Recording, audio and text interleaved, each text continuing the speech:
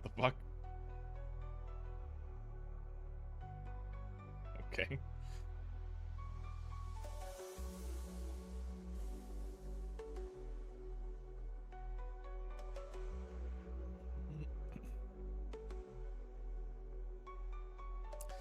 Damn, upstate Melee players are just like on top of their shit, bro.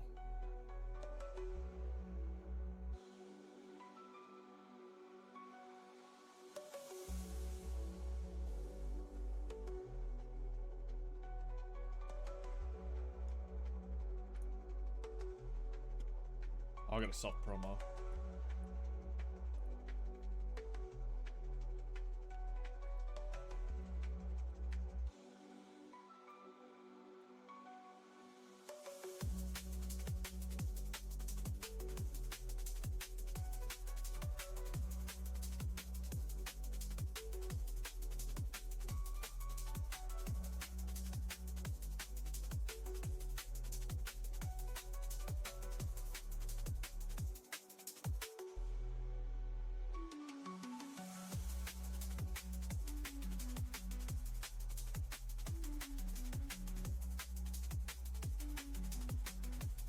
Boss, Anya, Prion Boils, Skitter, Moose, Swebby, Squeegee, Matt, Fluky. I don't know a handful of these people though.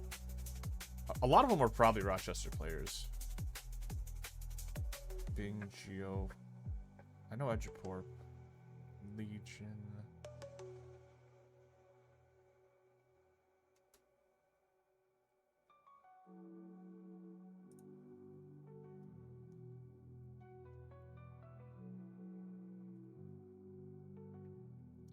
I guess the real question becomes like, do I actually practice for this tournament or do I just say fuck it, dude? Just go raw skill, no prac.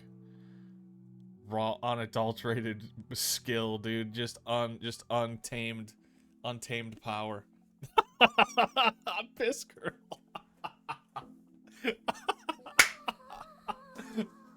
Oh, what a good name, dude. Bruckback Falcon. That's also pretty good. Spaghetti. That's pretty sick. The Truth is also a raw ass name, dude.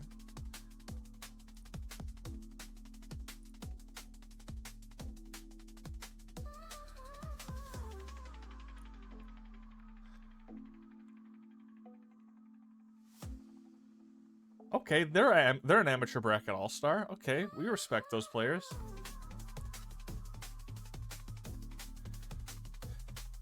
Oh, that's so funny. Okay. You have that? That's all I have, dude. All I have is untamed, unruly power. That's all I know, dude. I'm like a shotgun. You know what I mean? I got power. Just no, you know what I mean? You go a couple hundred yards out, you don't know where it's going. Like, that's how I am on the sticks. I'm the shotgun of melee.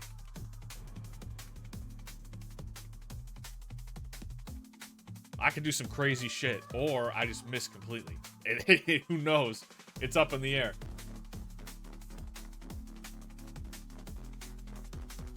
After a pump, you blow. Damn right, brother. Damn right.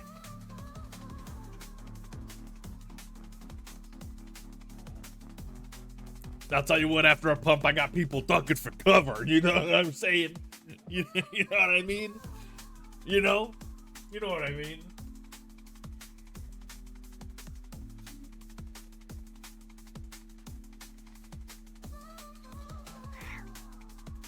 Alright. We're gonna grind PvP. Oh, yeah. Yeah.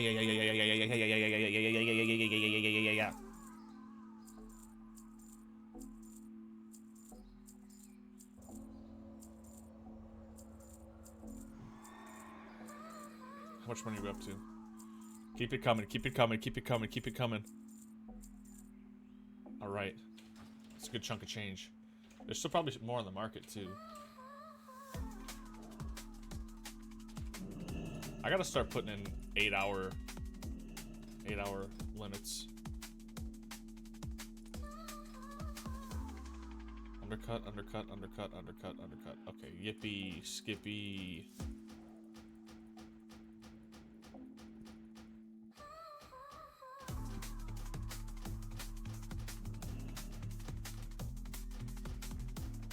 I don't know, dude.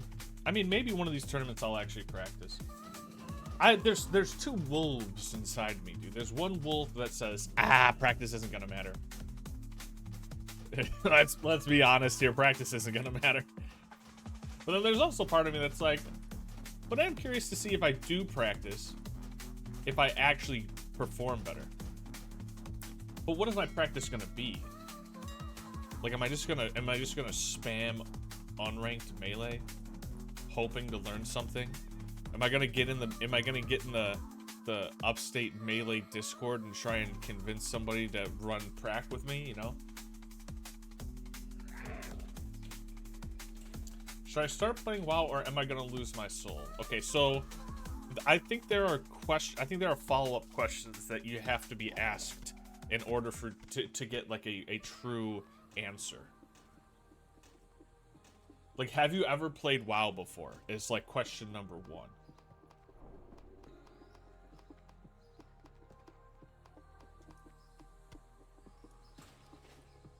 Like, that's like the big question.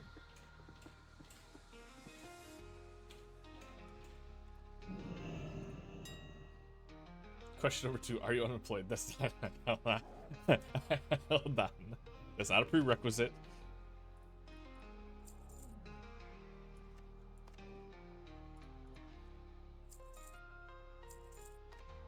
Look, I think people, I get that classic World of Warcraft is a bit of a drag. I get that. But I think it takes a certain mindset to play World of Warcraft Classic. And I think that's the issue with it. I don't think people are coming into World of Warcraft Classic with the right mindset. I think people are coming into World of Warcraft with a 2025 mindset. And that's their problem.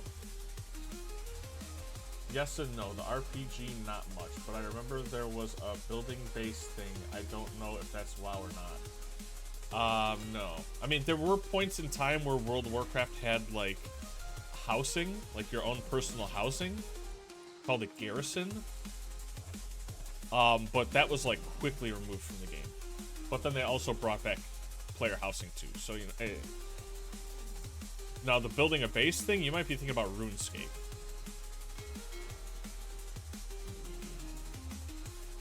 So I'll say this, okay? If you want to play World of Warcraft, in World of Warcraft currently, there's like 5 different versions of World of Warcraft you can play, okay? So it depends on the mindset that you have. Do you want to play a more modern, fast-paced, like, mechanically challenging game? Then you probably want to play like the retail World of Warcraft that's currently available, like the most modern version of World of Warcraft. Where do I even have it on this computer? Here. You probably want to play like the most recent retail version of it. Now, personally, I fucking hate the place that current World of Warcraft is in right now. Like, for instance, in retail, like modern World of Warcraft, someone got from the first level to the last level in like 3 hours. You can get from starting of the game to max level in like 1 afternoon of playing the game. Now, in my mind, that is like the antithesis of World of Warcraft. That is like the opposite of what I think of when I think of World of Warcraft. Classic World of Warcraft is for people who love watching grass grow and paint dry. If you have like the stick-to-itiveness to grind slowly through the game while learning all the different mechanics that are involved in it, classic World of Warcraft is a great game. But some people don't have that. Now, if you're looking for somewhere in the middle, if you're looking for like a semi-modern and semi-classic version of the game, that also is available in Mists of Pandaria Classic. So I would say, ultimately, it comes down to, like, does the gameplay style of World of Warcraft appeal to you? that's really the question. Because in my personal opinion, World of Warcraft just isn't a game for everybody.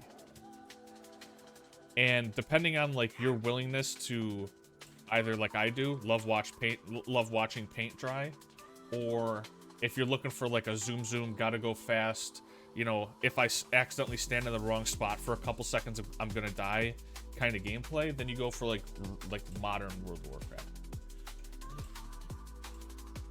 I have like 500 hours grinding on mobile. Okay. It's all about grinding, RPG trading, selling stuff. I don't think I can do that again. Is there something in the middle? Yeah. So if you don't really care to do like the whole grinding professions thing and you just want to like slam through levels and then start doing like high level PvE content and PvP content. So like if you want to do raids, dungeons, and like different battlegrounds, I would recommend like the retail, like the retail World of Warcraft. Is it even in here? Fuck. I don't even know how to address there's so many versions of World of Warcraft at this point, I don't even know how to... Oh shit, there's a wagon. I can't remember the last time I actually found it. Is it this one? It's gotta be this one, right? World of Warcraft, yeah. I would recommend the current state of World of Warcraft, the War Within.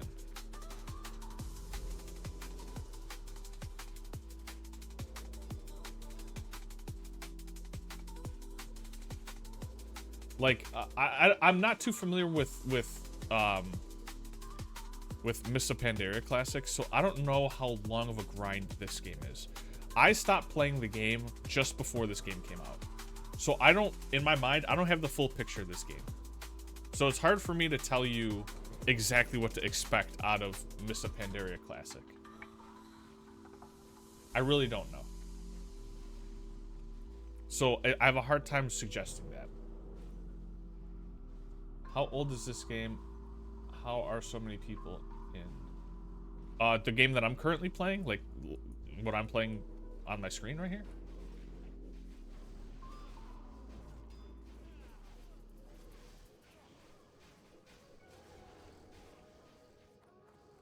So this version of World of Warcraft is, let me see. So on this version of World of Warcraft has like a really long history, as like most people consider it to be like the best point in time for World of Warcraft. So WoW release. So this version of World of Warcraft that we're playing is an updated version of World of Warcraft from 2004.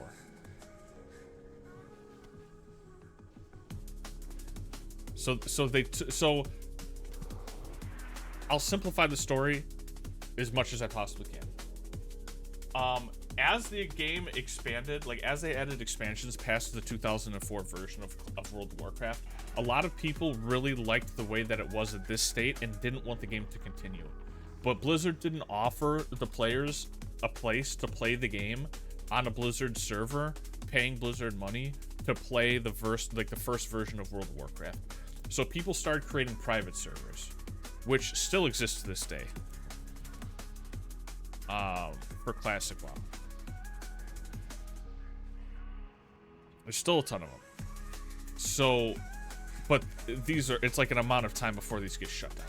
Because pretty much they're all technically like copyright infringement. And whenever Blizzard decides to, they just like destroy these servers because they just have a feather or a stick up their ass. So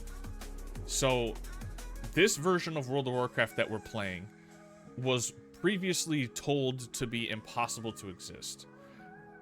But then the old devs found all the files from Classic WoW through like different CDs and stuff and reconstructed Classic World of Warcraft with an updated system to look identical to the way it was.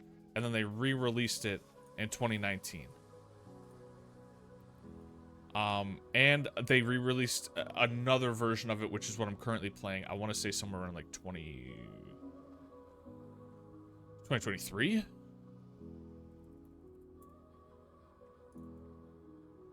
2024 somewhere.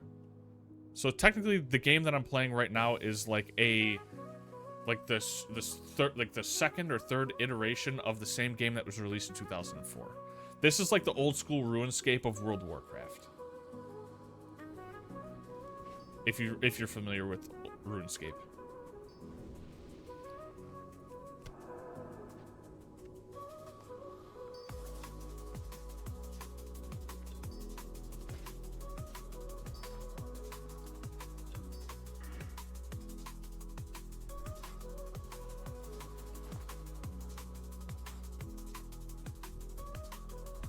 What can I do for you?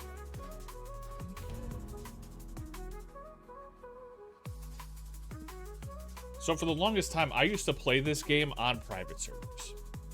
Until like all the good ones got shut down.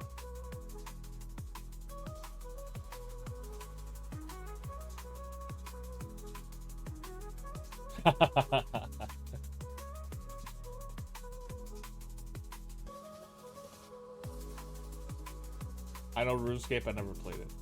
So like, and I talked about this before. I think like if they truly wanted to improve like this version of classic World of Warcraft, they would do what old school RuneScape does. So like old school RuneScape has like a literal like voting booth. Like there would literally just be like a box you walk up to. And if the devs of old school RuneScape want to add anything to the old school RuneScape that everyone's playing, people have to go to that voting booth and vote for it to be allowed into the game or not. And if the vote passes, like the players vote to have something added to old school RuneScape, then the devs are allowed to implement it into the game. Unless the vote passes, nothing can be added to old school RuneScape. Outside of stuff that like, you know, like bug fixes for hackers and stuff like that. Like that's a different story. And I think classic World of Warcraft needs to do that. Like I think the devs should be leaving the decisions of what happens with classic WoW up to the players. In my opinion. But I don't know if they're going to do that.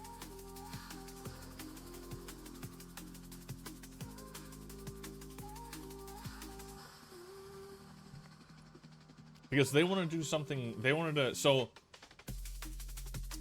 to do what's called Classic Plus.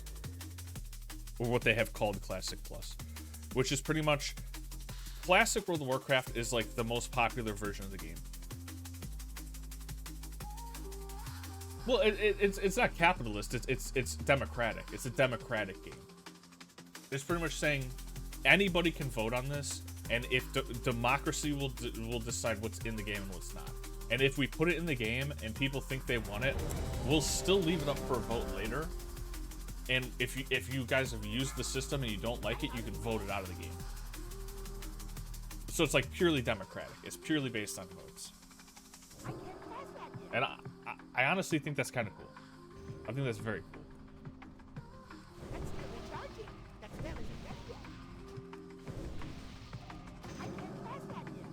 Actually, I'm nice. All your messages are coming through late? Okay.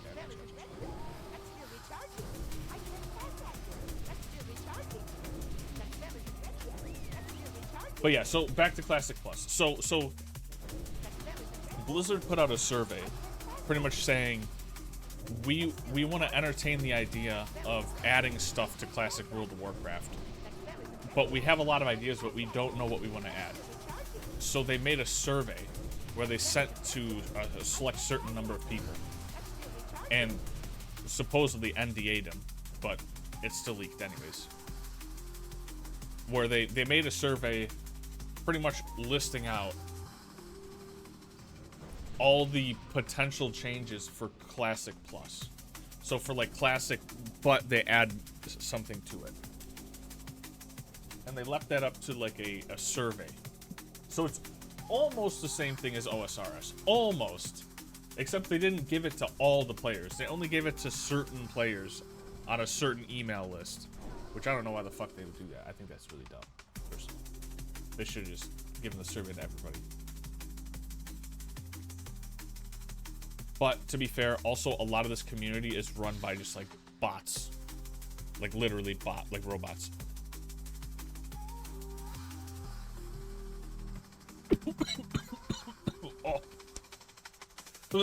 Oh. Coffee went down the wrong pipe. Oh.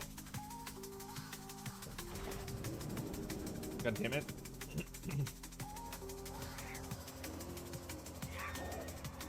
Excuse my choking.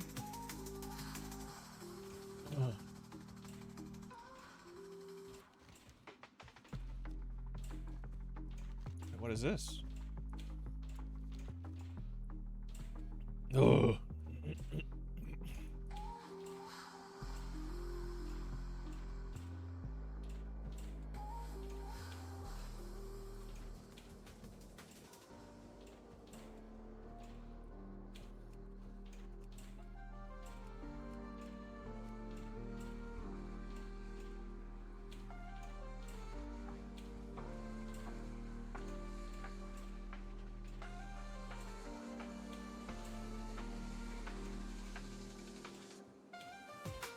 Yeah, so a lot of accounts are just people that have programs set up to like play the character for them and just farm a bunch of materials and gold and try and sell it for real life money. So there's a part of me that thinks there's a large contingency, oh fuck. There's a large group of accounts that are just botting accounts that are going to, their entire decision making is just going to be about like, does this implement another way for us to make money? And if the answer is yes, they'll do it.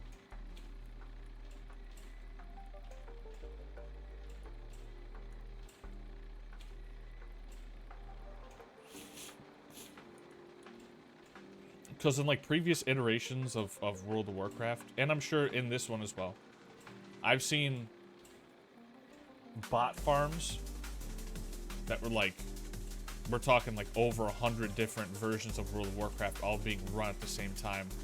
All of them farming different things, just farming everything they can get their hands on.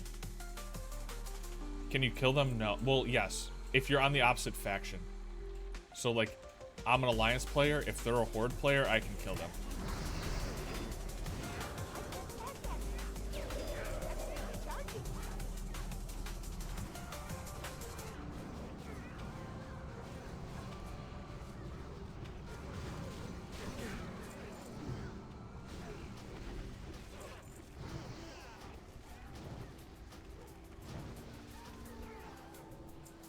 Like, the simplest way for me to answer that question is, like, in World of Warcraft, there's, like, the good guys and the bad guys, or, like, red and blue. I can kill any red player because I'm a blue player, and any red player can kill me. But if the bot is a blue player, I can't kill them. Unless they're buying that schematic from that... Oh, man, dude, don't even... I forgot about that. That shit sucked, bro. That shit was fucking lame. This actually looks like a win. I think we win this.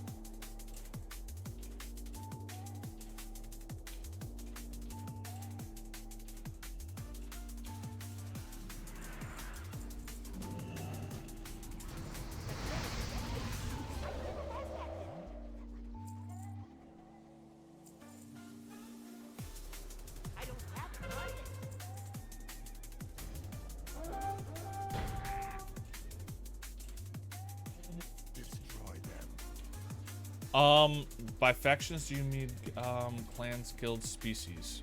Not guilds. So guilds and clans are the same thing in this game. So like when I think of, oh fuck. When you think like you see, it's probably hard for you to see because I'm moving so fast. And also my bitrate is trash. You see the thing above my head that says enjoyers right here? That's a guild. That's my guild. That's pretty much just saying, like, I game with these people. It's honestly pretty pointless.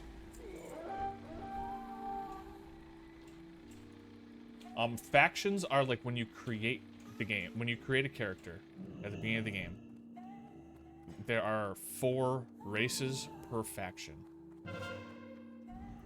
So like, oh.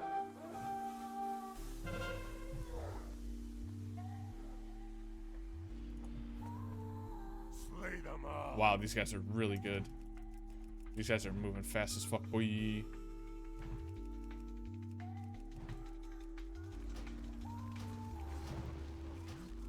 So, like, you see how everybody here is, like, either a dwarf, a gnome, like I am, a human, or, like, one of those purple-looking elves. Like, those are all the races in this faction.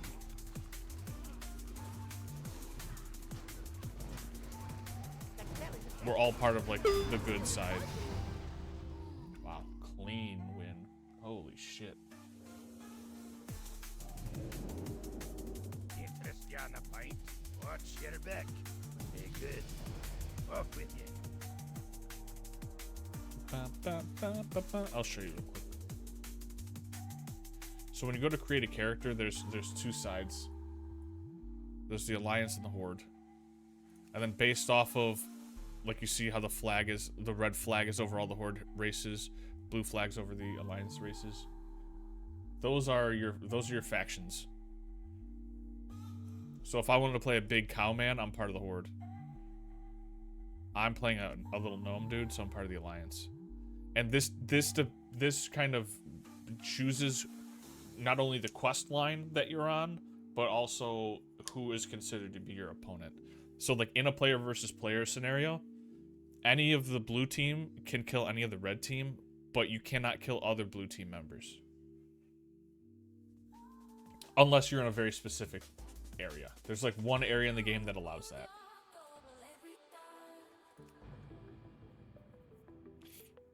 It's called the Gurubashi Arena. There's this like Coliseum that they built, and in the center of the Coliseum, every, I think it's 3 hours, a chest spawns with like a rare item in it that you need to collect like 10 of. And once you step inside that arena, it changes the game to like a free-for-all area, where the second you walk in, anybody regardless of faction can kill each other. Well met. So it's like, it's a fight to the death to try and get that item. It's very cool.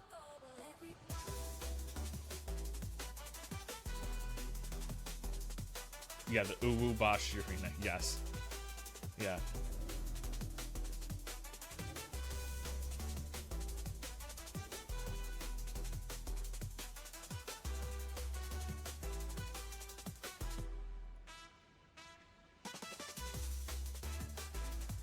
Trollblade is 650 gold. Holy shit.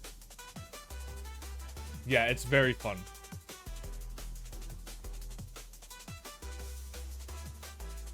Yeah, it's complete mayhem. I've never even attempted it, to be honest. Like, it's like all the sweatiest PvPers go there to just duke it out. It's a bloodbath in that place.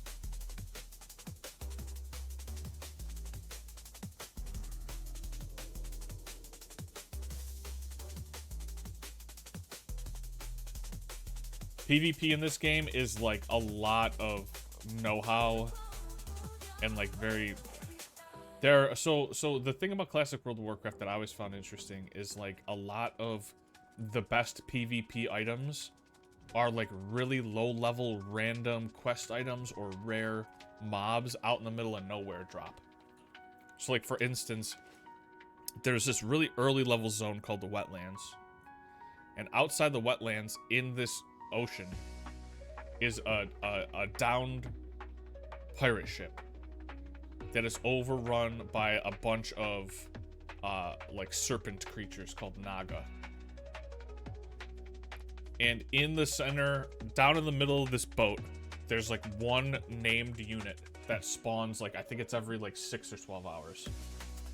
And if you kill that enemy, it has, I think it's a guaranteed chance to drop a trinket called Title Charm, and it's the only place in the game that you can find it. But this is like considered to be one of the best player versus player trinkets in the game forever. And it's only dropped in that one spot by that one enemy that spawns every like 6 hours.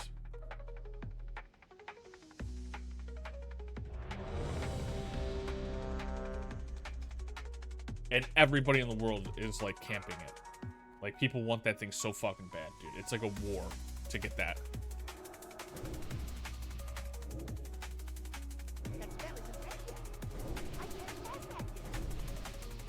Search Wizard War in YouTube or TikTok.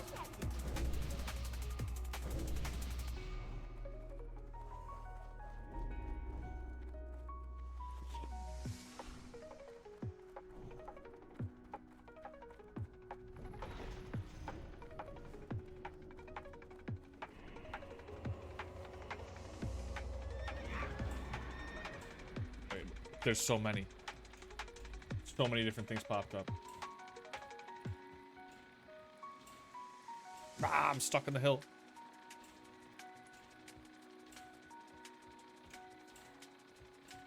Will you find a lot of people there? Usually, yes. I don't think I've ever been there, and there hasn't been, like, a couple people just, like, floating in the water, just waiting for the opportunity. Like, they will just camp it for hours and hours and hours.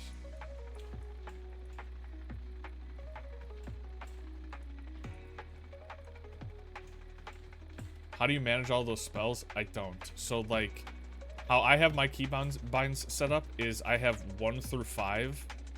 These first 5 spells are all keybound. These 2 buttons are, like, the side mouse buttons. So, like, for instance, like this spell here is, like, if I page forward on a website, it'll cast it. Oh, fuck, I just targeted a ram. Ram, don't kill me, please! I just sealed my fate. I'm fucking super dead. And then I just combine the... oh, fuck. Well. It's nice knowing you, boys. Ah!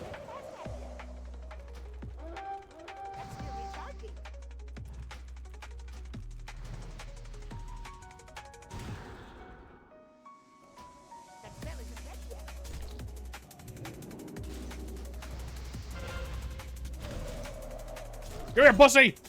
Fight me!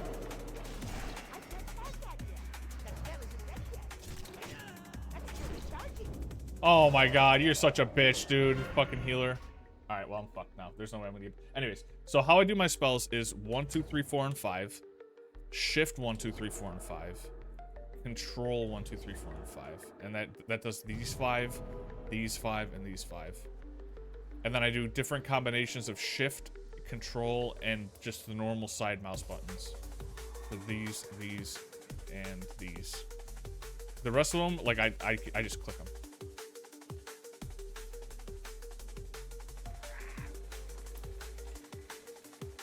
Because they're not important. Like, I don't need to have them all keybound.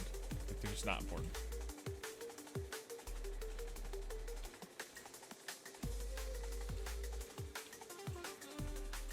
So, like, this is, like, my ability to, like, melt rocks. Like, I just never need that. Like, this lets me find flowers in the ground. Like, no one... You know what I mean? Like, this shit doesn't matter. This is for a dungeon. Like, I'm not even in the dungeon. It just doesn't even do anything. This just makes my character make a train noise. None of this is important.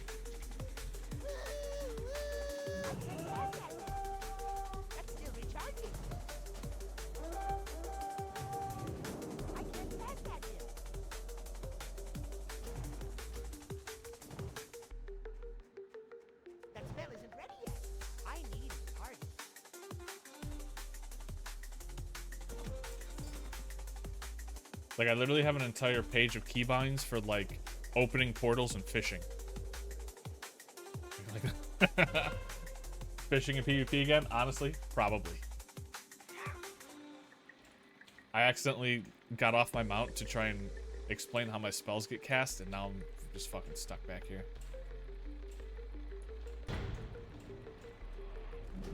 That's still recharging.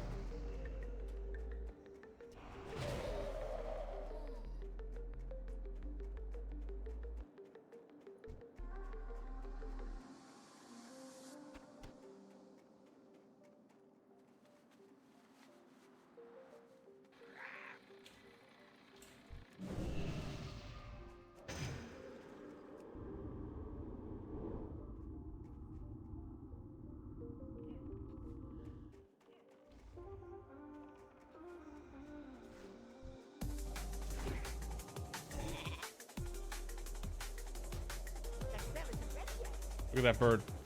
I need to get closer. Come on, nobody killed the goddamn bird? Why didn't you guys kill the fucking bird?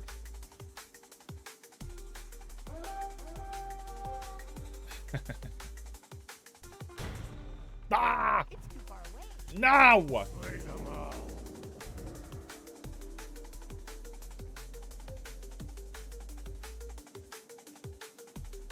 See, they're smart. They killed the guy's fucking pet.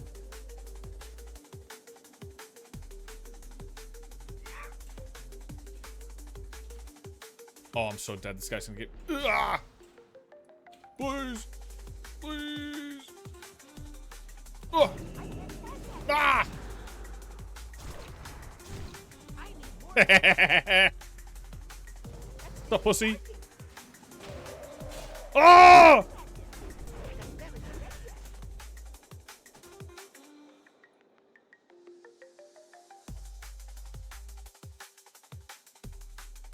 This game feels like unemployment.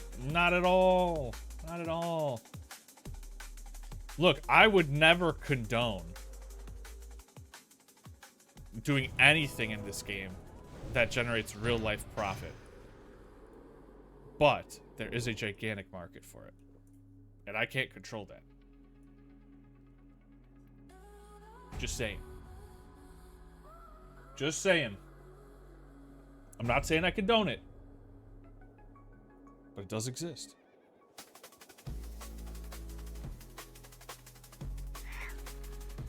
Just like in RuneScape. If you're a psychopath that knows how to generate a lot of money in RuneScape, there is a market.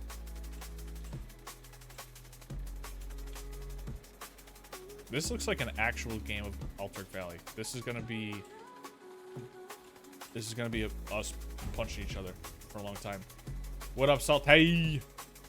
Oh, what's up, motherfucker? You think you can go down here? Nah, bruh. You're in my domain. This is where I fish. This is where I fish, brother. Let's fight, motherfucker! Okay, there's a lot of you. Okay. Never mind. Let's fight. Yeah! Yeah! Go stealth, pussy! There's a lot of you. Why is there so many of you here? That spell isn't ready yet. Fuck! Can't cast that yet. Fuck! Recharge it. No! Can't cast that yet.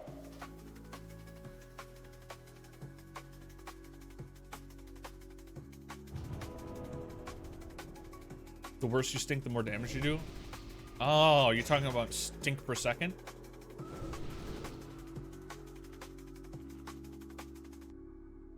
You're talking about SPS? SPS is an important stat. You're not wrong. Why the fuck are you a fucking prot warrior at 57 with a shield? What are you, in a crusader sword? What are you doing?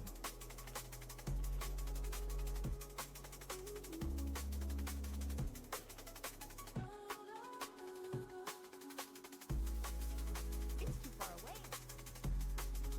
Yeah, there is an SPS reset spot. You're right. But real gamers avoid that reset. Yeah, come on, motherfucker. Fight me, bitch. That spell isn't ready yet. Whoa! That's still recharging. Ah! Son of a bitch, dude. Invisible little cowards.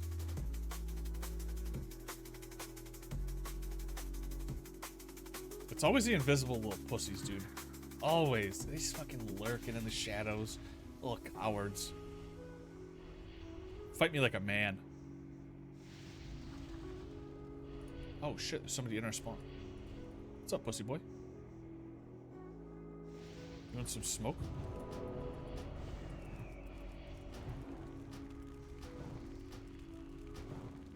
I'm out of range. Come on, boy. Come on, boy. You want the smoke? That spell isn't ready yet. It's too far away. What do you mean it's too far away? I can't cast that yet. Come on, bro. I got the DPS, bro. I got you. That's still recharging. I'm burning alive. What's up, bitch?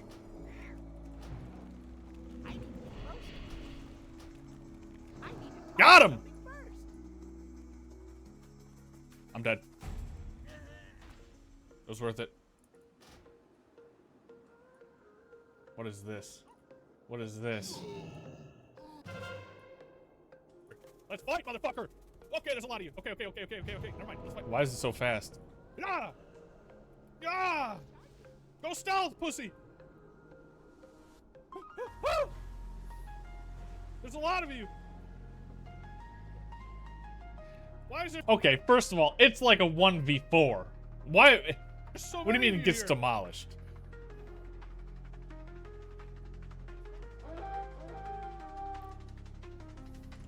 Gets demolished. It feels a little pointed. You can tell your SPS is low. I out SPS'd him right there. I don't know what you're talking about, bro. My SPS is way higher than his. He healed himself to full health 3 times in that fight. I still out SPS'd him, bro. I'm the real deal Holyfield. Please let them win so this takes less than 15 minutes I'm forced to wait. Please. That's what somebody in chat just said.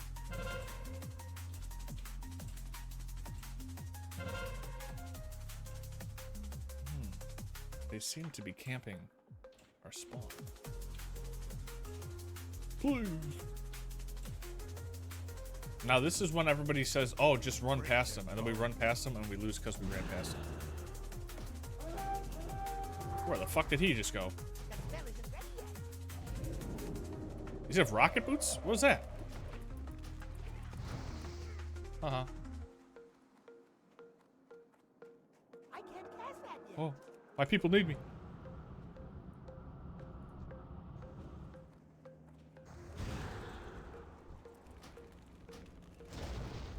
Why is everybody resisting my shit? Ah! I'm out of mana. Arcane Mage? What the fuck?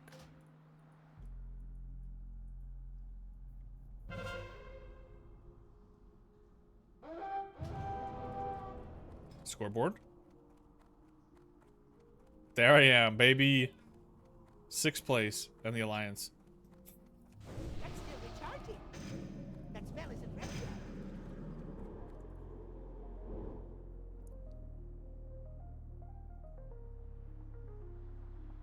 Oh my god, people are leaving like crazy. People are AFK all over the place. In the game I mentioned before, there's a currency you get by spending IRL money, and people usually sell it for gold to grind in game. And there was a new mob that was about to drop with the higher gear, so I know the price will increase. Told everybody to exchange.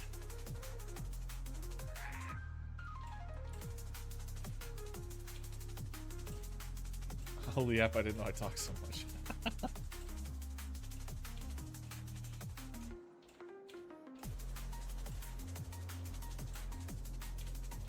Honestly, I tend to stay away from games like that, if I'm being completely honest with you. Any game that I have to spend money for in-game currency, I avoid, like the Plague.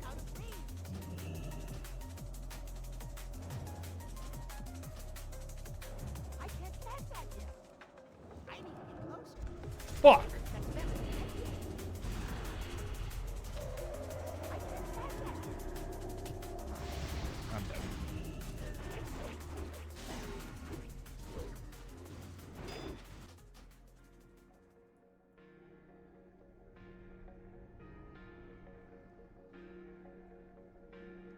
You don't really have to, but it sure helps. Well, I mean, I would try and guess which MMO you're referring to, but it's like every MMO at this point. Like it could be Lost Ark, it could be like Destiny. Like I don't know. Like so many different games have like 4 different currencies. It could be like I don't know, Final Fantasy 14 or something. Like I just purposely I personally tend to just stay away from those games because I don't trust it. I'm too stupid to understand like the fucking different currencies, and like I'm not gonna sit there and keep track of like, oh, I got fucking blue gems, but I actually need red gems, and I can get red gems if I buy this thing from this thing, or I can't be bothered. RuneScape has that? I didn't know that. Well, I guess you can consider like the RuneScape bonds to be that.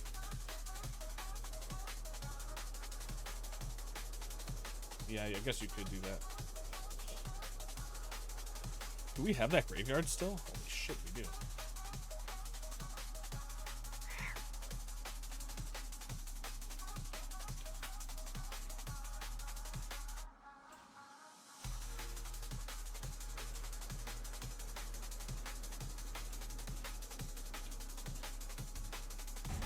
Yeah, what's up, Stinky? Let's fucking fight, bitch.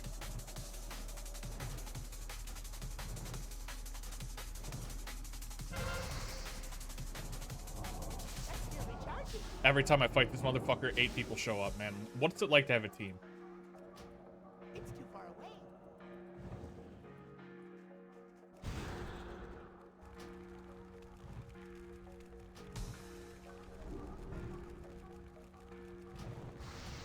That spell isn't ready yet. Oh, you lucky bastard. Die! Got him.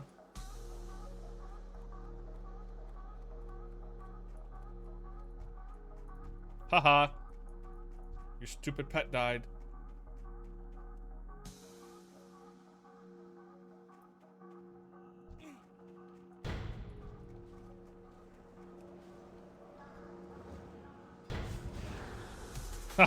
You think I wasn't ready for that, brother? You think I wasn't ready for that, dog? Voila!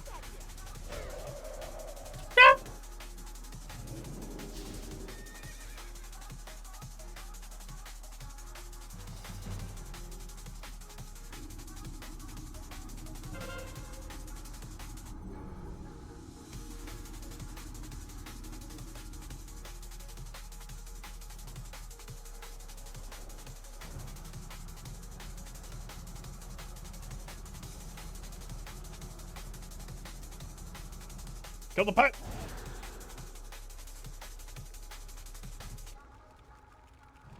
Is this person just gonna sit there and die to the pet? That spell isn't ready yet. Oh, all crits. All gas, no brakes. I'm dead. Yeah. Yeah, you thought. Yeah, you thought, bud. Yeah, good luck. I think I win this one. We win these.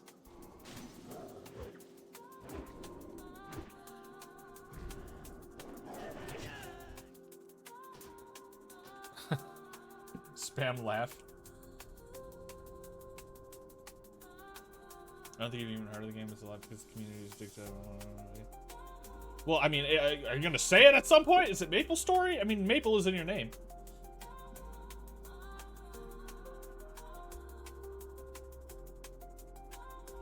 Where the? Why didn't I? Did I do something to you, man? Do we have some kind of beef I didn't know about? What's going on? What did I do? I think the newer version of the newer version of RuneScape, you can just buy gold. I haven't even touched it. I've seen a bunch, but I haven't touched it.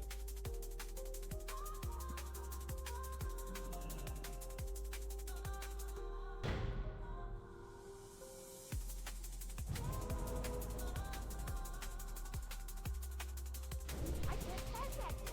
That's still recharging.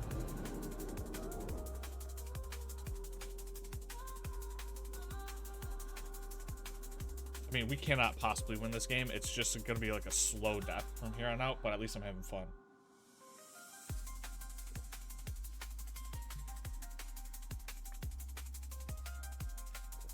Destroy them. Rukoi Online, okay.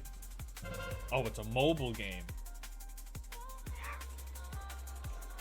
There's a lot of like really niche RPG phone games that exist. There's a lot of them.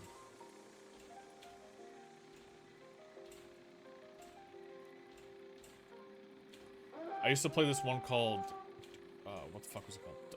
Dungeonborn? I can't remember what the fuck it was called. Go ahead and drink. Go ahead and drink, bud. Go ahead and drink, sweetie. Come here! Come here! Fuck! Oh, you're so lucky. Oh, you're so lucky you have a whole team behind you.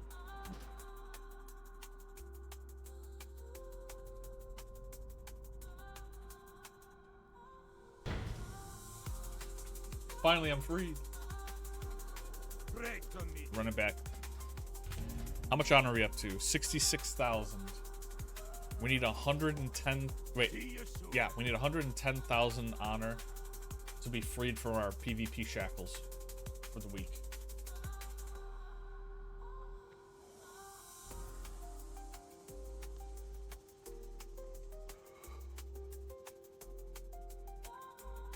There are a bunch of different mobile games that are like that, though, where they have like these very like niche, devoted communities.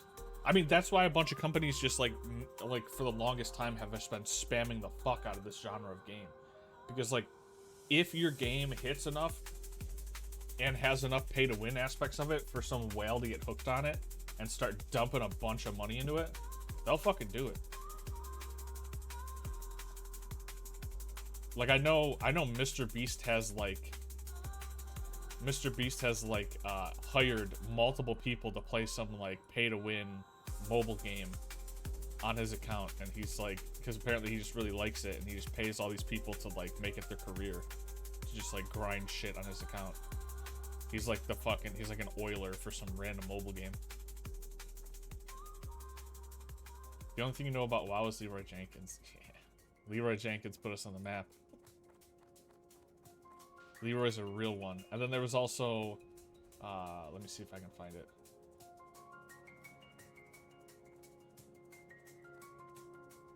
There was also this.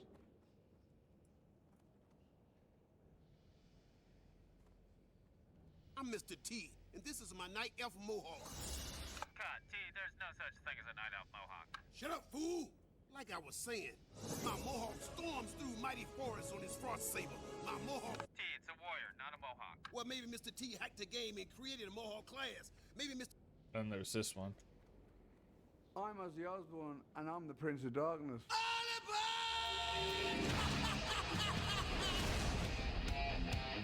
The Lich King is the Prince of Darkness, Ozzy. Well, maybe you're the one who's been riding a crazy train, but I've been the Prince of Darkness since 1979.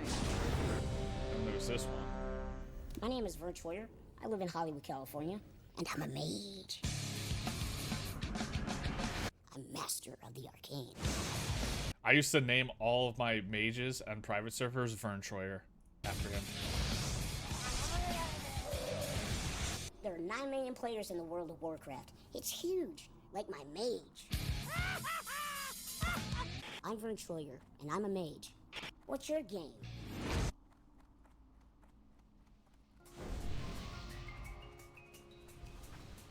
Those commercials were the best, dude. That's still recharging. I can't pass that yet. That smell isn't ready yet. The good old days. That's still recharging.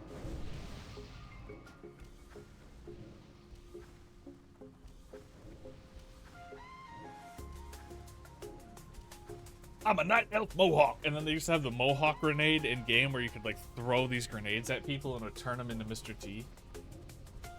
That was pretty sick. Good times, good times, good times.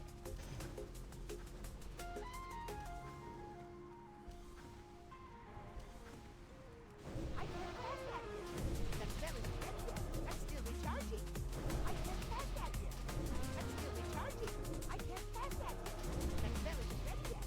That's still recharging. That smell isn't ready yet. I can't pass that yet. That's still recharging. I can't pass that yet. That smell isn't ready yet. That's still recharging. That smell isn't ready yet. I can't pass that yet.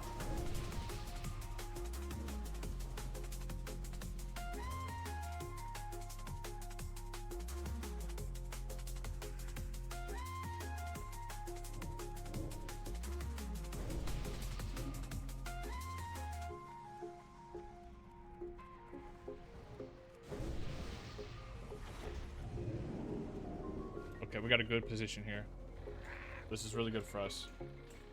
As long as our line is tight, we should be able to be safe.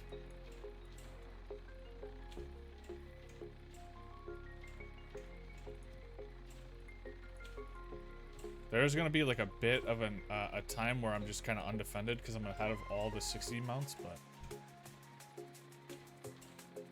Is this game pay to play? Yes. Which is the biggest detractor from this game, in my opinion. So like the version of the game that I'm playing now, you don't have to buy it, but it is 15 bucks a month to play it. You don't have to like buy some game or whatever. Specifically for the classic versions of the game, you don't have to.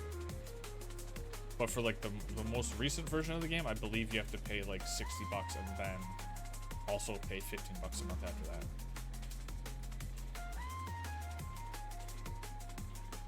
Damn, dude, you got your riding crop?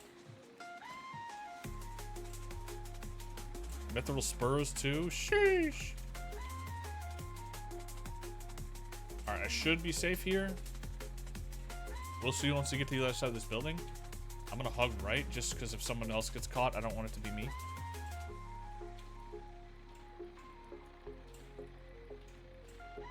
Yeah, subscription, yes. $15 a month subscription.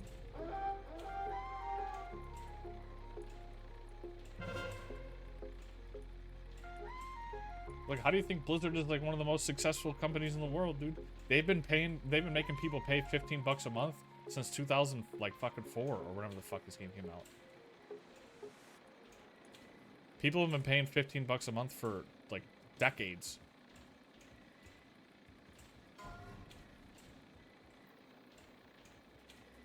When I was in high school, I bought this game out of like a box set and I didn't know it was a monthly subscription.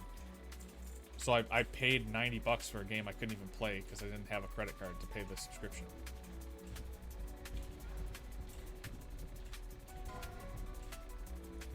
Six to 8 horde behind. Yeah, sounds about right. Wait for everything to get grouped up.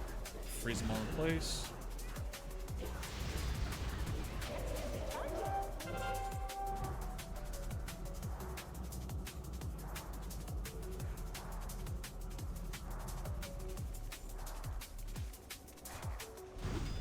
Whoa, he doesn't like me. Oh!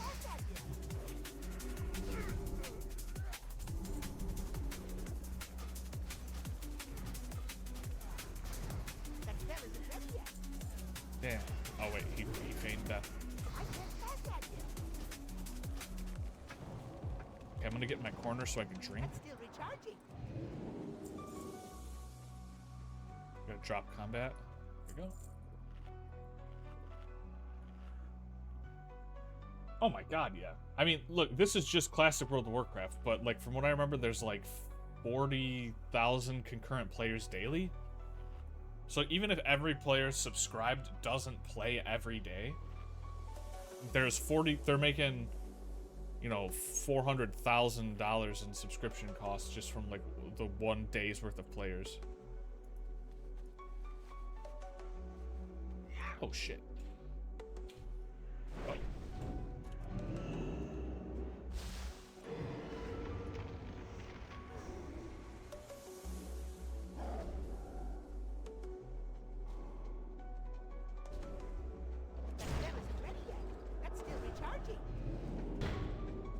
I'm gonna kill these guys' time as much as possible.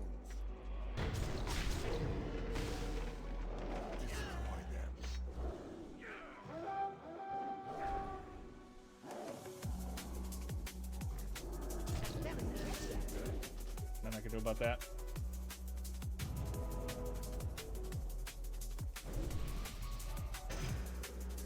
Alright, now we dedicate our lives to just griefing the enemy team as much as possible.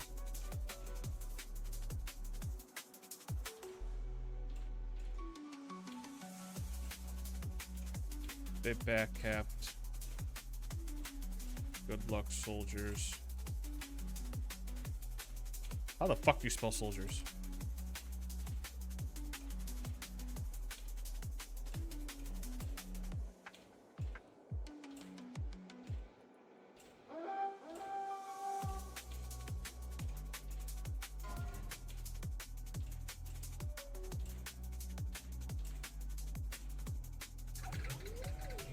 What's up, pussy boy? Let's fight. What's up, pussy boy? Don't bring your whole fucking squad too, bro. Just you and me, baby. Oh, fuck! I can't cast that yet. Fuck with me! Fuck with me! That's still recharging. Come here, pussy! Yeah! I'm out of range. Come on, bruh. Come on, bruh. I can't cast that yet. Come on, bruh. Come on, puppy. Yeah, there you go.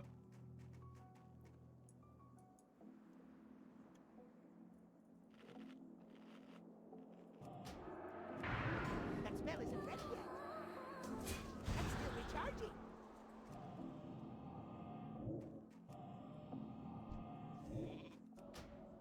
Don't you fucking join. Don't you fucking join. You son of a bitch.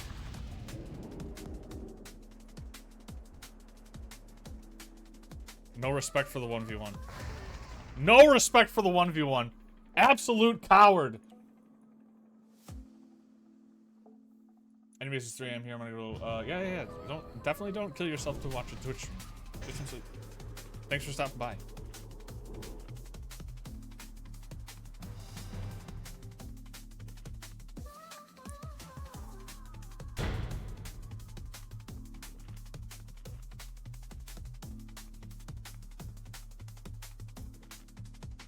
Oh, they wiped. It's GG. Everyone's gonna start leaving.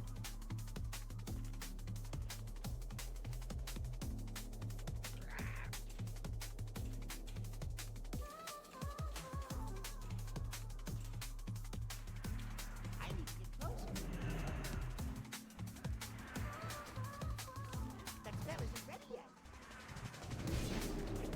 I can't cast that yet. That's still recharging.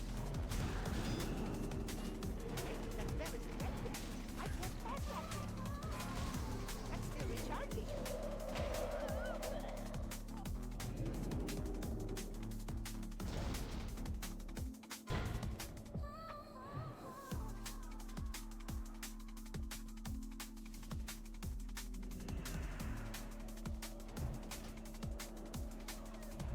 That spell isn't ready yet.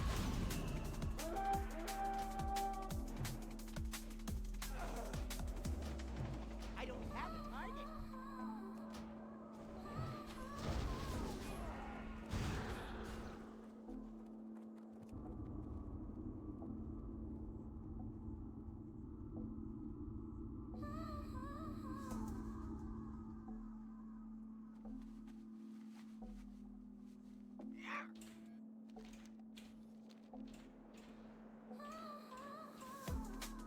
Guy thinks I didn't see him go underneath the fucking bridge.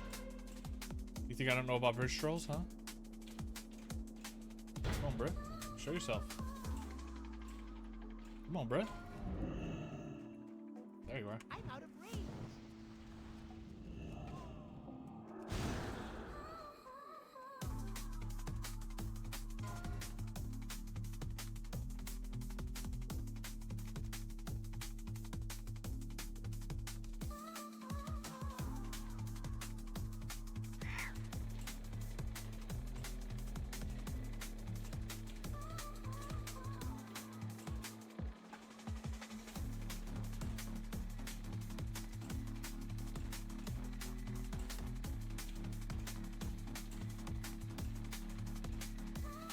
I'm gonna stay here on defense.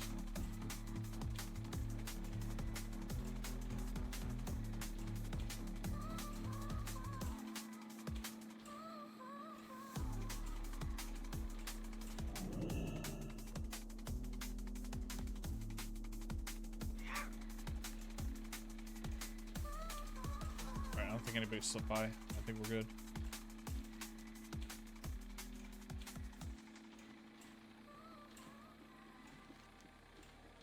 Wow, are we actually gonna bring this back? This would be pathetic if we brought this back.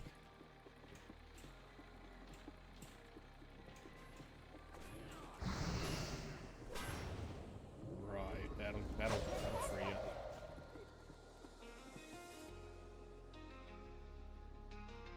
I can't move. Come here, big guy. Come here, big fella.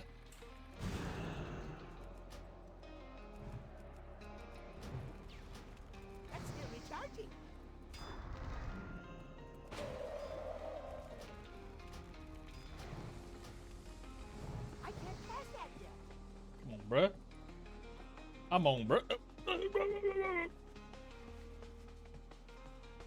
Retreat.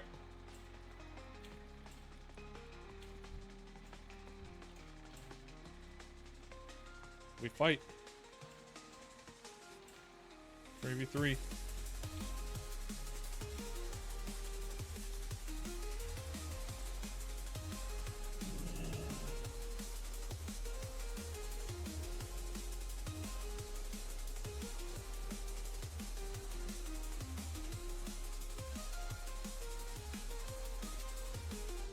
God, these motherfuckers don't listen to shit.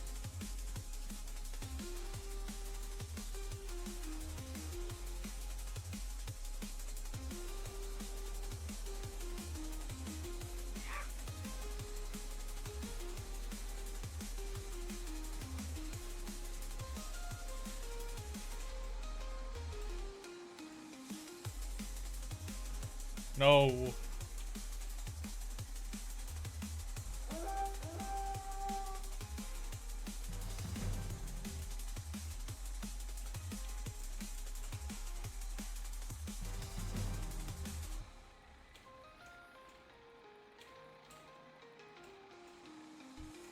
Yeah, you fucking wish, bro.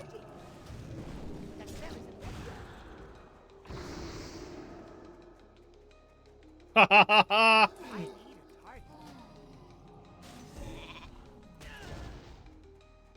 need a target. Oh! I can't pass that yet.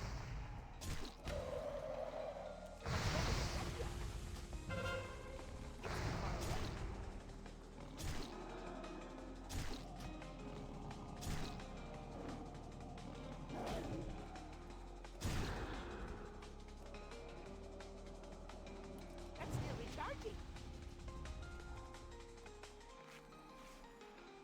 My little sheepy boy.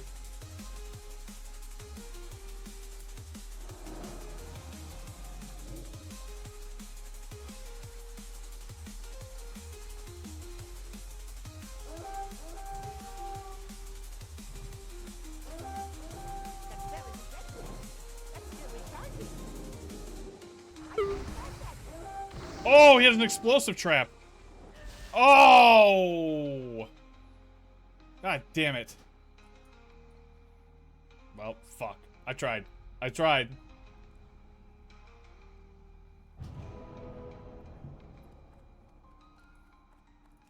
That's still recharging. My Monster Hunter character is looking like gay Geese Howard. What the fuck is that? Picks.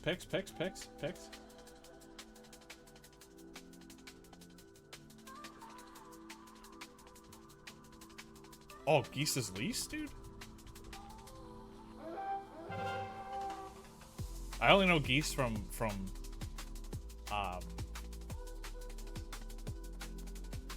Salty Bets. Every time you saw Geese, everybody would say Geese's lease, and then everybody would just put money on Geese. The Geese's lease.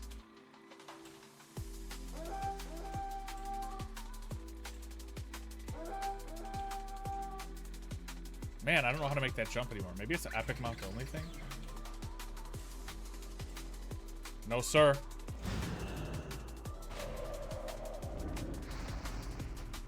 I can't pass that. That cell isn't ready yet. That's still recharging. I can't What's up, pussy? pass that yet. What's up, pussy boy?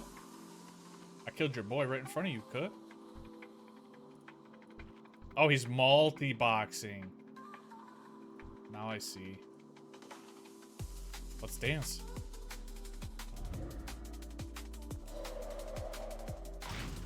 That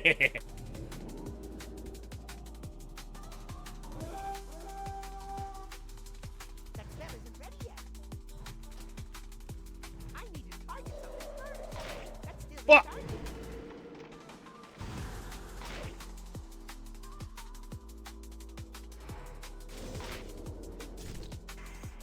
Oh my god, fucking assassin rogues. God damn it. Oh. I can't pass that yet.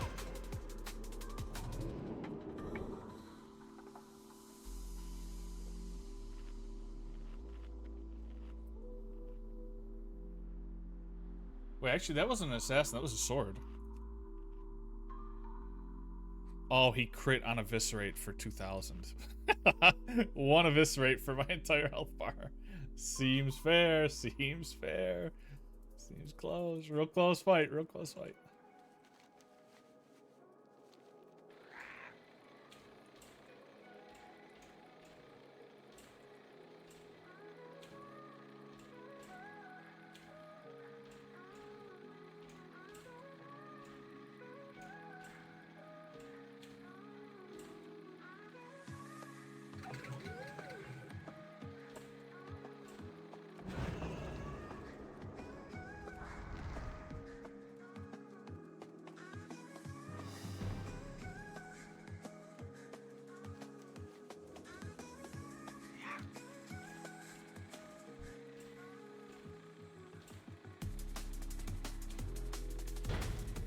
Oh, they got us.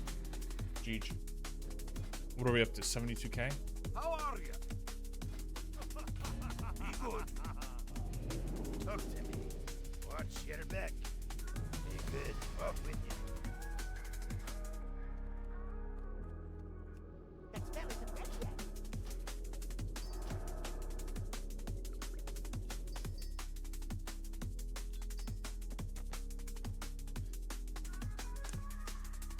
Ba-da-ba-da. Ooh.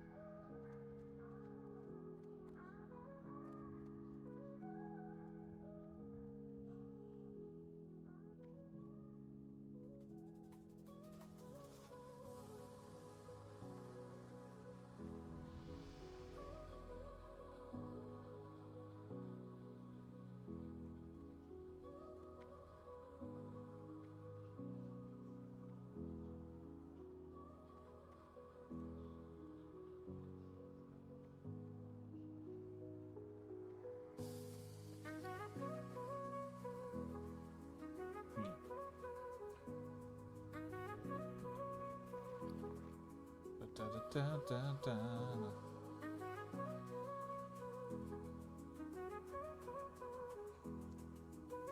Honestly, it's kind of debatable. Like, I should maybe just go with like as much stamina and armor as I can, because I'm really only dying because of stamina at the end of the day.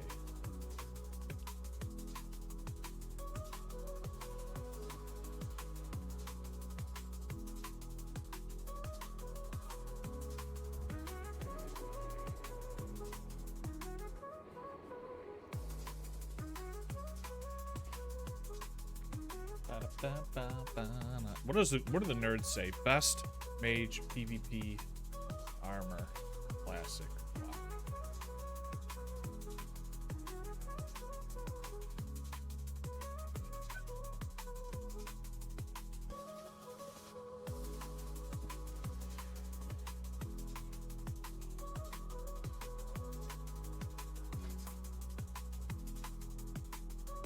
Ooh, Dreamweaver. Yeah, so this is telling me that they're prioritizing stamina over spell power. Actually, that's not true, because this is here.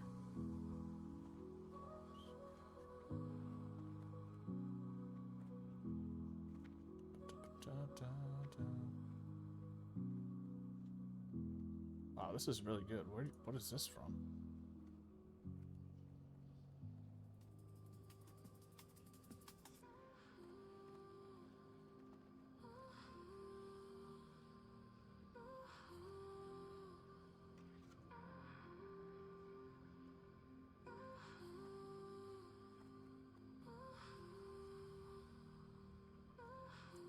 Oh, you can upgrade the Magister set. Interesting.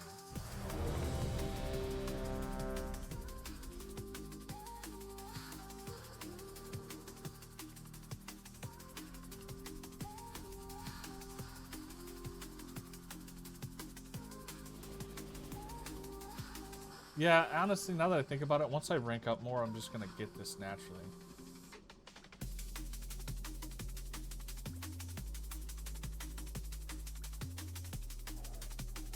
Yeah. Already have that.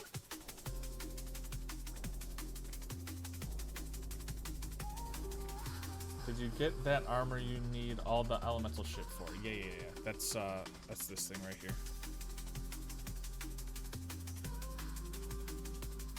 Go to the Archmage. Just see, like, the only piece of purple gear I have. Everything else is blue.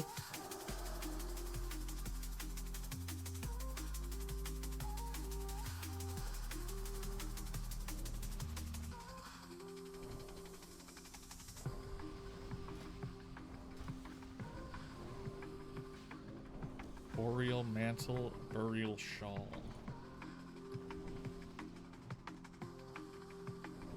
I don't agree with that because I just don't get like this stamina and int is better.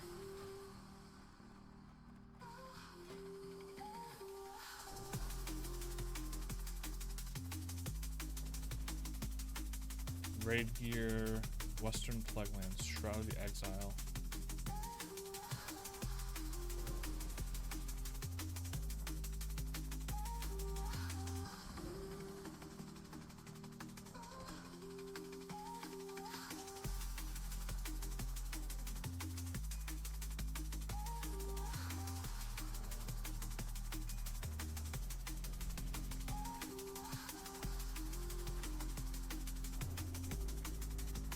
BOE green, BOE blue.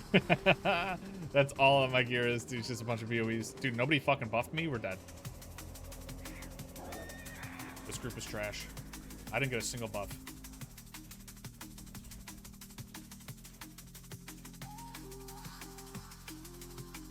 No! Oh, I'm super dead now. I'm like the third slowest person in the entire dungeon, or in the entire raid. I'm fucking dead. Oh, I'm so dead, bro. No.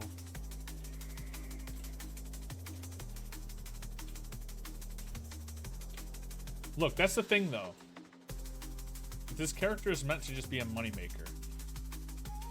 So I really just got enough gear to grind dungeons, and that's all this character is meant for.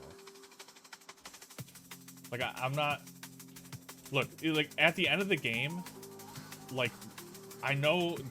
You know, I know Darkus. I know he swears that, you know, DPS is like, you know, a big brain thing.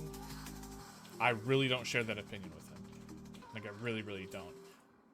Like, all DPS becomes at the end game for a mage is, well, at the beginning of Classic, it's just cast Frostbolt and hope that it crits, and then at the middle game, it's you cast 2 Scorches, and then you cast Fireball.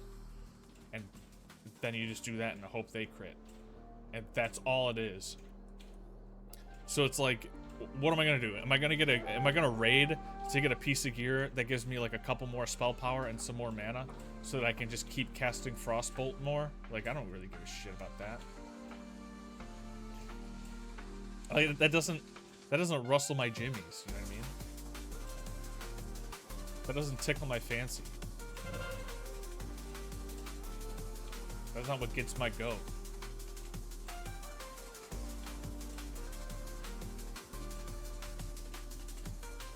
I just don't. I'm not a fan of spellcasting DPS. I'm just not. This class was meant to create money. This class, this character is like a 401k. Okay. It's only there to just generate wealth. This is my retirement plan.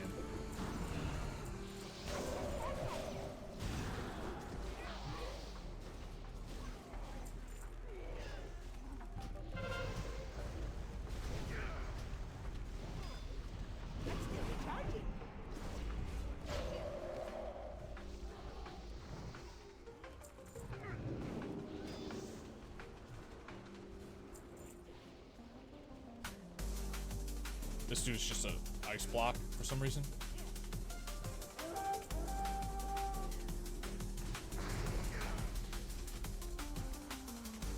What are we gonna do then? what we're gonna do is we're gonna grind PvP. And as we grind PvP, we're gonna rank up. And as we rank up, we're gonna get PvP gear. And the PvP gear is better than almost all the gear in all the dungeons up until a certain point.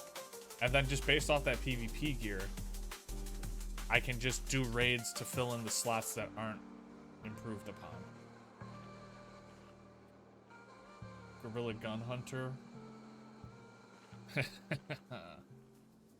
One day he will return, don't worry about it.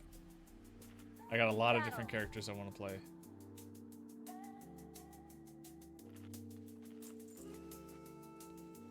The fuck? This guy just randomly found a fucking 125 gold purple? What the fuck? Must be nice. What the hell is that about? I want to find a purple. Oh, I can find some gray trash.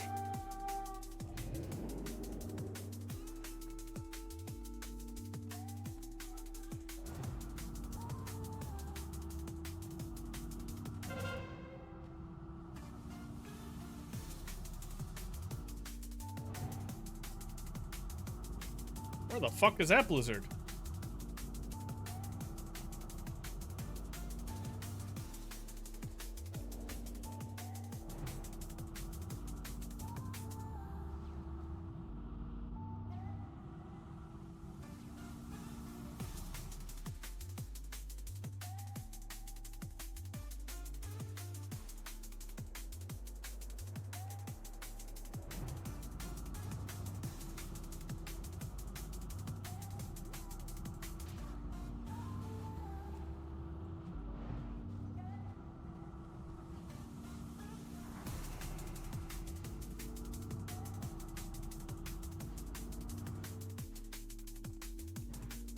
I need some potion.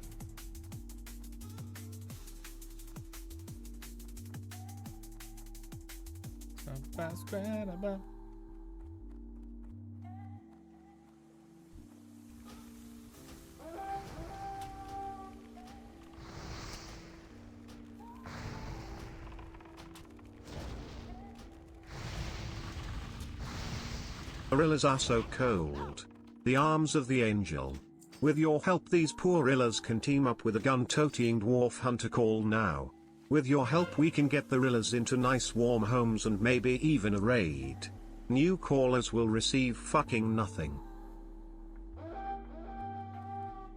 New callers? What does that mean?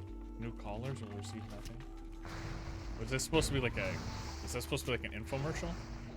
Slay them all. Can I? Thank you.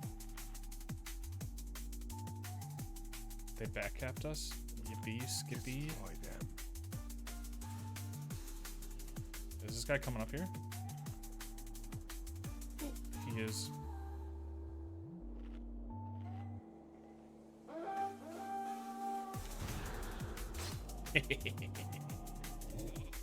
See ya. Oh! I'm so dead. Get me out of here. Get me out of here. Get me out of here. I need him out.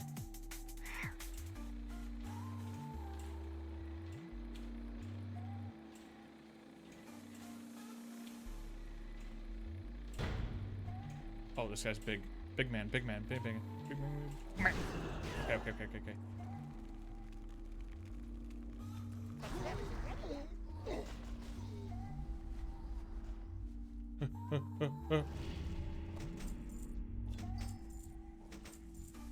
Where's my purple?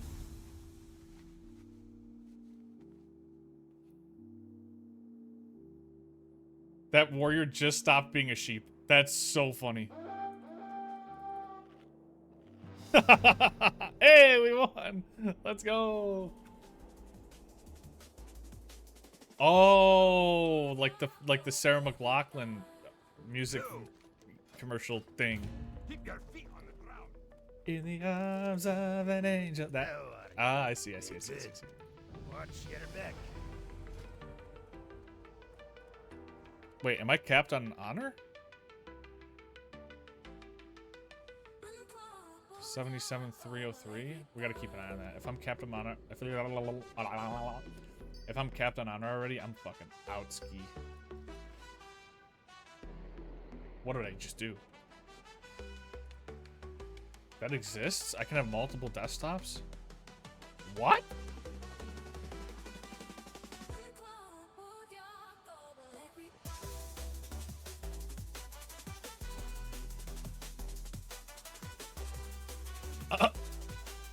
I didn't know that existed. That's pretty wild. Okay.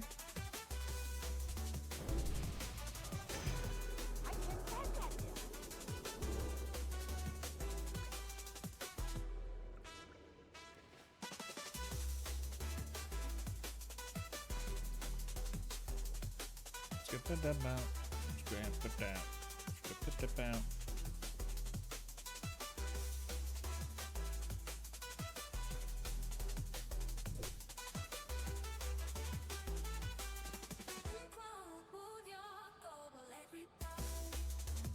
Why did I? Oh yeah, I closed the menu.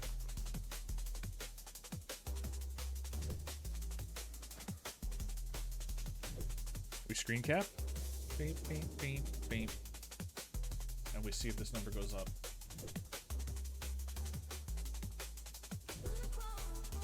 If it doesn't go up, we send it back. When do you get your PvP gear? So at the end of every week, our rank gets updated. And then based off the rank that we get access to different gear. So I believe it's armor. So as we go down the ranks, we're going to continue to get like these pieces of gear. And then... So let's pull up the calculator. Let's see how far we're going to get in the calculator. In the calculator. Okay, we are rank 4, and we're like 60% through rank 4. We'll get to rank 7. Rank 7 is Knight Lieutenant. So we'll go for Master Sergeant, Sergeant Master, Knight Lieutenant, okay?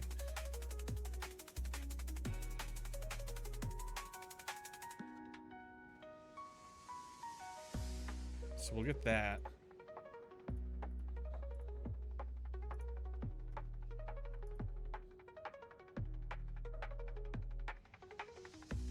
Lieutenant Commander, Knight Captain, Knight Lieutenant. Okay. Knight Lieutenant.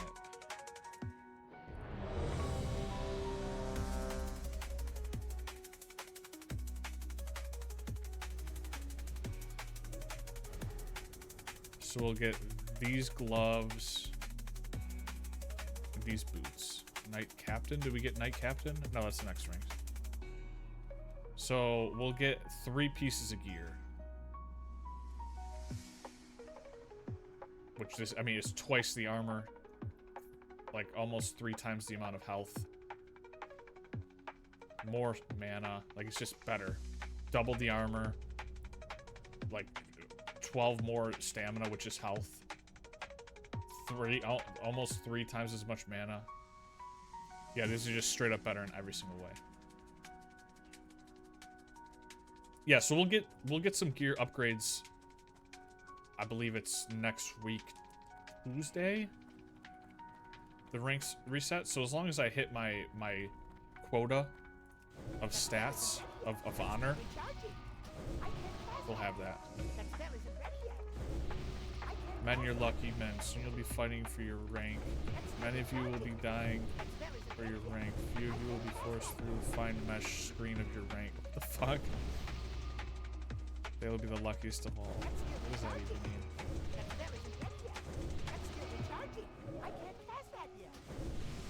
Dr. Humongous. Great name.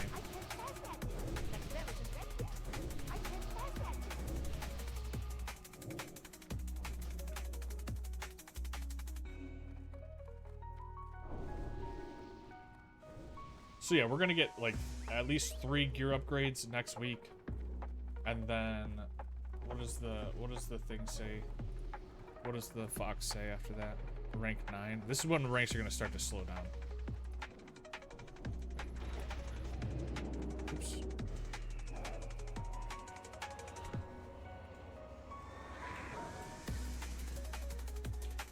Oh my god, he's spinning on it. Ho, ho, ho.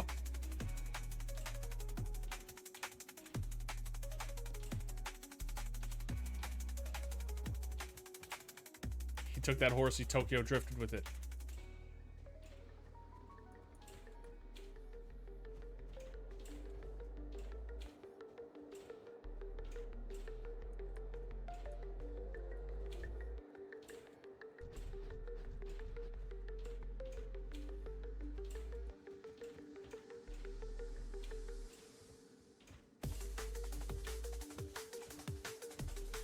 But pretty much once we get to like the high ranks, all the gear that we get is better than almost all the raid gear that we get. Like there's a small handful of gear that is like a strict upgrade from raiding. Mostly like there are some rings and trinkets here that we need to replace. Rings, trinkets, and this wand will be something that we need to replace outside of PvP. But for the most part, most of our shit will be taken care of. Don't you dare fucking Frost Nova. Pussy.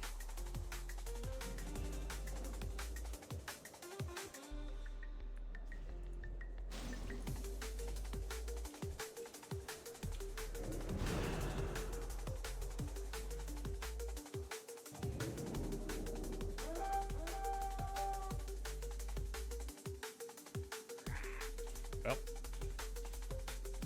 we lost. We lost. Oh my god, look at this guy. Oh, he's so fast. What the fuck?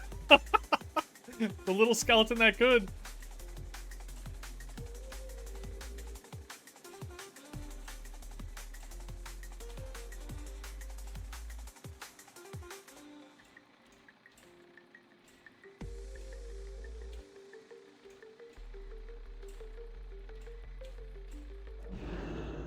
Bullshit!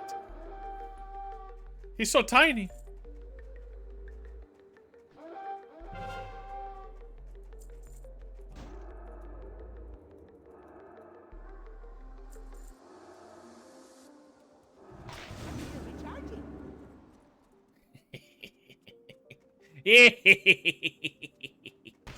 Ah! Ah! I can't use that item yet. I can't pass that yet. Ah!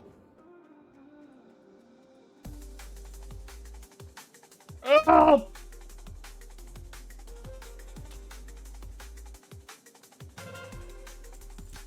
Help! Attack! Help!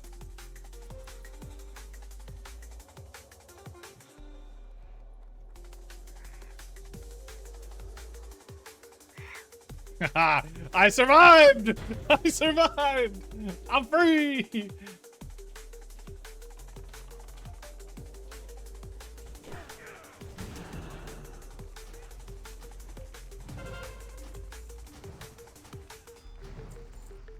That's still recharging. Oh, wascally little mage. Oh, wascally little one.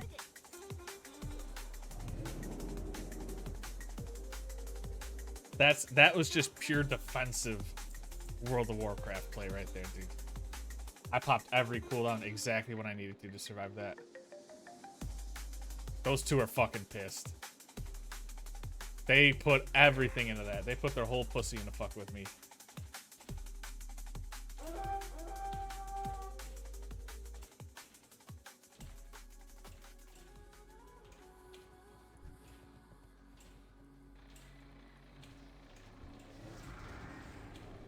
Y'all got that, right?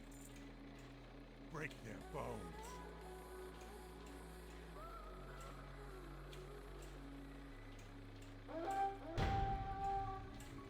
Slay them all.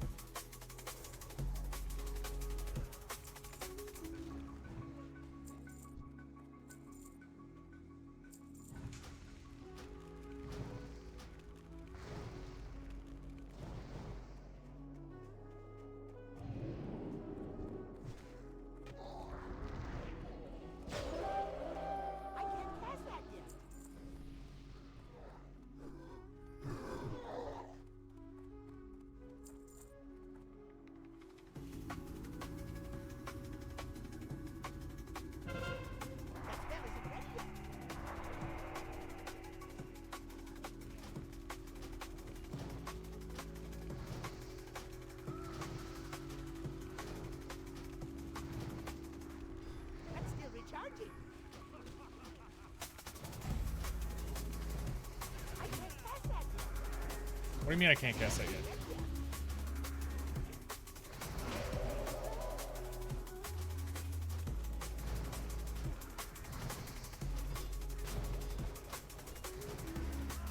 I can't cast that yet. That's still recharging. Got there. Got there, dude. Okay, yeah, our honors up. Here there. Off with you. Be good. Off with you. 82. Wonderful. What's on your mind?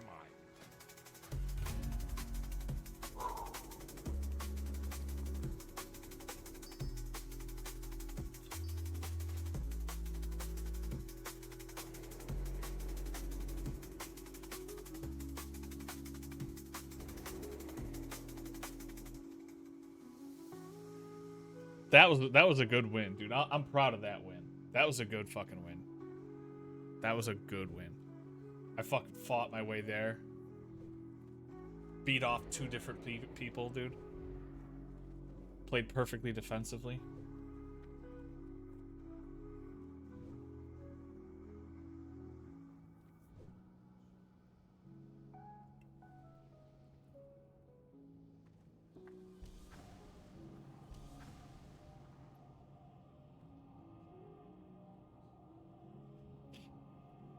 Is there any more fucking V Shoujo updates, dude?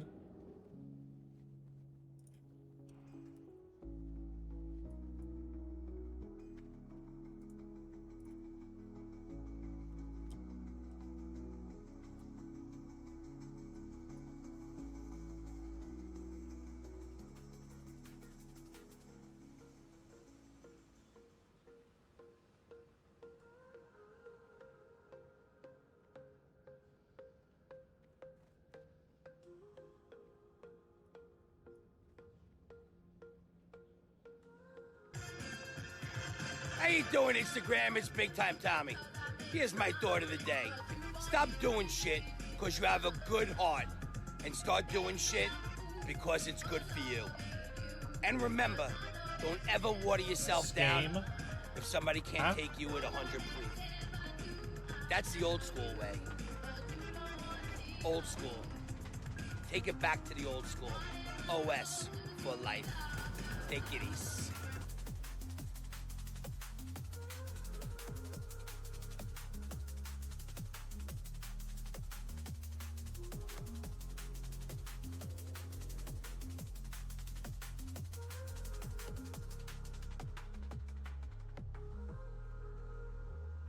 Yeah, man, refresh your fucking browser, dude. Refresh your fucking stream, bro. Come on, bro.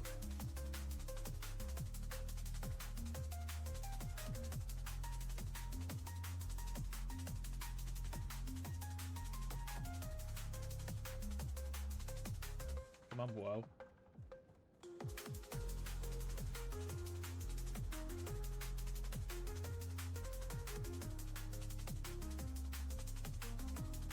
Hundo Pianga. For real?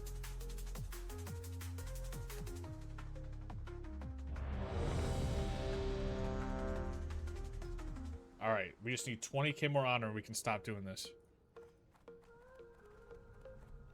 I don't know how much I just got. I honestly wasn't looking. Today? Oh, it doesn't say. Well, okay, hold on. I can pull up the screenshot. I'm being stupid. 77. Oh, we got about 5k honor that last one?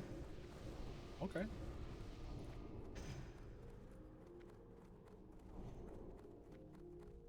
So we're looking at like maybe 4 or 5 AV wins.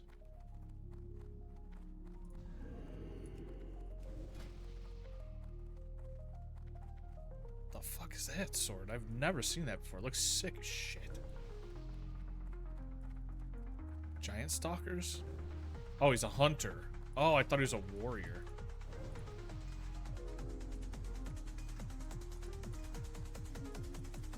It's still recharging. Oops, I popped my trinket. I'm fucking dead. Rip. Rip grandma.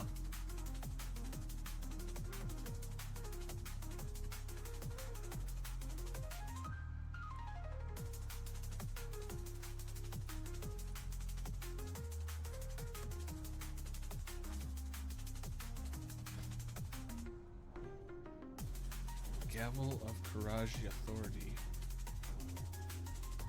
Whoa. It was cool as shit.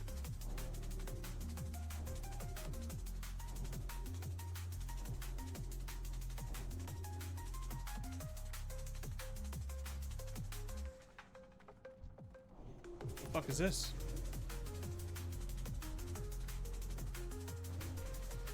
I've never even seen this buff before. Holy shit. Alright, we got a good position.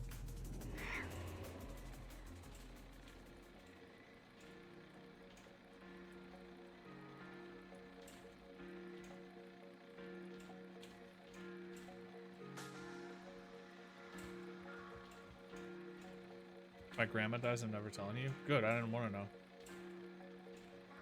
I guess I honestly just didn't want to know. So.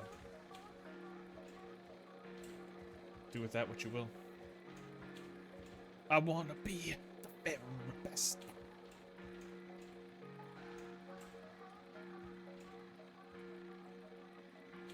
Dude, that meme is my favorite. That video makes me smile every time. That is the pure happiness to me, dude.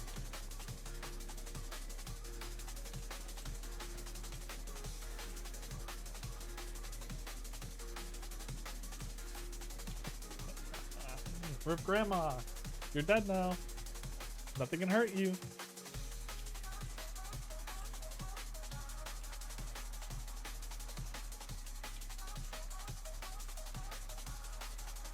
Big, 5 big boobs, dude. No.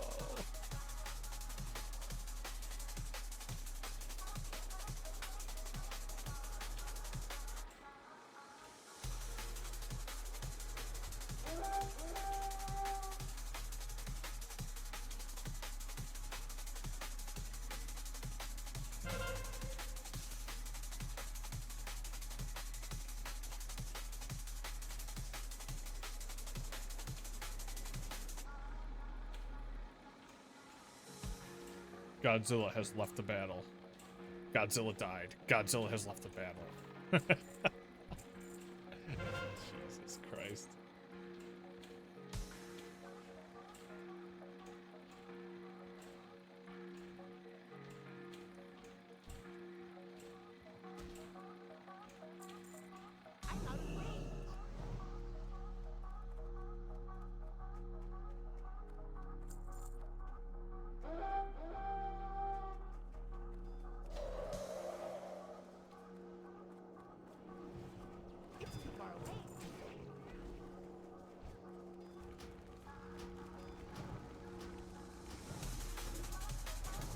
Yeah, man. I hope he's holding up well.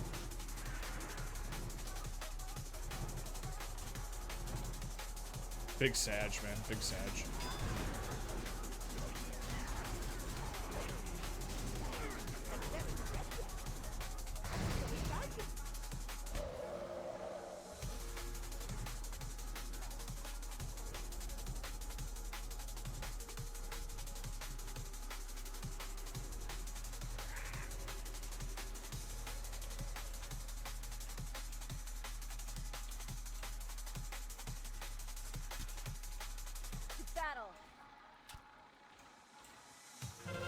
Come in my water.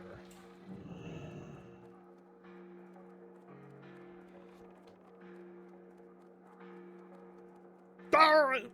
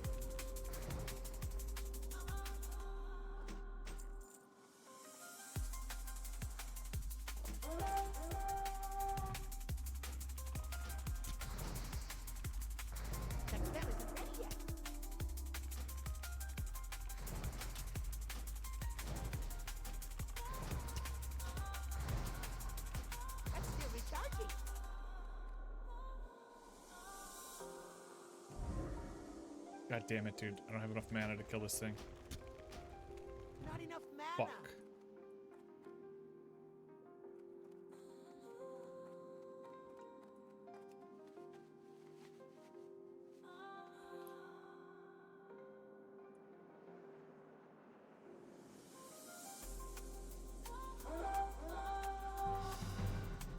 Hell yeah, brother. How much honor did I get that time? 56k. I was at 77 before. I got 5k before. I went to 83. Okay, so I get way less honor if I don't stay with the group. How are you? It's good to know. Be good. You got my attention. Watch your back. Up with you. I get about 1,000 less honor, 1,500 less honor if I don't stay with the group. I thought maybe if I took towers and captured them, it would count for more honor, but it didn't. Good to know, good to know.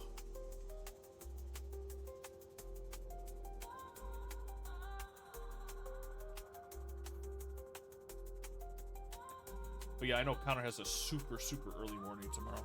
Oh, what the fuck? There's a dragon. This is the opposite of ESO. Well, I mean, this was like the early days, you know what I mean? They didn't really like think things out too well. They didn't really like optimize a lot of things about this game. There's a lot of like really obvious things that you think exist that just don't.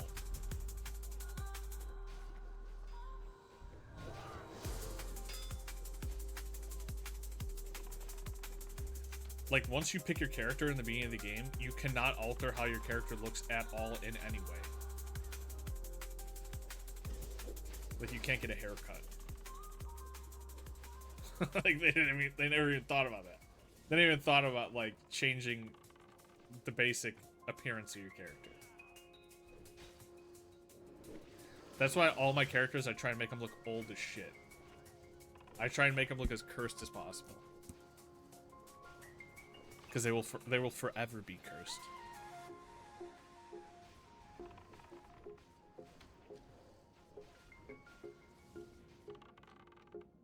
Like, I don't think, like, the honor system in this game, like, the ranking system in this game, I don't think they really... Unless they... maybe they wanted it to be extremely difficult, which is a possibility. But, like, I don't think they really fully took into account, like, how unhealthily impossible it is to hit, like, the highest ranks in PvP in this game. And I'm happy they changed it.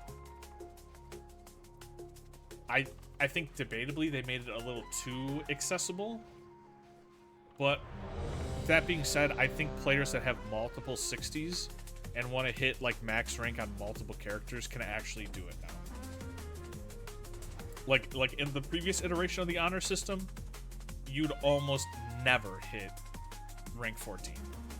Even if you grinded it all day, every day, for months, you may still never hit max rank.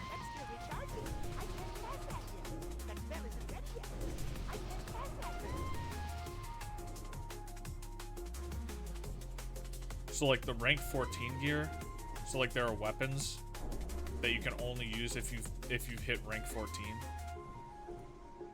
These weapons were like, if you saw somebody with these weapons, like, holy fuck, dude. They were a fucking loser, but like a powerful loser. They were like the chosen loser.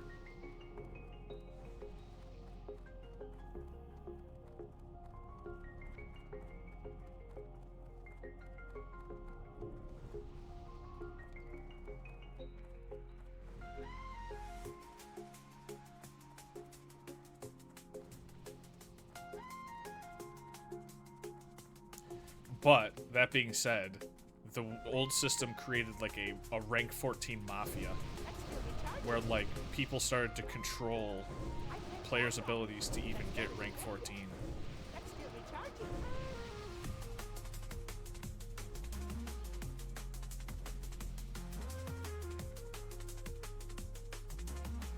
Like you had to be chosen by like the highest ranked players to be allowed to get rank 14 because they would just keep it unlocked forever. It was a really dumb system. And because of that system, like...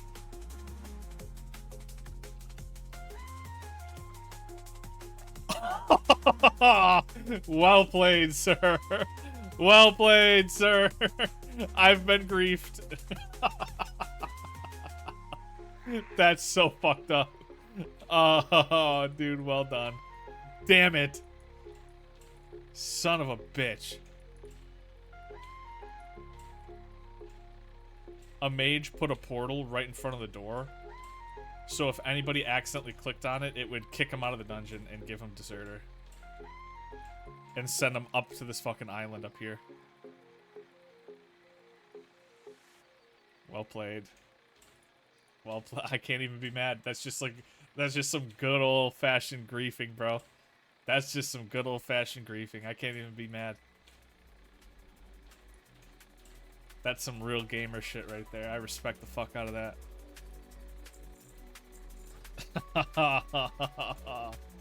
You fucking nerd. God damn it. What's the debuff? The debuff says you can't participate in a battleground for the next 15 minutes. That's pretty much like if you leave, you're not allowed to play PvP.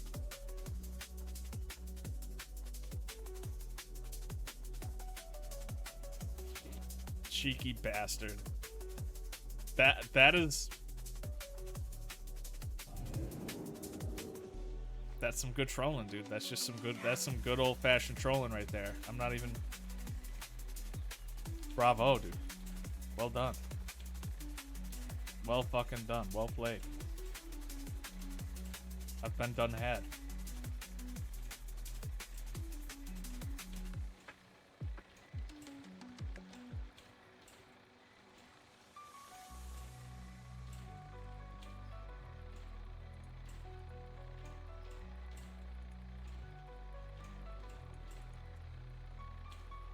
Baxter, you ate a whole block of cheese?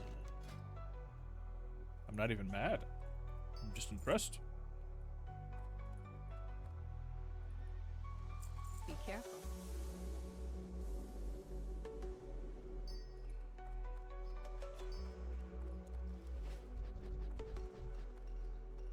Bum, bum, bum, bum, bum. So now what do I do for the next 15 minutes?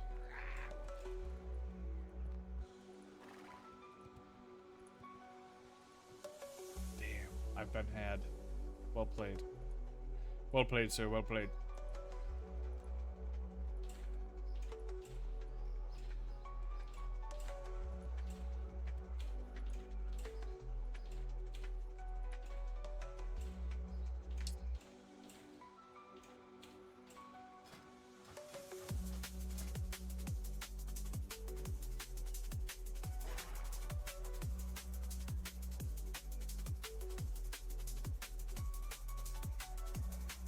So I need to work my way towards getting Epic Mount. And I think Epic Mount is like 800 to 1,000 gold. So how am I gonna... I need to either grind... Oops. I need to either grind just like straight up monies.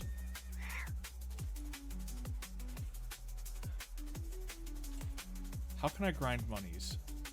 Silithus is too contested for me to even consider it. Also, any gold grind that I'm going to do, by the time I get there, my Deserter buff is pretty much going to be gone. So... I mean, it's going to take me like 5 minutes to even fly to ZF. So I'd fly all the way to ZF, I would do one pull, and then I would just come back to Stormwind and PvP.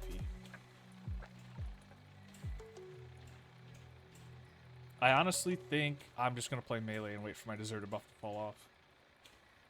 I don't think I'm going to have enough time to do anything else.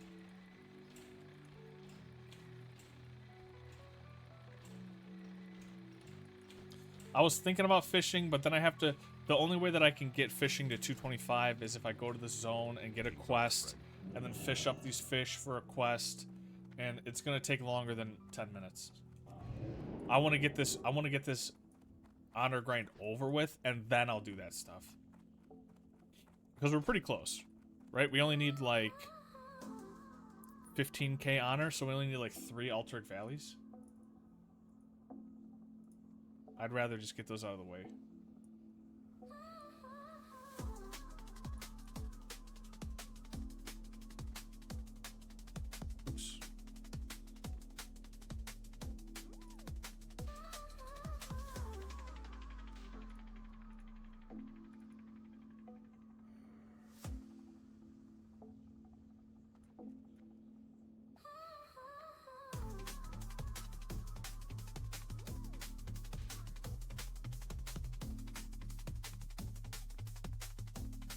I've been having a lot of fun playing Donkey Kong. I don't play him well, but he is a fun character. He does some wacky shit.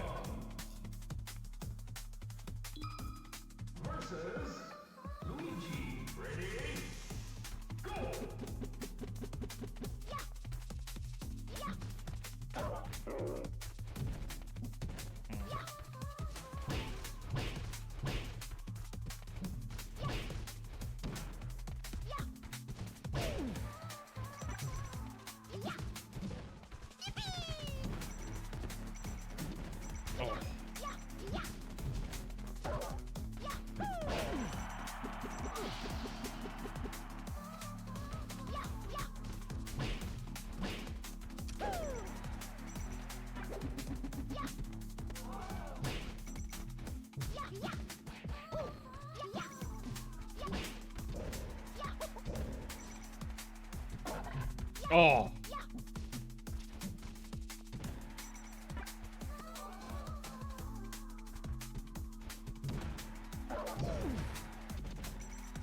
Damn, that move has a lot of landing lag. Holy. Oh, okay. All right, Mr. RNG, dude. God damn it.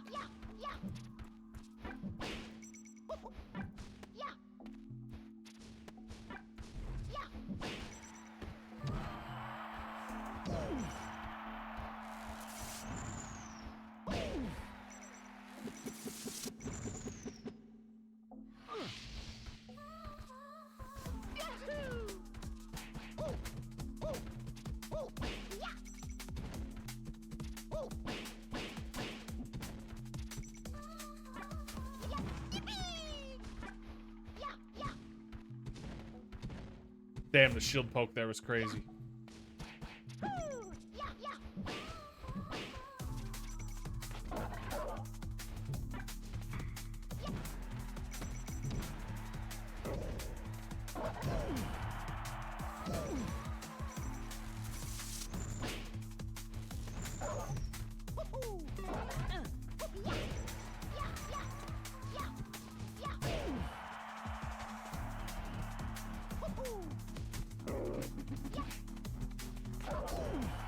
Screen, fool.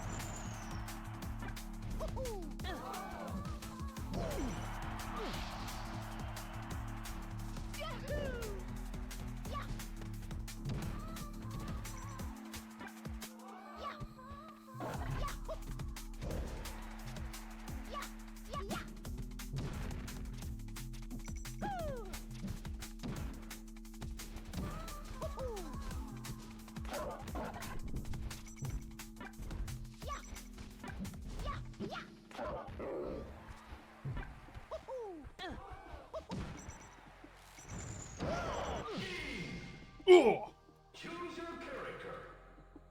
This guy sucks. Get the fuck off my screen.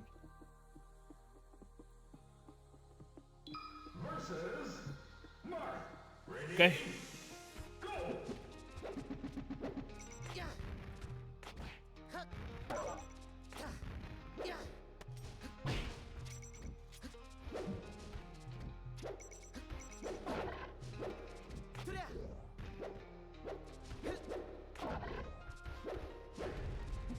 What?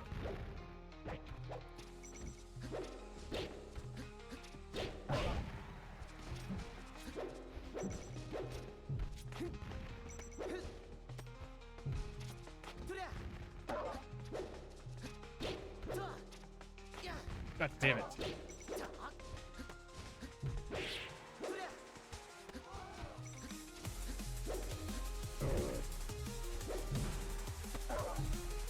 What?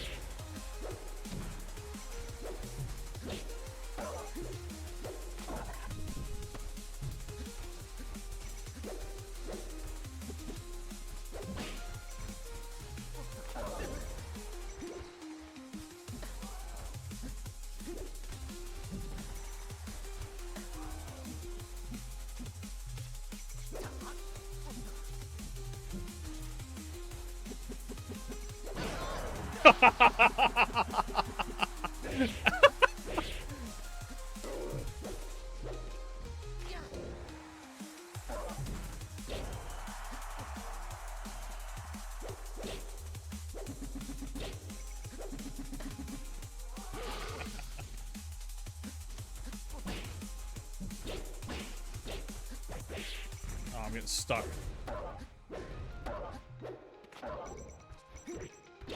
Oh. No.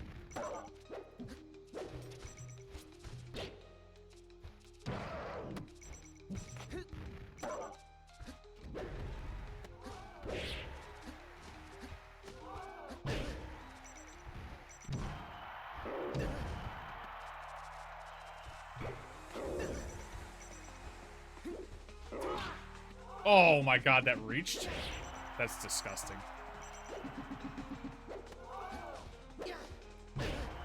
Okay,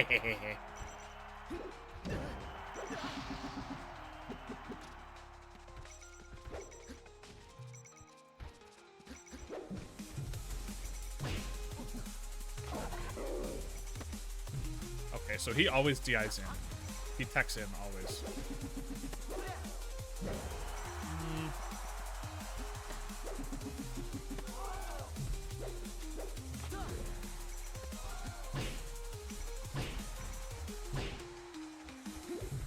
Oh. Oh.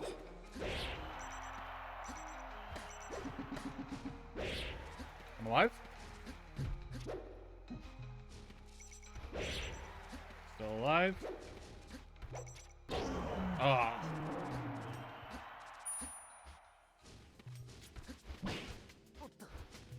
No.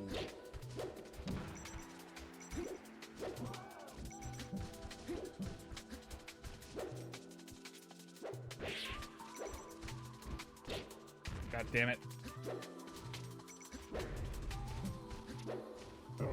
How the fuck is he getting his shield up in time?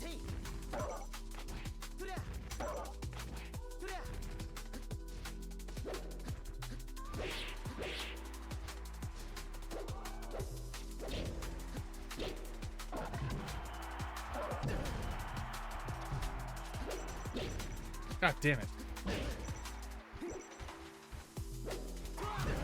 Oh, got him.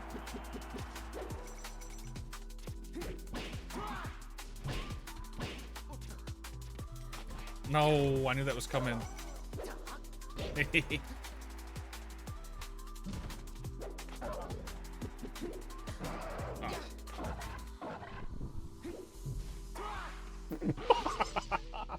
I wanted to try it. It's not the move. I now understand that.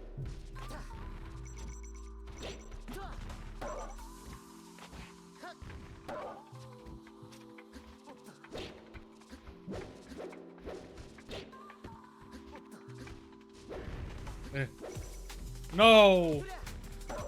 Stubby little monkey arms. Nah! I stubbed my toe on the fucking ledge.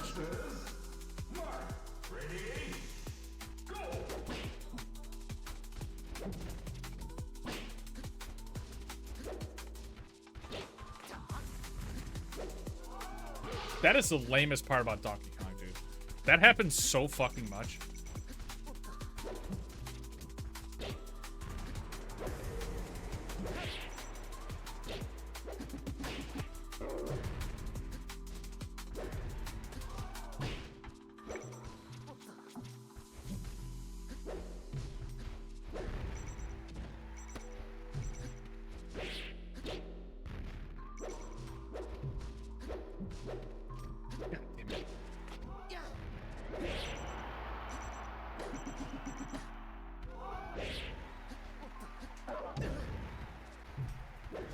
How does he get his shield up so fast?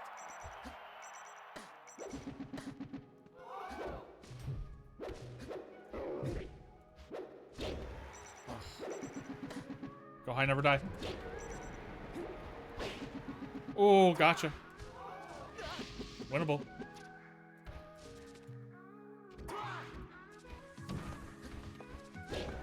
Ugh.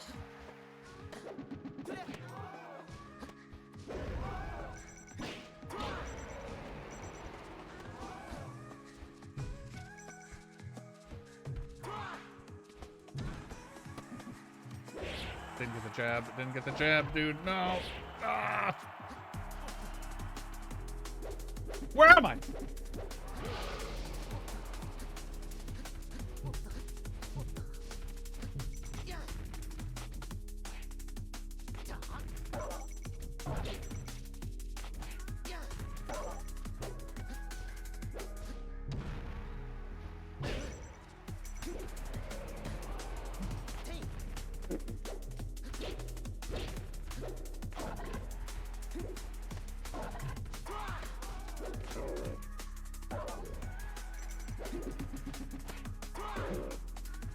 Ah. Ah.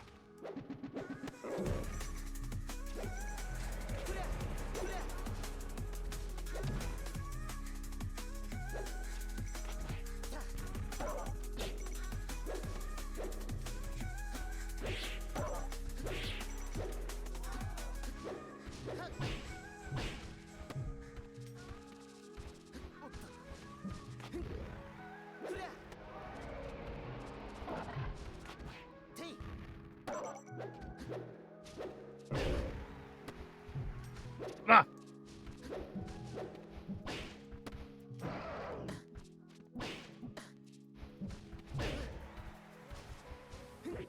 Oh my god, no.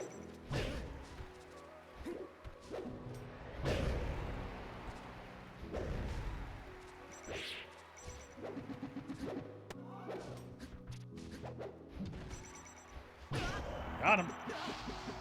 Fucking got him. I died out accidentally. No, I meant to I went to wave dash to the fucking ledge, dude.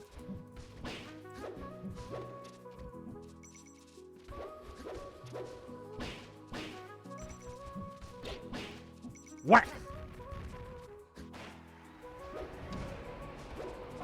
Oops.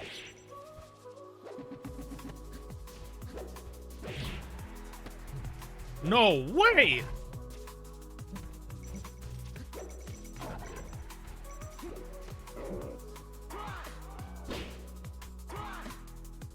Oh!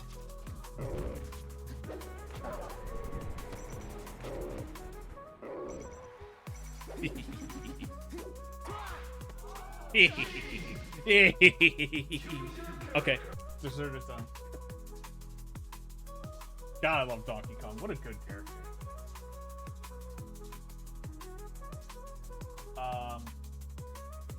Which one of these fucking is the right? This.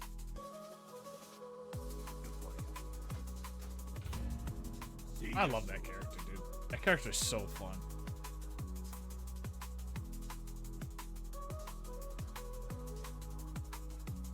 I wish I understood the combo strings a little better, because he can do some wild fucking combos. Like, against Marth, I have actually no clue what the hell I'm supposed to do. Like, no idea.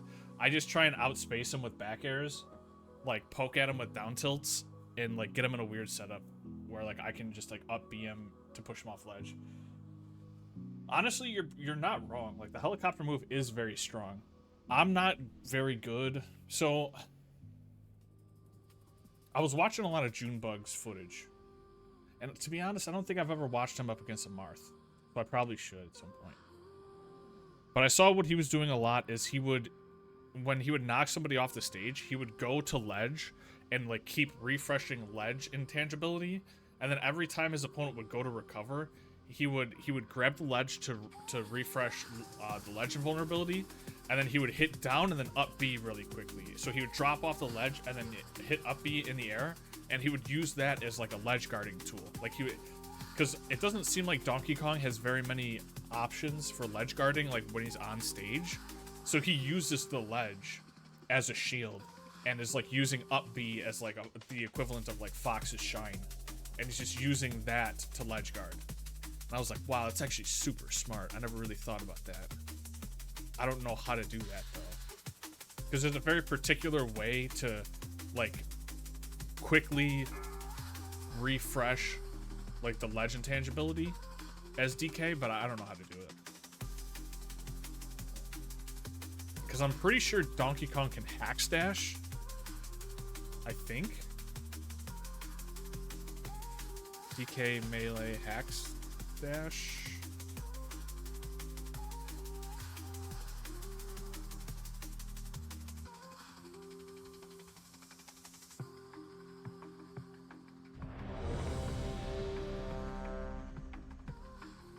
So hack stashing is a pretty simple concept, but it's hard to execute correctly.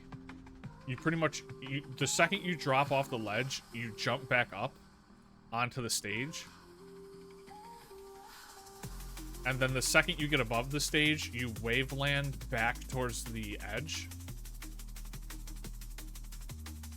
So you go up, you wave land back, and then you grab the platform, and you do that over and over. And it gives you a setup where you can keep grabbing the ledge and refreshing intangibility. I'm pretty sure DK can do that, but I'm not 100% sure. I don't know if it's as good as Captain Falcon's.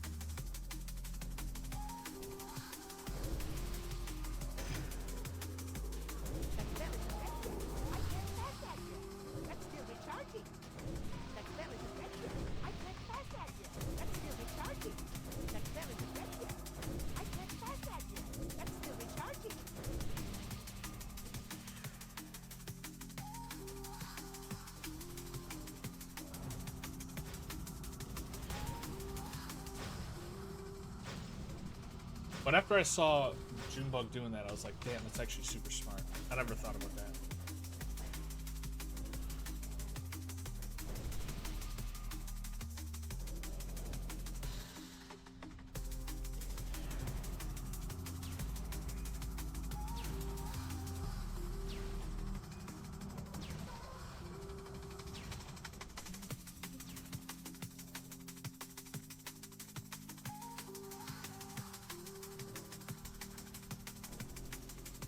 Also, his use of crouch cancel is insane too. But that seems, it seems like he kind of keeps the crouch cancel game like exclusively to his Captain Falcon matchup. Like I haven't seen him do very many crouch cancel strats against like Fox or anything. Because I actually don't think it's good against Fox. I think against Fox, you more than likely want to SDI sideways than crouch cancel. Almost in every situation. I can't really think of one where you need to crouch. Maybe down tilt. Maybe forward tilt.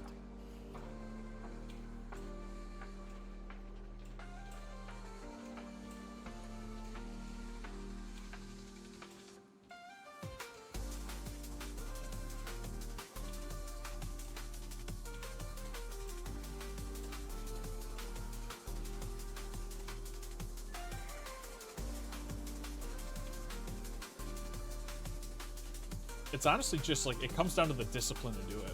Like I noticed, like the biggest thing I noticed when I watch like high level players compared to when I play the game is they're significantly more disciplined.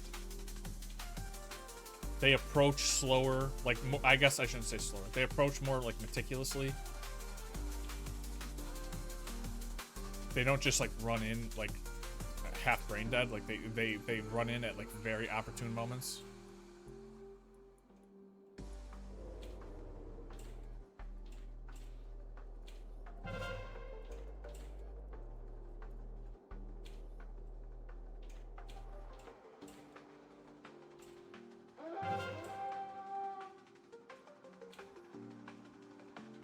I just don't have that in me. Like I was watching Junebug up against a Falco, and homie was just sitting there, fucking dash dancing in place, and like whenever a Falco would shoot a laser, he would just dash away and then just power shield the laser back at him, and he was just playing this like super defensive game where he was just sitting there and just reflecting as many projectiles as possible, like never really being super aggressive, just like slowly gaining stage position and like reflecting projectiles as needed. I was like, damn, that's, I don't know that I have that dog in me, if I'm being honest. I don't know if I can be that patient. Like that's impressive to me. At some point I need to learn how to be that guy.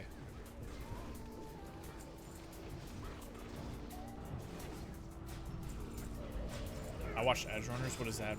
I've heard of the name. I don't know what it is. So.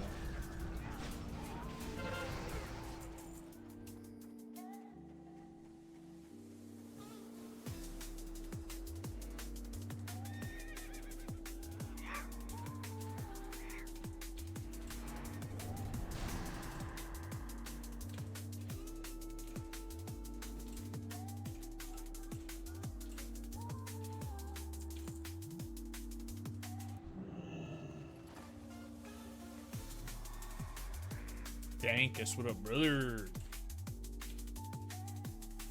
Cyberpunk anime.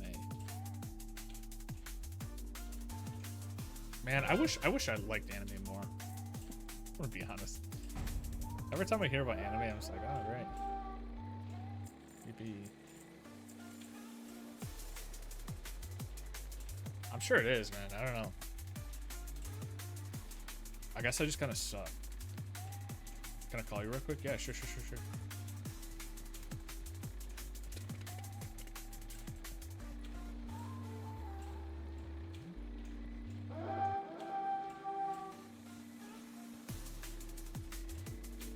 Yo. What's up, brother? Yeah, you know. Bing chaling. What's up, man? Not much. I just want to touch base with you about tomorrow. Right.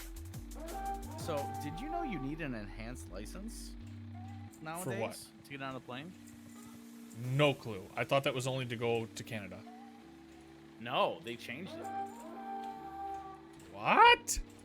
Yeah, so as of May, like a few months ago, you need to have an enhanced license unless you're like, there's like a bunch of unless Caveat like bullshit. Yeah.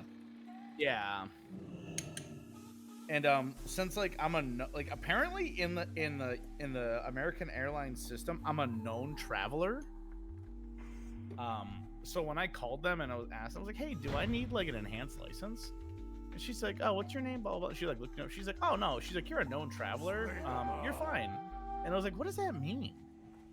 And she's like, oh, well, we just have you marked as that in the system. I was like, oh, okay. Like she would not tell me what it meant. I don't have a target. So it's kind of weird.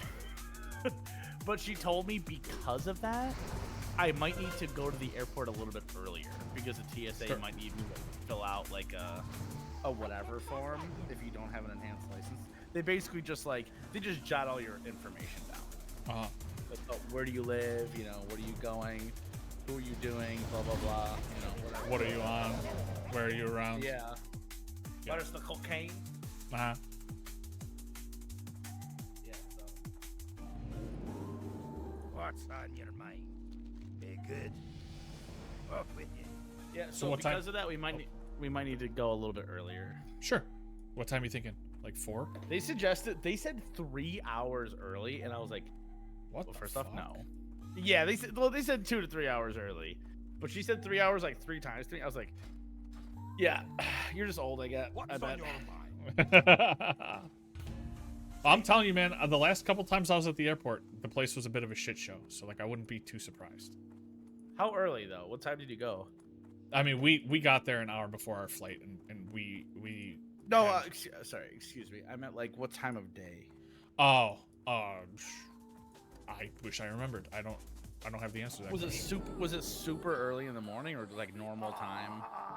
I want to say it was maybe somewhere around like 10 in the morning. Okay, yeah. I feel like that's when a lot of the flights happen, like early morning. I feel like since I'm going like 6 in the morning, I feel like it's gonna be dead. You got to get the star every 5 to 10 years. I don't even know what you're talking about. There's a star? What star? The heck's you even on about? I don't know what that means. Maybe that's what enhanced license is. It puts a star on your license. Yeah, somewhere? probably. Yeah, probably. I never heard it called that, but Because like, dude, my license literally says like not for real ID purposes. huh. Like you need to have a that's what they're called, like real IDs or enhanced licenses, whatever. Yeah, so for some reason when I got mine in PA, they were like, "Yeah, this is not an enhanced license." Like, what the fuck? Okay. Super weird. Wait, you think your character looks like Geese? Dude, you look like a twink version of Geese, dude. You look like Geese's slam piece.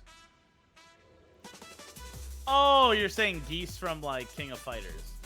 Geese Howard? I think that's what we call it. Yeah, the Geese is Lease. Yeah, definitely Twinkies for sure.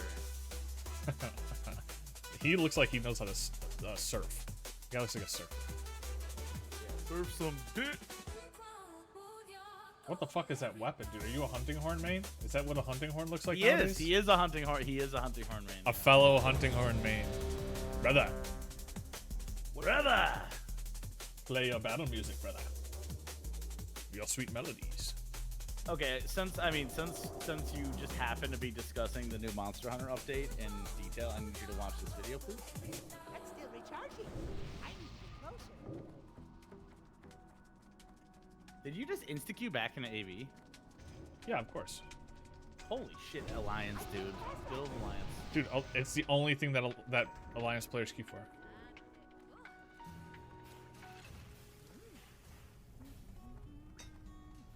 This new update looks promising. Maybe the reviews will turn around.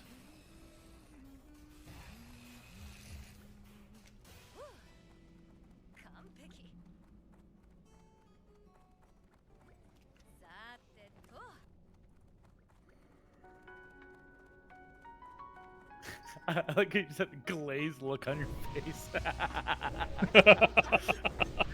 Yeah, that's something. I think they might have fixed the game, actually. I think the game is fixed. Dude, I'm broken, bro. I just have like a bright red weak spot, and it's just like booba girl. Yeah. So But you know what, dude? Honestly, those graphics, the physics, dude, like those shadows, man, they're real. Yeah, the shadows. Yeah, the shadows. That's exactly what I was thinking about. Detail. Yeah, dude, the sparks, dude. Oh. Yeah, on the blade, right. Uh-huh. I think I need to get a better graphics card so I can play this game the right way.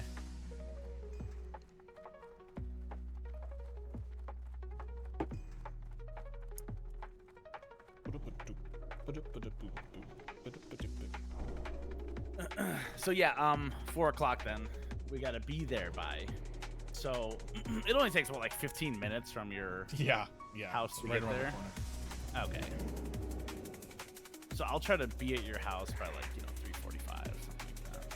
That word on God, for real. Are you like just gonna stay up all night? I'm always up at that time, yeah, for sure. Oh, okay. All right. Well, I was up at 8 in the morning today, so like I'm fucking beat. But like I don't know if I'm gonna be able to actually get some, because I gotta do some laundry. I gotta pack. Like I had like a super fucking busy day today at work. It's crazy. Yeah, man. Because I had to like plan for the next 2 weeks. Like, oh my god, so much paperwork.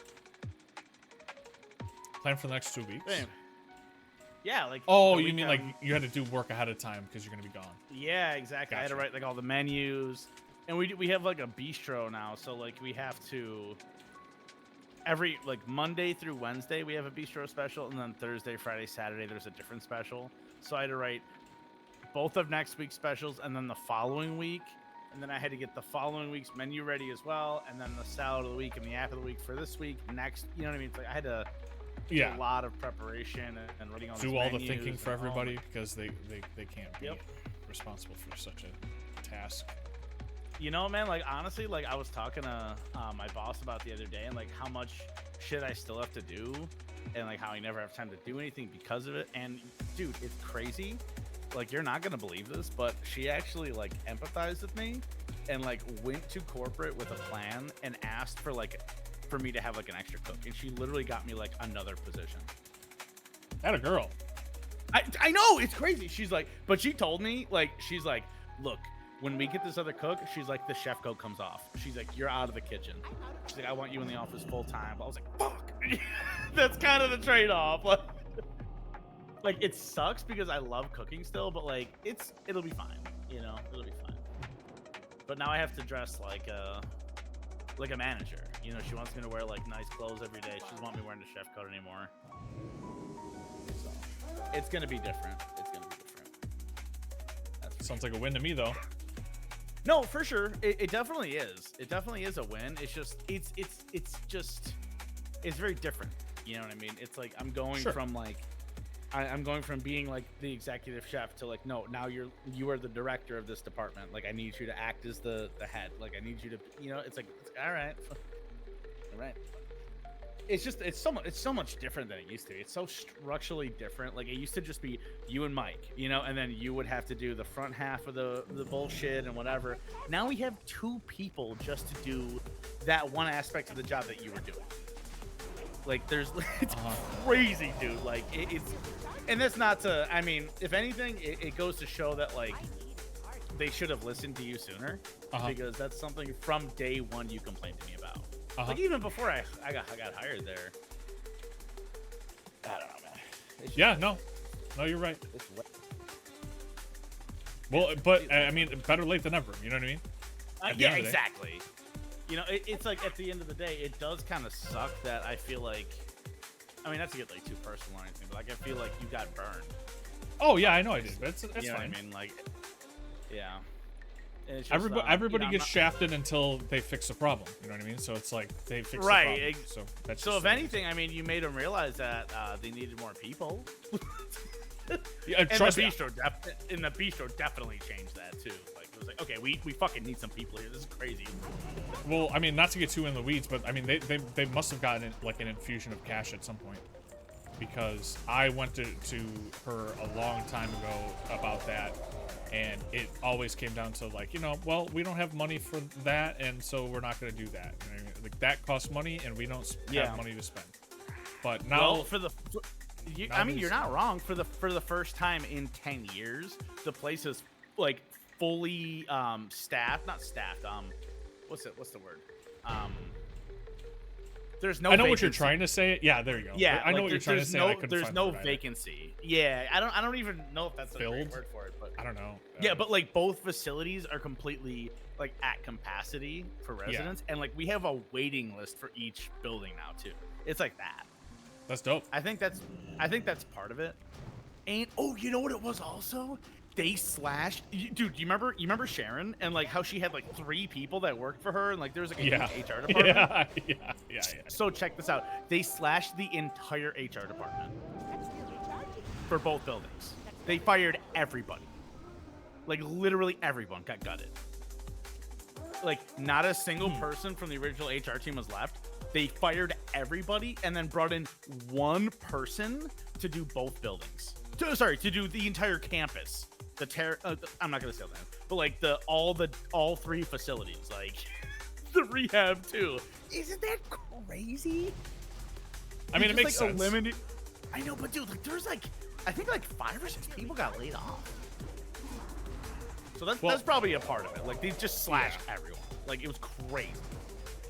I think a part of it was also she was just part of the company for so long that it's just like, you know, she was kind of. They had to pay her a lot, probably. Yeah, she was probably kind of protected in a way, if that makes sense. But they fired her. Oh, well, she must have done something wrong. No, like Sharon got fired. She must have done something wrong. Like, I mean, I don't know. Like from what I understand, they just eliminated her position and every HR position, and then just had one new position that was like a general HR onboard specialist. So like their job's just, oh sorry, yeah, your job's got eliminated. Here you go. Here's your severance. Goodbye. And then they just opened up a new position for someone else. Isn't that fucked? I don't know. That's Wait, so she wasn't fired? She was like laid off. Yeah, I guess so. The technical term was their positions were eliminated. Wow. So yeah, I guess you're technically right. So they were all probably just laid off.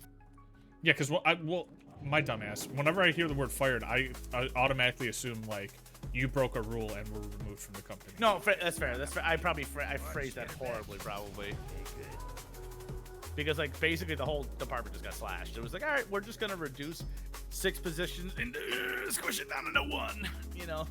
But to be fair, like I kind of see it, dude. I kind of see it. Oh, it makes sense. Yeah, because the one chick does an incredible job. She's all by herself. I remember going in that department very often, and there would be 3 employees there, and none of them were there, and none of them were doing anything. Or like I'd walk in the office, and it would be like fucking girl talk. Like all the girls are just sitting around, just like chomping the meat. You know what I mean? It's like, what the fuck? What are we doing here? Like I'm looking for like one piece of paperwork, and I'm going to the same woman over and over and over and over for it, and I'm still not getting it. And it's like, but there's 3 of you. How do you not have the sheet of paper? Oh, it's like, just not done. Yeah. Yeah, like what's going on here? I think that's what it was. Like I remember, dude. Remember when I think it was you? I was trying to get you the paperwork to be allowed to go to the gym because at the time you had to like sign some form. Yep. That took like over a week and a half to get one sheet of paper. Yeah, it was like oh yeah, it was. Yeah. I was just going back in that office over and over and over, and it would just be empty. Or one person would be there and they would be like, okay, I need to talk to this other person to get you a sheet of paper. And it's like, holy fuck, like what are we doing here? Yeah, I know, man. Did you guys have it so like on the you know the app we clocked in and out on? Yes. Did you have it so like you could just like message? They have like a live text service on there, but it's the HR support.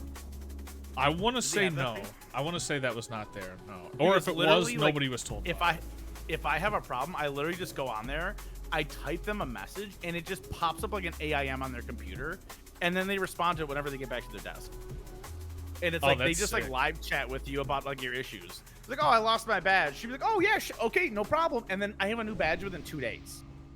Yeah, we used to have to like send emails and if someone lost a badge, it would take made like you pay a week too. to replace. Yeah, it was like $15 too. Remember? Oh yeah, that too. Yeah. Yeah, they don't do any of that anymore. Good. Yeah, like, dude, I'm not even kidding. Now that we're talking about it, like, they gutted like a lot of the clerical workers. Like, do you remember senior living? I don't even remember. They were so like out of like. They were the one. Senior livings are the ladies that do like the open houses and do the tours and sell. The Oh apartments. yes. Both of those women got fired. As they should have, dude. I'm not. They unironically I'm not worked, even. like maybe a couple hours a month. Like it was crazy. They would just walk around and be like, "Yes, this is a room." You should see who the ladies we have now are like the most professional. Like, dude, it's insane. Like they are incredible. That's why we're fully staffed or we're fully housed on both sides because they do such a good. It's actually crazy. This place had like a complete turnaround. Good. They fired a bunch of fucking people and then got some fresh faces in here. Good. Because it was just like a bunch of bullshit. Like I remember, like, because that was the thing that always confused me, man. Like we'd have those. Right before I left, it got to the point where we were so understaffed for like cooks and servers. Yep. To the point where HR members would come in and serve dinner or like would help wash dishes. Like the HR department was doing so little, but eating up so much money that they ended up just being treated as servers. And it was like, why are these people even here if they weren't doing anything in the first place? I think a lot of people seen that finally, yeah. Because like when I left to go to PA and I came back, 2 departments were completely gutted and completely changed. I was like, holy shit. Like, it was like a culling when I left. Like, they're just like, all right, this department's gone. We're firing both of you. And it's like, oh, good. Shit. Good. Yeah, they remodeled the whole place. I mean, that one super rich lady, I'm sure you know who she is. She donated, I thought she donated literally like millions. Yeah, I'd like, can you just redo the place? I'm sick of looking at it. Here you go. Just, well, yeah, yes, ma'am. Yeah. Can you put a bistro in here? Here's $900,000. Put a bistro in. Holy shit! That was fucking chump change for her, dude. She would talk about her finances sometimes, and I'd be like, Jesus fucking Christ. Dude, the lawyers that come in and follow her around, they're just like little treasure goblins, like rubbing their hands. Oh, of course, dude. They're waiting. Yes, Mrs. Whatever. Yes, Mrs. They're waiting. Whatever you say. You know that fucking game where you like shove quarters in it and it like falls down into a platform and all the quarters build up? She's that, dude. She's just a pile of money. Yeah, she's just waiting for the coins to fall off the fucking cliff, dude. I hate that for her. That sucks. Dude, I bet she loves it to an extent. Yeah, she's surrounded by yes men. Oh my god, yeah, they're all fucking sucking her toes, just like, oh my god, yes, queen. Yeah, dude. That lady walks around with a full set of pearls on every day. Like, oh my god, like Jesus. All handmade clothes. Like, holy shit. Could you imagine being that rich? Could you imagine? No clue what that's like. It's got to be a dream come true. Like, it's like a totally different universe. Like, I was picking her brain the other day about how she got started, but like, you know how it is. Like, her family was in money. It was one of those situations. Like, oh yeah, back in the '60s, my father bought a whole neighborhood, and I ran it, and you know, and then I opened up the first department store. You've heard of it, JC? You know, it's like not really, but like one of those. Yeah. She's like, oh yeah, I invented clothing stores. You know? Yes. Oh. And my husband was a longtime judge, and I had a humble start. My husband and father bought me a neighborhood, and you know, it's like, okay, relatable. And we built it up from the ground, you know. Yep. And then she'll like say something incredibly racist and brush it off as casual. And, and you know how they are in those apartments. Yeah. Bro. Smells like okra. I was like, holy shit. Easy. Yeah, okay. Easy, ma'am, easy. All right. Yeah, it's bad. I mean, we actually have a couple different ethnicity residents, and dude, they are ostracized. Oh, I believe it. Without a doubt. Yeah. Like the one guy is Chinese. Nobody will talk to him or sit with him. Damn, dude. That guy would be my fucking homie, bro. I would He's love that super guy. cool. Yeah, he's super cool. He's super cool, yeah. I always He gave me a love to reason chill with put like the fried kind of, rice on the menu, you know what I mean? Hell yeah, dude. Hell yeah. Yeah, they actually like it. Surprisingly. I mean, I don't know how you couldn't. But fried rice. Is We didn't rent to those Italians. Bro. We tried to rent to an Italian once, but his greasy hand slipped off the door handle. He couldn't even hand me the check. My God. Every time he wrote a check, there was grease spotches on it. Couldn't even read it. Oh man. Yeah, it's crazy. It's crazy. His apartment always smelled like pasta water. Look, you know I've said this like 20 times already, but dude, I am hiring a part-time position. Oh, I heard about that. Yeah, I heard about that. 3 days a week if you're interested. Just saying. I heard you. Any days you would like. Morning, evening, court, man, whatever you want. Just saying. Come on, Ram. Ram, come on over. I'll teach you how to cook. I got a full-time spot too. Put your short ass in a chef coat. We'll teach you how to cook.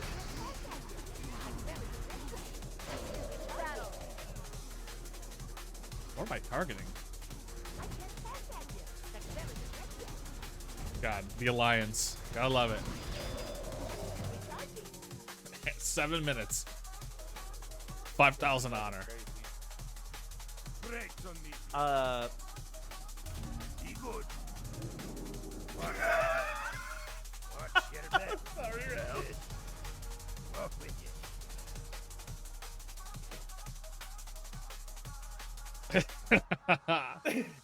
Okay, what is this thing? Some Food Network person killed themselves? What's going on? What? Food Network star Chef Anna. Anne Burrell's cause of death has been revealed more than a month Oh, after shit. her shocking passing. On July 24th, the New York City Yeah, I Medical wanna say Examiner's something, Office released but I'm a not gonna statement say it. confirming details of how the Food Network star passed away. Cause of death: acute intoxication due to the combined effects of diphenhydramine, ethanol, cetirizine, and amphetamine.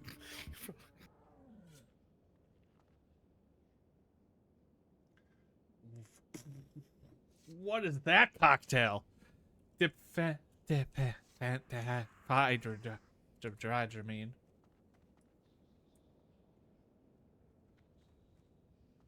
Antihistamines. I'm gonna go put some laundry in real quick. Want to do a little bit of level and mayhaps in a bit? Mayhaps. Ethanol. Okay, I'll be right back. Oh, also, so what is your honor cap this week, and how close are you? 110,000, and I'm about 1 or 2 AVs away. Damn, so you're doing it, huh? Yeah, I got honor capped in like 3 days. Okay, so also, why isn't your stream title the rank 14 grind? Just saying.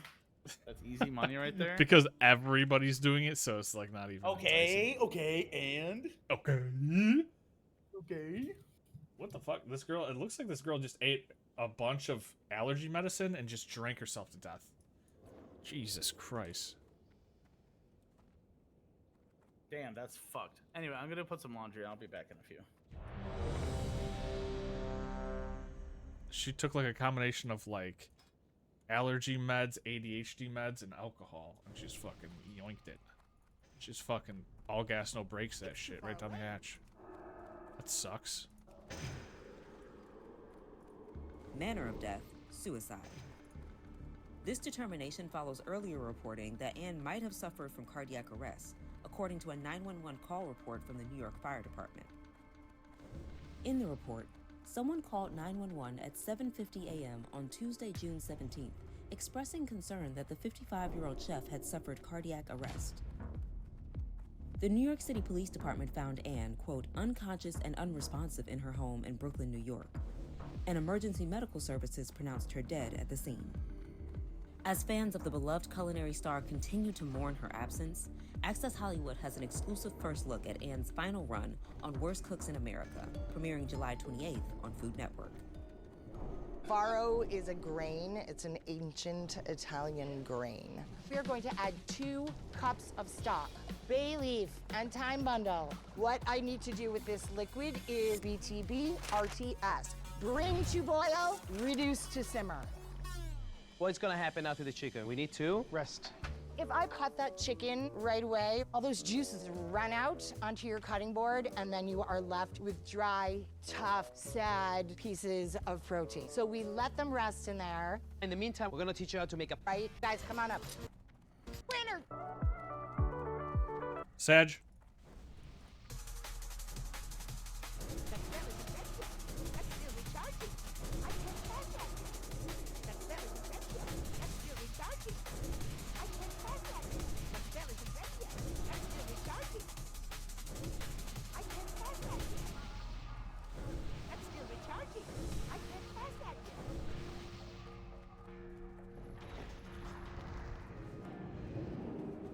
Misclicked. Okay, we still got a good position. She hit the yoinky sploinky, dude. She ripped her Yanni. You know what I mean? She fucking laureled that shit.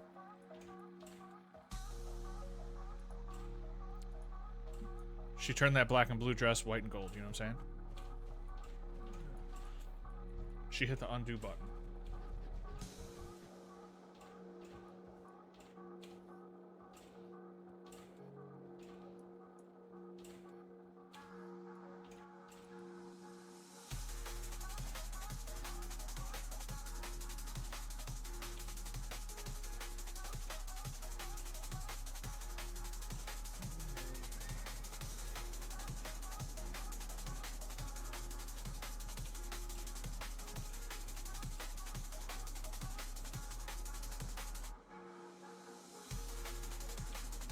I will say these upcoming weeks, though, are going to be rough, dude. Like, this one I can probably knock out in, like, 3 or 4 days. These are going to be, like, all week long honor grinds.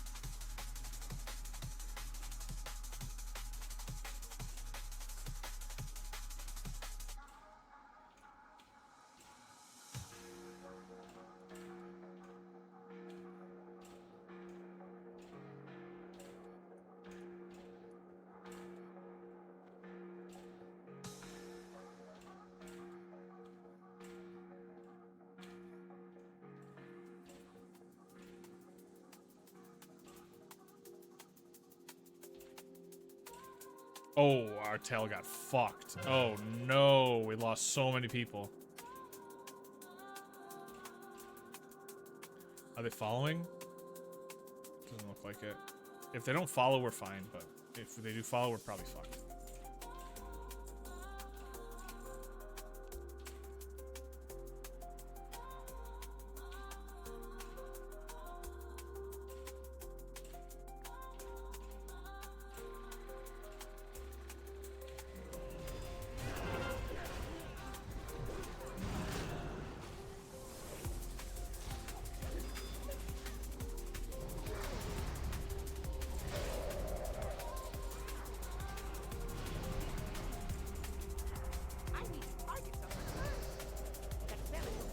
Good try, sweetheart. Good try.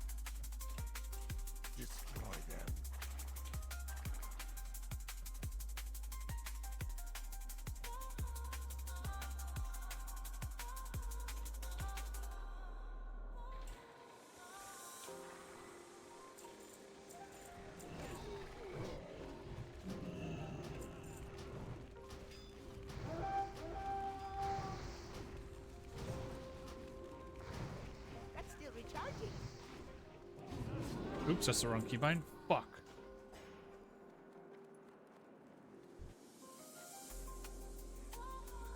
I fat fingered shift and blinked.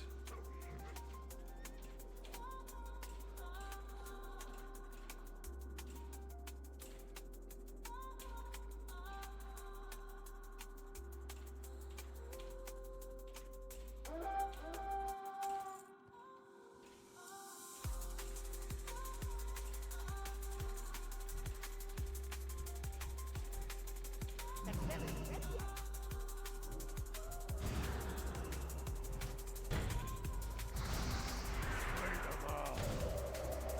I need a target. I don't have a target.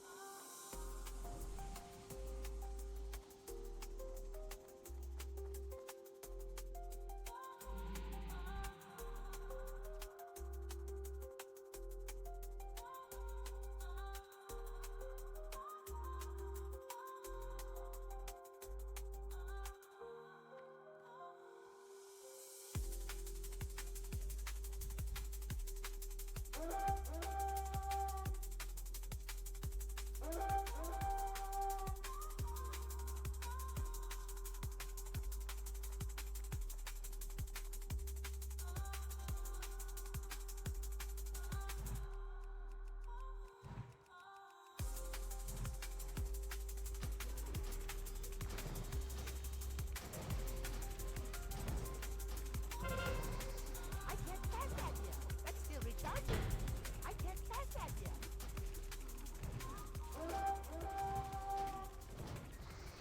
That spell isn't ready yet.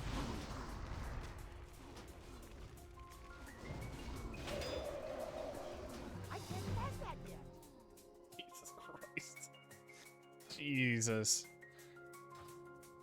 Alright, one more AV. One more AV and we're locked out. Very good. Up with you. Watch your back. That spell isn't ready yet. No, what can I do for you? Well, actually, one more win.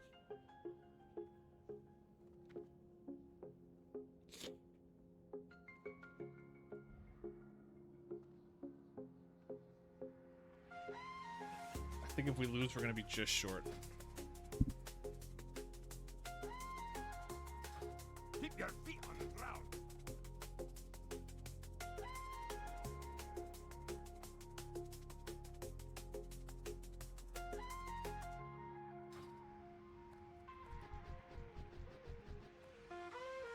Anduin! Look at little Anduin. You're gonna grow up to be the whiniest little bitch of a character of all time.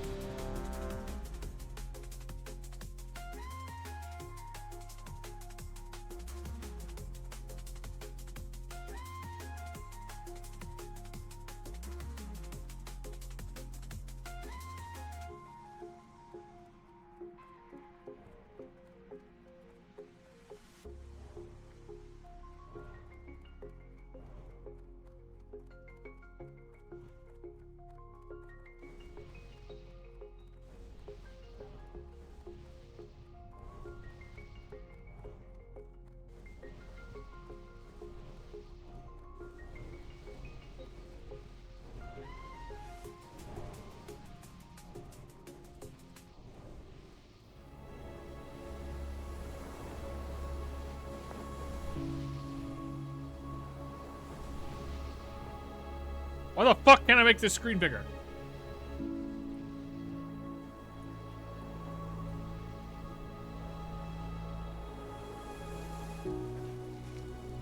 The Wham within.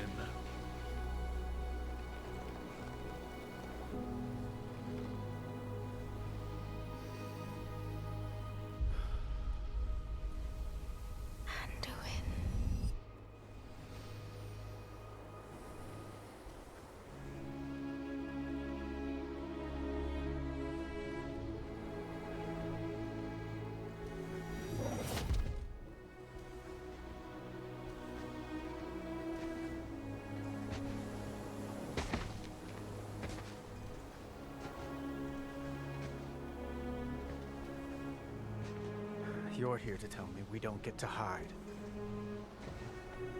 Is that it? You needed time. We stayed away. But time by itself heals nothing.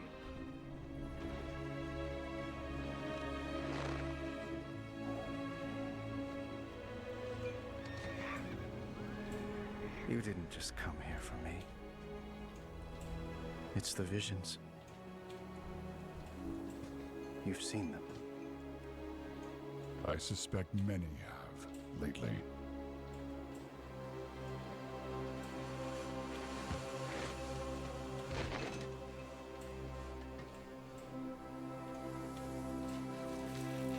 Something, someone, is calling out from the heart of the world.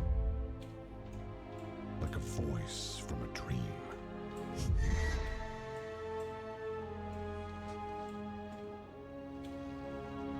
Something dark is coming, Anduin. The world needs your light again. My son.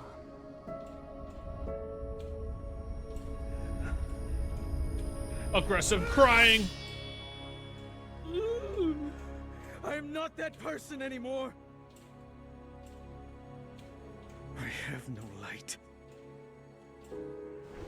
Not after what I've seen.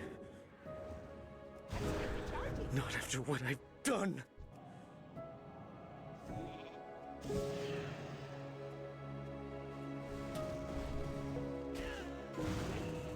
You are not your past, Anduin.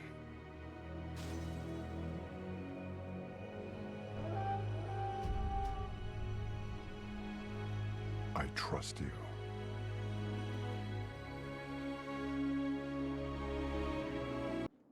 Fuck crybaby.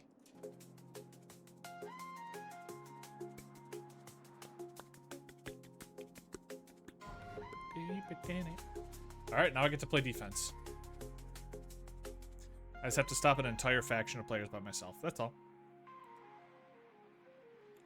Ain't no thing but a chicken wang.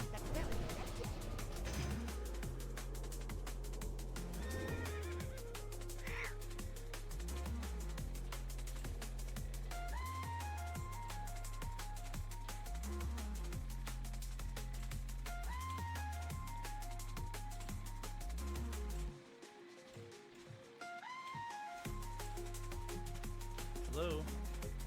What up, gamer? Hey, how you doing, man?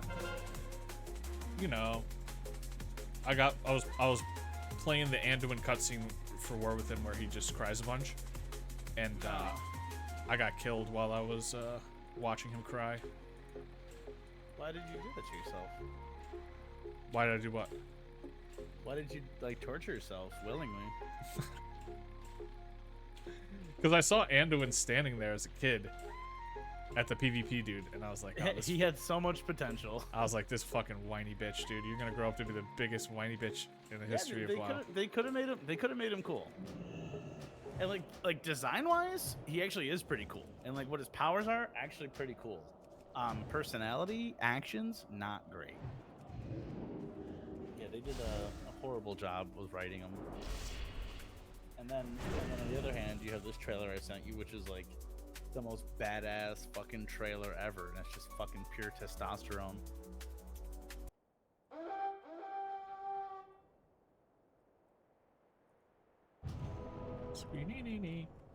Are you watching on stream? Okay, I'll watch your stream with you. I'm gonna.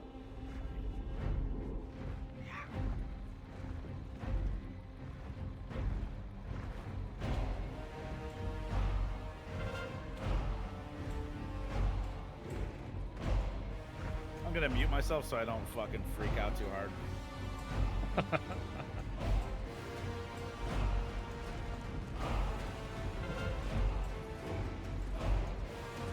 We will never be slaves!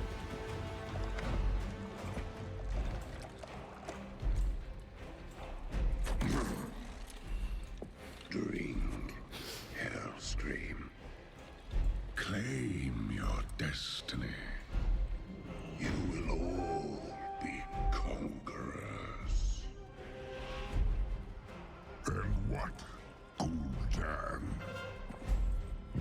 give in These cutscenes are return? so good. Everything.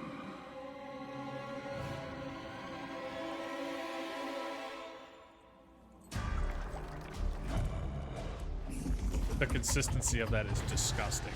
Very viscous. Reject this gift.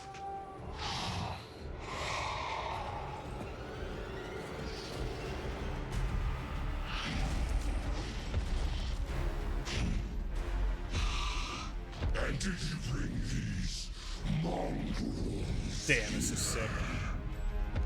Right?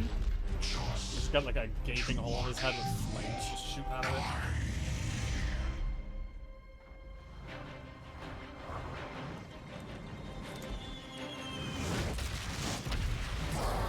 Here it comes.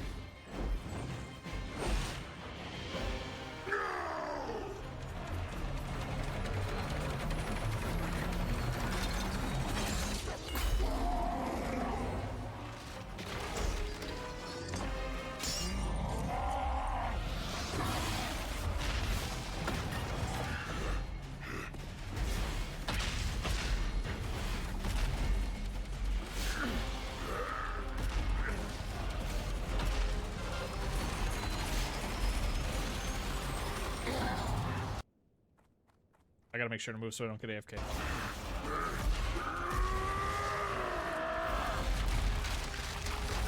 Oh my god, it's Ramus.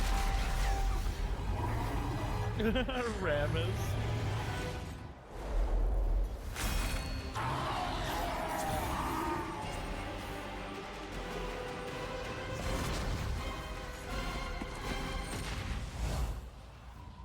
Damn.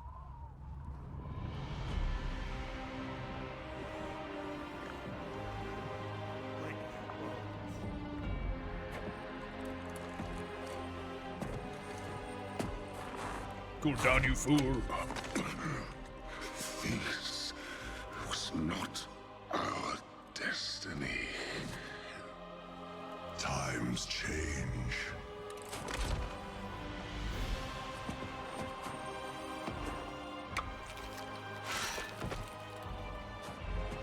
Fucking Gore Howl is such a cool axe, man. Hell yeah.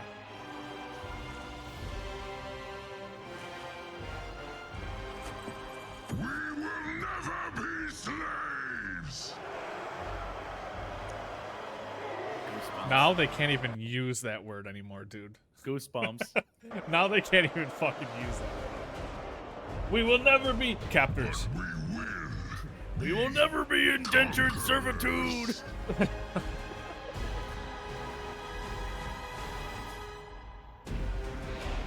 What an amazing cutscene that is, dude. Metal. Shame that DLC was like half baked and maybe like a 6.5 out of 10. It was just kind of whatever. Dude, that lives rent free in my fucking head all day, dude. Every time I want to leave work, that's all.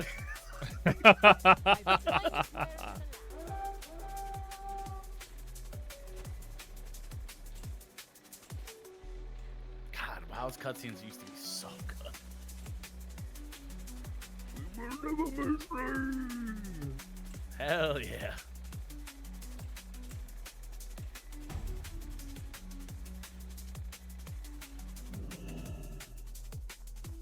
Man, I wish the Alliance had the same hiding spot that the Horde has for like the last AV boss. Oh. Like they just hide behind that wall and you can't even target them at all, or else you pull everything in the room. It's crazy. For us, it's just like sit in this corner and hope they don't all peek you and kill you. All right, we got this, guys, right? Right. Stop defending and come south. Dude, just walk past the enemy team, dumbass. Stay out of the throne room. Oh, he's big mad. People are leaving left and right. Yeah. We didn't win immediately. Everybody's out.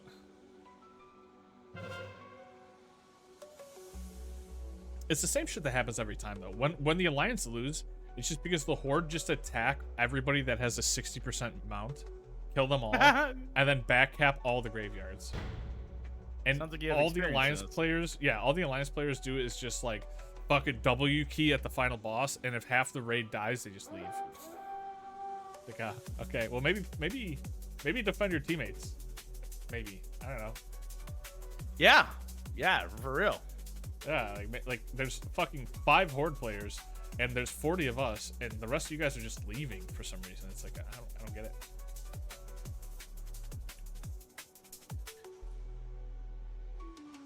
Dude, so I'm in Stockades right now, just like testing out like mob damage or mob XP.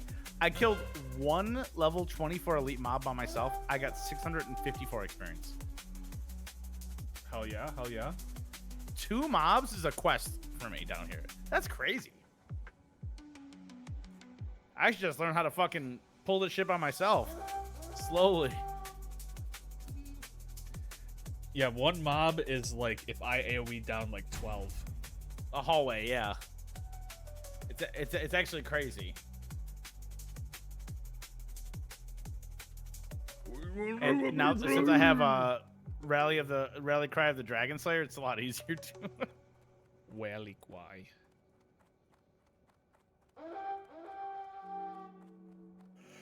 Ooh, they coming. Ooh, they coming. God bless you, my child. My schools, my schools. I was sitting in this corner trying to find like a texture I could jump on so I can get in a really weird position. It just doesn't seem to exist. We will never return. Bro, it's so good. And then 2024 cutscene. I just can't do it anymore. It's not who I am. Bro. It's just not who I am anymore. Ah! That's the old me. True.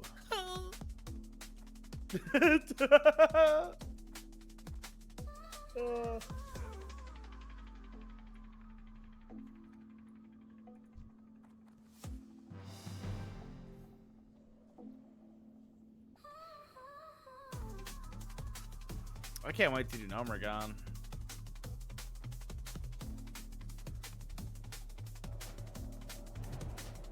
I can't pass that yet. I need to get closer.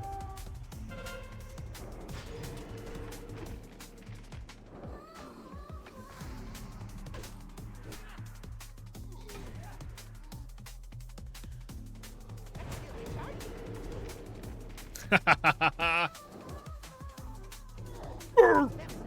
We will never be slaves! Oh, fuck. Fucking Alliance, dude. Little fucking gnome with 2,000 health just running in the middle of all. Please.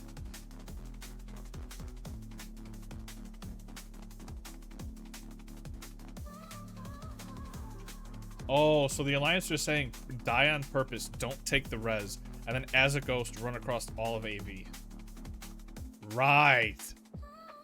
Right. Now I get it. That makes 0 sense.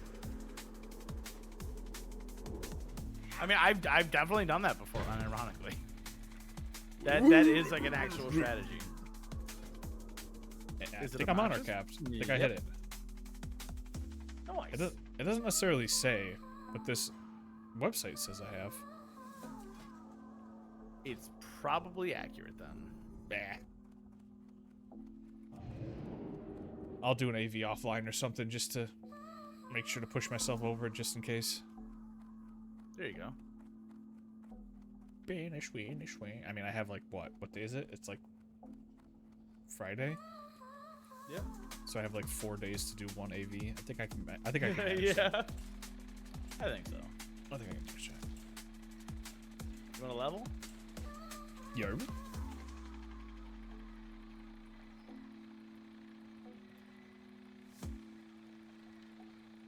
Master Sargento.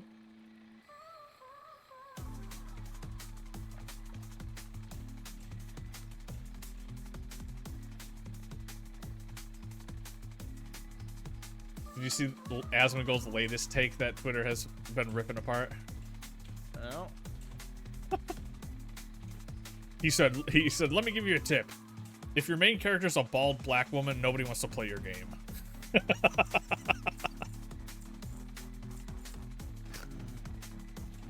And everybody was just fucking losing it. No! Oh boy. Don't say it. No.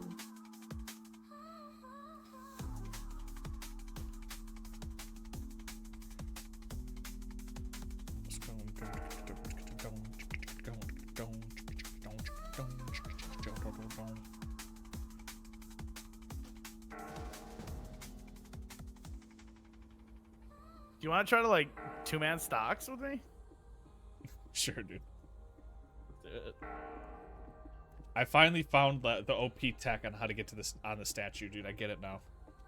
The guy that was giving us advice gave us bunk ass advice. For what? I VoD reviewed how to get on the statue. Can I help you?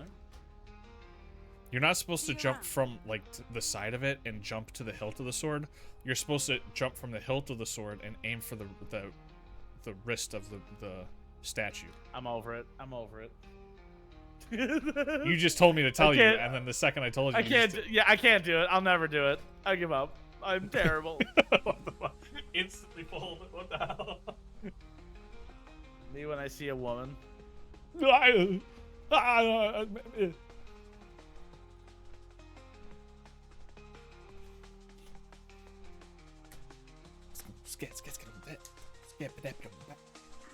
skill up, or did I forget to skill up? I did not skill up.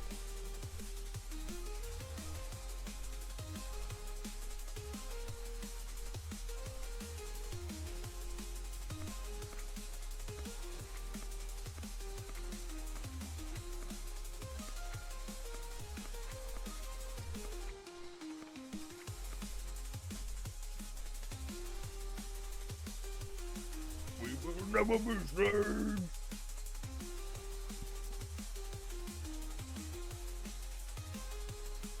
So we're 14 levels away from both dual spec and amount.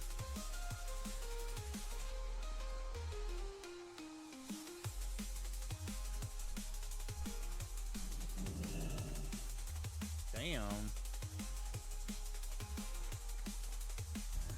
Have you ever seen that movie Waterworld? Never heard of it. It's like an it's like a post-apocalyptic setting world, and like the whole world has just been like flooded, and everyone lives on like floating colonies, and it's like, you know, water is like the biggest commodity, but also the biggest like resource to get, because there's no clean water. It's all just salt water, and everyone, yeah, it's actually a really cool movie. It's a cool concept. Yeah, and there's like a twist to it as well. Like there's some twists and turns to it.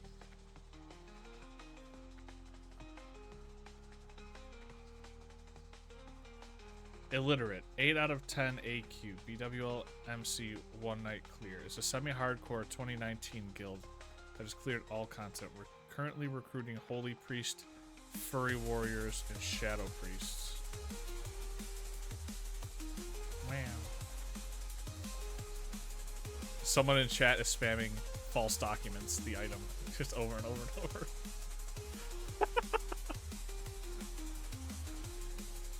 Greetings. For the Alliance.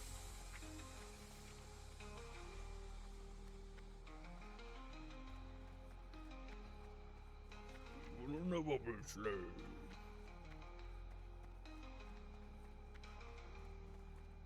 Seal of Righteousness, Blessing of Salvation, Ret Aura. I'm heading over to you now. Flash of Light 2.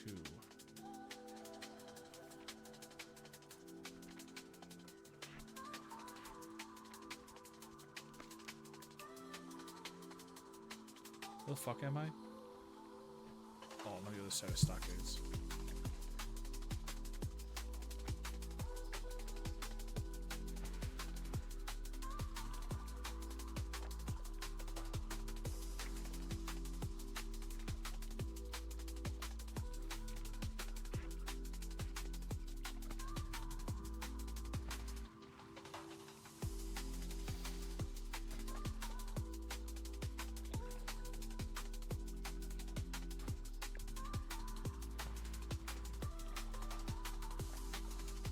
I like the new AI slur clanker.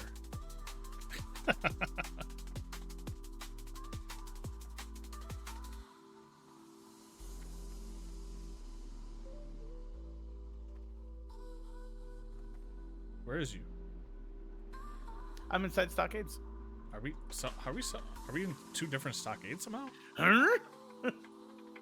Let me zone out and zone back in. What the fuck? Oh yeah, maybe because you invited me to a party. Are you in here? Hello. I keep walking in and out. Oh, there you are. Oh!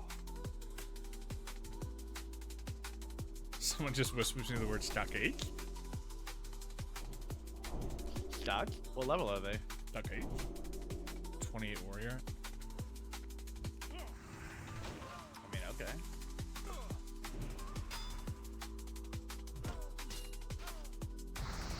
Oh, right.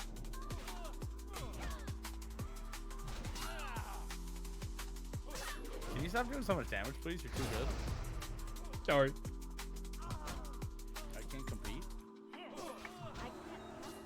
Dude, I got 300 experience in that. This is crazy how the experience system works in this game. 600 by yourself. The half with 2 people. Like, damn. Less than half with 2 people. Oh, Yeah. well, that one was 3 and 30. Yeah, that was pretty good, actually. I'm so afraid of these doors. We got to keep it. Oh. Maybe if I give. Do you want me to have Salvation on and you have Fury on? If you're worried about dying. No, I just didn't know how you wanted to do this. I'm not like self-conscious that I can't hold enough thread or anything. That's not exactly what I was saying, but I can see how you took it that way. I'm definitely not self-conscious. I don't even care, really, like, if I'm being honest. Yeah, like, it never really mattered at all. I didn't think about it every night.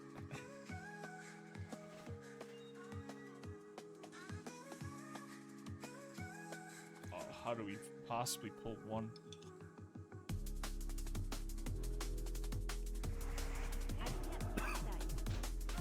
I guess like that. or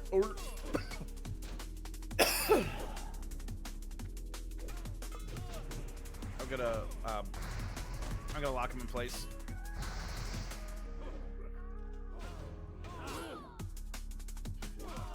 Yeah, we could easily do 3 packs at a time. If you were just casually right-clicking and then healing me occasionally, I think we're totally fine. If I was more cautious with my mana on a 3-pull, and we both had full mana for it, I think we'd be fine.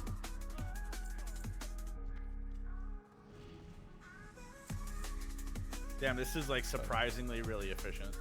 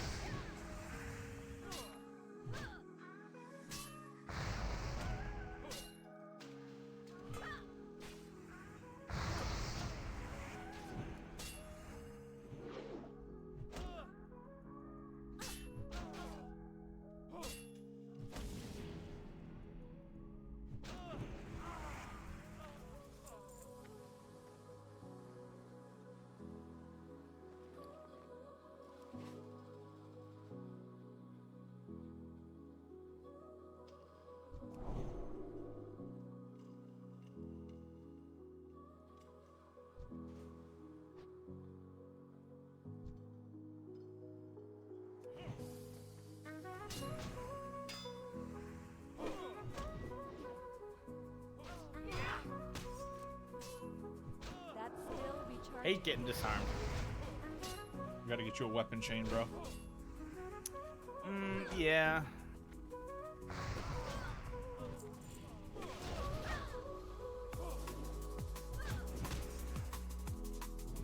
Mother. Yeah.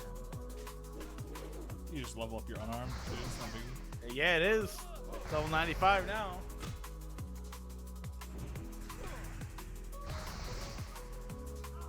Damn it.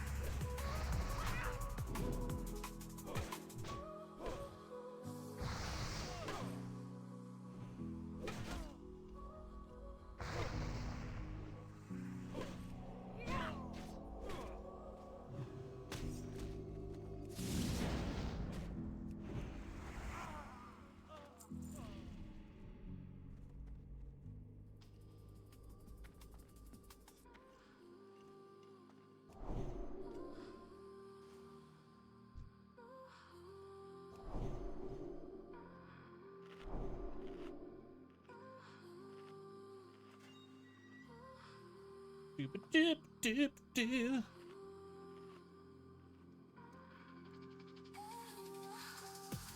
I wonder how we're gonna fare against the boss. Oh, yeah. Ooh. We shall see.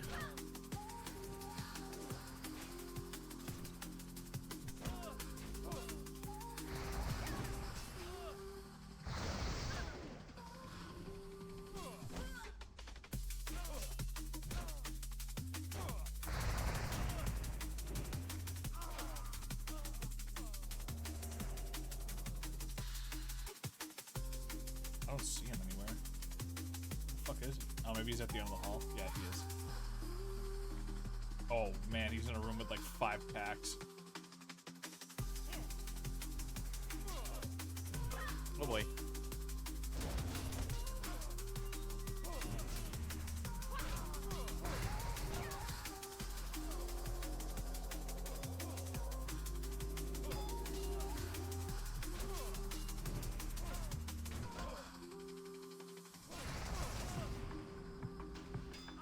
I'm gonna seal justice this next guy. What did you say? Oh, I said I'm gonna seal justice this next guy so he doesn't run.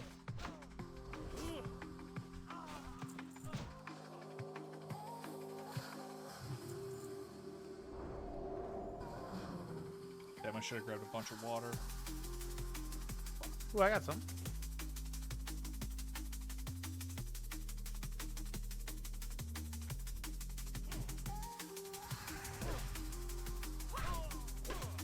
Shitty. Thanks, dude.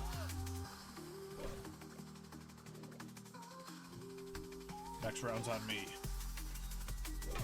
Bro, you're good.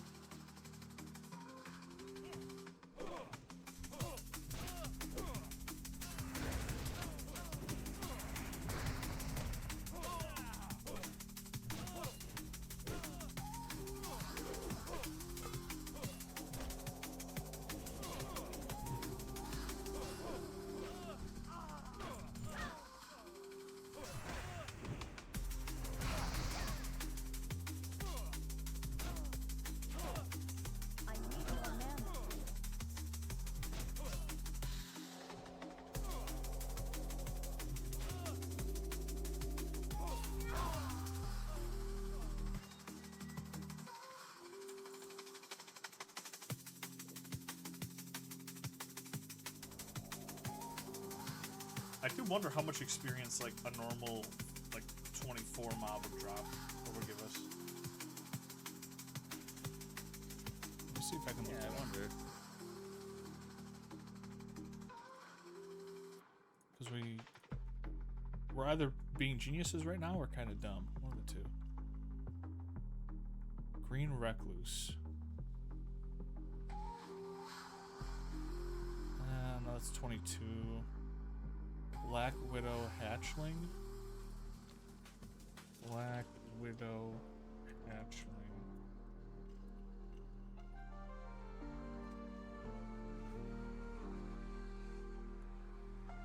Nobody wrote down the experience? Come on, man. Come on, you fucking nerds. How do you not write this down?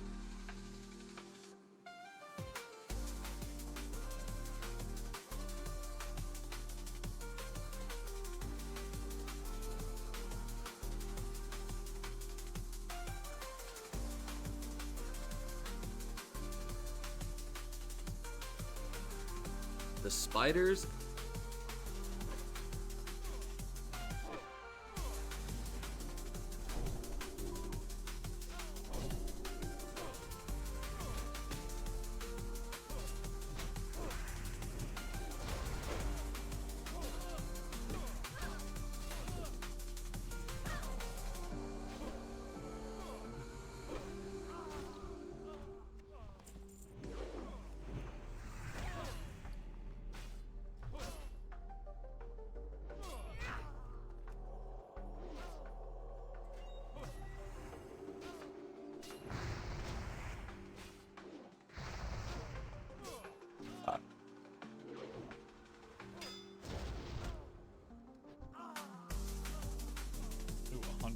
piss off that guy.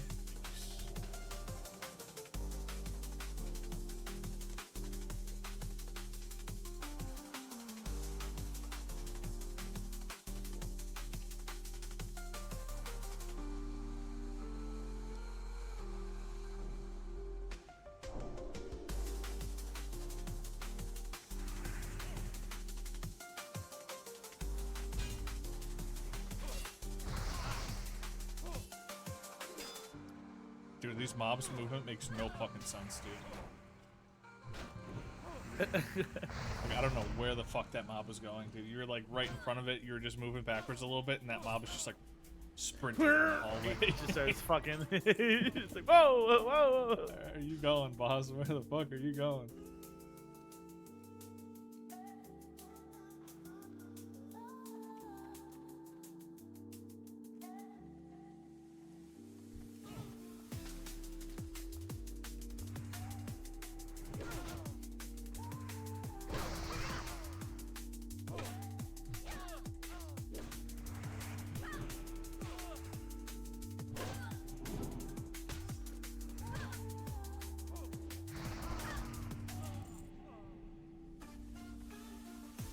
You know what's like a culinary endeavor that like is almost like scary to me? What's is that? like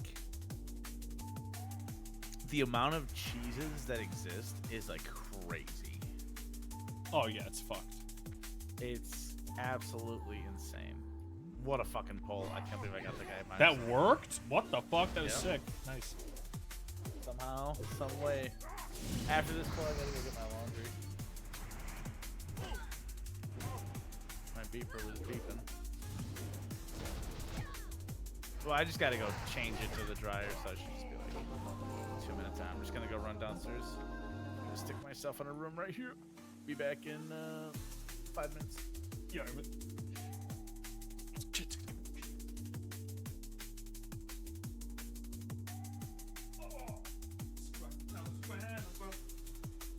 Gotta stretch my bones. Gotta get up and stretch my bones, dude.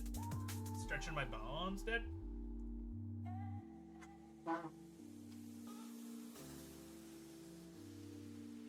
I just want to spend one day where my sinuses don't feel like there's a little bit of cement in them. That's all.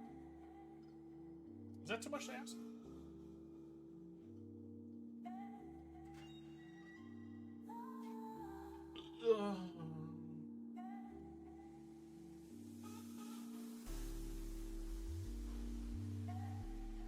Is that too much for a motherfucker to ask? Sheesh. Speedrun a melee game, dude?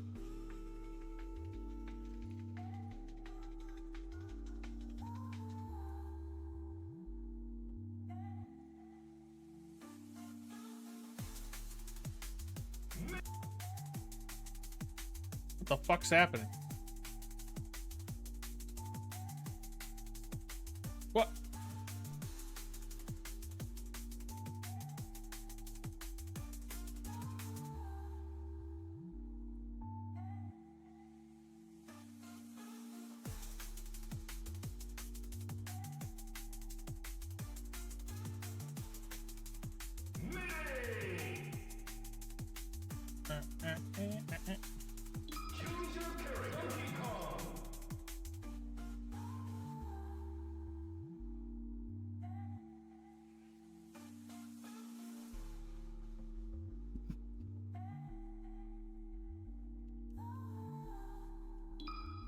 Versus Fox. Ready? Go!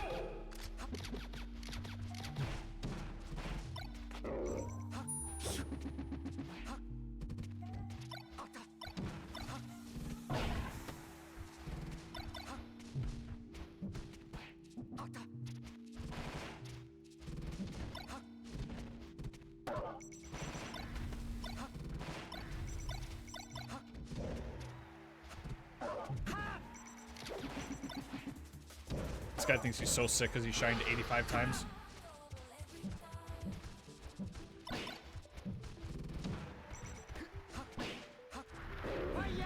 That missed?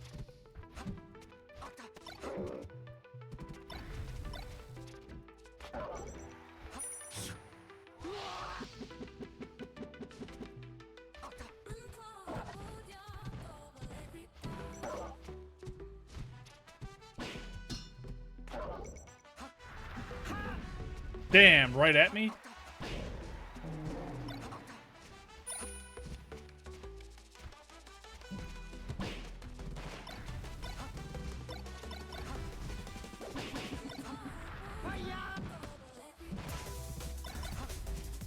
Shine, shine, shine, shine, shine, shine, shine. Shine, shine, shine. Shine, shine, shine, shine, shine, shine. Shine, shine, shine, shine, shine, shine.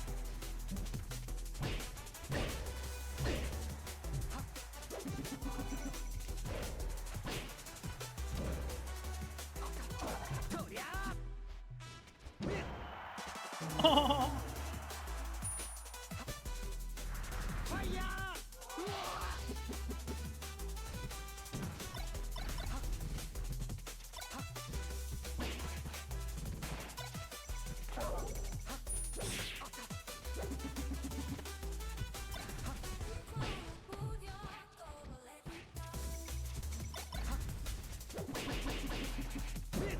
Oh, dude, I shined him like fucking 85 times, dude. It was so sick.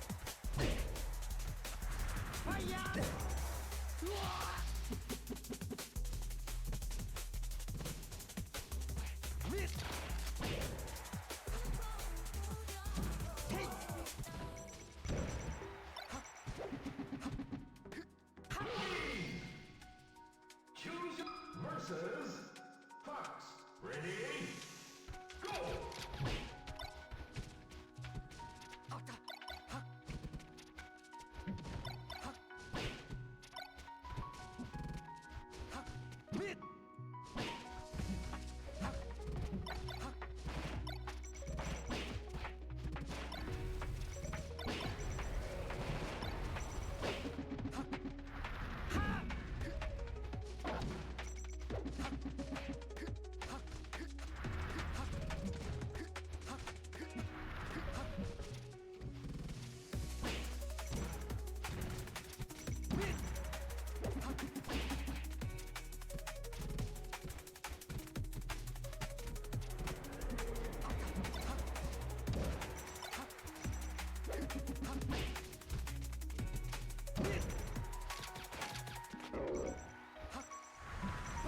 'Oh, it's just outside the reach, dude. Oh, that sucks.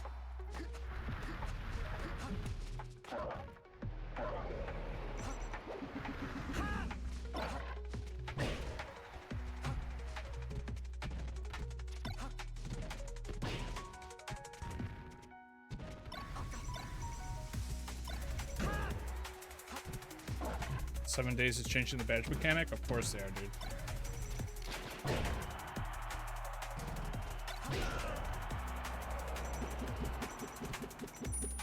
Now it's an item you craft and equip.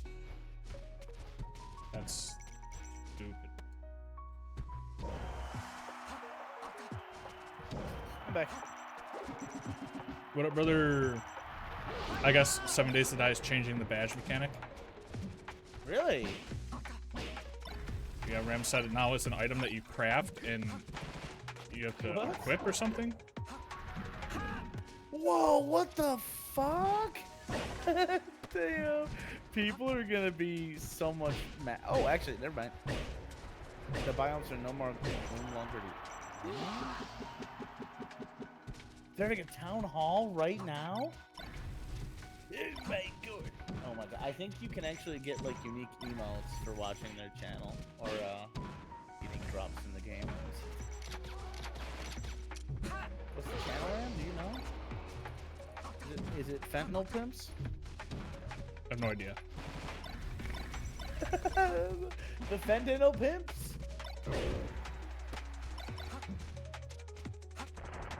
Oh yeah, it's just go to 7 Days to Die. It's the first channel on Twitch. 7,000 people watching right now. Holy shit, the comments are already crazy. Everyone fucking I've seen the word smoothie 10 times already.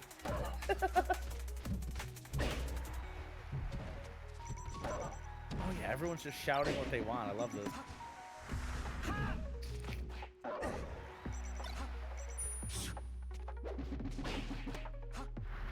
I was right. You can get your pimp hat for watching their channel right now.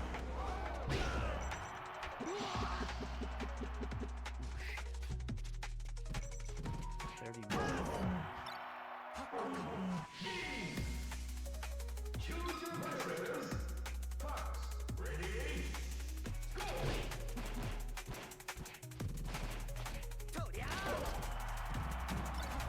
shit, they just rolled it back, dude. Are you listening? No. The guy literally just said, yeah, we're gonna roll back to the old clothing system. Damn, they folded. No, dude. Yeah, they folded.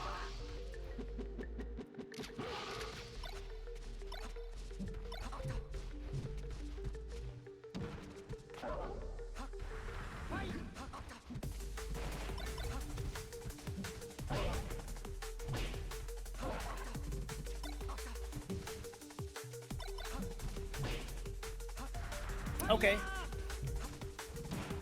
They're saying they're just gonna add more options. More options are good.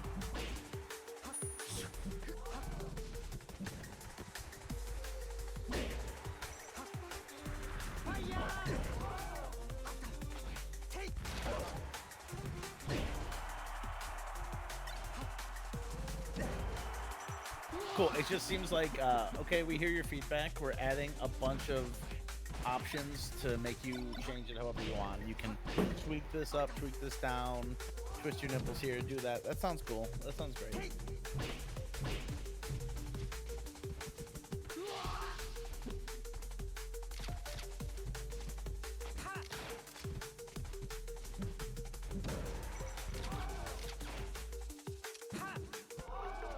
Oh, shit. Dude, they're showing like the concept art for the bandits. They're all like Native American themed. That's sick. Because the game's in Arizona, so it's like all like native bandit tribes. It's fucking cool. What do you think about that? The theme? Yeah, it's pretty cool, huh? Yeah, I'm not against it at all. I just feel like you don't see a lot of like native anything in any game. It's just not a very popular topic, you know? Well, ever since people had like the whole like Redskins debate. Ooh. Yeah, I mean, it's a different time though, you know? Trump's in office. Let's make a Native American game. Yeah. It came out wrong.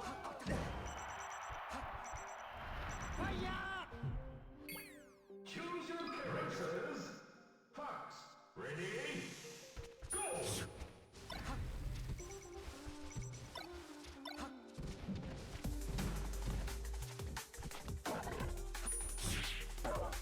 Wow, dude, that's crazy. They're like folding on the fantasy aspect. They're like, oh yeah, we're gonna dial back. Like these guys aren't as fantasy. We heard your because like people were mad about the Yetis, I guess. Like what? That was too fantasy for a zombie game? Yetis? Bro, I don't know about all that, man. That's crazy. Like, what is this fan base?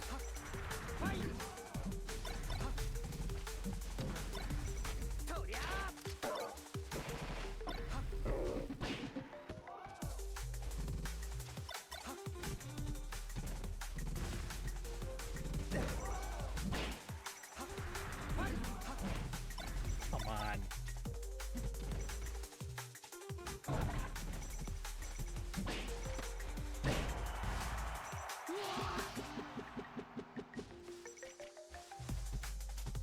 That's my Reddit post? What is? I'm confused.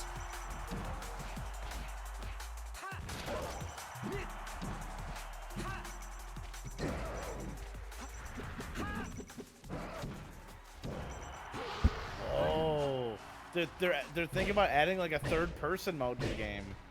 Yeah, they wanted to add it because people were complaining that there was no...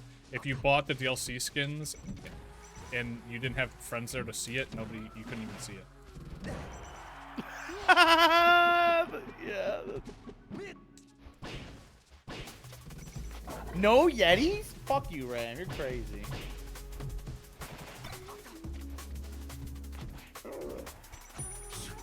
Dude, the third person looks good. Yeah, you better be joking. Man, this looks great.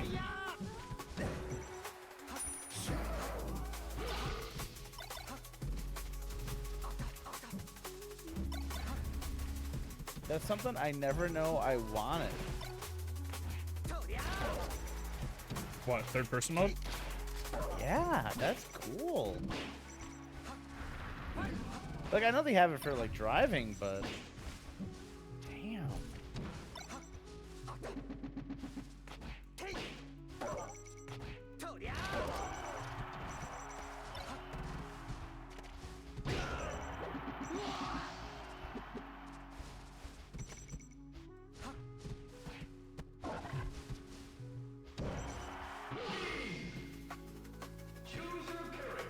Whoa, what the fuck, dude? They're gonna do makeup, hair, and beard customization too?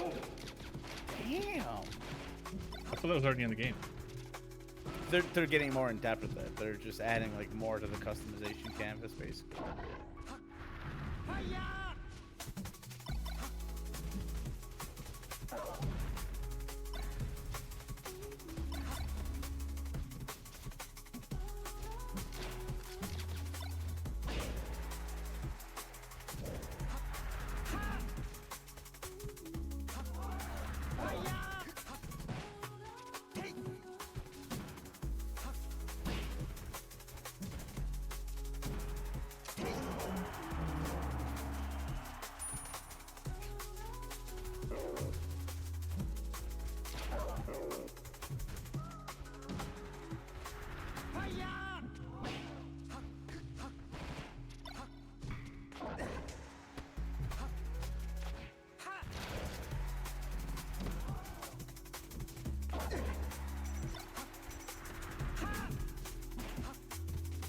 This guy in the chat. Dude, so many people are all capsing, bring back jars. We want jars. Oh, yeah. Bring back strippers, jars and strippers, jars. Oh my god, dude, jars and strippers. Yes, dude. Because they took the stripper zombies out. I don't even remember them, to be honest. They were just like slutty zombies. Isn't that like... I don't know. Maybe I never saw it. You just Google it. Was it like super risque or anything?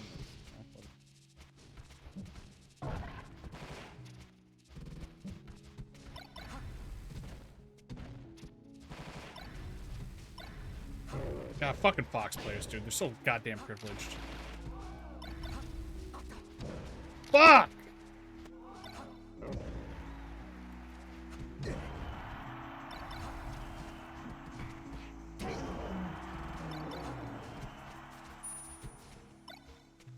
Ooh, more weapons. They're talking about more weapons. Damn, they're going deep in the placation. Yes. They have to. They kind of have to. It's crazy. We thought the game was good. Everyone disagrees with us. Everybody does. It's like, damn, dude. Ooh, unique legendary weapons? No. No.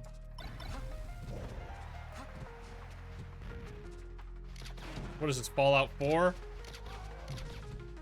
They did that in like Fallout 3 and Fallout New Vegas as well. Like there was like a weapon, like the Lincoln repeater, you know, it was like the repeater rifle but better. There was always like a rare weapon of, but that's not what they're doing. It's like, this is like late game. They want a chance for like unique weapons. So you just have like a better chance. I don't know, just like more.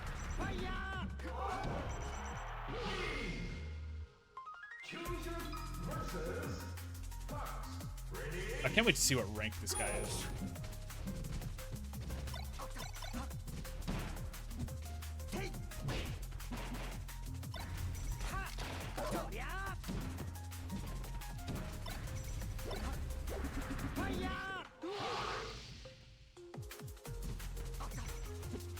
Can you help me?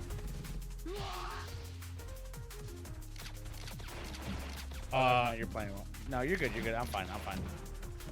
I will make moves.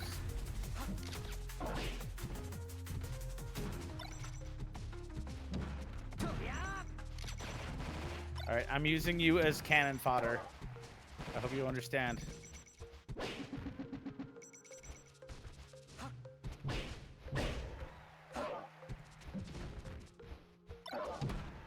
Damn, I'm a fucking genius, actually. That's crazy.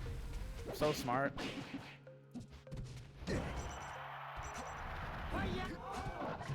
It's the Help! raptor, Help! Help! Help! it's the raptor situation all over again. Oh my, dude, they're back spawning. They're back spawning. Bro, I almost killed 2 of them by myself. That was crazy. Health warning. One was. My add-ons is yelling at me. Health warning.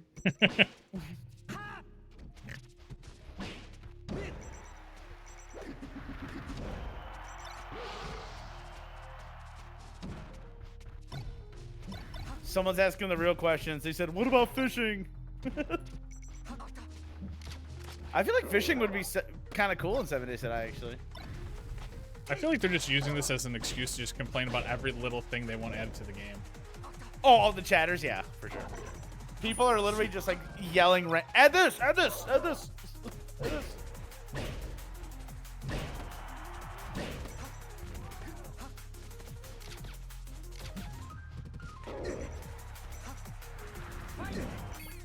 Choose your character.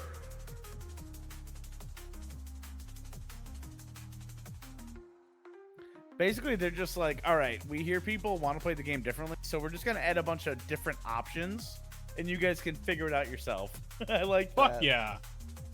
That's what I'm talking about, dude. Yeah, no, for sure. They're like, yeah, now you can customize the damage settings. You can tweak stuff here, you know, like, You know great. what? You want all this random bullshit that you guys used to complain about? Fuck it. We're throwing Here. it all Yeah. in the game, and you fuckers Yeah, can decide, dude.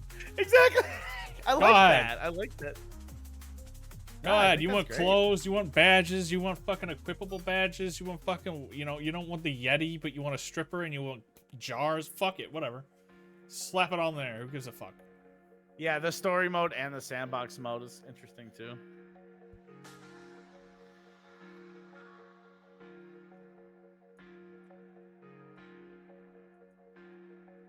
I'll watch it when it's all clipped up and dissected. Oh yeah, that's the best way. I don't care to watch a stream. I'm just watching it so I can get my pimp hat. Hey, fair enough, bro. I'm not shitting on it. Yeah, if anything, just throw it on another monitor and mute. Get that free drop, bro.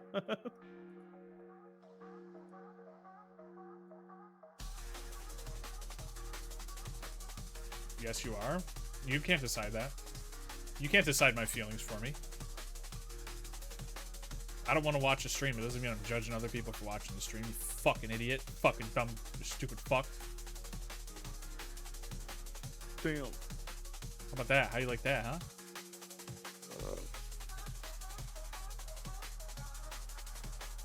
Oh yeah, also, what was that dude? Dude, chicken coops! They're eating chicken coops! So you can get endless feathers and eggs. Yes! Yes! Yeah, dude! Yes! Bro, I am losing my mind, man. This is crazy! Did you see Trump's dick in South Park? Nope.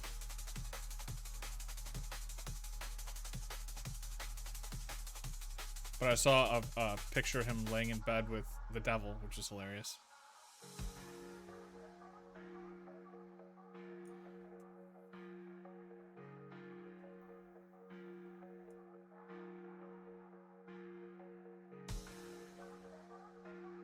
It's his legitimate penis.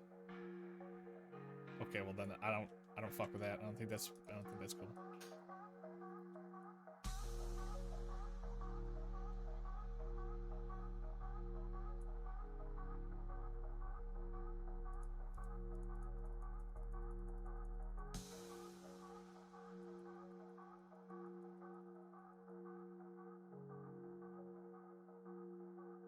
No. Well played, prisoner. Well played.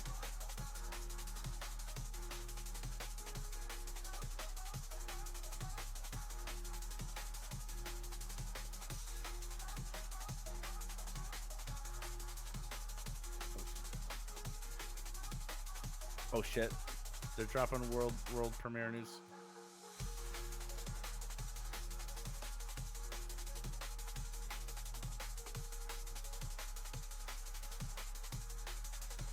New quest type?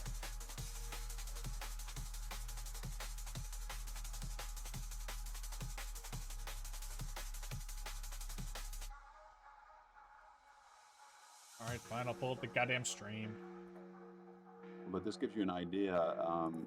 This is going to facilitate a much faster experience for destroying a building, and so what the fuck? This new quest they're adding, it's just called Explode a quest type. Building, and you have to find like the magic button, and you just like blow a building up, and it collapses. You hit a detonator, and who doesn't want to do that in a game with bandits? I mean, really.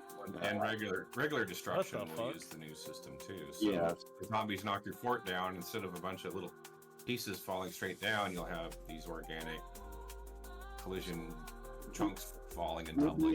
We'll be adding improved effects, debris meshes, improve how terrain is augmented when it falls. They're changing just like how the gravity of the blocks works.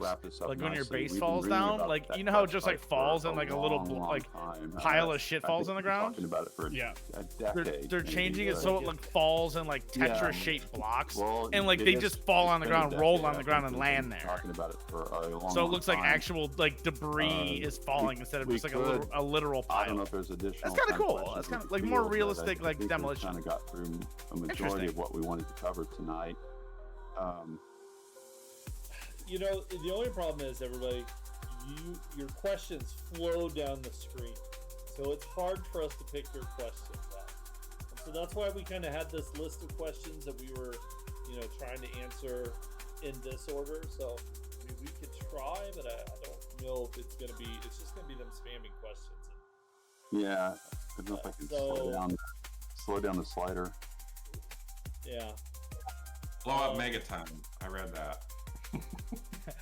It will be. Tenpenny Tower brought down only legit. It's not smoke and mirrors. It really happened. Hell yeah. You can't do that in Fallout. These guys are like, I'm looking at it. Their inspiration is like the Tenpenny Tower, like Fallout 3, blowing it up. Megaton. That's kind of cool. I still think we, Yeah, I'm like, watching. yeah, we want you to be able to like blow up see on that buildings. I've always wanted that, but Just new weapons. Somebody said that. So part of that, legendary could be, augmented, consist other weapons with new skins, but it could mean a new model and a super weapon like a flamethrower. We could go there. We'd like to go there with sort of, different weapons too. That'd be sweet. New okay. weapons, bro. Well, I think this is probably. I think the weapon where types we are a should little stale. stop, They definitely because could I use don't variety. Think, I just don't think we're getting. Actually, hold on. I did see one. Steam Workshop. Because I saw someone saying something about it earlier. We told you a while back that we're doing that. That is in the plan. Hey, yes, we have a staff member. Many of us love mods, support mods, have done so much work to make sure mod support is working no matter what we do. That's part of our DNA. Okay. We're not against the modders. We're with the modders. We're for them. Just so you all know, we can't do everything that we want, but sometimes they can, and that's good. Yeah, we have a roadmap that we are focused on. So I mean, it's good if they can add in different things, but the bandits y'all keep bringing up, we are working towards them, as we said just a minute ago, and that's where we're going to try to stay focused on that as best as we can. are, just so you know, when we're reacting to feedback and we're changing our production plan, we are effectively delaying bandits, just so you know. So when you request a lot of stuff and you come in numbers and you ask for it, and we say, all right, we're listening, we're going to do this, that costs us time. So but if you want storms to be better, you want progression to be better, then we're gonna commit that time to it, and we're gonna do our best to try to deliver bandits as well, but it will impact some of our staff. Yeah. And bandits, we just really want to get right, so that's why it's just taking a little bit, because we have a lot of ambitious. I respect devs that will like just delay their shit to make sure it's good. There. I hate when And people as rush we stuff said earlier, out. Man, that what sucks. is it? 13 different ones. It's crazy. So I'm going to spoil something a little bit right now. Oh crap! But don't worry, if you've been paying attention to the shirt I'm wearing, these shirts, a limited edition, will be coming to our merch store soon. This is the Mo Power shirt. It's got logos on the back, the sleeve. There's a hat too. And I'm going to spoil one other thing. The hat and shirt version, the almost exact version, are going to be Twitch drops in the game coming up soon. So, Lathan, you don't have to worry. I spoiled soon. Yeah. As well as some of the other in-game brands that y'all love. So, Working Stiff, Tools, Gas and Gas. I can't remember what else. What else we do? Okay, well, I think that's it, everybody. I hope everybody enjoyed this. I hope you heard at least some answers you liked. And yeah, let's. Hopefully, everybody got their hats too. Stay tuned. Optimization. Some of these It's the features first thing will I be see in coming all in words. fairly soon. Patches, and some will be. We'll be sprinkling patches that propagate a lot of the stuff we talked about between soon and as time permits. Uh-oh. Oh, and keep an eye out on our socials because I'm probably going to run a rerun of this. Because, we always have the time zone problem where because we do it at this time, Europeans don't get to, be a part of this and they miss out on the hat. And we feel bad about that. We want everybody to be able to get the pimp hat. So we're probably gonna sometime this weekend. I'm gonna run it during the day. We'll definitely announce it before. So yeah, thanks everybody. Please stick around for just a minute. We're gonna raid out to someone, but I hope, like I said, I hope everybody got the answers they wanted. And we'll. Thank you all. We'll see you next time. Everybody. Thanks everybody. Bye.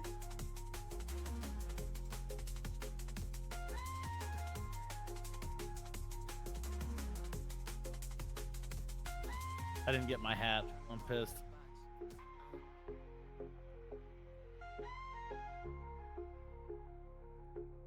Oh, Jesus Christ. Fuba_Prime saw the cage to the Geary Open and has entered with 6,439 raiders. Hello, and welcome on into the stream, everybody. It's good to see you, This girl and got welcome raided on with in. 7K people, and the first thing she did was hit the fucking hit an ad, hit a block of ads. That's so funny.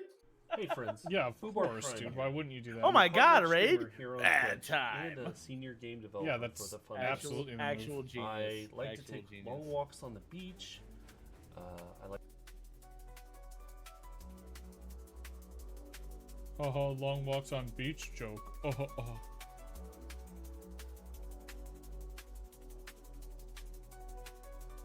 That's the meta, dude.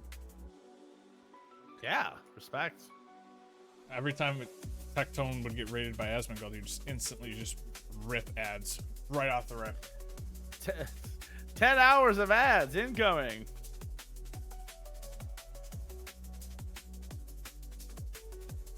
Yeah, why not, dude? It's just like free money.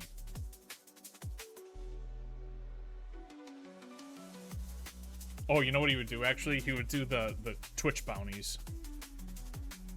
Oh, right. That's the fucking. I'm not gonna lie, man. I used to think Tectone was like the most obnoxious person in the fucking world. Oh, he still is. Yeah. He only I feel like yells. he's grown on me a little bit, but yeah, I think that's the thing I don't like is that he's very loud. I feel like when he was on Steak and Eggs, it was like, holy shit, I can't even watch this. Well, to be fair, that guy was rough. I agree.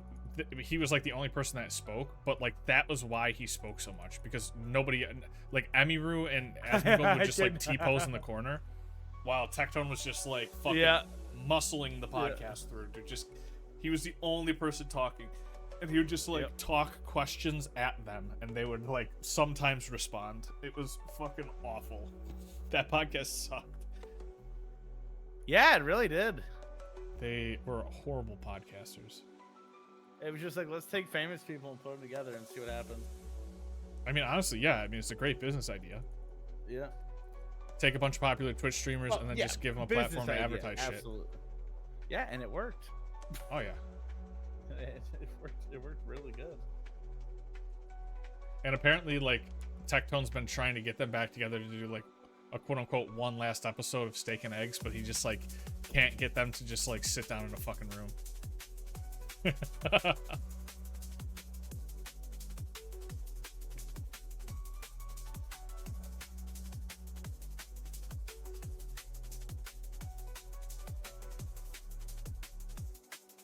Wonder why that is. Because I think they both like probably just fucking hated doing the podcast. That's probably why they were just so low effort the entire time. They just both probably didn't want to be there. Yeah, it makes sense.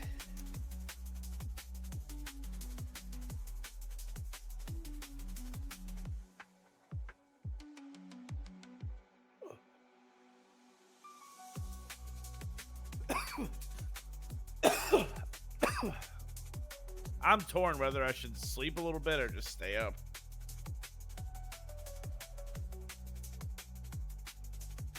I got no idea. I don't think there's a right answer. I think whatever your body's telling you to do is the right answer. Like, I'm not really tired now.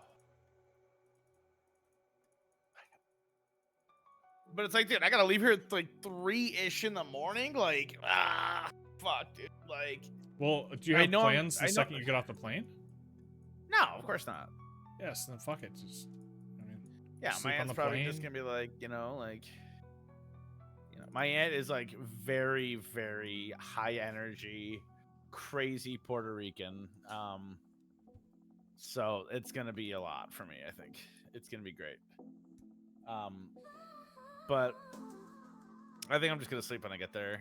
Just take a little nap or something. All right, we're emptying here.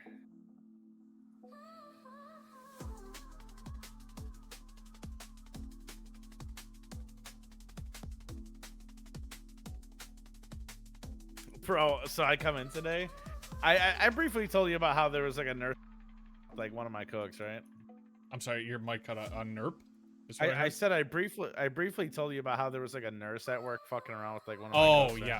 yes. Dude, she got fired today. Well, she had that coming, to be honest. Yeah, she sure did, dude. Dude, like, she was fucking failing med passes, dude, because she was distracted. It's like, get the fuck out of here, man. Like, that's crazy.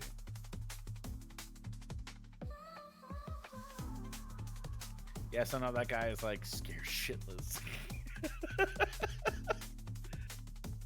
It's funny because he thinks it's like his fault. It is, but it's like, dude. I mean, no, it's her fault. It's her fault. She's an adult. Like, she has her own job to do. Like, yeah, obviously he was distracting her, but like dude, she's like 60 plus years old.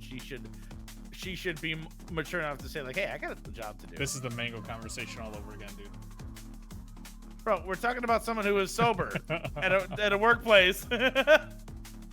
Look, pussy's a hell of a drug, okay? Hey. Amen. See, that's all it took. I got you on my side now. Hey, good point. Hey, yeah, you made a good point. I see you.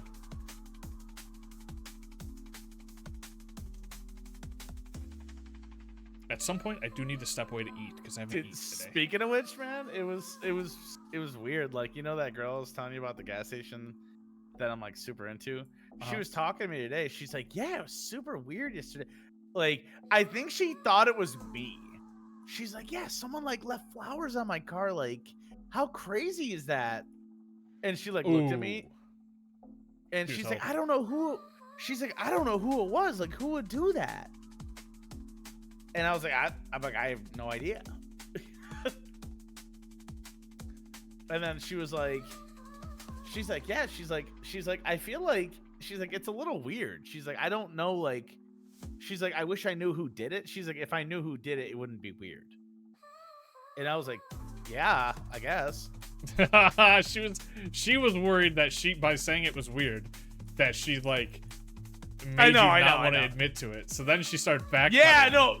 Yeah, she course corrected really quick. She's like, yeah, I just like kind of wish I knew who did it. Like, Yeah, because like if I knew who did it, it Because- would definitely not be weird anymore, for sure. Absolutely. yeah, not. because like the one of the first things she said was, she's like, yeah, I told my best friend about it, and they said that like, she's like, oh my god, that person should be struck by lightning. And then she's like, well, I mean, like, it wasn't that weird, but like, I wish I just knew who did it. You know, it was like, yeah, like, okay, like, it wasn't me though. Like, it really wasn't me. Yeah, Like, I know. That's what, and like, I was just like, oh yeah, well, I'm like, cool. I hope he's not a creep. And then like, she was just like, yeah, and like, she could tell she made it weird because she did. It was super awkward and like uncomfortable. I think she was hoping it was you, and when she started Sure- to see the sure, signs but, that it like- clearly wasn't you, she was like, "Oh, I kind of committed a little too hard here." Yeah, no, for sure, because she like committed onto a bad line, like Yeah, it was yeah. a bad thing, period. So like, no matter what, I wouldn't have admitted it was me at that point. So I think she knew. She was like, I fucked this like she failed the charisma check, you know, like Yeah. there hit was the like a bad dialogue 60% option, dude, chance, now she's like, and she hit the wrong one. Yeah. Yeah, she's not the most charismatic. She's like a super like ditzy, like, hey, you know, like one of those kind of girls. Like, I'm a fan. I fuck with that. no, yeah, she's cool. She's very bubbly, as Ram would say. Yeah, I don't know, love it's an crazy, airhead, dude. Airheads are great. Yeah, dude, it's crazy. They live that good life, dude. They just live in like fucking La La Land constantly. They don't have to. Yeah, That's the best. for sure, for sure.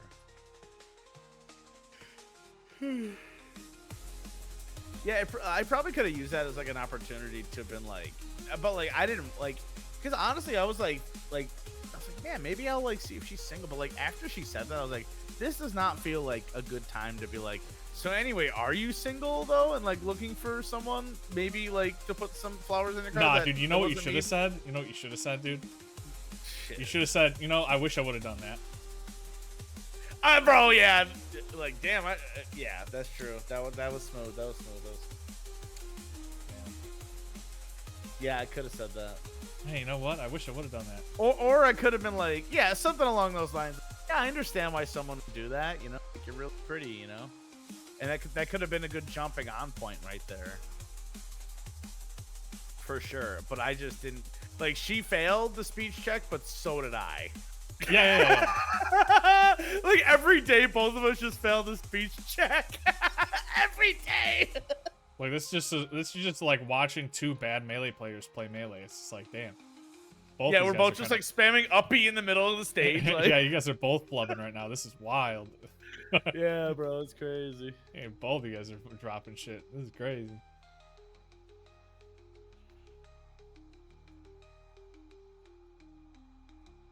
Yeah, I don't know.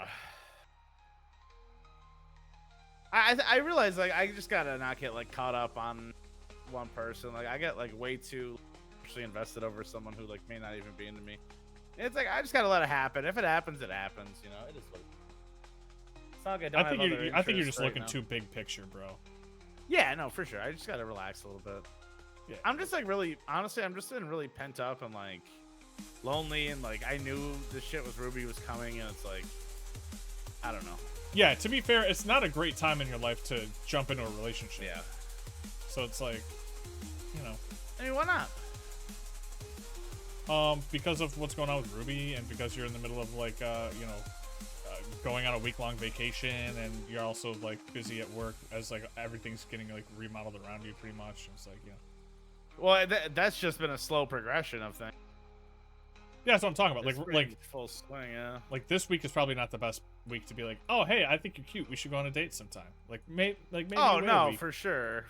Man, it would have been great to like have someone to text on vacation though. That would have been nice.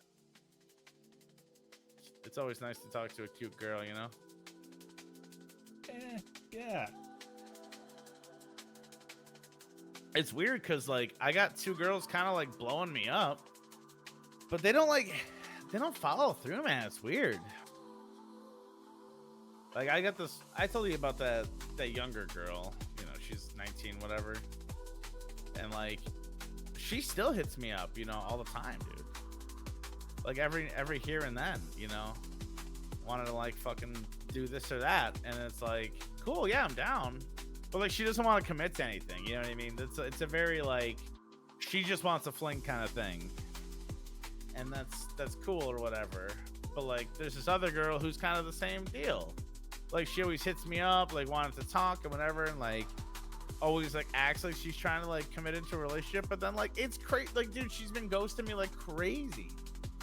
Like you should see her text messages over the past couple weeks. It's insane, bro. Like I messaged her, like she sent me this long ass message. Yada yada. I sent her a long message, and then I sent her like a pretty decent sized message.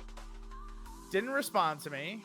The next day, I just sent her like, oh hey, you know, like, hey, I hope you're having like an amazing day. You know, like, I hope you can find some time to talk today.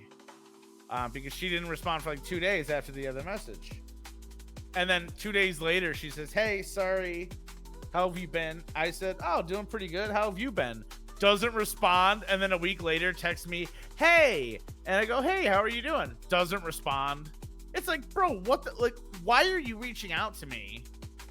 And then I reach out back, and then like instantly, probably within a couple minutes, and then she just goes silent on me. It's like, what the fuck is that, dude? You know what I mean? Yeah, that's the type of person I just don't interact with. I just like, all right, I don't go out of my way to interact with her now. But like, if she like messages me, like, hey, I'll be like, oh hey, you know, like I did today, like, oh hey, how you doing? Nah, that's how I start ignoring her messages at that point. Yeah, probably. Yeah, I probably should. Absolutely, dude. I if I get ghosted, like once is fine, twice is okay. But like if it's just a pattern, like every single time we text, it's just ghost. This has been a pattern for like years. Years we've been back and forth on this thing. That's a hard no for me. That's a pass. So, yeah, it's rough, man. And she's like dating somebody, and she like lives with them. And they're like apparently on the splits, but then like I go on Facebook and she's talking this and that about him and his kid. It's like, damn, okay, like what is this? What kind of fucked up game are you playing with me right now? You want your cake and you want to eat the whole damn thing too. I hate people like that, man. They want it all, and they want it now. That's a hard pass for me, brother. Yeah. It's gonna be a no for me, dog. I mean, honestly, like, I feel like you would actually really like this chick if she wasn't like, you know, like inconsistent with communication. Flaky. Like she's cute. She's really like into tech and video games. She's got big ass boobs. I hit all the boxes. But, you know, obviously, like, I'm not just like, oh, here, I'm done with this one here. I was just, you know, hypothetically speaking, I would like, hard pass on her. No, I'm just saying in, like, a different timeline, maybe if she was different. And yeah, if she was a completely different person and, like, in a that's what I'm saying. Situation. No, let's even go crazier. Let's say if there was a parallel universe. And we could jump into that and witness it from an outside perspective. And like every part of her personality was like different. Was like, just different than how it is now. Yeah. If she was a completely different person, then yeah. For sure. Anyway. I don't fuck with people that don't respect my time. Exactly. Well, I got those two girls, and then I got, you know, Liz giving me signals, and I'm just not fucking picking up on them. So I gotta figure it out, man. I gotta figure it out. Because my love situation. But that's the thing, though. Do you, bro? Like, do you need to figure it out? Yeah, no, dude. Like, yeah, I do. Yeah. You I'm not need saying to like I figure it told out? you It before, has like to be figured out. Eventually, yeah. Like I would love to just not feel conflicted. Is what I'm saying. I'm not saying like because I told you before, like I want to have more kids. I'm not saying I want to have kids right now, this second. But yeah, I'm looking to find like a more serious relationship in the near future. More power to you, brother. I'm looking to like get invested into somebody. You know, I'm sick of the fling thing, like year here, year there. I hate it, man. I'm done with it. But man, like this time around, I want to really like I want to take time before I move in with somebody. You know, like I want to at least date them for a year. I've figure- heard make this sure story it works. before. I know, but like this, like, man, I've been burned too many times. Like, like yeah, I'm sure you could, you know, like, you know, whatever, roll your eyes at me, but like, at least I'm trying to say I want to change. You know, More power to you. like if I exude like a behavior trait and it's a bad habit, like of course I want to try to change. Sure.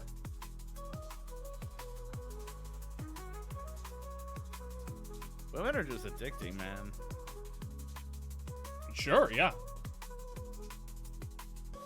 But like for me, it's like I feel like I've learned that the mystique of a woman is not seeing her all the time. You know, once you live with someone, it I feel like it changes the dynamic a little. Everything's about a healthy balance, man. Yeah. Too much water will kill you. Yeah, and I gotta find that balance.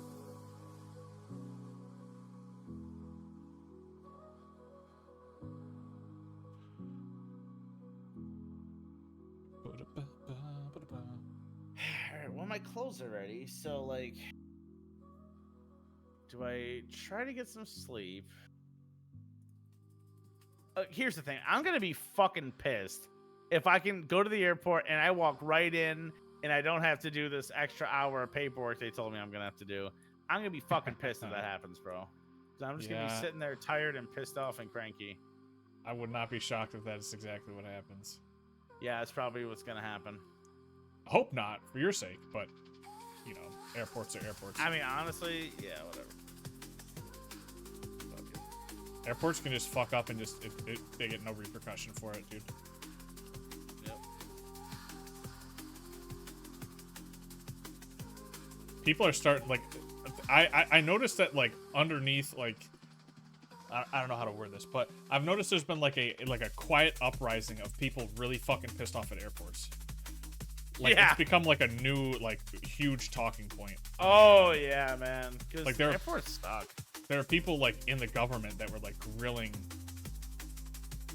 like, different companies for, like, their shit practices when it comes to treating... like, they just, like, yeah, it's trash, man. They, like, roll the fucking bags and shit. Well, it's not even just that. It's just, like, they just will cancel your fucking flight and then not refund anything or help you out at all. They'll just be like, oh, yeah, the weather fucked up. Your shit's delayed. We can get you another connecting flight at some point, but, like, everything else is going to be up to you. You're going to have to find a taxi, a hotel, a place to stay, blah, blah, blah, blah. Exactly. If you get, like, stranded in a layover, too, it's like, yeah, you're going to be stuck in this 3 days with no plans, no hotel, no hope. Like, dude, what? Tough luck, GG. Oh, well, we could give you a $50 voucher for the cafe. Whoa, I can get $50 off my $160 a night hotel? Whoa, I can get 4 cups of yogurt from the cafe. Cool. For $50. Yippee.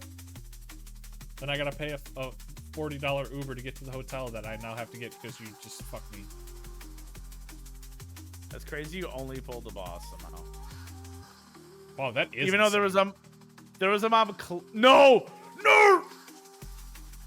Did you see me? I'm crazy at this game. You teleported I all popped over my screen. Dude, I got feared and I popped my bubble to break myself out of here. Let's kite him into this back room. Let's kite him into this room. Let's kite him in here. No.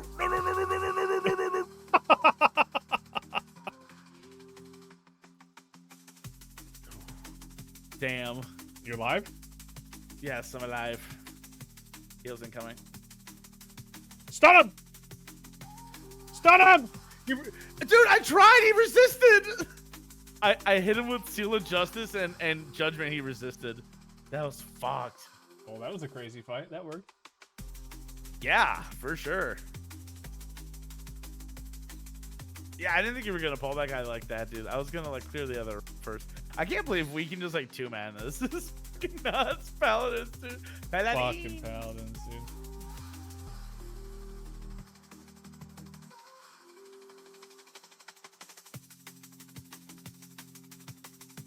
Yo, let me get that sweet, sweet Wizzy. Oh, wait, you're on a mana. Never mind.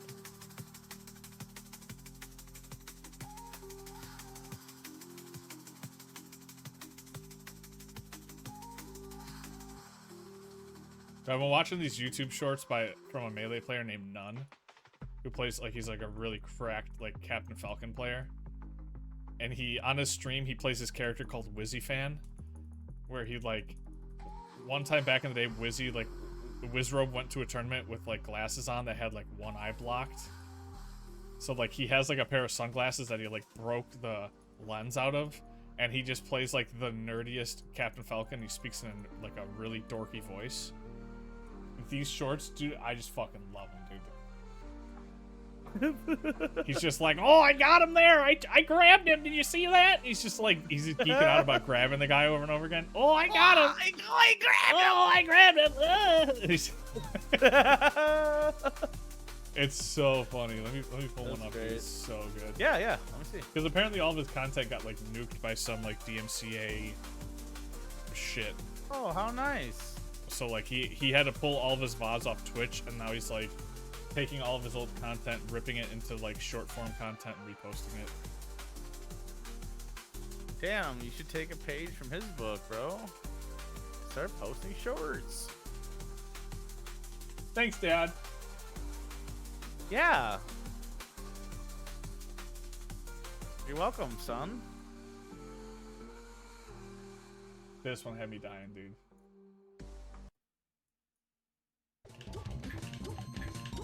You wish your dad gave you advice like that. Like, I'm convinced there has to be. What the fuck happened to the short I just pulled up?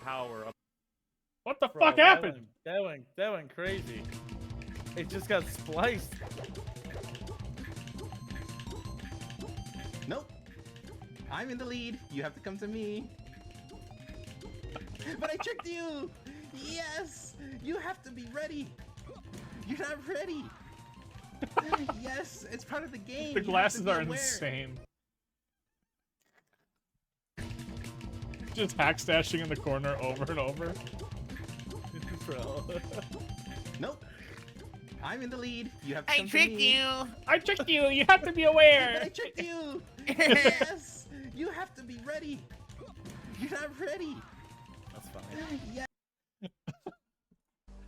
I love this guy. He's the best. Bullet?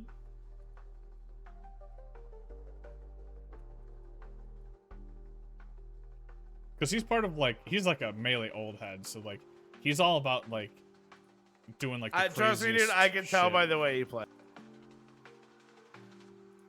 Like when people are moving like that, dude, that you know they have like stink aura around them automatically built in. He's the kind of player that like he will lose a tournament if it means like he like farms one clip of a cool combo at a tournament. Like he doesn't give a shit. Hey. He doesn't care at all. He'll do like just super dumb suboptimal bullshit because it's like fucking sick as shit. I respect Watch the me hell out of style on this guy. Yeah, he'll just style, and if he styles his way to a win, great. If he doesn't, who cares?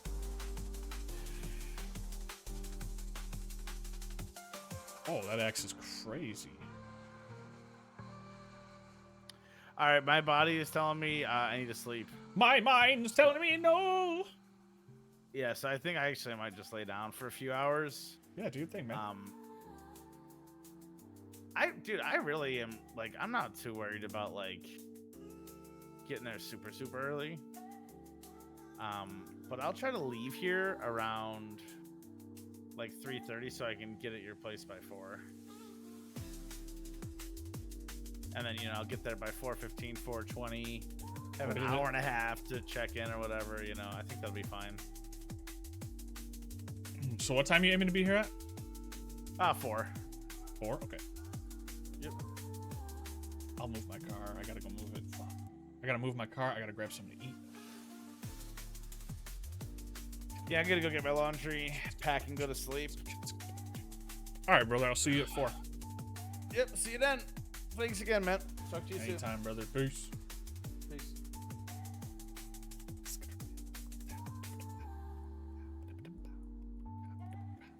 Is that a rogue with fucking Thunder Fury? Oh my god. He has it in his offhand.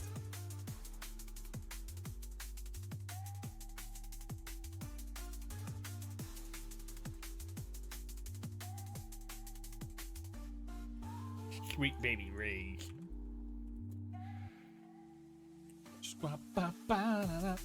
Okay, what do I put on the screen while I go be an adult for a bit?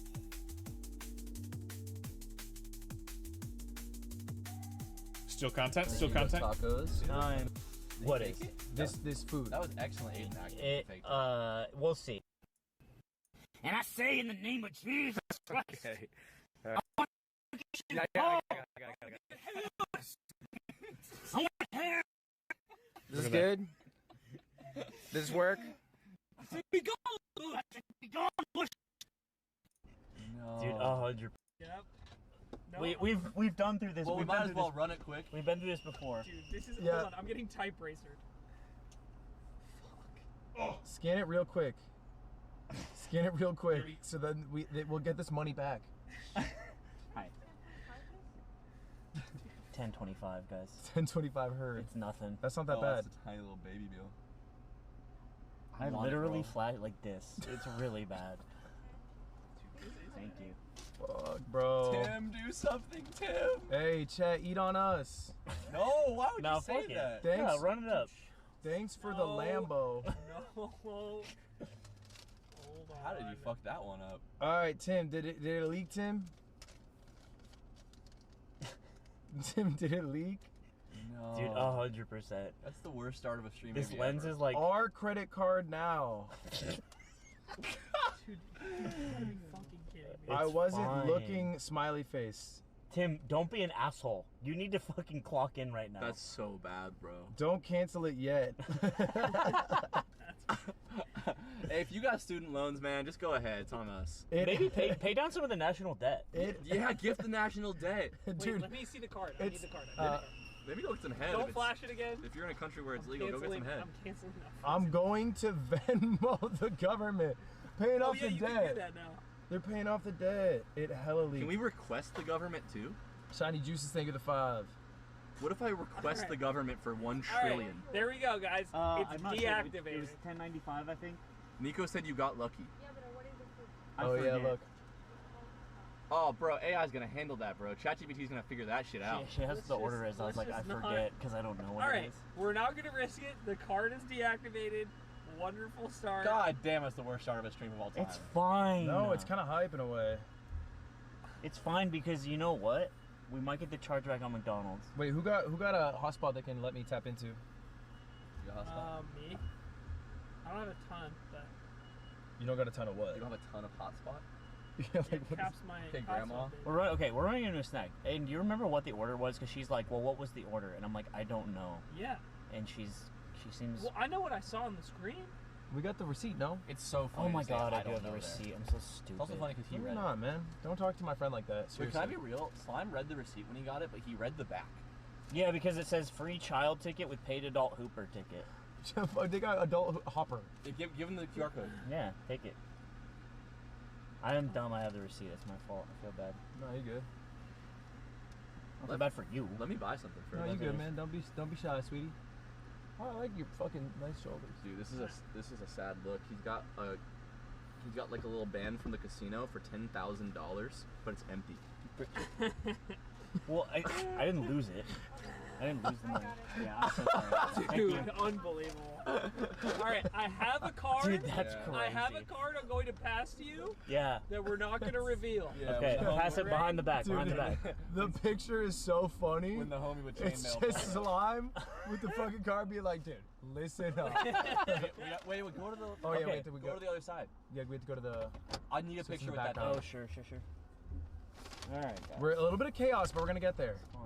Wait, this was it. Did you guys see the order? Did we reveal? No, we haven't revealed anything. Okay. We've only revealed a credit card number. I'm so hungry. I'm starving, I've gotten bro. much I'll tell you hungrier. what. I want something in this order. Whoa, wait. 5-0. Is that? No. I'm taking a long way. Never mind. Alright, that's fine. That's fine. Take the long way. While you take the long way, let's reveal. Alright, from McDonald's, we have, Tim, for your calorie count, let me tell you, a ranch snack wrap. Must have the ranch. Double cheeseburger, no pickle. Extra 2 regular meat. Damn, they got a 3x3 at McDonald's? Yes. That's what I got. Regular meat. God damn. You got Nothing regular- special about it. you got You're regular not gonna ass like meat? say it like proudly. Regular meat. Ooh, that combo's fast. All right, and that's it. That's the whole. That's the entire order. Is those two. That's easy. It's actually a pretty yummy Great order. seed. So does who wants it? I would love the chicken wrap. All right. I can't even lie to you. So I love those who things. wants burger? I'll take burger. I'm assuming people want this. I'm hungry. because Like, we're I'm early. hungry. They got 0 fries. They got 0 fries, What the fuck's 0 the point drink. of going to McDonald's? It is literally that, and that's everything for our round 1. So I mean, it's gonna be like. Not bad. It's not a lot of calories. Not bad. Maybe we should go in the fucking the parking lot. Yeah. This is a good seat. Actually, where's the best view? It's actually. It was right. I don't know. I wonder if. I don't want to walk too far. You know what I mean? Yeah, I see you. No, but it's good from here too. Park right there. Yeah, I'll back up. Looks pretty awesome from both sides, guys. It looks awesome, bro. They even have like a wave But mechanic. the wall, we're gonna miss the wall. Can we walk over there? Chat, I'm gonna try to go to my phone again. Please tell me how it is. I think it should be fixed, hopefully. And if it's not, fuck. Damn, this triple? This PS triple? How is it? How is it? How is it? How is it? What is he doing? It's good? Yay! All right, get out there.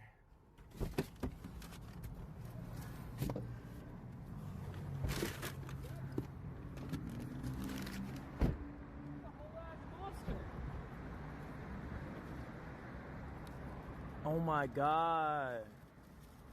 He'll make your whole world Jurassic. Alright, this is our triple. It looks awesome.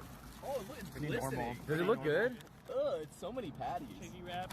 Wait, is that 4 patties or 3? 3. Because it's a McDouble with one more, I think. That's pretty good. That the snack wrap's back, Can by you the way. Can you get a picture of me from the other side? Huh? Yeah, you want to walk around? Yeah. Oh, by the way, when we go around the other side, I'll also show you our next restaurant. Oh my god, it's a C-7-Eleven, not to be confused with the land or air Wait, ones. So what happens if you pull up to somewhere and then like you see like 4 restaurants? You gotta go to all of them? Or should you be immune once you're inside of one waiting? Maybe there's like a fucking 5-minute buffer. I just saved your life. Oh my god, I just saved was your life. gonna fucking run into that shit. Do not hit him. I was gonna run into that shit. Let's go around. I was gonna fucking run into that shit full force. We're right here. This is the side you want, bro. Oh shit, Aiden! Fuck. Alright. Fuck, I needed Aiden.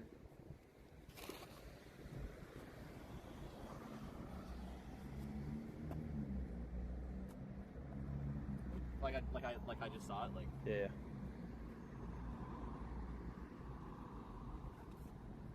You get it? Yeah, Aiden's just in the background. Is that chill? Get out of the picture, bro. Let him eat, bro. Alright. We got it. Alright.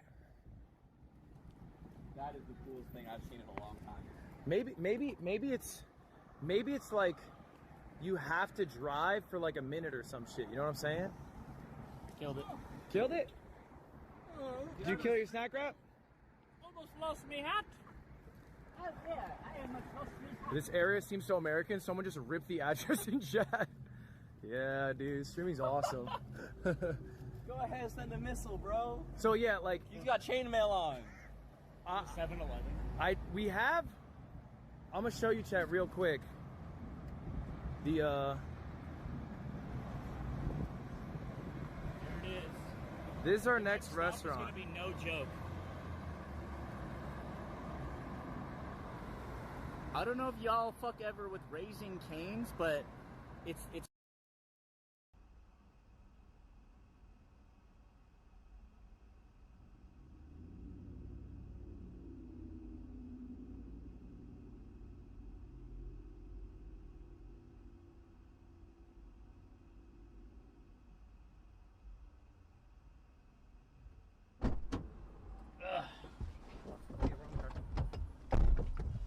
gonna get a lot harder. It gets harder. It's been so long since I've been to Cane's. It gets harder if you wait. Wait for what? I don't know. What's Aiden doing? Where the fuck did he go? Trash away. Wait, so Starbucks is behind us. Do we have to hit that? Well, we saw Cane's first, so Yeah. we go to Cane's, Yeah. and we can't see anything. We get out of the Cane's, and then we have to kind of play it after that. Yeah, I think we have blind eyes until we're out. Okay. We do know where Starbucks is, which is I don't think that's understand fine. because once we leave, the eyes are open again and we see it. But we just take a left and then we don't see it. But like we're consciously deciding to take a left, so it's also kind of We dumb. don't even know if that Starbucks is a drive-thru. That's your roguelike decision tree, no? It's like we know that there's a right that we could take for the Starbucks, or we take the left, which is a blind option. Sure. Well, oh my God! What? There's a mural of Shohei Ohtani-san. Turning around. Sorry. Ohtani-sama. Are we in like Mural City? Dude, we must be. Oh, look, it's Ohtani-sama. That's crazy. I need a picture in front of that shit, Nick. That looks like AI. No, it don't. Low key. Bro, that looks like a fucking beautiful artist's rendition of a beautiful man. Are we in the drive-thru? We're in the drive-thru. This is Kane's. This is stop number 2. All right, let me check out. What's our calorie count, Tim? Can you just message me? Not a lot. Wait. McDonald's is actually healthy for you. People don't realize that. Wait, that's true.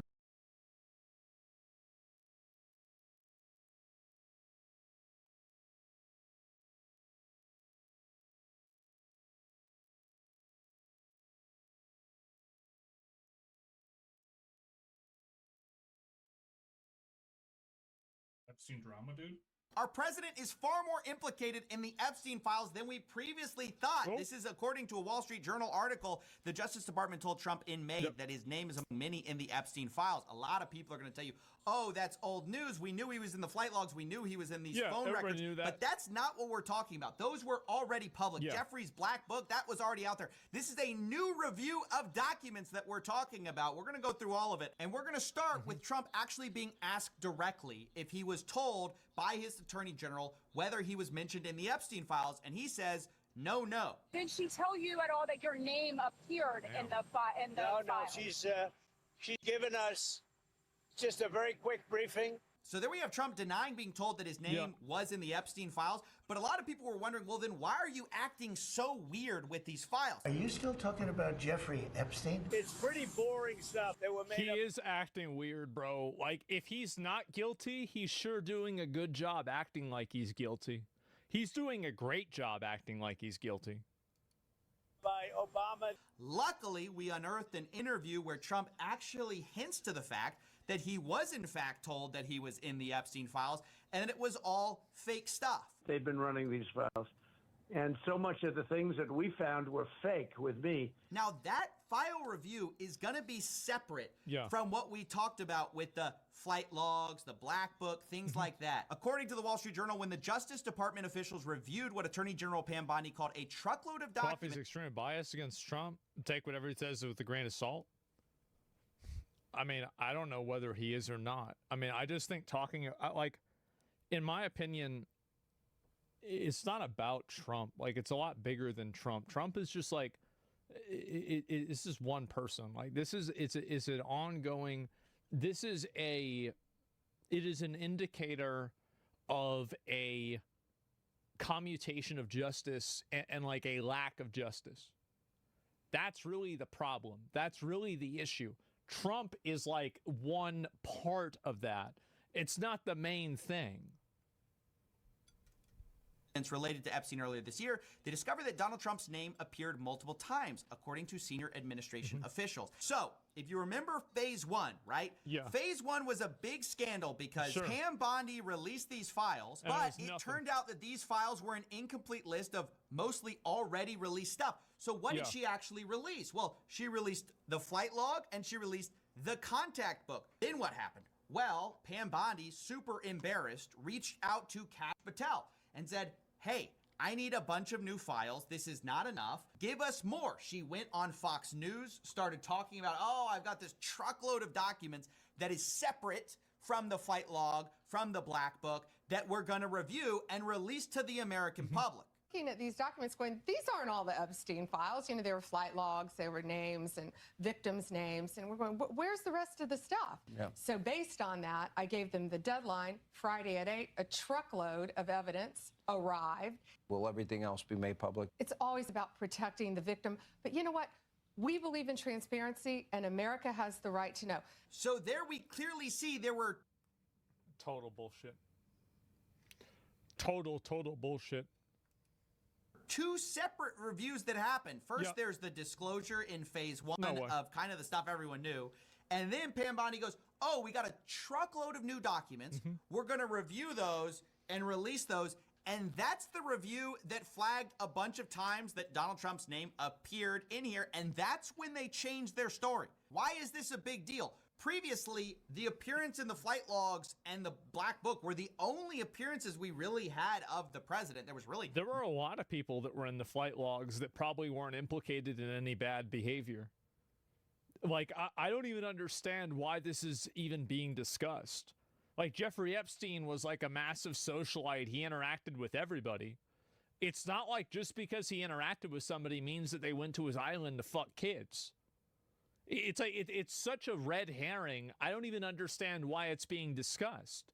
How is it that you have 10,000 hours of footage, but you're not able to identify anybody in that footage? Nothing else related to Trump there. It's also notable because Senator Dick Durbin said that the FBI was explicitly instructed to flag Trump's name if it came up in the files. Attorney General's pressure on FBI to quickly review and produce more Epstein documents as promised. These officials were told to, quote, flag any records in which President Trump was mentioned. Right. They had a new review where thousands of FBI agents combed through these things, flagging the president's name anywhere it appeared in this truckload of new documents. It's like, you know, for a fucking fact. And here's what's so weird to me about this is that, like, Epstein died in 2019. That means that Trump had over a year to, like, get rid of any of this stuff. So by the time that Biden took office in 2021, anything that was super incriminating could have been already removed. He died? I mean, I think he died. Yeah, I'm pretty sure he did. Whether he killed himself or somebody killed him, I'm pretty sure he's dead, right? I mean, do people think he's alive now? And that is what we're talking about here. These are new revelations, new pieces of evidence about our president's possible involvement with Jeffrey Epstein. Of course, what are these files? That's what we all want to know, right? Unfortunately, it's being heavily covered up and heavily blocked. Obviously, one answer is the Wall Street Journal's prior reporting on this letter that Trump supposedly, allegedly wrote to Epstein, which talks about a secret that they both share. It's worth noting that the president said he was going to and then did sue the Wall Street Journal over this. He's seeking $10 billion about this. But I don't know. Like, I didn't really cover that. It's hard to say. I mean, if he's automatically coming out guns blazing suing them, like, I probably assume the letter's bullshit. But, I mean, I guess we're going to have to find out. The most interesting thing about the case is that the Wall Street Journal, its original claim was that this birthday book letter was all in the DOJ's possession earlier. Yeah, somebody says Trump's name appeared has no meaning beyond optics. We don't know squat. It's just red meat for the rabble. I think you're totally right. I think that they're intentionally leaving it to be opaque and abstract on purpose in order to bait people into coming to the conclusion that his name appearing in the Epstein files implies guilt. I think that's very clearly what they're doing. Like, mainstream media, clever, it's not really. It's just, it's basic, like, surface level manipulation. But I think it works with most people. Meaning it would have been part of this truckload of new evidence unless it was destroyed. And so one of the best ways to disprove or prove the existence of this thing would just be... It is interesting, like, from my perspective, where it's like, I don't really fuck with politics at all. But knowing people from, like, both sides of the political spectrum talking about these files, it's like some people think that, like, anything having to do with these files at any point, like, guarantees that you're some kind of pedophile. And other people are of the mindset of, like, these files mean nothing, and even if Trump's name shows up in these files, it doesn't fucking matter.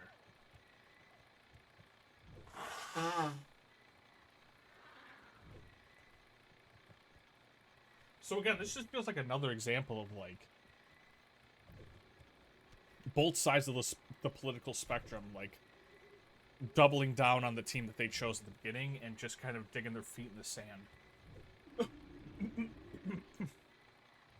Like it's very, like this entire situation is very like volatile and divisive and supposedly a gigantic deal.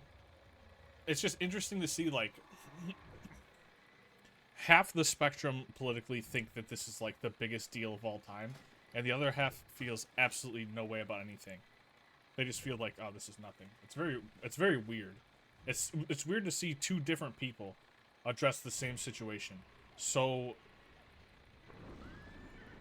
polar, so widely different than each other. Be opening up the Epstein files, Exactly. which is part of the reason it's so sketchy that they're not doing it. If you're saying that this reporting is false, if you're saying that this birthday book did not exist, then why not just release the files where this birthday letter was supposedly contained? In fact, in this story, we actually have breaking news. Epstein's victim's lawyer now says that the estate of Epstein are actually in possession of this birthday book containing Trump's letter and would be willing to turn it over to authorities. So we'll have to see where that goes. Possession of that birthday book. The executors of this estate are in possession of that book. So already, if true, not only is that a kill... Oh, wait a minute. That's two separate things. He said they're in possession of the book. Does that mean the letter is in the book? This is the kind of language. See, this is the kind of shit that people get away with because nobody knows English anymore. Every single time they use these words, and these people are not stupid, but they think that you're stupid, and that's why they talk like this. Shot to this lawsuit, it also proves that there's new mentions of our president in the Epstein files, which are now being covered up. Another big part of this cover-up story has been our government literally shutting down early to avoid a vote. Shut it down! On the release of the Epstein files. This is because there were a bunch of representatives ready to vote actually in a bipartisan way on the release of the Epstein files. And a lot of Republicans... Which, by the way, one of the guys, Ro Khanna, I think that's his name, who was like trying to tack on the Epstein release onto some bullshit crypto bill. I criticized that pretty heavily, but then afterwards he came up with his own separate legislation that was supported by also, I think, Thomas Massey as well, and to have it released as an independent line item, and I totally support that. I think that I don't like the tacking on bullshit to a bill in order to try to score political points, in order to like, oh, well, there's this massive defense bill spending, but there's also cancer kid research, so if you decline it, then you hate kids with cancer. Like, that's obviously manipulation, and it shouldn't work that way. But at the same time, I do think all of the information should be released. In my opinion, I think release everything. Release everything, and the only reason why I think that they shouldn't is if they have genuine 100% certainty that it was altered or something was inaccurate and made to be inaccurate. Splintered off from the party line of not releasing it, backing the president. Speaker Mike... I mean, again, like, Biden withheld it for 4 years. Trump withheld it for 1 year whenever he was the president the first time. Like, this isn't like this is a partisan issue because Trump made it a partisan issue by running on it and talking about it a lot, and then putting people in his cabinet that were adamant about releasing it, like Kash Patel, and also even J.D. Vance said to release it, his vice president, on Theo Von's podcast. So, like, it's not a partisan issue, but Trump has made it a partisan issue. Johnson, because he was fearing this, announced he was cutting short the week's legislative business and sending the House home early for the summer to avoid having to hold votes on releasing the files.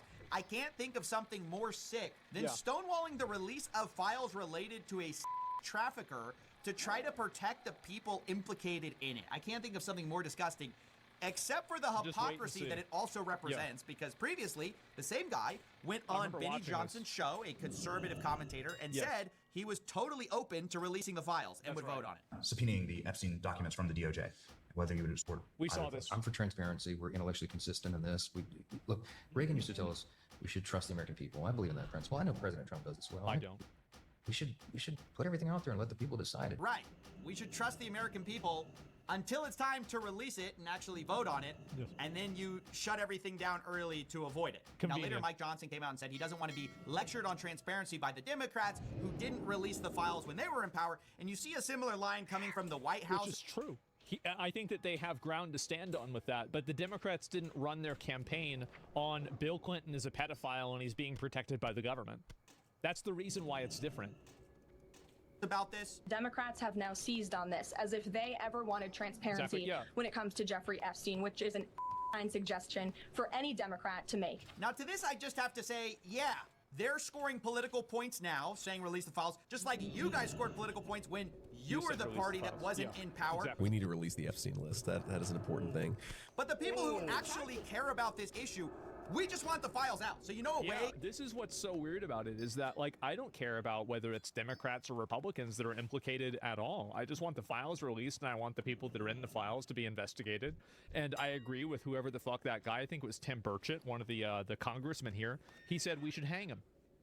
I like that. That sounds like a really good idea. An easy way you can prevent having the other side score political points by saying, hey, release the files. Telemize you can actually do it. Instead, we have a bunch of performative stuff like this from AG Pam Bondi and the president, where right after the reporting on the birthday letter about Trump and Epstein's supposed secret, all of a sudden, like a snap, Pam Bondi comes out and goes, oh, we gotta... Here's why, by the way, here's one of the reasons why I think it's kind of bullshit about the birthday letter, is that it wasn't a fucking secret. It wasn't a secret at all. It was fucking obvious that Jeffrey Epstein was getting it on with young girls. Trump just said it. So how the fuck is this a secret that they're whispering about whenever he's saying it in interviews? We gotta unseal the grand jury transcripts, despite knowing that there's almost zero chance of that happening. And of course, today we find out that it was denied because they had literally no grounds to do it. It's like not something courts do for a public interest. In fact, the irony of that whole stunt to pretend to be transparent was that the Epstein survivors, which supposedly these people care about so much, were not told, they were not informed that this grand jury information was going to be unsealed. So ironically, despite saying that they want to protect the survivors of Epstein, what they really want to protect are the third parties implicated in all of this, which is why they won't release. They want to protect their own interests. The Epstein files they could release right now, 100%. which is all in their possession, these thousands of documents that they have. In fact, the attempts to distract from the real issue of the Epstein files not being released, the cover-up that's clearly happening, it's actually been breathtaking. In fact, it compelled Trump to release 230,000 pages of documents on MLK's assassination, which I guess is fine, that's good, but like, what about the whole fucking, like, island, right? I mean, like, that's good. And hey, by the way, again, I said complaining about this and maulding works, right? We've been maulding. It's been working. Keep maulding. Can you the files could be fabricated? Well, yeah, you're going to have to cross-reference them and verify their authenticity. Yeah, of course. The conspiracy now? Why are all the conspiracies revealed decades later when we can't hold anyone accountable? But at the time the conspiracies may be happening... You just answered your question. All of a sudden it's, oh, well, no, we can't possibly do that. Now, there's another performative thing you should be aware of, and that's the meeting with Ghislaine Maxwell that's supposedly going to happen. This happened today. We're going to talk about that after this. Now says they're going to actually talk to Ghislaine directly. Quote, I have communicated with the counsel for Ms. Maxwell to determine whether she would be willing to speak with prosecutors from the department. This is confirmed by Maxwell's attorney, who says, I can confirm we are in discussions with the government and that Ghislaine will always testify truthfully. We are grateful to President Trump for his commitment to uncovering the truth in this case. Why is this deeply concerning? Because the idea had been floated that there would be a public testimony to Congress under oath by Maxwell. But this is not that. This is a private meeting with the same people who have been sweeping this issue under the rug the entire time. And what is Ghislaine really focusing on? What is she actually trying to get? She's trying to get immunity. We already know she's trying to get the president's attention and say, hey, you guys kind of screwed me. You wouldn't want to be seen as, you know, not being a man of your word. We've seen those like vaguely threatening public statements by Maxwell. So what exactly are they going to get out of this? She's totally incentivized to clear everyone from this administration rather than get the truth out. Now, He brings up a great point. And logically, there's no way that I can say that isn't true, especially if it's only being done by one party. I think he's right about this. That's true. Say we actually have inside information on this because recently a bunch of world leaders have been meeting with not journalists but get this podcasters to talk about the world affairs of the day. Podcaster Tim Dillon talks about his dinner with what turns out to later be JD Vance and some other people where they discussed the affairs of Epstein and stuff like that, and he floats the idea of Maxwell testifying. Ghislaine must speak. She should testify before Congress. A couple of the people at the dinner, again, it was a small dinner, 3 or 4 people. As I said, my dream scenario. Trump makes mandatory attendance every member of the Senate and Congress He has her testify in front of all of them, and before she starts, he locks the doors. And as she reads out the names, the police come in and they escort every person out of the room as she reads their names. Totally like Saddam Hussein style. Yep, the Saddam strat. That's right. That would be fucking insane.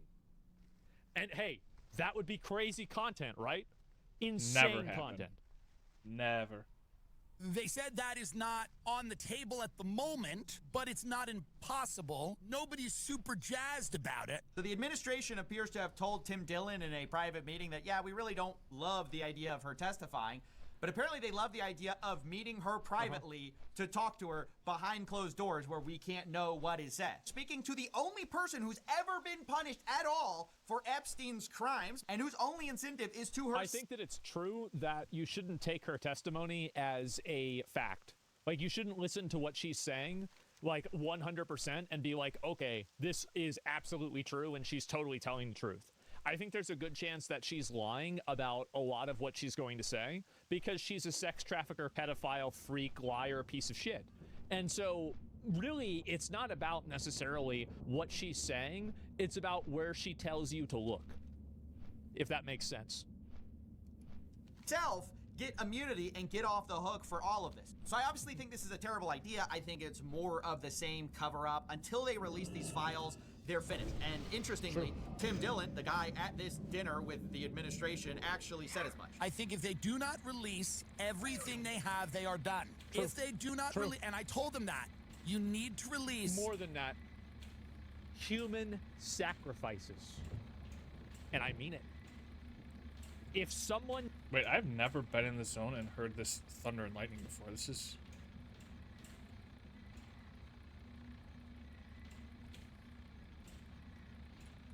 What the fuck is happening? Is this normal? I've just never noticed it.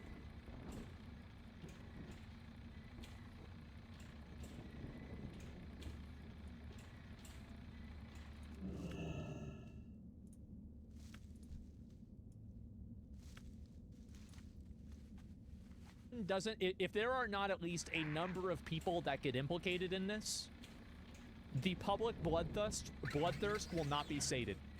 Bloodthirst. There is a public bloodthirst for this. People want blood. And if he doesn't give it, they're going to be upset. Am I wrong? Everything you have. Yeah, of course. Doesn't Blood take for a the blood god? political Yeah. analyst to tell you you need to release the files. But of course, that seems to be the one thing they refuse to do. They'll do anything. They'll release MLK files. They'll probably tell you that aliens exist just to avoid releasing the Epstein files. And that is the actually most incriminating part of all of this. It has been the reaction, not the files themselves, that has made this look so bad. The unhinged response to just simple demands for following up on their word, saying they were going to release the Epstein files. Then it's, oh, we looked. We need found the public sacrifices on both sides, too. I think we need as many as possible. President's name a bunch, and now we're not going to show you what's in there. That makes us all assume the worst about what's actually in here. So ultimately, look, I just believe we should get transparency. Obviously, there's a lot we don't know here, but a lot that has also been coming out, and it all paints a much darker picture than we previously knew. When you click pay in, I think that it's obvious that Trump is implicated in some way. I would be willing to believe that Trump had an idea that it was going on. I would not be immediately willing to believe that Trump was doing it himself. I would require more proof than that. But I do think that in the same way that everybody in Hollywood knew about Harvey Weinstein, everybody in music knew about Diddy, I bet everybody in this echelon knew about Jeffrey Epstein. I bet they all kind of knew that it was happening, but it was kind of like a hush-hush, let's not talk about this type situation. So, I would need more proof than that. And I don't think that them saying his name being in the files is problematic. But Coffee bringing up the fact that the FBI was directed to say if his name was in the files or not to him implies that, why would you do that if you weren't guilty? Trump knows that the public doesn't give a damn about the truth? There's the video. I've been watching CoffeeZilla's videos about this topic a lot. I mean, I'm really glad to see that, you know, he's using his, you know, investigative reporting skills on something. I mean, like, as much as crypto scams matter, right? I mean, I think this is a much bigger fucking scam, and it's a much bigger issue, right?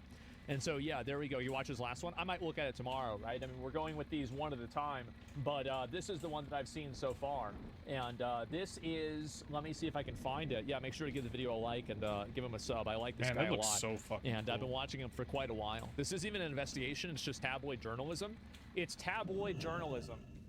Yeah, well, tabloid journalism is better than cover-ups, isn't it? So, if you don't want to have tabloid journalism, then maybe you should release the files and set the record straight.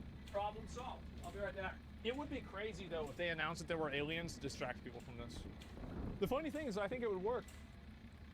Anyway, so this is what happened today.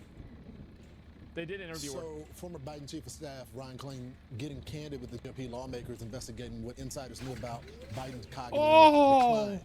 Klain told them Biden appeared tired and ill at that fateful debate, but they never saw him take Ambien like Hunter Biden claimed.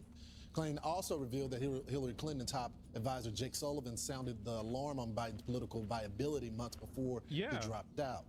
Fox News contributor and GW law professor Jonathan Turley joins us now. Okay, so part of this is we're just going to give a chart.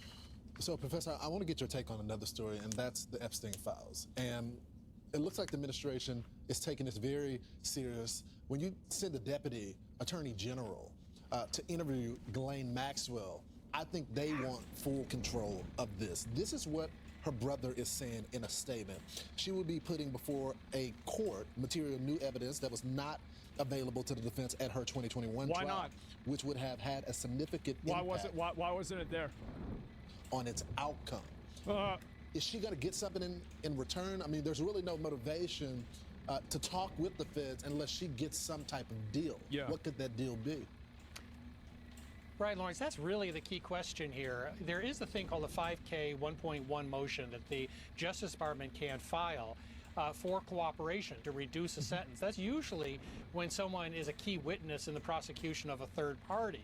The defense can also go to... Yeah, I would do that 100%, by the way. I know people might criticize this, but as I said, I'm a utilitarian, pragmatic person. I would easily commute her sentence if it meant putting 10 other people in jail. Instantaneously. Court and ask for a reduction based on new evidence. Easiest decision of my life. life. We haven't seen that. She was convicted and given 20 years. And so the question is, if there's something there, why haven't they revealed it Even more, so far? yeah. The third possibility is a commutation, more likely than a pardon from the president maybe at the end of his term, if she is a highly cooperative witness. So all of those are possibilities for Maxwell. The question is what she has. I was surprised in speaking with a member of the legal defense team. Somebody says no, she shouldn't get off. She was as bad as him. I don't deal in shoulds. I deal in effectiveness. Would you rather have 10 people arrested or one person arrested? I'd rather have 10 people arrested. Simple. A couple days ago, when they said the reports that she had been previously interviewed by federal and state prosecutors, investigators, was not true. That she had never been interviewed. Yes, and despite all of these past investigations. And how is this, bro? Like, yeah, exactly. What are you talking about? You never asked her? What the hell is going on? Scandal. I was really taken aback by that. So if that's true, she could be an untapped source of new information. How do you not even ask her? What is that information? Is it just salacious, or is it something more that would reveal criminal conduct? Jonathan, this is new information for me, and so they never even they never even interviewed her? With me, but how do you prosecute someone without doing an interview? I mean, that's like investigative procedure 101. Well, they're saying that she had interaction, no doubt, in her own prosecution. But when I asked whether she had sat down with investigators, and there were so many investigations on state and federal level, and I said, are you saying that she was never called forth to give information, either in the state or federal systems? And they said no, that she had...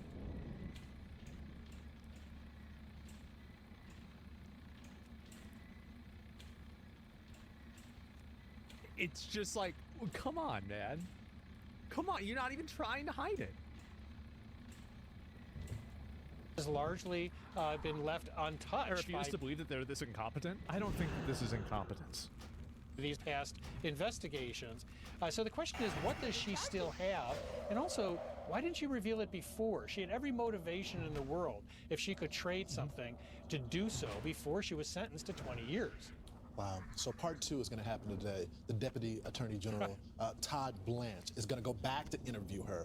Now, he said after this interview, he'll decide if they are going to come to the public with the findings of that. So we look forward to hearing that. I think that if they want to commit to earning the public's trust back, they need to have noted members of the Democrat Party be present during the interview. Because I think if it's only one party interviewing her, everybody is going to think that they're just trying to stack the deck against the people that they disagree with. Like, I'm not even saying that they have to live stream it. And I can understand why they wouldn't want to. It would be because maybe she would say something that is a lie, and then it could potentially destabilize everything because she said this, but it turned out to not be true. So, like, I understand the logical reason not to live stream it, but I don't understand the logical reason not to have both parties present to maintain a degree of transparency. I think you need that. Professor, thanks so much for joining the program. Thank you. And so there it is, right? Or she can expose victims' names. Yeah, exactly. Like, she could say anything that they could maybe not necessarily predict. But, yeah, that's pretty much where we're at. I mean, I don't know necessarily whether this is going to happen or not, but let me see if I can pull this one up and if there's any new information about this. It might be the same thing, but we'll go back and look at it. More than 51% of people having power on the list? Well, I don't know yet. The funniest shit just happened on Yeet. Let me see here. What is this? Actually, I'll look at it. Well, it seems like this is probably about all the same stuff, right? Yeah, it seems like this is about the same stuff. So we'll see what happens if, what do you call it? If this stuff actually gets released, but it seems like right now that it's not being released yet. And so we're going to have to wait around and see what happens. So I'll look and I'll find out. And if there's anything else going on, Hollow Live. Oh, no. Uh-oh. I'll see if there's any of this stuff with this here. And where did it go? Is there any new information about this? I'm going to look it up right now. And provides Deputy Attorney General Todd Blanche and the DOJ with information of 100... Wait, what? Hold up. What? 100 people? Oh my fucking God. That's an assload of fucking people. Okay, give me a minute. Let's look at this. This is brand new. With 100 people linked to Jeffrey Epstein. And also, by the way, people linked to could, like, I mean, technically, by definition, could also just be including victims as well. So don't get too excited, but we'll see what happens. 99 will be innocent? Well, I don't know. And David Oscar Marcus, Maxwell's attorney, said that she was asked about every possible thing you could imagine, everything. This was the first opportunity she's ever been given to answer questions about what happened. The truth will come out about what happened with Mr. Epstein and the person who's answering those questions. Oh, boy. The real question is, why wasn't she questioned before? Yeah, I wonder why. Anyway, let's see here. It gave details on 100 different people. Oh, my God. Sex trafficker Ghislaine Maxwell has ended. This as critics are calling for more transparency. New at 2, Deputy Attorney General Todd Blanche's meeting with convicted sex trafficker Ghislaine Maxwell has ended. This as critics are calling for more transparency in the Jeffrey Epstein investigation. Welcome back as we head into hour 2 of America Reports. I'm Sandra Smith in New York, and Bill, great to have you here today. Great to be with you as well, Sandra. I'm Bill Malugin in Los Angeles. John Roberts has the day off.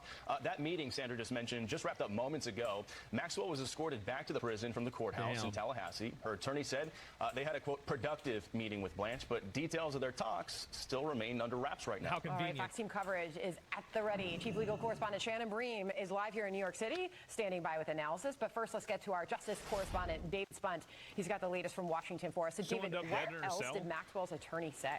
It won't matter at this point. His name is because Dave now the cat's Spunt. out of the bag. If she gave them 100 names, that's 100 leads.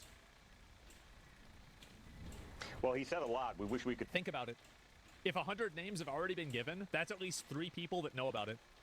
It's her, the attorney, and the person interviewing her. be in and hear what was said in the actual meeting. This meeting was a lot shorter than it was yesterday. But this was a 2-day event. Yeah. The highlight, though, it appears that her team wants a pardon. Watch. Here's what's going to be really convenient. All 100 of the people are all going to be Democrats. Isn't that crazy? We're going to take one day at a time. I know that's very cliche, but it's true because things are happening so quickly. Wow. We haven't spoken to the president or anybody about a pardon just yet. And listen, the president this morning said he had the power to do so. We hope he exercises that power in the right and just way.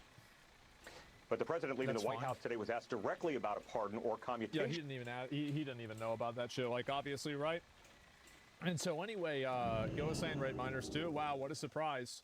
And so this is the 100 people. Department plan to do with everything Ghislaine Maxwell told them yesterday and today. Her lawyer says she answered questions about roughly 100 people during her meetings with Deputy Attorney General and former personal attorney to President. Oh, that's very different. Answering questions about 100 people, gave details on 100 people. Okay. President Trump, Todd Blanche. CNN Chief Legal Affairs correspondent Paula Reed is with us on this. She is tracking all of the details. Do we know anything else about what they discussed, Paula? Well, we're learning a little bit, but there's still more questions than answers. We know the two sides met today for about 3 hours.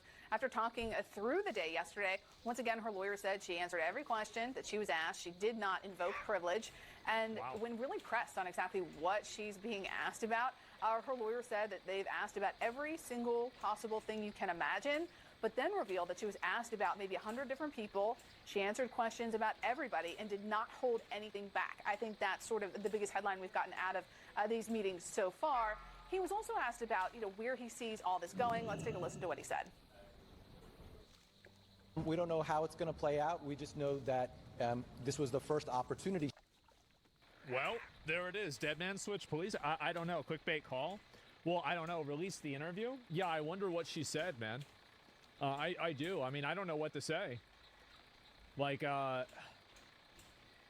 man, not a single state or federal prosecutor, including Maureen Comey, ever bothered to interview her. I mean, if nobody interviewed her at all, gave DOJ info on 100 people, giving to a lawyer, no, I don't think that this is a... Like, in my opinion, I don't think this is as big as people are making it out to be, because they probably just asked about 100 people, and then she probably said yes or no to some of them, probably no to most of them. Now, this is what I think this is the probability, right? Is that she will probably not implicate Trump, because if she does so, then Trump will say that she's compromised and not pardon her. That's just probably how this is going to play out. So even if Trump is implicated, he's not going to be stated by her, because then she won't get a pardon. Well, like, the probability of her getting a pardon is extremely low, right? It's very uncommon, sure, but well, no, I'm saying, like, like, if you were her, if you were in her position, wouldn't that be what you would do?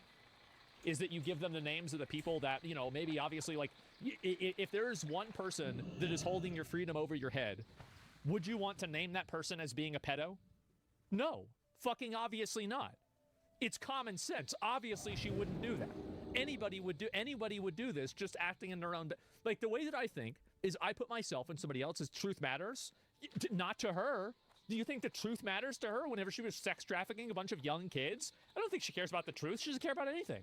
So, no, she cares about staying alive and existing and being able to do what she wants. Literal corruption? Absolutely. No, absolutely. I would be fine settling with at least some of them getting arrested. Now, I'm just being realistic and saying that I think that's the way it's going to play out. I do. Does anybody really disagree with this? Because I think that's the reality, is that the probability of her actually going and ratting out Trump is extremely fucking low. Yeah, it's self-preservation. Yes, exactly. Even if you are pragmatic, you'd leave Trump's name out, say Trump, nothing gets out, leave him out, everyone else goes to jail. Yeah, that's basically it. It's stupid, but we'll see what happens. And they asked her questions for 9 hours over 2 days? Holy shit, that's a lot. Oh my God. Do you think she mentioned the prince? I have no idea. No one goes to jail. You and I both know it. Well, hopefully there's a reason why they don't go to jail, and I would say what I would hope that reason would be, but we'll see what happens. She's not to mention on a truth. She's a pedo lying bitch. She is, but if she can provide proof for it, then it's important to make sure that we know what she's saying. If she wants any chance at a pardon, she won't implicate Trump. Yeah, exactly. It's too far away.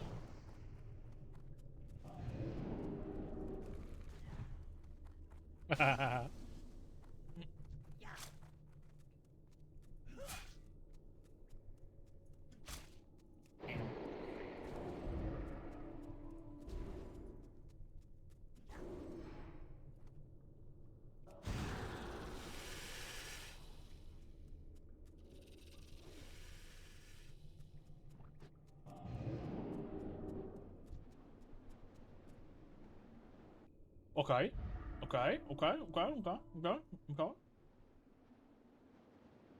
Welcome back to a series so genius, even Einstein subscribed. In today's video, Hassan is now mad at his favorite news source, CNN, for talking about Hamas. Once again, he shows his never-ending support for terrorist groups. He's also losing his mind at his own chatters for calling him out. Ethan has absolutely obliterated the Hassan orbiter's brains. We got an H3 snark mod revealing that they own 9 of the Reddit accounts being subpoenaed. Holy king of unemployed. Local loser Caseytron has finally gotten a lawyer. In fact, she has 3 now. Lawyer and YouTuber LUS has given their take on the situation, and they explain how this is a horrible idea and is going to be very expensive. Denim's lawyer has also been revealed. Froggen is still somehow dodging the lawsuits like she dodges a salad on a daily basis. Subscribe for an extra free chicken nugget the next time you order. Let's up those numbers!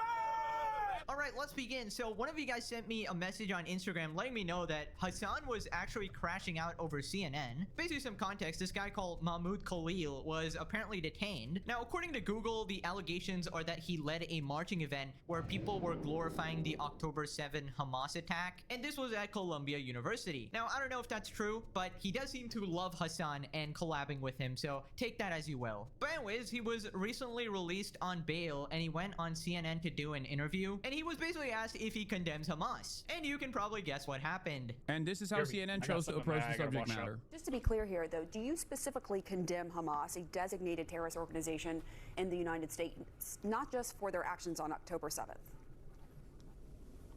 I condemn the killing of all civilians, full stop. But what I don't want to get into is no, I'm... Yeah, that's a lot of I right there. It's a pretty simple question, I feel like. I mean, why is it really so hard to just say, you know, I don't like the terrorist org, and then say what you need to say about supporting Palestinians, doing your activism, etc., etc. I feel like the only reason people ask this question is to make sure that they are not talking to an absolute radical freak. And I feel like everybody would just automatically listen to you as soon as you just prove that you're not a lunatic freak who supports a death cult. And this question was not like unrelated or out of the blue. This was very related to the reason he was arrested or detained, right? The government thought that he was a Hamas sympathizer. Right, so after this, Hassan obviously has a lot to say about this. And it's in no way anyone can justify Just to be clear, civilians. Mahmoud, yeah. We did ask about, you know, we've talked at length about your views, of course, on the Palestinians, but it is fair to ask you about whether you condemn Hamas because the Trump administration has claimed that you are a Hamas sympathizer. So it's very important to actually ask that question in this broad conversation.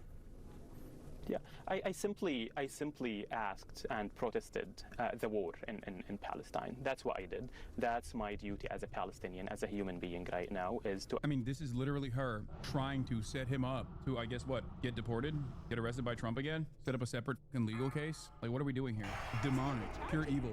You condemn Hamas on July 22nd, 2025, after this dude spent 104 days in prison. What a ridiculous thing. Of course, it is just, it's completely ridiculous. How dare you ask him if he condemns terrorists after he was detained for apparently sympathizing with terrorists? Can you believe this? Can you actually believe that question? Come to think of it, they actually asked me that same question when I was detained by the DHS. I feel like, and call me crazy here, but isn't the disgusting thing not being able to instantly condemn the death cult psychopath who, you know, violate women and children and commit war crimes? I feel like if you want to be taken seriously, you have to show that you're not crazy first. It's not like a gotcha. It's like checking basic human decency. And as I pointed out, it is very relevant to the conversation here. This guy was detained for allegedly being a Hamas sympathizer, and come to think of it, Hassan would absolutely fit that description. So I feel like Hassan should be thanking his lucky stars he's not in jail right now. And I just love how Hassan thought that this was some sort of, you know, mental trick, some sort of advanced calculus problem, some sort of, you know, leading question to put this guy in prison. Like, he just asked, do you support the terrorist org, bro? It's not like a trick question. Holy shit. Right, so this next part, he talks about people, you know, calling out the guy for not just explicitly condemning Hamas, which is understandable. And then he talks about the Department of Homeland Security's response.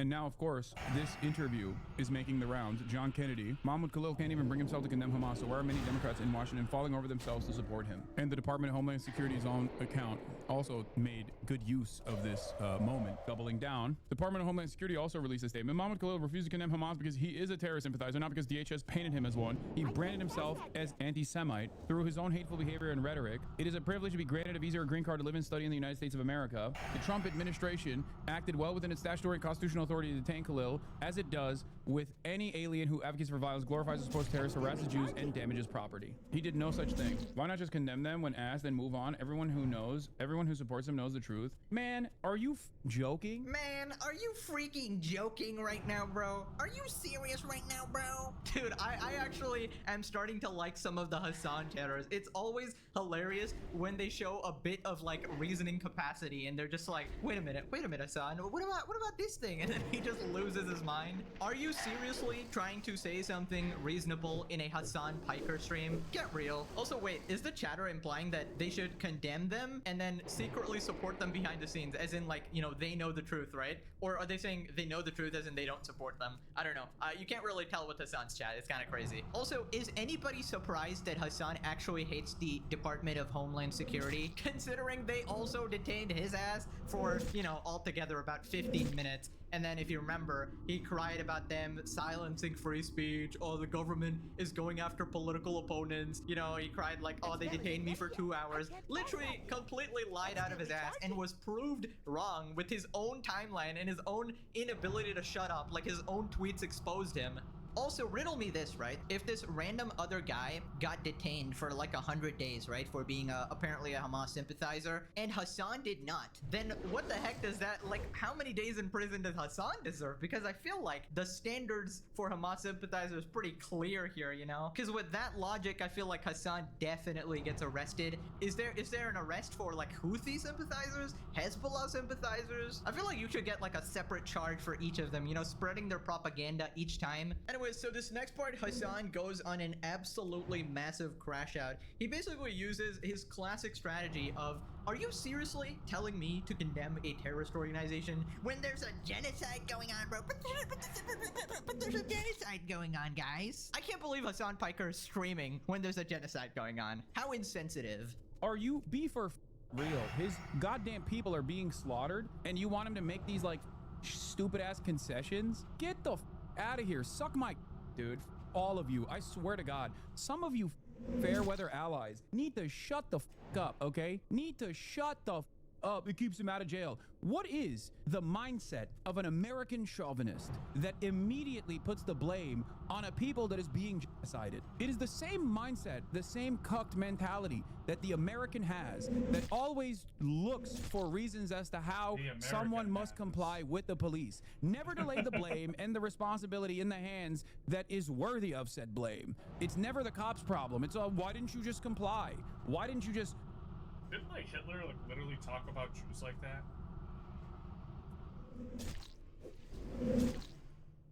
This is the way the Jew thinks.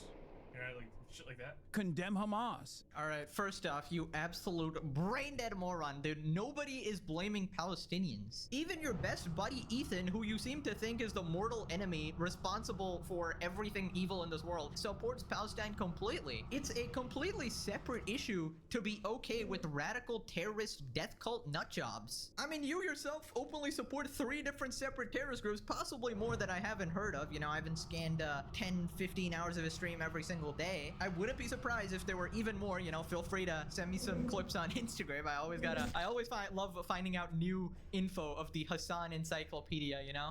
I mean, is it really crazy to ask somebody that question? I mean, some of the things you do are so insane that they would think that you are associated with that group. Like, for example, you love-hearted the guy who said he wanted to kill Ethan later on, right? The guy bragging about bombing ships. It's just like, it's very hard to pretend that you're not a terrorist sympathizer. Also, how does Hassan have the audacity to call Americans like cocked in the head or whatever when you have literally admitted you let your girlfriend sleep with other men, bro? Like, you are the actual cuck. No. She had sex with one dude. and I didn't care. Every time, the skeleton's in your closet, bro. You can't be using those words when they apply to you way better. And I think we need to talk about the real victim in this whole situation. And no, it's not Hassan. It's not anybody else listening to him. It's not even you, the audience. It's the dog, bro. Oh my God. Poor dog is always just sitting there in the background, listening to this guy just lose his mind 10 hours a day, every single day, bro. Holy shit, like the amount of trauma that dog is having to go through. I would not wish this sort of torture on my worst enemy, bro. Like they're probably so distressed just seeing this guy maul the entire time. Did you know your owner supports there?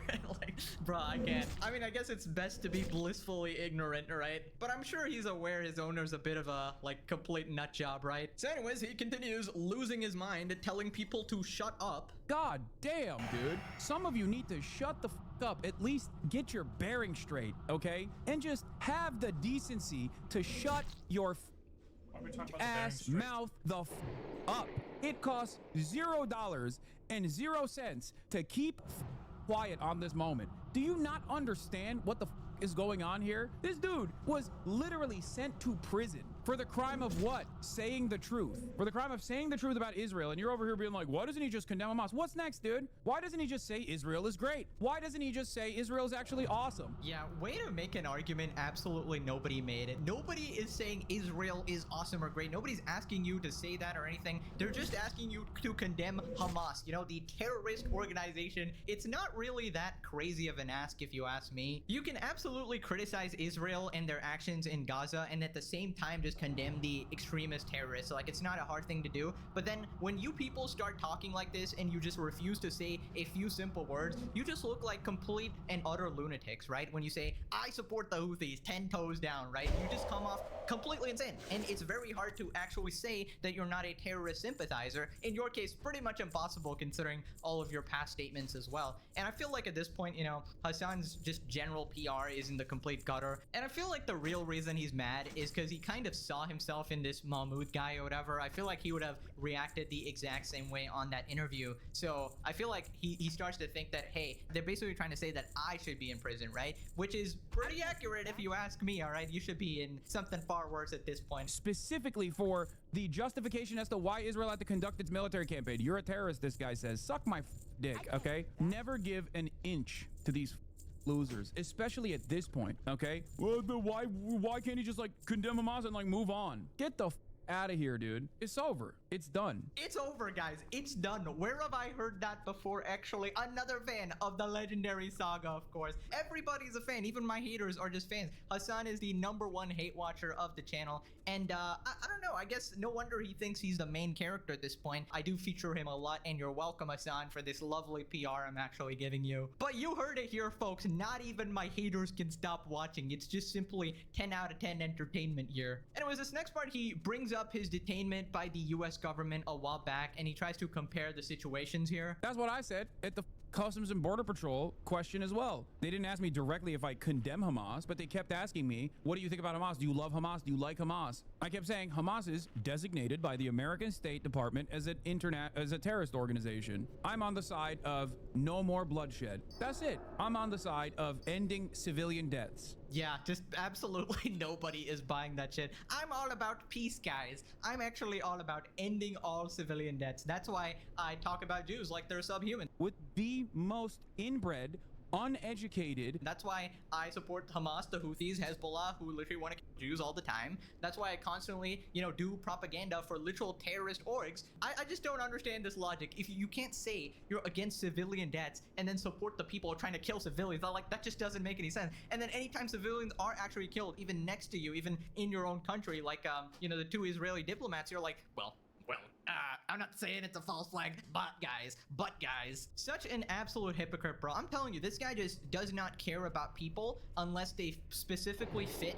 his political agenda, right? So I think even he'll care about Jews as well, only if you're like on his side, if you fit the political agenda, and then when you don't, you're just discarded, you're treated as subhuman, right? And can this guy stop bringing up this detainment? I swear to God, I knew this would happen. The second this guy got detained for about 15 minutes by the US government, I called it in the previous videos as well. He's gonna bring this this up forever and ever, act like some martyr, some like the government is trying to silence his free speech or something when they literally just ask you a couple questions? And is it so shocking they asked you some questions considering you know, openly support terrorists and you said America deserved 9/11 and you're still crying like, I can't believe they stopped me. Like, I would also like people to be stopped at the border if they're openly supporting terrorists. That's like routine checks, you know? It is a far greater crime to even demand someone like Mahmoud Khalil condemn Hamas at this point than whether or not he sits there and says he loves Hamas or hates Hamas. It doesn't matter. Did I catch that part wrong? But did he say it's a bigger crime to actually ask if you condemn terrorists? So supporting the terrorists, that's not a crime, guys. But actually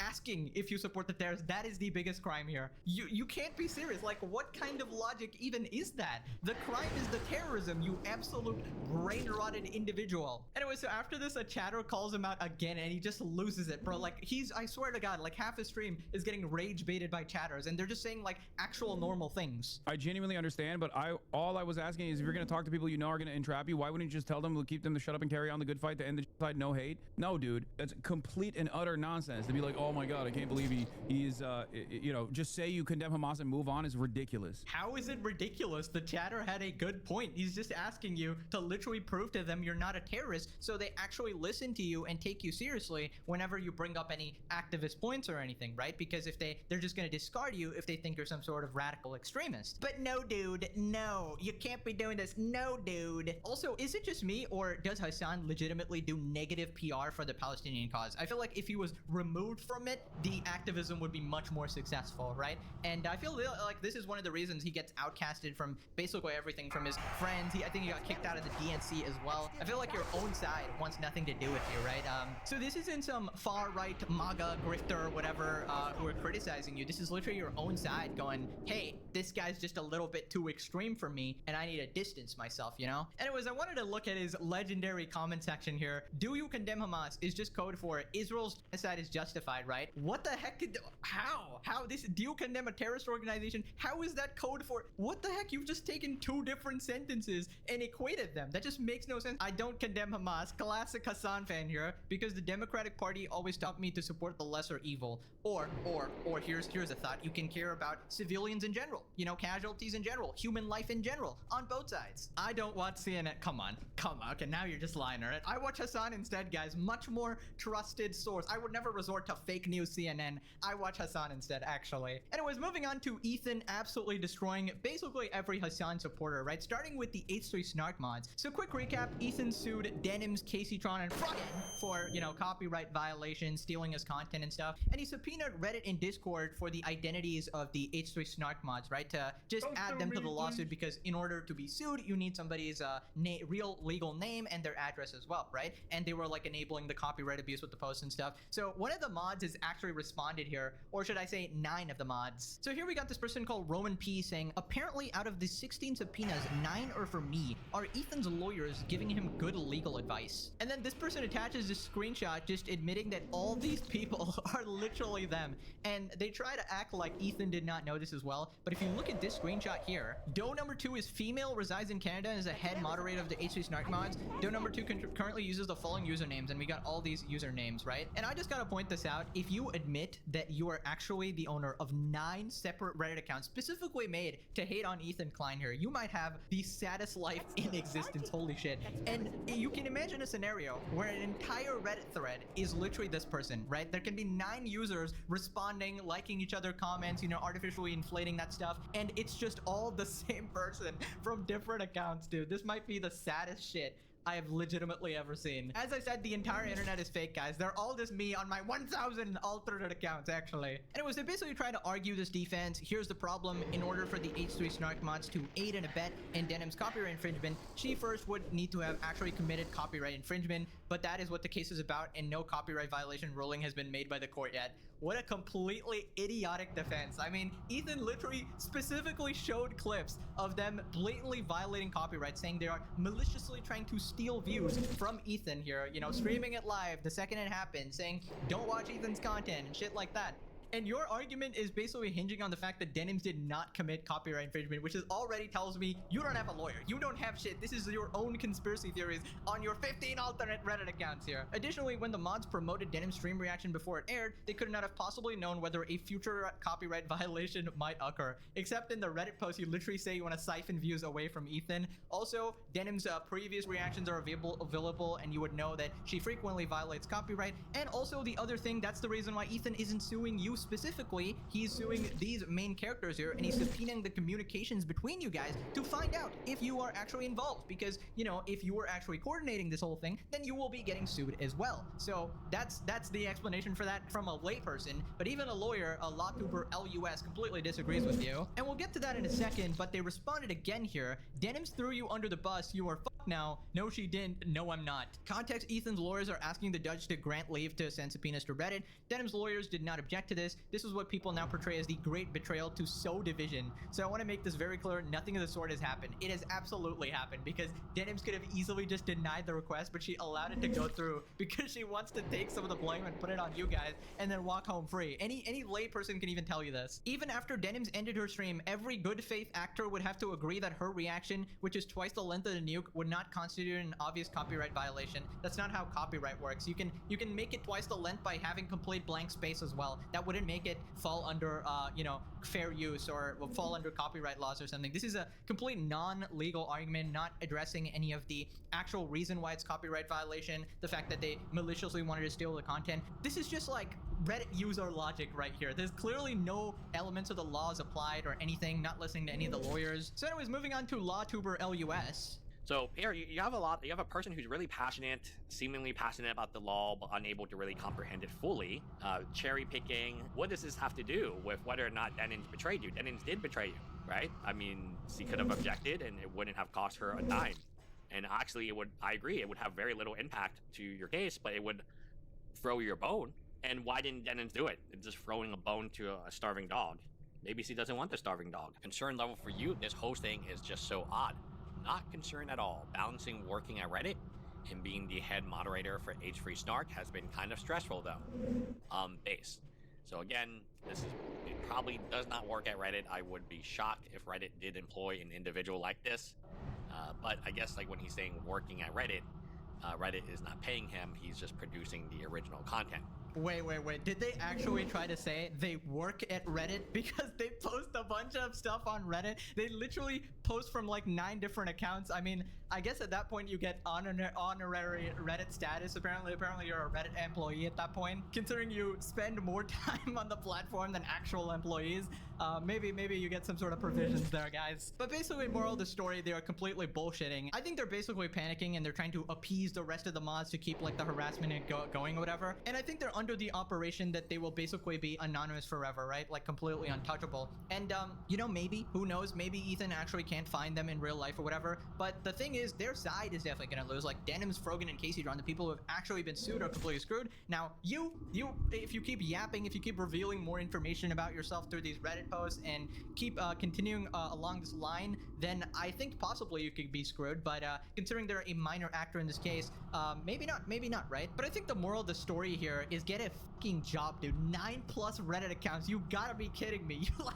I've never seen this level of unemployment coming from a slop tuber. Holy shit, that is diabolical. And obviously, you don't get paid on Reddit. Okay, this isn't even Twitter where you might make $5 if your tweet gets 1 million views or something. You get zero. You get Reddit like gold. literally zero. They're working for free here. Anyways, moving on to the most entertaining of the Hassan orbiters, Casey Tron, of course. Last time she casted some sort of weird salt spell to repel Ethan and all the H3 podcast viewers from like affecting her like karma or something. I have no idea. Drew the whole circle from the SpongeBob Sea Bear. But apparently, she has finally gotten a lawyer. Now you might be wondering, she's completely broke. How the hell did she get a lawyer? Nobody knows. Apparently, maybe her dad or something. If you remember last time, she admitted to going completely broke, right? Her and her husband are in debt, and they're like, we can get through anything because we're together or some shit, and they got married outside of Walmart or some shit. But yeah, here's LUS talking about it. Hey guys, so a interesting turn of events. Casey Tron, who went on vacation and didn't have one lawyer, now has a lawyer in Missouri where this case is being held. That's very important. She was also able to find 2 other lawyers. These 2 other lawyers are from California. Attorney Stephen A.M. Hopling added to party Casey Cavness. That essentially means that Stephen is Casey's lawyer. But now Casey Tron has free lawyers. You know who else has free lawyers? Logan Paul. And you know what happens when you have free lawyers? You pay for all free lawyers. Now, I thought she would only have one lawyer given her financial situation. Now, we do know from the service that she does live with her father. Whether or not it's 2 law firms billing you, or 3 law firms billing you, it's free attorneys billing you. These attorneys will have junior attorneys. These attorneys will have paralegals. These attorneys will have secretaries. These attorneys will have other costs associated with them. It is a very expensive thing to hire 3 different attorneys for one case. The billable hours are going to be insane because instead of 1 billable hour, often you have 3. And the most dangerous part, as we would later learn from my case, my client was part of, is just the amount of conversations they have without you. So the amount of and you don't have any control of this. Like lawyer A talks to lawyer B, all lawyer A, B, and C, they get on a phone call together. Well, guess what? You're not going to receive 1 bill. You're going to receive 3 bills because each of those lawyers are going to, and let's say each of the 3 lawyers had their secretary jump on the call to take notes. They got a junior attorney they want to train, right? So they're going to train it on your dime. Suddenly, you're talking about 9 mother effing people on a simple phone call. And it's suddenly, because it's multiplied by 9. Okay, holy fuck. That seems like expensive as hell. So, obviously, Casey cannot afford this at all. This is like some Logan Paul level shit. Yeah, I don't know. She tried to split the financial burden with her Discord mod-ass boyfriend, and that clearly didn't work. Maybe this is the new character, her dad, and this is why she's been able to be a streamer for a whole decade without actually earning any significant amount of money, because maybe Nepo baby type shit, her dad is just paying all her bills. I don't really know. The other possibility is that she's splitting the bill with Denims and Frogan. Now, Frogan obviously probably broke as well. Denims might actually have a little bit of money from her OnlyFans or a little bit of viewership. Even then, she's kind of going broke after this lawsuit or whatever. But if you split the bill 3 ways, on 1 lawyer, I would sort of understand. 3 lawyers? It's just triple the bill. It's like the same amount at that point. I don't really know how that works. And then there's the absolute underdog possibility that Hassan is actually putting his money where his mouth is, and he's behind the scenes paying all these bills. I don't think it'd be Damn, Loki, could you imagine getting sued into the ground because you watched a YouTube video on your fucking channel? Like, not to sympathize with these chicks, because, like, they obviously did it maliciously and stated that they were doing it maliciously.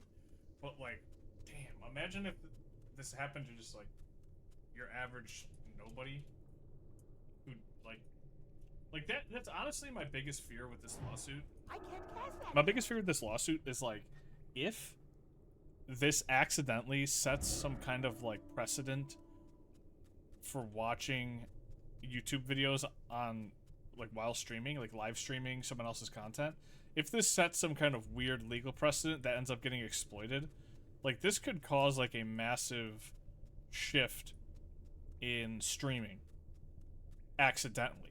Like, not saying that Ethan's doing this maliciously, but he could accidentally get something passed into, like, kind of agreed to in the court system that ends up fucking over a lot of people. Potentially. I mean, I'm talking on my ass. Obviously, I'm not a lawyer. I don't fucking know. But, like, I feel like there's a potential.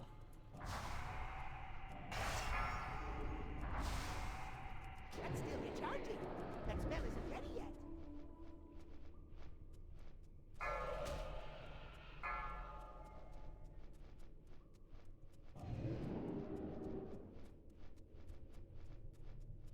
Paying for 3 lawyers, though. I think he'd probably want to do the minimum amount humanly possible and then sort of get away with that. But yeah, you're not a billionaire like Logan Paul. I don't know what kind of strategy this shit is. The weed has definitely gone to her head or something like that. But yeah, it turns out Denims also has the same attorney as America. Casey Tron, and More that's why better. They might be like splitting the bill or something. Alexandra, or as we know her, Denims, has the same attorney. One of her only attorney is one of the attorneys that Casey Tron has hired. So in terms of number of attorneys, Alexandra has 1. Casey Tron has 3 of them, and Frogan is attempting to not be served. So at this point in time, she has 0. We can expect that there are 0. Okay, that settles it. Froggen is the GOAT, bro. Froggen is actually the absolute GOAT. Like, all these people, you know, trying to argue on Reddit, trying to get lures and shit. And Froggen, despite being the size of Jupiter, is somehow avoiding being served. Like, the most legendary, you know, stealth tactics. I don't know if she's got the Harry Potter invisibility cloak. People are thinking she's 155 pounds or something. The server can't even get to her. I mean, obviously, this strategy is not gonna work, right? But I just find it hilarious. They just can't seem to find Froggen, bro. Like, how? Cinema, just absolute cinema. But at least the situation has evolved to a certain extent. We have 2 out of 3 of the players who are actually getting a lawyer. Lawyer doesn't mean they'll win, obviously. It just means that they have a fighting chance, you know? And I think it might actually be worse for them because it appears they are planning to actually fight this case and not settle, which goes against the advice Legal Mindset gave as well. For Caseytron. So if Dennings is the main target, and Dennings has the same lawyer and same law firm as Caseytron, it is much more unlikely Caseytron will settle. They're going to battle this out, especially if Froggen also has the same lawyer, because you can't just settle with one. It's like, and that's why when you have maybe the mobsters, I'm like, everyone should have their own lawyer, because everyone's lawyer should be acting in their client's best interest. But when you are a lawyer for multiple people being sued in multiple different type of lawsuits, again, different states even, then can you really settle? Oh, I definitely fucked something up. There's there's not even all the mobs. Why would you here. actually try to fight this so obviously lost case? My God. The advice was to settle with Ethan, you know, either do some sort of public apology, you know, switch sides, sell out one of your friends or whatever, rat out the CPS person, and then Ethan might actually let you go. But now you're just facing generational debt. Like, this is the life ruining right here.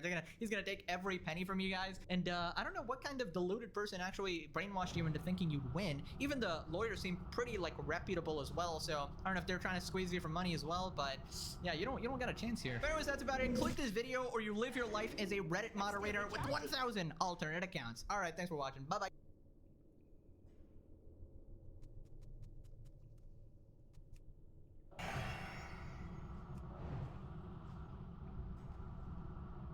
No, they just walk right past the fucking blizzard. Son of a bitch.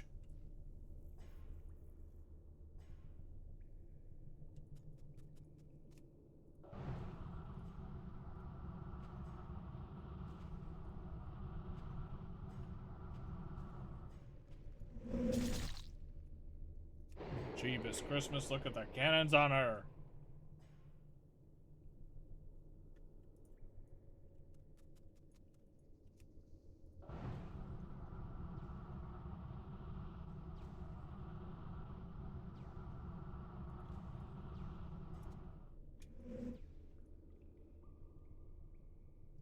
What to watch, what to watch, what to watch, what to watch, what to watch.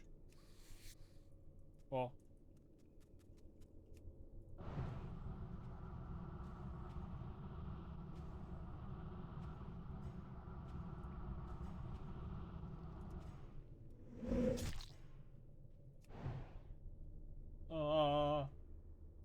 T is an app that is officially at one point the #1 app on the App Store. This has been a massive scandal. A lot of people have been talking about this. My mom always said never go looking for trouble. That's exactly what the new T app is. If you ever ghosted a girl, had a situationship, or talked to any other female while single, you're a walking red flag and will be put on blast. Now imagine if there was an app called A Cold Beer where men anonymously shared personal info and warnings about women. It wouldn't last 24 hours and every user on it would be deemed a sexual deviant and a pervert. This is yet another example how we live in a genocentric societal order. I agree with him. I think that this is toxic female behavior and it should be called out as such. If women get to have an app like this, then men get to have an app like this too, right? Where they can post like, okay, like what is this girl down for? What's she not down for? Does she have STDs? Is she like super political? Does she cry about her boyfriend? You know, is she gonna ask you to pay for her stuff after you go on a second date? Like all these things that are important. Yeah, body count tracker, exactly. Yeah, it's like, I mean, every car has mileage on it, right? But the moment that you apply it to a person, somehow this is the wrong thing. And by the way, I don't have any problem saying anything like this because they're doing the exact same thing to men. They are. Look at this anonymous advice. Should I date Ethan? My friend saw him out with another girl and then poll, don't date him. Now, I know this might be a massive shock, but the app was hacked. The T app has been hacked, and all user information was leaked. There was all fat, ugly, middle-aged women. So it's a bunch of fat, ugly, middle-aged women that hate men because obviously they're not 23 anymore, and so nobody's willing to put up with their bullshit. They make this app and they say a bunch of other stuff. No, really. Like, you can look. I'm not going to say where it is, but you can look up. Like, they posted everybody's driver's licenses, fucking everything, right? Massive fucking leak. Also, a bad thing. Oh, ratio of women built like Blastoise requested, please. 5'4", 170 pounds is the American female average. Would love to see if some fall in that demographic. Hey, I don't know about Blastoise. I'm sure you've got a few Laprases and maybe a few Snorlaxes also. The average woman using this app is sub-mid. What a shocker. You can't write parody. You can't write what is it? Satire better than this. And the reason, by the way, women do this, people need to understand this. The reason why they do that is because they want to go out and push this toxic mindset to everybody else that they have, because they have some residual lingering resentment and hate towards men because they were probably treated badly, broken up with for a younger girl, or for some reason or another sidelined for someone who was a better option. And honestly, W to the guys, because if you've got some angry bitch that's sitting there on an app complaining, oh no, you shouldn't date him, you shouldn't do that. Do you really want to marry that? Fuck no, you don't want to marry that. You've got enough problems in your life before you want to sign into something else. Yeah, T? Yeah, I guess so. We have a song for this? We've got a lot of songs for this, let's be honest. Anyway, we'll watch this and just see what's going on with the T app. The T app was designed to expose men, but it's exposing y'all women. It's showing just how dirty and nasty the men that y'all have been dealing with are. Y'all get online with these high standards that you don't have in real life, which is what I always say. The year was 2005, and the World Wide Web was just developing. And a new website came out called Don'tDateHimGirl.com. Yep. You guys back in the early 2000s, you remember this. And the way I found out about this site was that a popular pastor in Sacramento was exposed on the site for basically clapping his member cheeks. I just don't understand how it is socially acceptable that What a girls great can edit. go and do this, but guys that share information about girls and their sexuality is somehow seen as a bad thing. I don't get it. I think this is a double standard, and it's not a double standard that makes sense either. All the text messages, all of everything, pictures, not videos though, were put on the site. And the site was built for women to come on and do exactly just that. They can anonymously submit relationship stories about cheating partners, and basically expose men. And Look at it. Look at what it says, bro. Watch out for this guy because he is a big-time game player and a sociopath, and the description of a sociopath is as follows. And it's just some random guy. Sorry, Jason, but your life is ruined now. You should have called her back. And this was founded by a lady by the name of Tasha Joseph, and for a while this site was one of the hottest in America. But the problem with the site was not just its fanfare with women, it was the accuracy about the reviews. Now in this instance, if you post it onto the site and you expose the man, a man could actually join the site and defend himself, but that wasn't good enough. Well, obviously. 2006, attorneys started filing lawsuits against the website owner for spreading false allegations against their clients. That's what you get. That spell isn't ready yet. September 2006, the Miami News-Times elaborated on a fabricated profile created to demonstrate that the website was dangerous. By 2007, ABC News referred to Don'tDateHimGirl.com as a revenge site, and on the same day, it's absolutely a revenge site. It is. It's the same as, like, you know how they used to have all those sites where people would post photos of like explicit photos that their girlfriends would send them? Like, I'm actually not a fan of that. I know this might be surprising for you guys to hear, but I think revenge porn is bad. And the reason why is because it makes women less likely to send nudes. I'm not against, like, obviously, yeah, you could say it's against it morally, right? Yeah, I guess you could. I guess I'm against it morally, but like, it's primarily that it functionally reduces the probability of it happening. So we gotta be logical here, okay, boys? O'Reilly Factor referred to Don't Date 'Em Girl as a hate site. Damn! Oh. By 2010, all of the profiles of men were removed. There it is. And by 2016, the site was no longer accessible. Dead. I wonder if she was divorced, the woman who started it.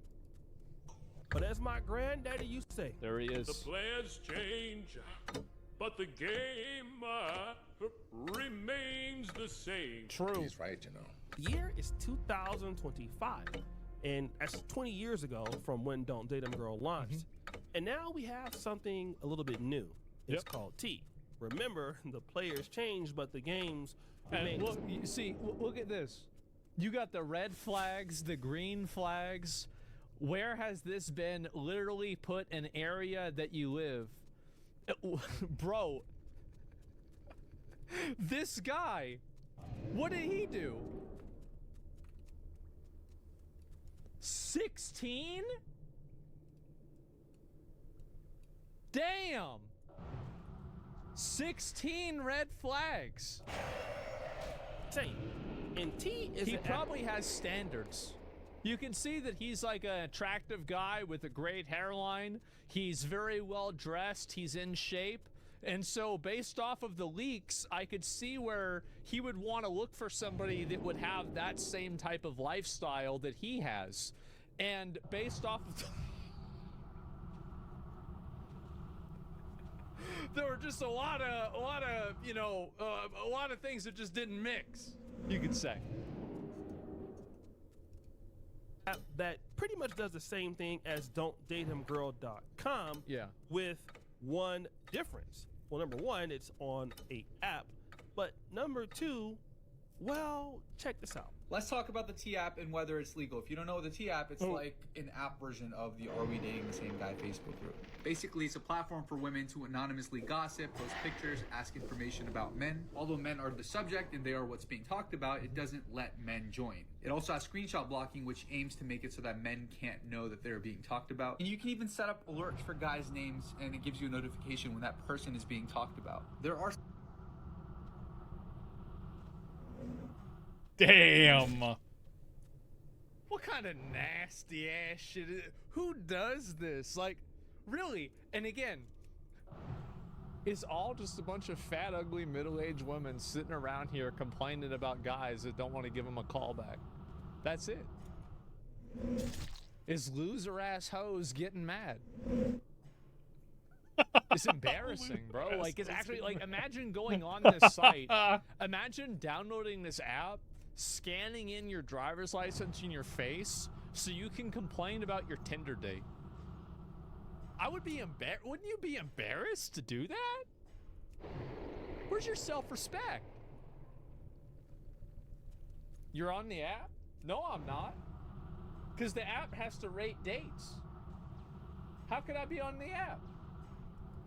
Some legal and ethical concerns with this app. Now, as you can see, the stark difference is, at least with Don'tDateHimGirl.com, you could come on and defend yourself as a man, but it's only for men, and so you can't even screenshot and say, hey, somebody is talking about you on this app. I mean, somebody can come on and say that you have, you know, all kind of doo-doo in your bras, or your breasts smell like booty and cheese.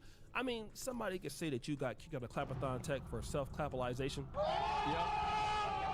True. Somebody could say anything about you and you just can't defend yourself. That's right. Whether the allegations are true or not, or maybe something is true and you don't want anybody else to know. And the reality is you don't know which person is doing it. But wait, there's more. Defamation being the biggest one. If things are said about a certain person that are not true, because things are anonymously posted and the app provides a platform for things like that to be posted, the app could be held liable. Another thing they could be sued for is discrimination and gender exclusivity. The app is true. Like, I don't know why. Like, I mean, I understand. Like, I'm a big fan of things like women-only gyms, right? I think that's a good thing, because, like, I mean, why am I a fan of women-only gyms? Because I'm not retarded. Really, that's because I'm not retarded. I know. You know, I know it, bro. Like, again, like saying, yeah, like, you know, you go to the gym. I know you might not believe this, but I've been to the gym, and like, you talk about, bro, I had a 99 in geometry. I'm looking through 7 different mirrors to stare at some girl's ass at a gym, and guess what? I bet some girls don't like that. They don't want to have to deal with that. I respect that. They want to be in their own space. I understand it. I'm gonna be honest though, I never understood the whole like gym culture where like you're supposed to work out and like stare at the fucking ground. Like, I don't get it. Like, I'm not saying like we should just like ogle each other. Like, I'm not saying that. But like, where else are my eyes supposed to go? Like, eventually I'm gonna look at another human being. I'm in a room full of human beings. Like, eventually I'm gonna look at someone. Like, that doesn't have to be inherently creepy. I'm not sitting there like undressing you with my eyes. But like, yeah, there's another person over there. Like, sometimes I'm gonna look. Sometimes I'm gonna be seeing someone just like ripping out some squats or some shit, or like just benching some crazy amount of weight, and I'm just fucking sitting there watching. I'm like, damn, dude. Like, I used to do that at the skate park all the time. If there was somebody that was a good skateboarder, I would just sit there and watch them like it was a movie. I'm a people watcher. I don't know why people act like that's so crazy.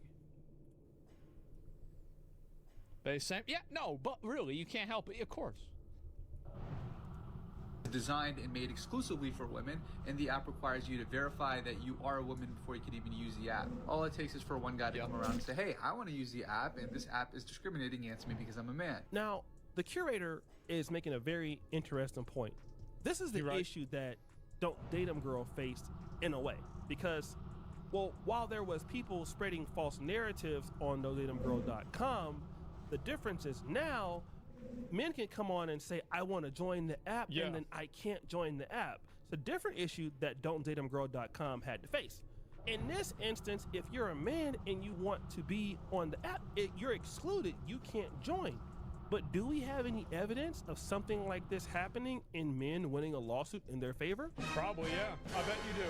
I bet there's like a lot of examples. Rewind! The year is 2020. Oh. And there is a nightclub called Omnia Nightclub. It was located in San Diego's Gas Lamp Quarter.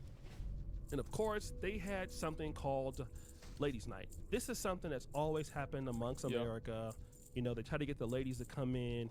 But what Ladies Night will do is they'll let the ladies in for free, and then the men will have to pay. Well, then a group of men got smart. They identified as They women? actually sued this particular club, and they said, listen, in order for us to get in, we were made to pay full price on entry, while women were let in for free or at discounted rates at the ladies' night event. They also complained that they were frisked by security before entering the club. That's right. But women were not. And the claims Fucking in this class 3 action items? date back to 2015. And of course, This this is club common. closed because of this big ass lawsuit. Now, I don't know if they actually got the money, but the judge approved a $7 million settlement for these men suing a bar over a simple ladies' night admission fee. Wow. I mean, to be honest, I mean, it's true, right? I mean, it's true. Easy money, yeah. I mean, because there's no real reason, like, there's no real reason to have something like that. Like, for example, like, the reason why you have a women's only gym is for women's health and safety. There's no reason you're having a women's only night at a nightclub. It's honestly usually the opposite. Because that way you get more guys that go in there at that time because you want to fish where the fish are. So, could this app be in trouble for that? Hell yeah! Hell yeah, But that's wait, right. There's more. She's like, you could post a picture of your man or the old man you used to talk to or a man that you want to talk to, and people will rate them a red flag or a green flag, and there's comments, and everything is... Why is she talking like that? Why is that normal? anonymous. You can write hella comments and say whatever you could say was weak. I can see why a lot of girls like this. They just get to sit around and gossip and talk shit. They stink. They have kids. Yep. They're a deadbeat. they beat on women. You can say whatever you want about them, and they can't do anything because they don't have access to the app because you got to take a picture of yourself to prove that you're a woman. So why I get into the app today, y'all, and I'm not thinking that it's like real. You know, like I'm thinking like, oh yeah, they're gonna expose people, but I don't think I'm gonna be knowing any of the people that's on there, right? Yeah, sure. So I get in, I'm scrolling, I don't see nobody I know, right? I don't see nobody. And I scroll a little bit more. She found her boyfriend. Boy, you don't sit your stupid ass down. Who the f you think you is? So this lady has joined, and even though she has a boyfriend and her boyfriend isn't on there, yeah, she's seen people that she knows that's on there. Damn. Yeah, they've been gossiping all day and night. And it's crazy because, now let's say that this stuff is not true. And some of the men that she knows that they're on the app and they're being talked about. And again, a man can't come out and defend themselves. But let me just ask you this. What if you're a person that is just posting about a person you just dislike? You're making up all kind of things about the person. What do you think? You think women would just go on there and post photos of guys and say bad things about them just because they didn't like the way a date went? What do you guys what do y'all think? Y'all think they would do that? Never. I don't think they would ever do that. There's no way. There's no way they would do that. What do you mean? That's still recharging. No! Say anything you want, and you can do that. I mean, people here do it all the time. I mean, look at what's going on with AI content creation here on YouTube. True. You have certain creators who are just making up false narratives, saying that celebrity said something that they didn't say, just for issues and giggles. And so you mean to tell me that a person can't do that? Yeah, that means you can come on they're gonna do that. and you're Especially interested if in it's a person, anonymous. you've never met them. It's never and you anonymous. can come on and find out a whole bunch of tea, a whole bunch of stuff about this person, and you can talk freely because you're not going to be judged by the commentary. But I think this is the main... Who cares? Would you really want to date a woman who looks at this app and makes a decision on you? I think that, again, that's fine. You want to have that decision? Okay. But we need a version of this. Men need a version of this. If you want to have a toxic man-hating app, then we need a toxic woman-hating app. That's it. Like, I got no problem with this. You call it Twitter? No, it's called twitch.tv/Asmongold. But the reality is that, or my YouTube channel, or Kick, especially my YouTube channel. And anyway, called Hog Finder. That's true. Yeah, there could be a lot of ways to look at it.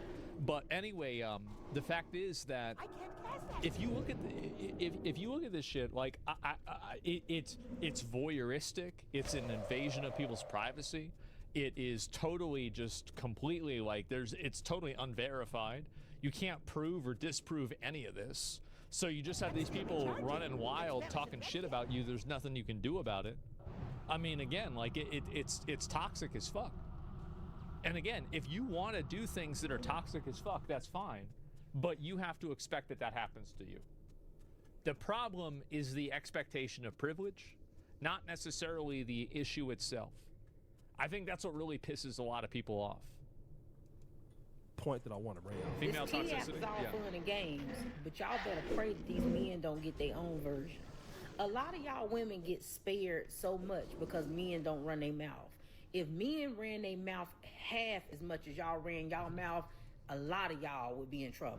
A lot of y'all. Yeah. Because everything that these men be guilty of, y'all be guilty of and more. Oh, yeah. If these men get an app where they can expose anonymously... I remember I seen a girl that I thought was hot on OnlyFans have a crash out that was so fucking insane.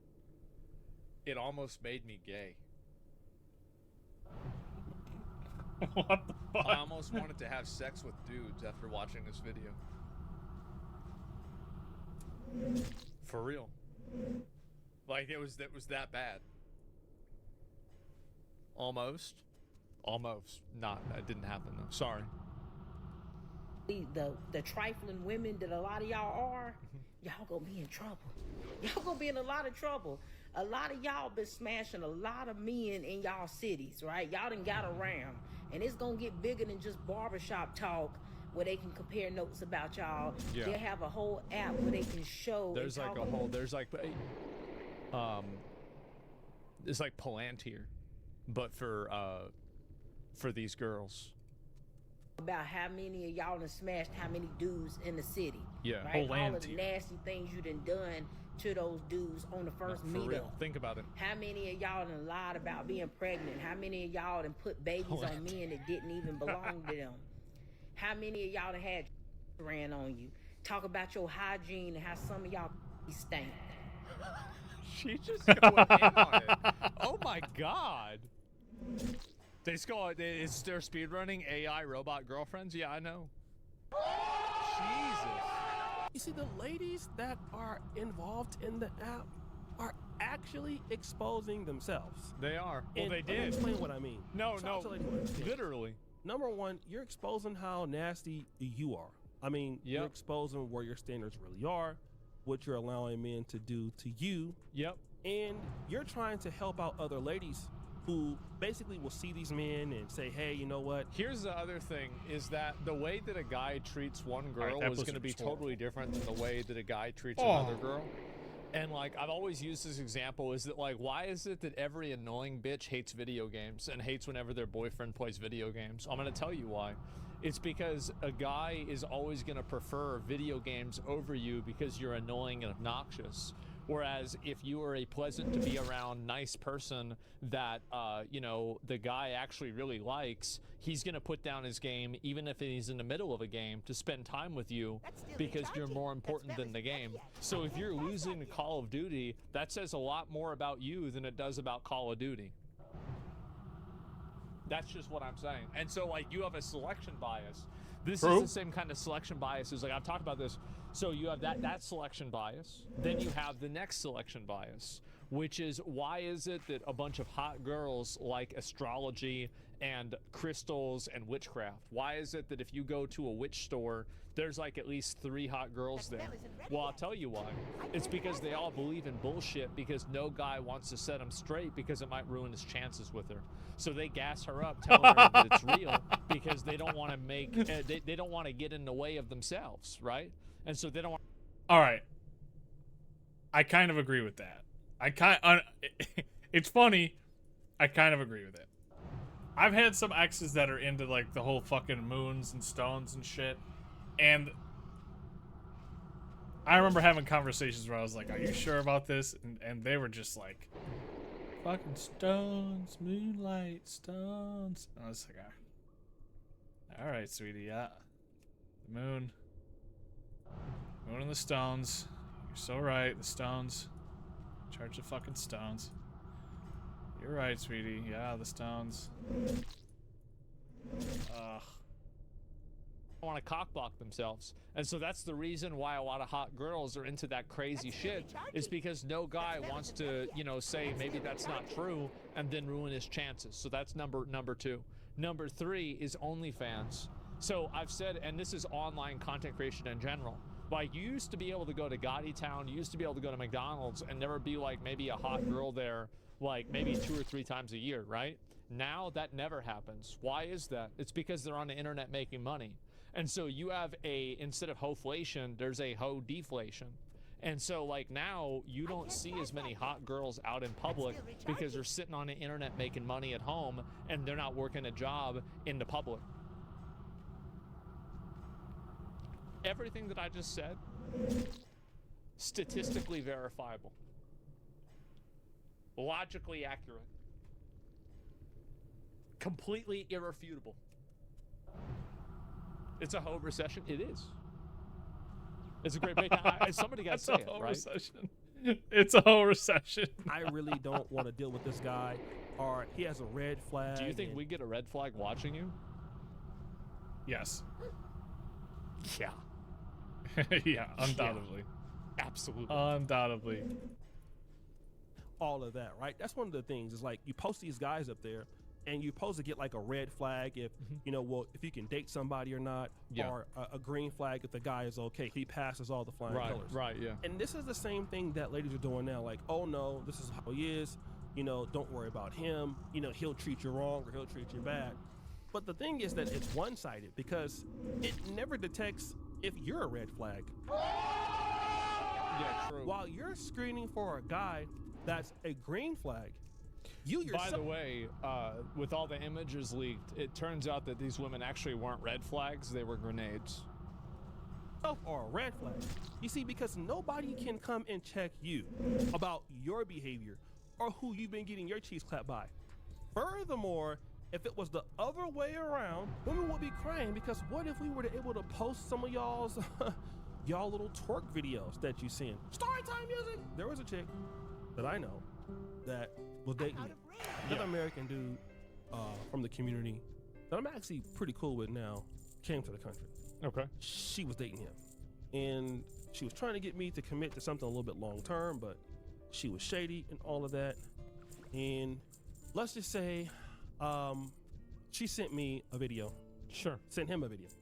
And somehow we just started like talking about the same lady and the same thing.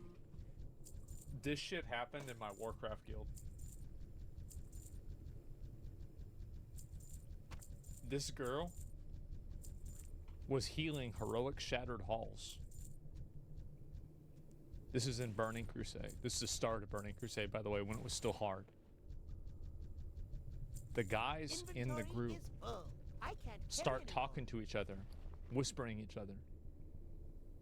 They find out that she's sexting with all 4 of them at the same time while she's healing them in the dungeon. Like a fucking old god with their tentacles around all of them. Inventory is full. At the same, honestly, like I said, damn. I'm just That's impressed. impressive. That was the same girl, by the way, that told me that she wished her tongue was a snake. Or sorry, she wished her tongue was really long so she could wrap it around my dick like a snake. Yeah. Inventory is full. She freaking she was I have never in my life, like this is back in like 2007, 2008. Like a special, yeah, you don't see something like this every day. And so anyway, Unhinged, oh, she's sexy too, of course. And so anyway, but I wasn't in that was later on. I wasn't in that group because they didn't invite, I wasn't in the guild at that time. This is during the AoE farming phase. Yeah, this was Cody. This was the paladin. Paladin start with A. Yeah, and so she had full tier 5 too. And so anyway, little circle jerk. Yeah, exactly.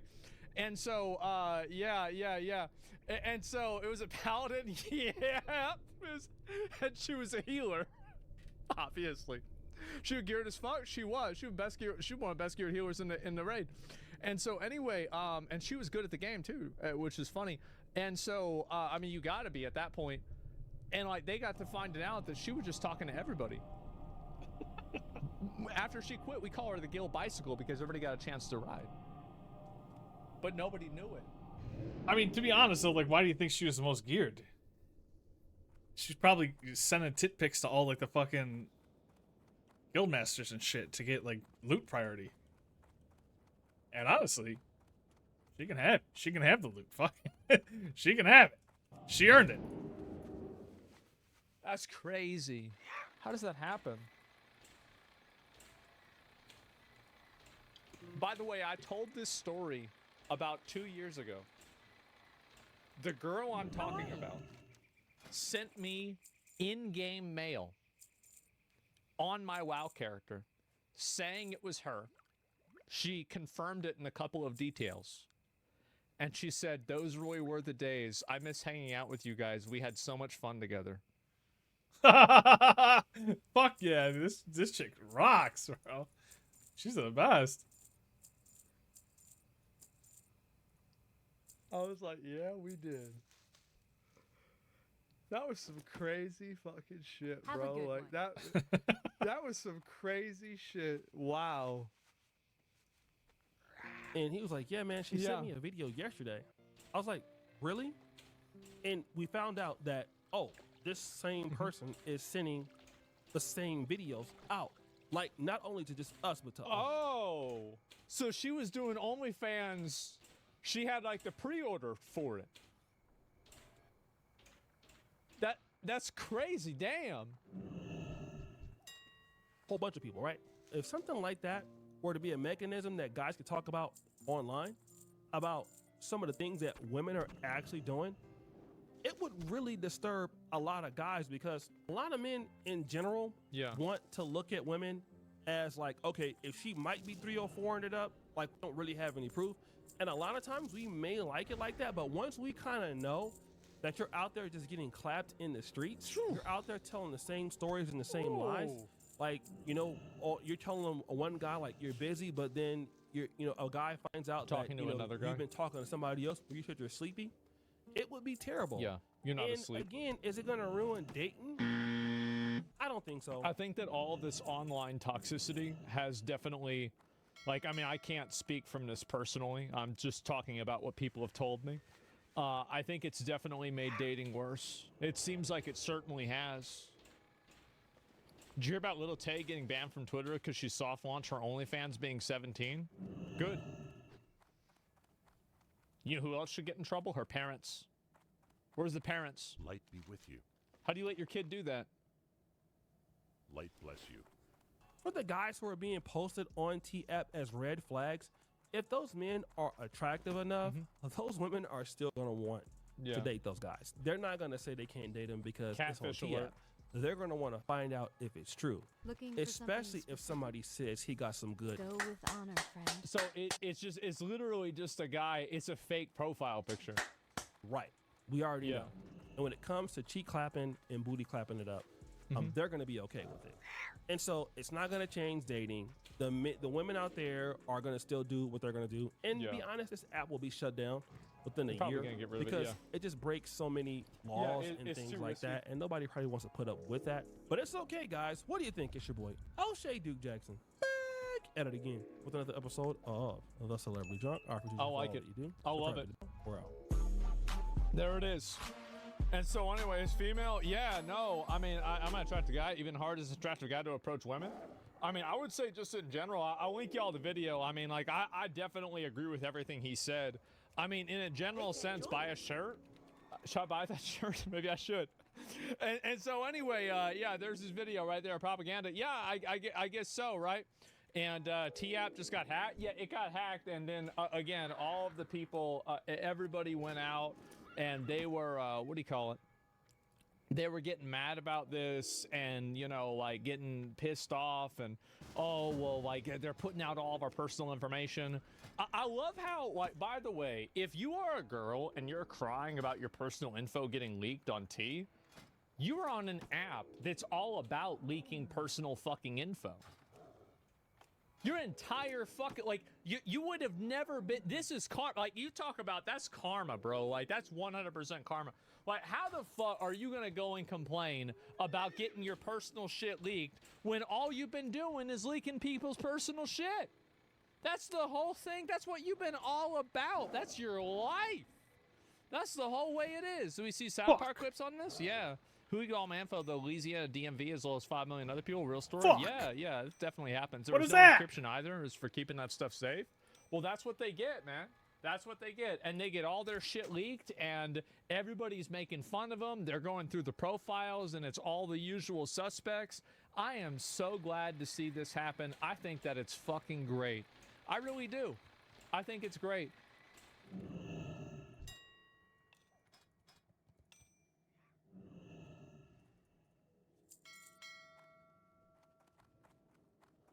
Doubt that'll sell, dude. I doubt that'll fucking sell. That item's a hunk of shit.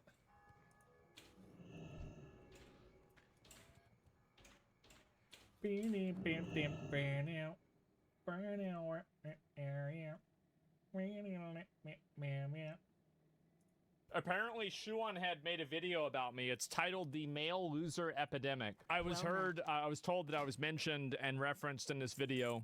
I don't know if it's true. If it's not true, it's probably a bad video. Let's be honest. Hello again, friends. Sorry I've been gone for quite a bit. Hopefully nothing too crazy happened. I feel like every time I take a break, like a war breaks out or something. That's but what happened to me. Thankfully that did not happen. Right? But at least we found out yeah. the real Epstein files were the friends we made along the way. This is a fake Welcome ones. back to the Shoe on Head channel. If it is your first time here, run. I am Shoe1Head, and on this channel I like to cover cultural issues, mostly surrounding men's issues. It's what I've been doing for over a decade, and frankly, I'm exhausted. Yeah. Many of you have been along for the ride, and you have seen me go from a chipper, lively 24-year-old making fun of BuzzFeed and Tumblr feminists, to a bitter, calloused I remember that. I found out about this girl from 4chan back in like 2000 and like fucking Gamergate days. And yep, I did. 4-year-old, talking about very real and growing men's issues. One of the main men's issues I have been covering in great detail lately has been the male loneliness epidemic. Yeah, but turns out I was wrong. We don't have a male loneliness epidemic. We have a male loser epidemic. It's not a male loneliness epidemic. No, it's a male mediocrity epidemic. It's a male loser epidemic. The male loser epidemic has gotten so bad that it's honestly so pathetic at this point. So here's the problem, bro. Like, you got like, you don't even use these pillows on your bed. Like, you're talking about being a loser. Unironically true, though. I never understood why people put pillows on their bed that they don't use. Like, you're not using 5 pillows.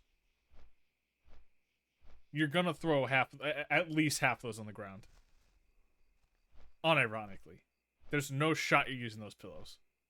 No chance. You got a bunch of pillows on your bed. You just put those on your bed so your bed looks good. Who does this?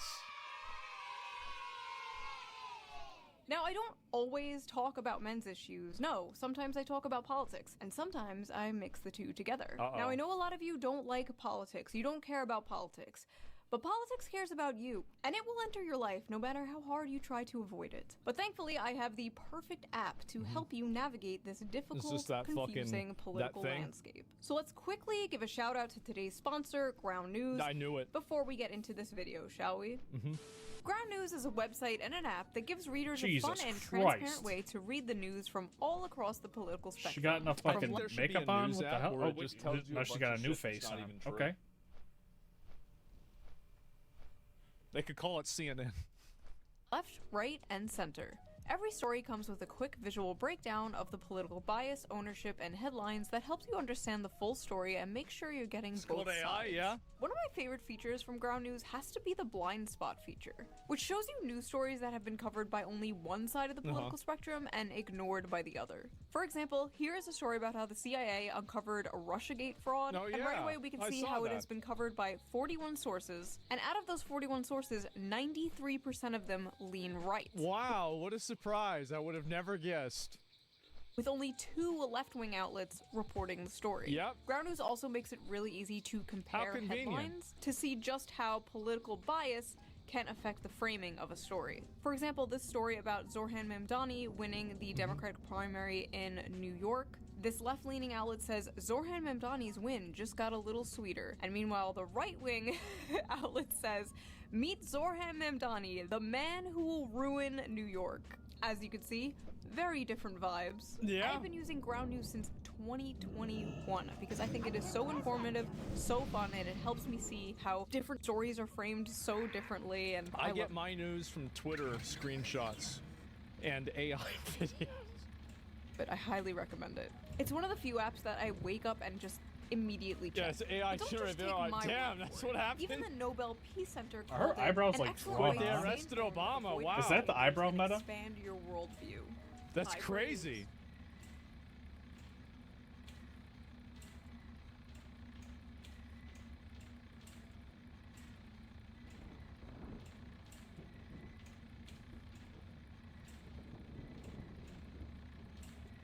Is that a thing?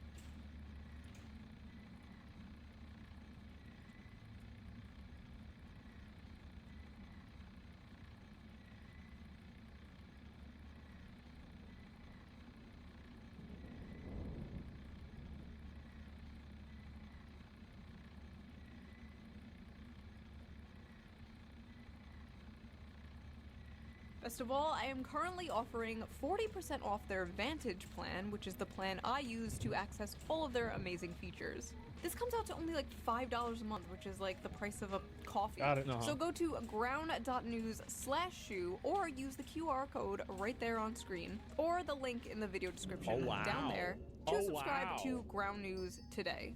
I feel like what they're doing is really important, especially right now, and it helps us approach the news in a more fair and balanced way. So thank you to Ground News for sponsoring this video, and thank you, the viewer, for not skipping the ad. That's me. Right. Now, let's get back to the video. With all these issues men are facing, they seem to be moving to the right and the Republicans more, since the left and Democrats... Because left-wing policies are that women or men are bad. What a surprise that the policy that women should receive preferential treatment isn't popular with men. Who could have ever guessed that? It's a fucking mystery. Oh my God. Democrats have essentially just become the young men eat and die movement. Exactly. Months ago, I covered how the Democratic Party was losing young men, and I predicted Kamala Harris would lose in part because of young men overwhelmingly voting for Trump. And I was correct. That's now the Democrats have unveiled their final solution. And by the way, a lot of young guys, Trump isn't right-wing enough.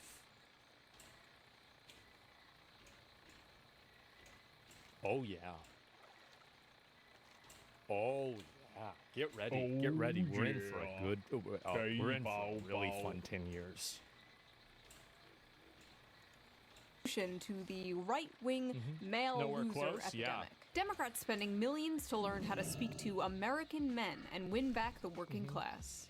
Democrats have blown millions of dollars on efforts to appeal to American men who turned to President Donald Trump in droves. No. See, I don't know if she knows about this at all, but so the Democrats catered a luxury hotel for them to all get together and, fly in and have like a catered meal service event for them to discuss why they can't relate to average working class people.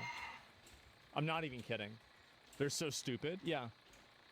On election day in hopes of winning back the working class. Democrats have spent $20 million on their efforts, with donors and strategists pulling up in luxury hotel rooms, brainstorming how to convince working class men to return to the party. Ah yes, nothing more relatable to working class men than luxury hotel rooms. Great job, guys. Yeah, good The one. plan? Codename Sam, or Speaking with American Men. Isn't that SWAM?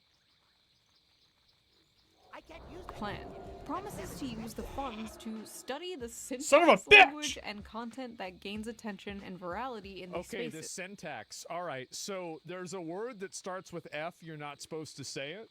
And there's a couple other words that you also aren't supposed to say either. And if you go on the internet, you'll see a lot of guys use these words a lot. I got hoed.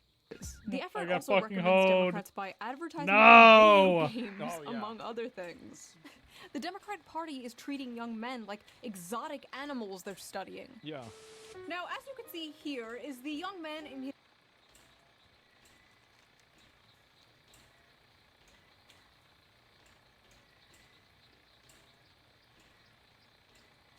That's crazy. Wow. How about that? This is in the male loser epidemic video. That's crazy.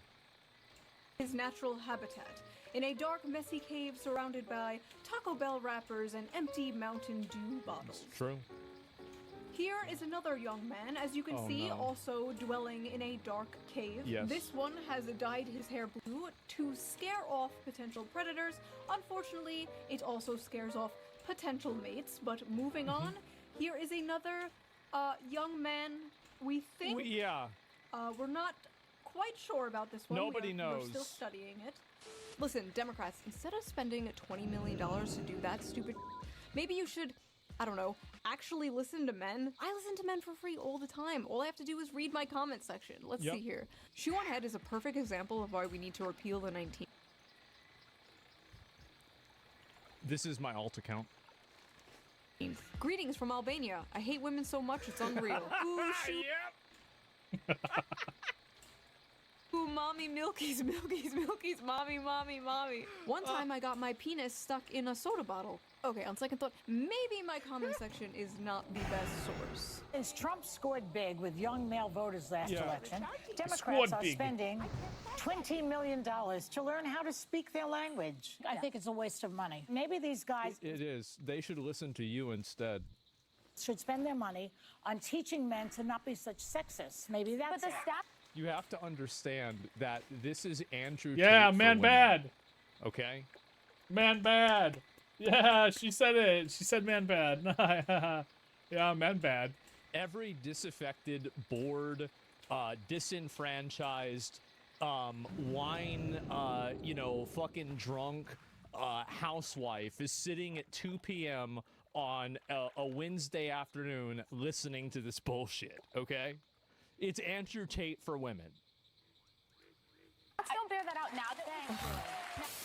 Look at what young women have to choose from. The pickings are slim. Yep. Yes, we might Yeah, have a man, feminism bad. problem in America, but it's the feminization of men. There are a lot of young women out there that want to get married. They want to have kids. They want to have stable families. But there are a lot of young men out there who want to live in mama's basement and order DoorDash.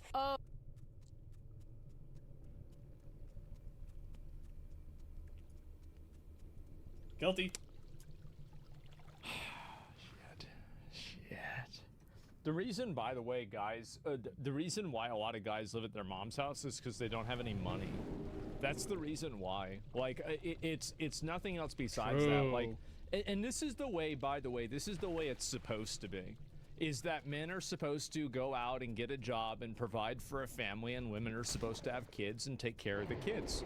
That's the way it's worked for 1,000 years, and don't let any weird feminist on TikTok tell you that it's wrong. That's the way it's worked, and in 1,000 years from now, that's probably still the way it'll work unless we've replaced women with robots by then, which will, I mean, I don't know if that's going to happen or not. Hopefully, but we'll see.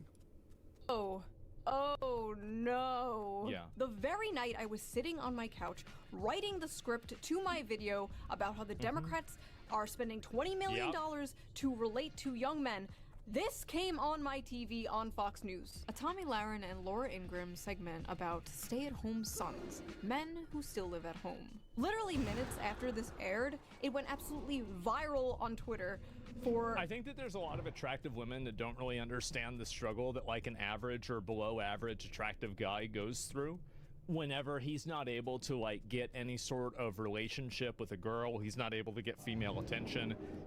He goes on one of these dating websites and, you know, no girl matches with him, and there's one girl that does, and it turns out it's a bot to promote an OnlyFans for somebody who's an AI girl that's managed by a man in India.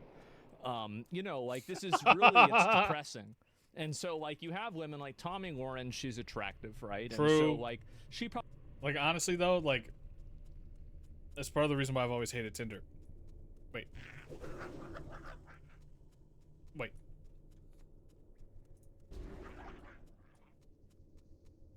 Oh, I didn't reset.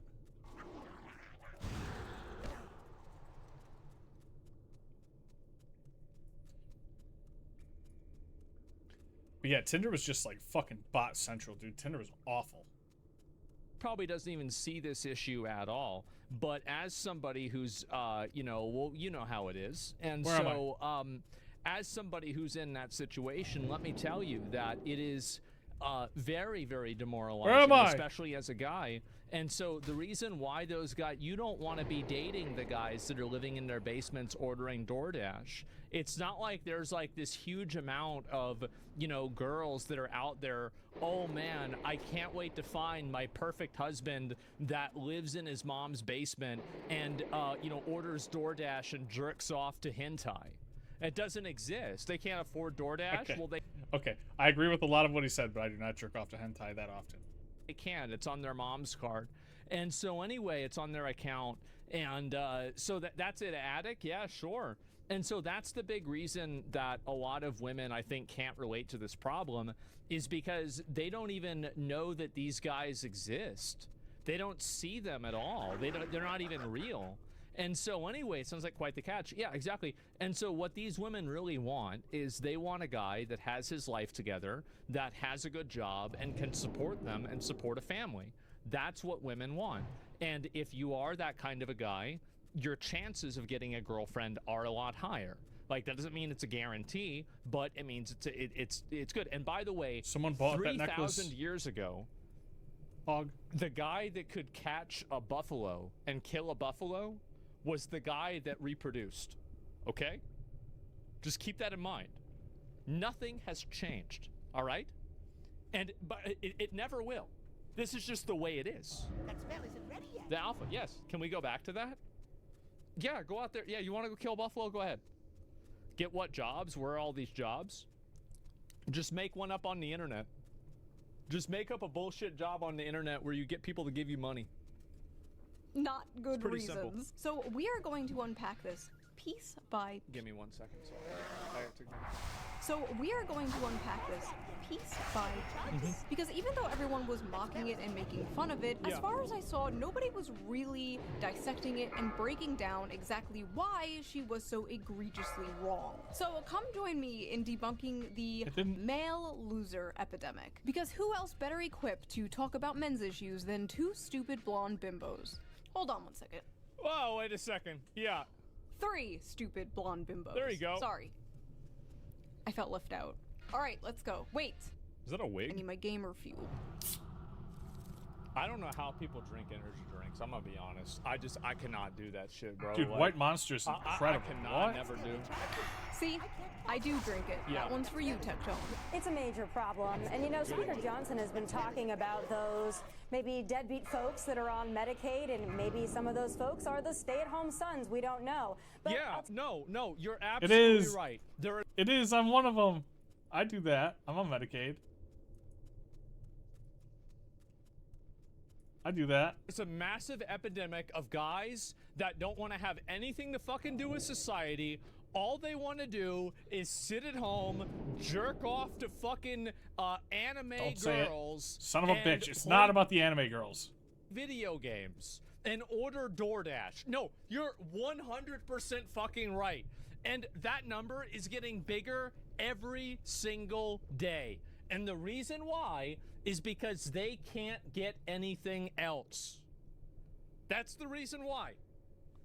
No. Tell you this, leave it to Gen Z to rebrand laziness and social awkwardness as something cutesy, like a stay-at-home son. But Laura, I gotta tell you, this is also a big problem when it comes I was just called a lazy retard.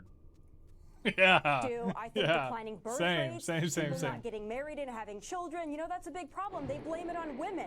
Well, look at what young women have to choose from. The pickings are slim. Yes, we might have a feminism problem in America, but it's the feminization of men. There are a lot of young women out there that want to get married. They want to have kids. They want to have stable families. But there are a lot of young men out there who want to live in mama's basement and order DoorDash. And that's why we have declining birth rates and a lot of other problems in society. It's time to go out, get a job, breathe the fresh air, meet people in real life. Let's just get back to basics. No. So first of all, this stay-at-home son thing is not a real thing. It was a random throwaway, self-deprecating joke some contestant on Jeopardy said. One f***ing guy. Because I guess there's nothing else important going on that they could cover on the news. They literally made one guy. Girls that are losers too.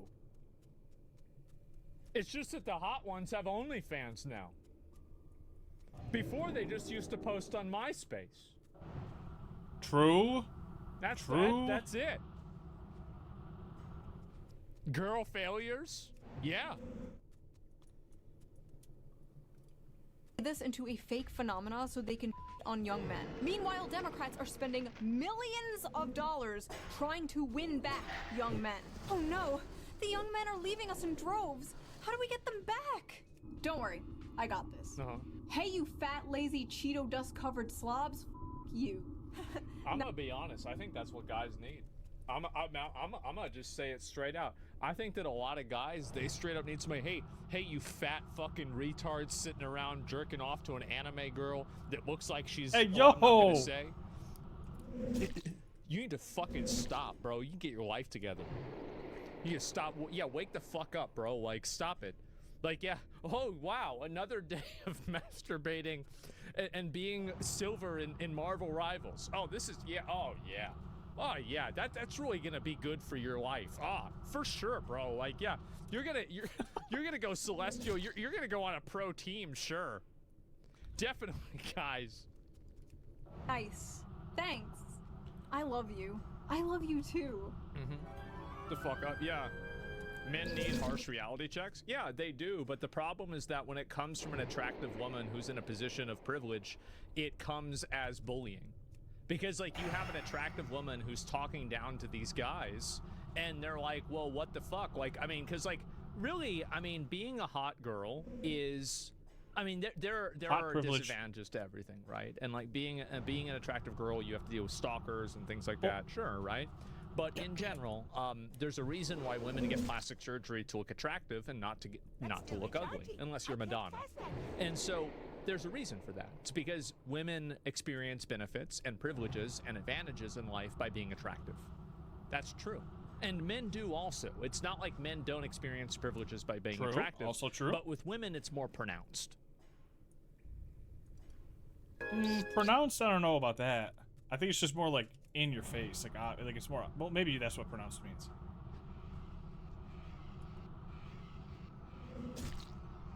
What's up, pronounced means?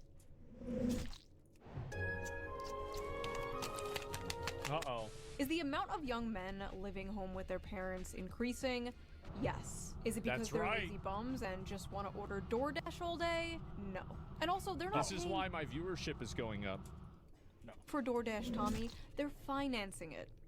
Come on. True. Get with the times. There are a lot of young men out there who want to live in mama's basement and order DoorDash. And that's why we have declining birth rates. It's time to go out, get a job, breathe the fresh air. Have either of you tried applying for a job as a young man recently? Or tried buying a house on the salary of one of these young men? Have you experienced the dating market, been on the dating sites as a young man?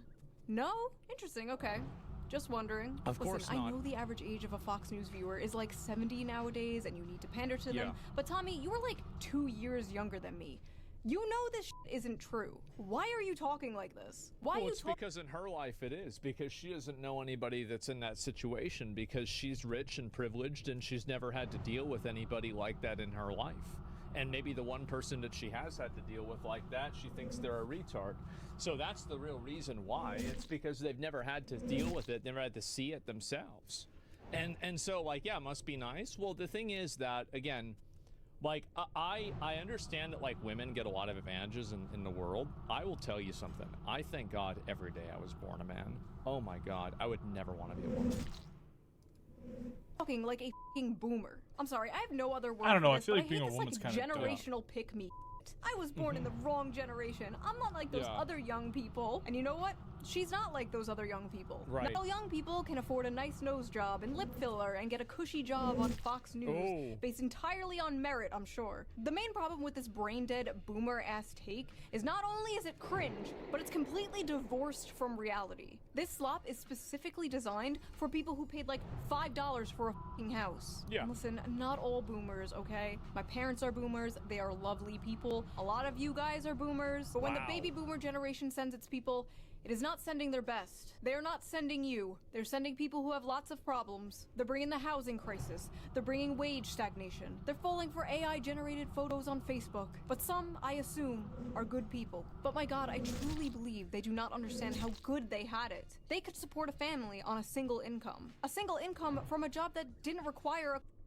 Dude, my dad literally, when he was my age, actually when he was younger than my age, he walked. So he would go to school. His parents would drop him off at school. He would walk out the back door of the school,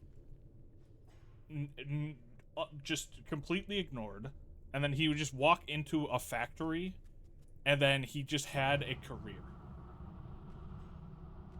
Like he would just walk into the building and press like some buttons, putting together like some shit on a factory, and he still to this day is getting paid from that job. Still to this day. A college degree. Their leaders didn't prostitute This away is their... another big factor, is that a lot of guys are stupid. So the way that IQ distribution works is that men have more variance where women are like more clustered in the middle. And because of that, you have a lot of stupid guys. You have a lot of smart guys too. but you have a lot of stupid ones. And if you're a stupid guy, back in the day, your job used to be you had a hammer, and then you would turn the big rock into little rocks. And then after that, you had a wrench, and then you would turn the nut that's this way, you would turn it to that way. And then the next one would come on, and there's a bolt, you have to take it from here over to here. And that was your job. And you got paid equivalent of $200,000 a year to do that job. And your life was amazing. But now there's a robot that does that job. The person who made the robot has even more wealth and income. You are sitting at home living on food stamps, DoorDash, and disability. You don't even have a disability, but somehow you got it anyway. And you're complaining about women. That's what happened. And so that's it. So basically, the issue, and this issue is just going to keep getting worse. Nobody talks about this. Is that the issue of IQ, is that each person has, this is IQ, I spelled IQ wrong. That's really impressive whenever you think about it. IQ to job possibility. Yeah, so anyway, I'm probably not at the front here, as you guys can see. And so this is, let's say, 50, and this is 150, all right? So this is an IQ distribution. I know obviously people are outside of this, but let's just go ahead and use this. So in like right here, if you had an IQ of, let's say, 70, you could get a job. Now you need an IQ of, let's say, 95 to get a job. Well, eventually with technology, all of the decision-making jobs will still be done by people, but the automated jobs where you effectively perform the tasks of a robot that just performs a repetitive task over and over, these will be replaced by technology. And so whenever the average IQ needed in order to process the functionality of a job is 110, all of the people that are below that IQ are going to be out of a fucking job. So what do you do with those people? Well, you can kill them, you can turn them into food, you can make them slaves, but the one thing that you definitely are probably not going to do is pay them to sit around and do nothing. And this is an impending problem that nobody wants to talk about. And the reason why nobody wants to talk about this problem is because discussing the concept that IQ is, there's a spectrum that everybody has, right? Like there's like a best case scenario and a worst case scenario for each individual person. Some people, their level cap is level 15. Other people, their level cap is level 70. It depends on who it is. But some people are born with less talent points than others. And don't ever fall for the illusion that everybody is equal. There's just some things that some people are good at. Yeah. There are some things that you're good at, but if the thing that you're good at, a robot is also good at, well, it doesn't really fucking matter, does it? So, no, there's no equality between people, in the same way that height is not equal, in the same way that weight is not equal, appearance is not equal, nothing else in the entire human anatomy is equal, but we're supposed to assume that our brains are exactly the same? It's crazy. Of course it's not true. And so the unfortunate and the uncomfortable reality is that right now, we're here. Right now, we're right here. And what happens is that all of those manufacturing jobs are now being removed. And then you're going to have retail jobs that will also get removed. And so what's going to happen is this is going to cause further consolidation of wealth inside of the wealthiest 1 to 5% of the population. And you have kids now. You have kids like 15 years old that are making $10,000 a month on the internet. Meanwhile, you have adults that are slaving away at a shitty job because they're not smart enough to figure out a way to make money on the internet or with some other sort of tool. And the reason why is intelligence. And that's it. And you can't train a person like that, like a moron like this, somebody who's down here at the 70s. You're never going to teach this person to do something that's functionally useful. They're stupid. They're always going to be stupid. They're never going to be able to overcome this ever. There's never going to disagree. Guys, this isn't a fucking disagree. This isn't a fucking debate. It's a fact. It's a fucking fact. And so this is the thing. Yeah, the mob's important. Yes, exactly. Below 70s retail. Well, I'm not saying like, every day I say this.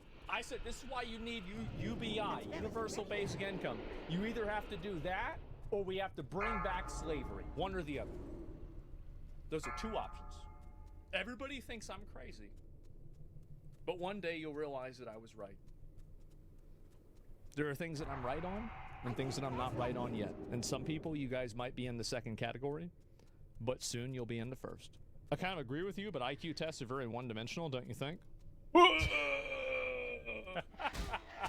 How many of you guys went to school what the and you know fuck? exactly what I'm talking about? You know exactly what I'm talking about here.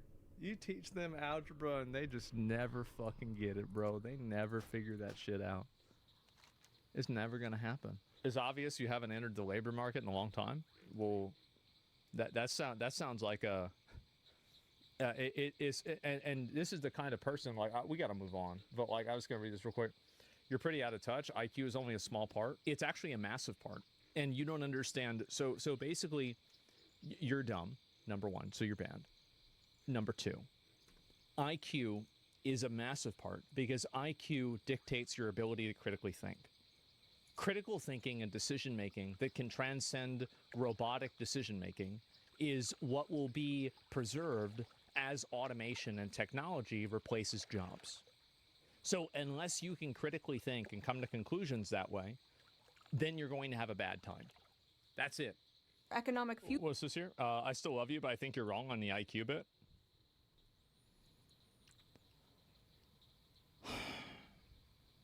Okay. Work ethic is important.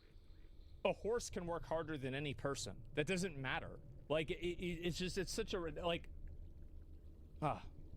From a job that didn't require a college degree. Their leaders didn't prostitute away their economic future for some cheap plastic shit from China. They inherited the greatest economy known to man, and they pretend it's a paradise that they earned. I just don't understand, like, why don't boomers and spiritual boomers like Tommy Lauren see people struggling and go, wow, I wish I could fix this. They should have it better than I had it. And you wonder why so many millennials and zoomers don't want— Because the reason why they think that is because acknowledging that means that you lived with a privilege, and you don't want to acknowledge that because acknowledging that you lived and you were a beneficiary of a privilege like that gives you the ability to, now you're thinking, oh man, maybe I'm guilty because I had this thing. Like, people build up their self-identity of being successful because of their own behavior, and oftentimes that's part of it, but there are also external factors that you can't control. Like, for example, everybody here, you did have a nat 20 roll by rolling in a country that speaks English, one of the most spoken languages in the world, and you have high-speed internet. There's over 1 billion people that don't have access to the internet. Really. And so the problem is that people are very bad at acknowledging...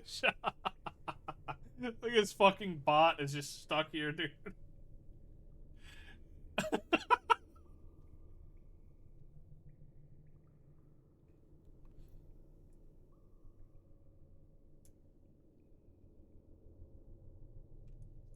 That's so fucking funny. Holy that shit. they have certain privileges. How the and fuck that's did also you even get because up there? certain privileges are imaginary or made up, but also it's because it perceptually devalues their accomplishments. That's the reason.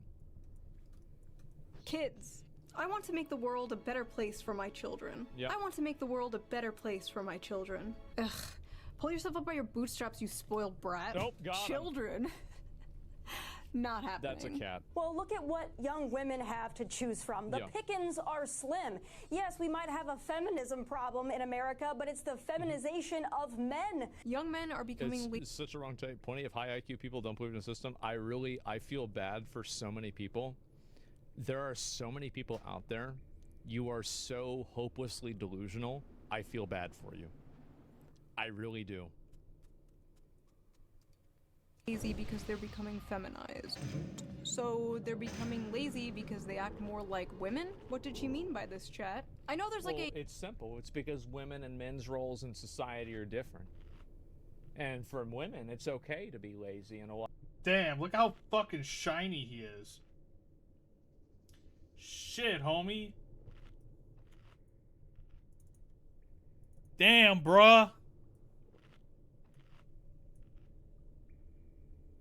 got that fucking one hair greased to the side of. Oh fuck! Hit the shower, cuz. Hit the shower. A lot of cases, because that's not what they're not supposed to go out and fucking work in an oil field.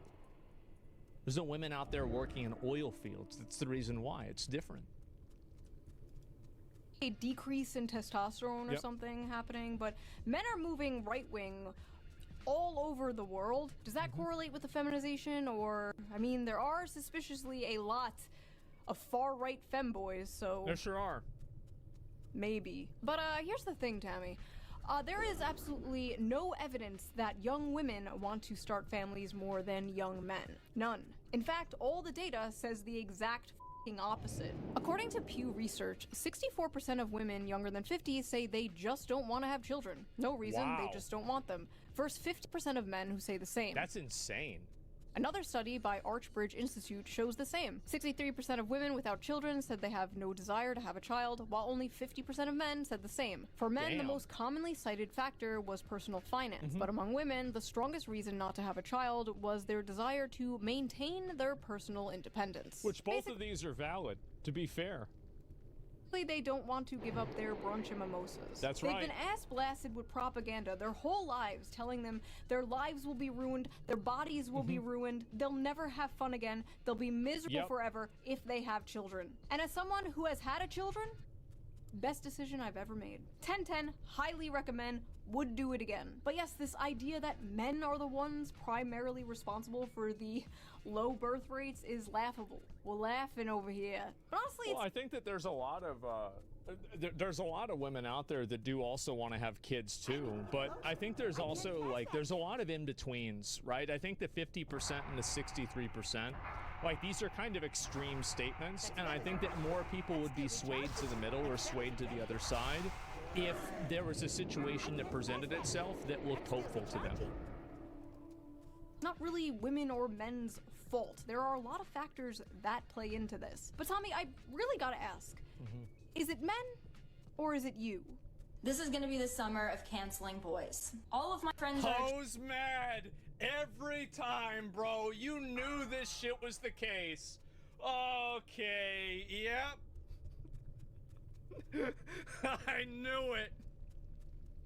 Who could have guessed?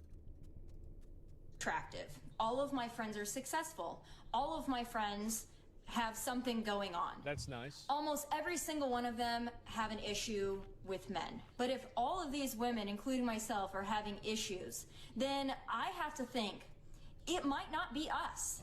It might- Wait a minute. So, if you only have issues with other people, no matter how many people you go through, if you're the common denominator, what? No, it's no, but it's the opposite though, right? Might be you. It is not just the guys in Los Angeles, Nashville, Dallas, and they're not any better in the Midwest. They, quite frankly, I think they're trash all over this country. My friends are successful. Men don't give a shit about that. They'd marry a Walmart cashier if she was nice to them. I think men between the ages of 20 and 30 are not ready, in most cases, for marriage. Are usually... That's true. That's absolutely true. She's right. They're not. They don't have any sort of... They don't have a career. They can't support themselves, etc. Yeah, the economy sucks. Economy sucks dick.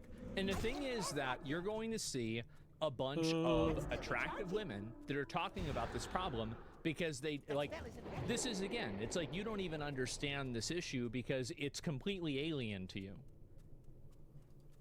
Not ready to be husbands and fathers. That's a cultural issue. So, look, No, I would actually, back to your point, I think it's a biological thing. So let me get... It is a biological issue in a certain case, but, well, actually, actually, no, it's not. Wait a minute, I'm just thinking about this more. No, people used to get married when they were like 15. What are you talking about? That's not even true.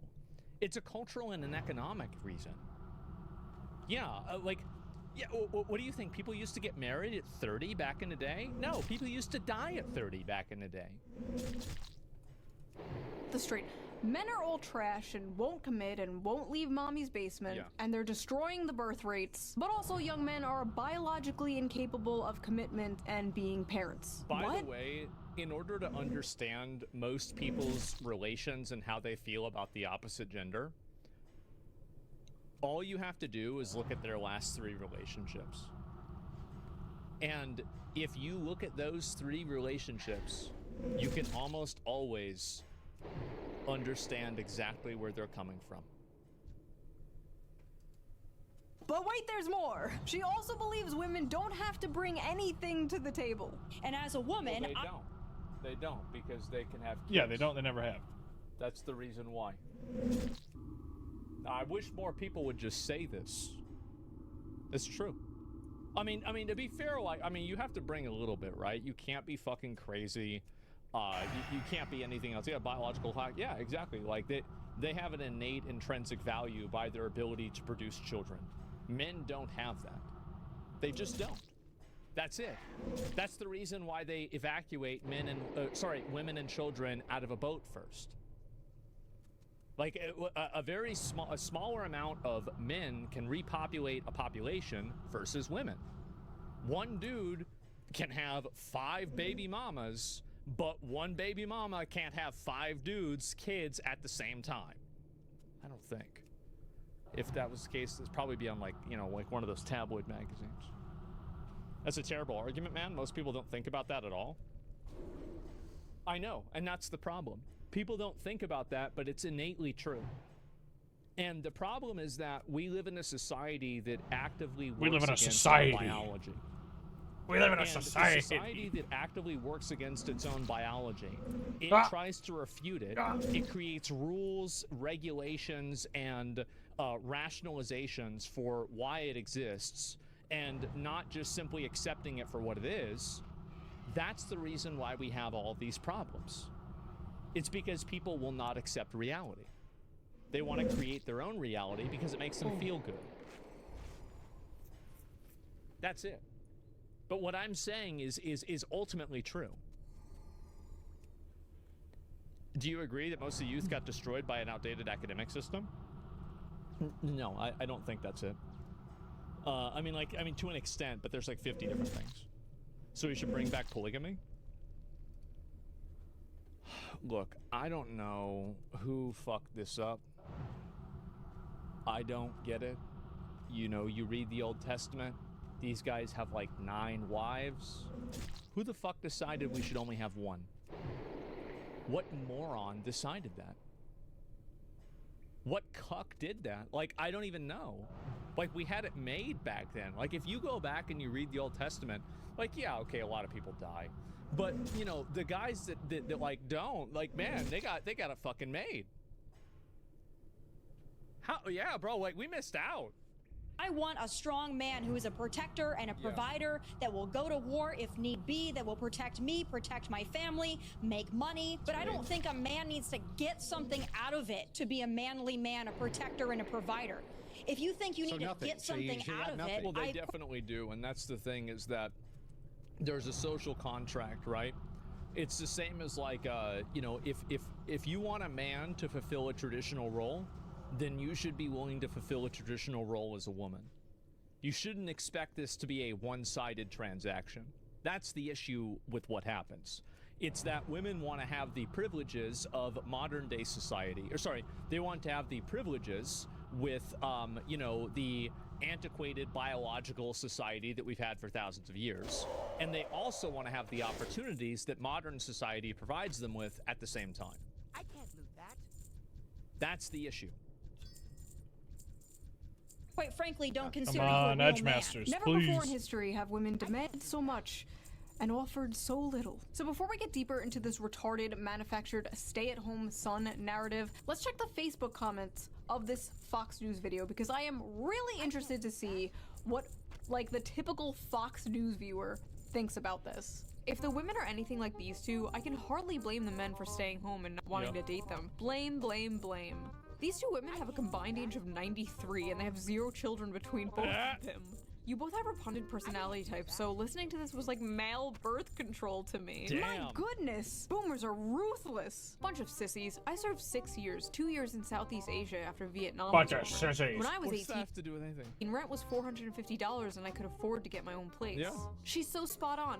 Nothing screams I'm a loser run from me than a guy living at home in his parents' house with his 12-year-old boy's bedroom decor at age of 30. Thank God we raised our sons to be men.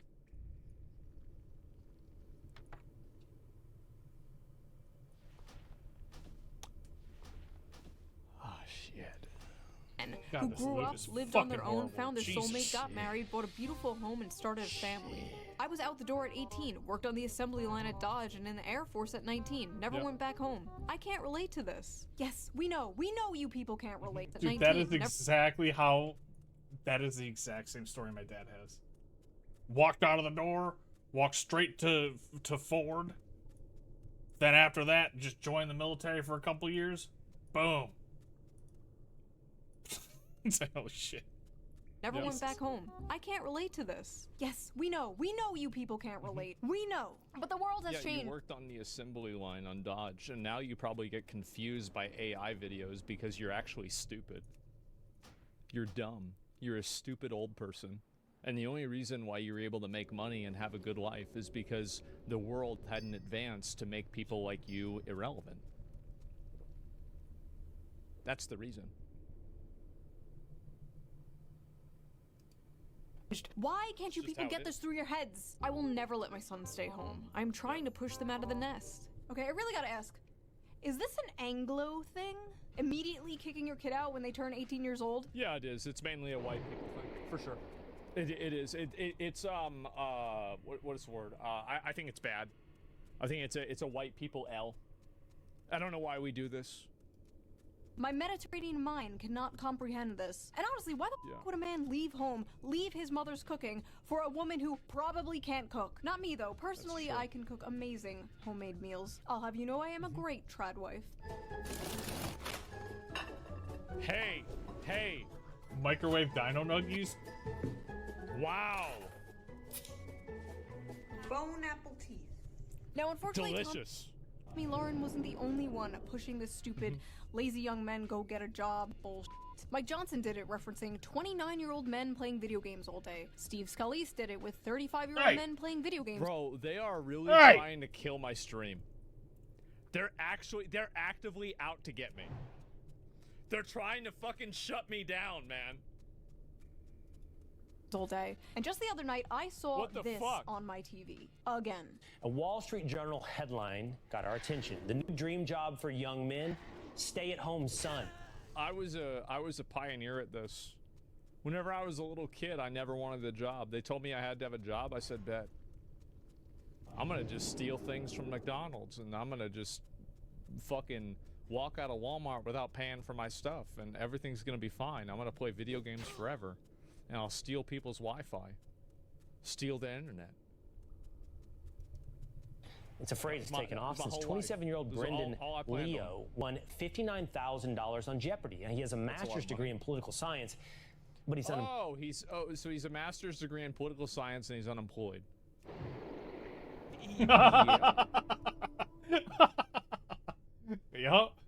Yup. employed. Grow up, get a job, get a wife, build a family. Just get a wife, bro. Just get a job, bro. Oh, get a job? Yeah. Just get a job? Why don't I strap on my job helmet and squeeze down into a job cannon and fire off into jobland where jobs grow on jobbies? The term welfare queen must have fell out of fashion with Republicans, because it seems even they know the approved safe demographic to go after now. Because it's very obvious what demographic they are talking about when they say young men in their basements playing video games. This just get a job. This is the reason, by the way, why a lot of guys are super right-wing. And it's why they hate Democrats, and it's the reason why I think they're like super Trump supporters and everything. It's because basically they view, I think this is the way that a lot of guys see, they view policies that are enacted by liberals and Democrats as being things that actively disadvantage them. And they're right. They are. Like, if there is a policy that gives privileges to women or opportunities to women, and you're a guy, you've just been fucked. if there is something that gives a privilege or an opportunity to not necessarily true. No, it is. It's true. Like if you provide a preferential treatment to one gender, then that gender has an advantage. That's just the way it is. I mean, it's zero sum. Yeah, that's just how it is. Of course. Like, as I've said this before, right? Anytime that somebody advocates for something that would categorically make me ineligible for a benefit for, like, my race, my gender, my sexuality, I'll never vote for that person. I am a single issue voter on that topic. Anything that they ever try to push that is like, oh, well, you know, if you're this group of people, this immutable characteristic, if you're gay, you get this opportunity. Nope. That's a nope. That never. And by the way, everybody should be like that. I wish more of you guys would act that way. Lazy attitude is not Stop voting for people that want to that hate you and want to take your money away. It's pathetic. But it's especially funny coming from Fox News, of all places. Fox News that spends so much time yapping about immigrants taking American jobs. Fox News will talk for years about how Americans are being screwed out of the workforce. But when this issue manifests itself in Gen Z, suddenly it's a moral failure. The fact is, a lot of American jobs held by men are being lost to automation, offshoring, and yes, cheap foreign labor. Companies and billionaires would rather have cheap labor they can essentially abuse, not pay fair wages to, just good little worker drones who won't unionize. By little, what she means is children, like in California. Because if the kids work, you can pay them in Tootsie Rolls instead of dollar bills. Rather than hire American workers for a living wage. The cheaper the labor they hire, the more money they make. I remember when Bernie Sanders called open borders a Koch brothers conspiracy. Open borders? That's a Koch brothers proposal, which says essentially there is no United States. But it would make a lot of the global poor richer, wouldn't it?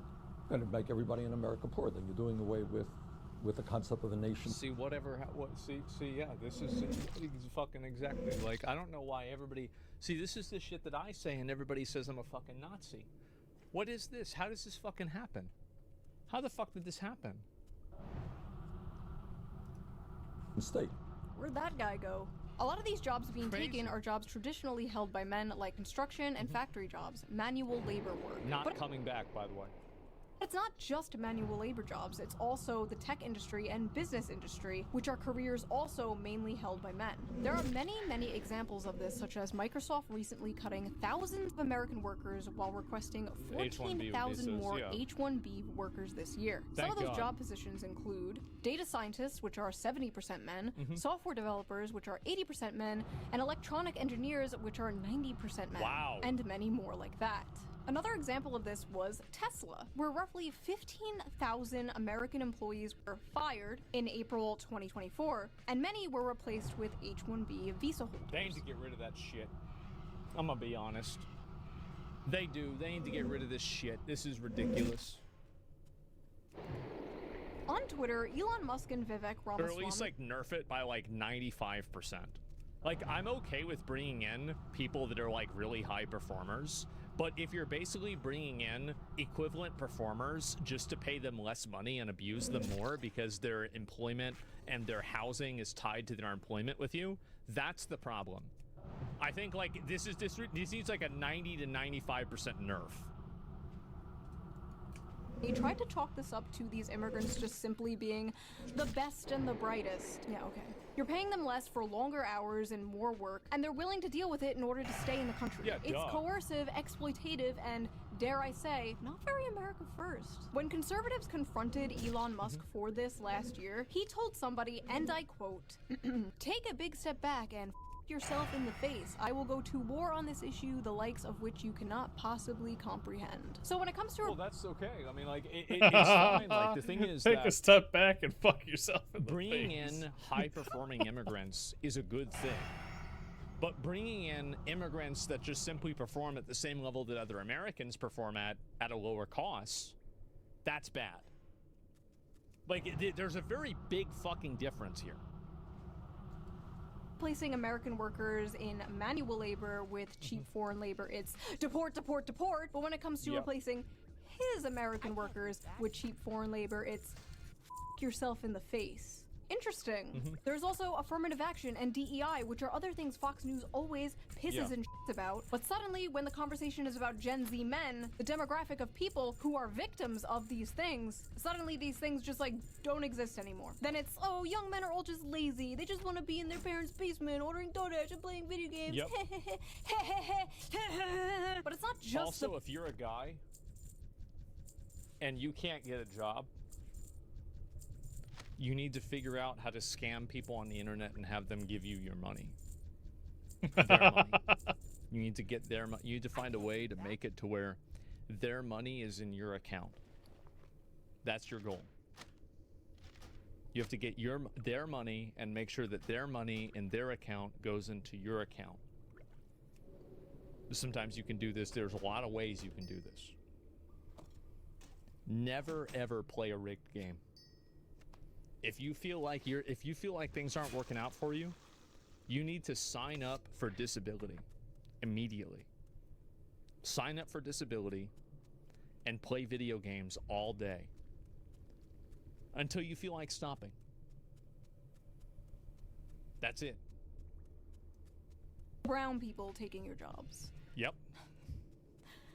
I am not beating the allegations with this one. The brown people are not taking your jobs, okay? It's not their fault. They're just cheaper. Aim upwards. But it's not just the brown people taking your jobs. It's the women, too. Many of the dying industries are male-dominated, while many of the growing industries are female-dominated. And stigma around these jobs being woman jobs usually stops men from working them. Women are overwhelmingly entering and excelling in college and the workforce, and they're more flexible about job position and pay, while young men usually hold out for higher-paying, higher-position jobs that will make them the breadwinner. Because you see, despite the world progressing and the role of women changing, the role of men has not changed. Every woman is a feminist until the dinner bill comes. But what's crazy is, women might be the ones paying that dinner bill soon. A study from the UK found women aged 22 to 29 earned about 1,000 more annually than men. Well, this makes anybody that knows anything knows this is true. This is obviously fucking true. Anybody could guess this. Of course. Reversing the traditional gender pay gap for this age group. In the US, a 2022 Pew Research Center analysis showed that women under 30 out-earned men in many metropolitan areas, with median earnings at or above 100% of men's in cities like New York and Washington, D.C. That may not sound like a lot of money now, but it's a growing trend that has never been seen before. It's so bad that it's really starting to affect the dating world. American women have never been this resigned to staying single. They are responding to major demographic shifts, including huge and growing gender gaps in economic and educational attainment, political affiliation, and beliefs about what family should look like. More women than men are attending college, buying houses. This will not be a problem whenever they have AI robot girlfriends. This is a problem that will solve itself. Focusing on their friendships and careers over dating and marriage. Don't worry about this. The challenges of finding a romantic partner have been made more complicated by a growing divide in education and career prospects between men and women. In 2024, 40% of American women ages 25 to 34 had a bachelor's degree, according to Pew, compared to 37% of men. A bachelor's degree increases net lifetime earnings by an estimated $1 million. Women are doing comparatively well when it comes to education in their early years in the labor force, and men are doing comparatively well. That's because education is tailored towards women. That's the reason why. It's that any sort of violent or aggressive behavior in school that is just typical of guys, and the way that guys act in general is viewed as problematic, or you get in trouble for it. That's the reason why.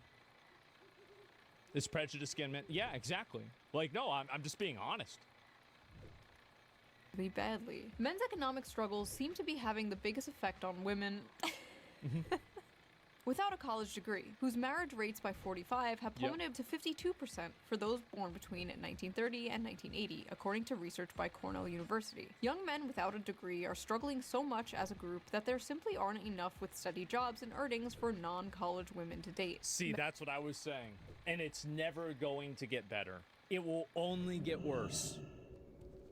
And the thing is also, here's what's interesting about it, is that the women that are also stupid at that age, by the time that they're older, like let's say 40 or 35, if they're not sexually attractive and, you know, they already had kids or, you know, for whatever reason, they're kind of outside of that biological clock period, their value goes into the garbage as well. Because that's the way it works. People get really mad at me for saying this, but, like, I'm right. Like, I'm right. It's so obvious. All you have to do is look at reality.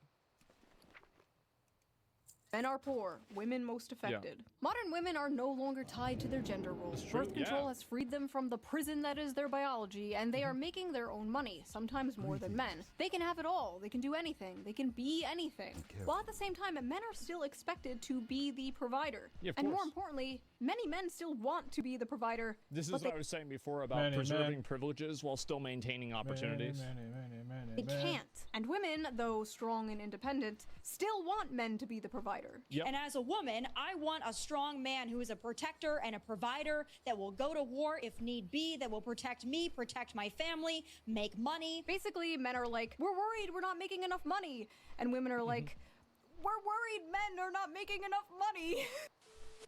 Hello class, I am Miss Onhead. I am substituting for your teacher today. She was arrested for molesting a 12-year-old boy. So today we are learning about the graph. Oh, I've shown This that is graph. the growth in productivity versus hourly compensation graph. And you can trace almost everything bad happening in society This is a bad back graph. to this graph. As you can see, productivity increased while compensation barely grew over the That's same time right. period. Notice they tracked very closely Keep up in mind, it only goes to 2017. Imagine what it is now.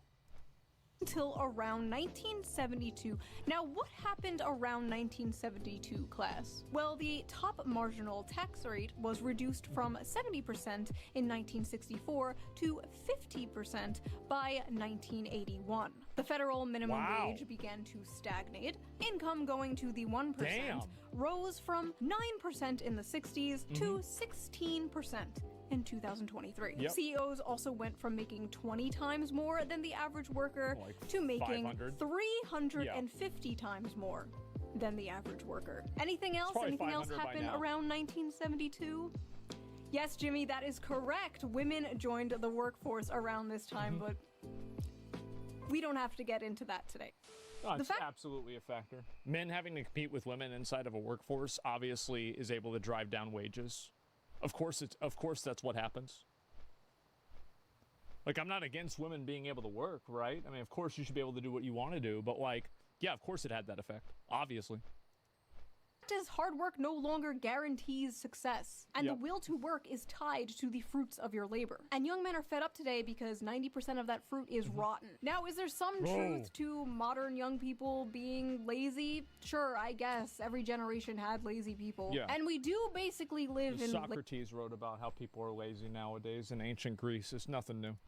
late-stage mouse utopia, after all. Young people today are faced with two options. Socrates? Revolution or escapism. And a lot of them are choosing escapism. Many have basically given up, but it's not like they didn't try. They tried, and they found out the juice just isn't worth the squeeze, whether it's college, dating, or the job market. That's right. And in a way, many young men are kind of choosing revolution. The never-before-seen large shift rightward in young men is a small revolution in a way. They're saying, this isn't working for me, That's this right. sucks, I hate this, I want something different. This is also manifesting on the Democrat side in general. The young men that are still voting left are voting further left. You saw this recently in New York City, where Zoran Memdani, a self-proclaimed Democratic socialist, won the Democratic primaries. Young men are We've got to keep in mind, like, this guy, like, comes from a super rich family. Like, it's not like he's ever really had the struggle, right?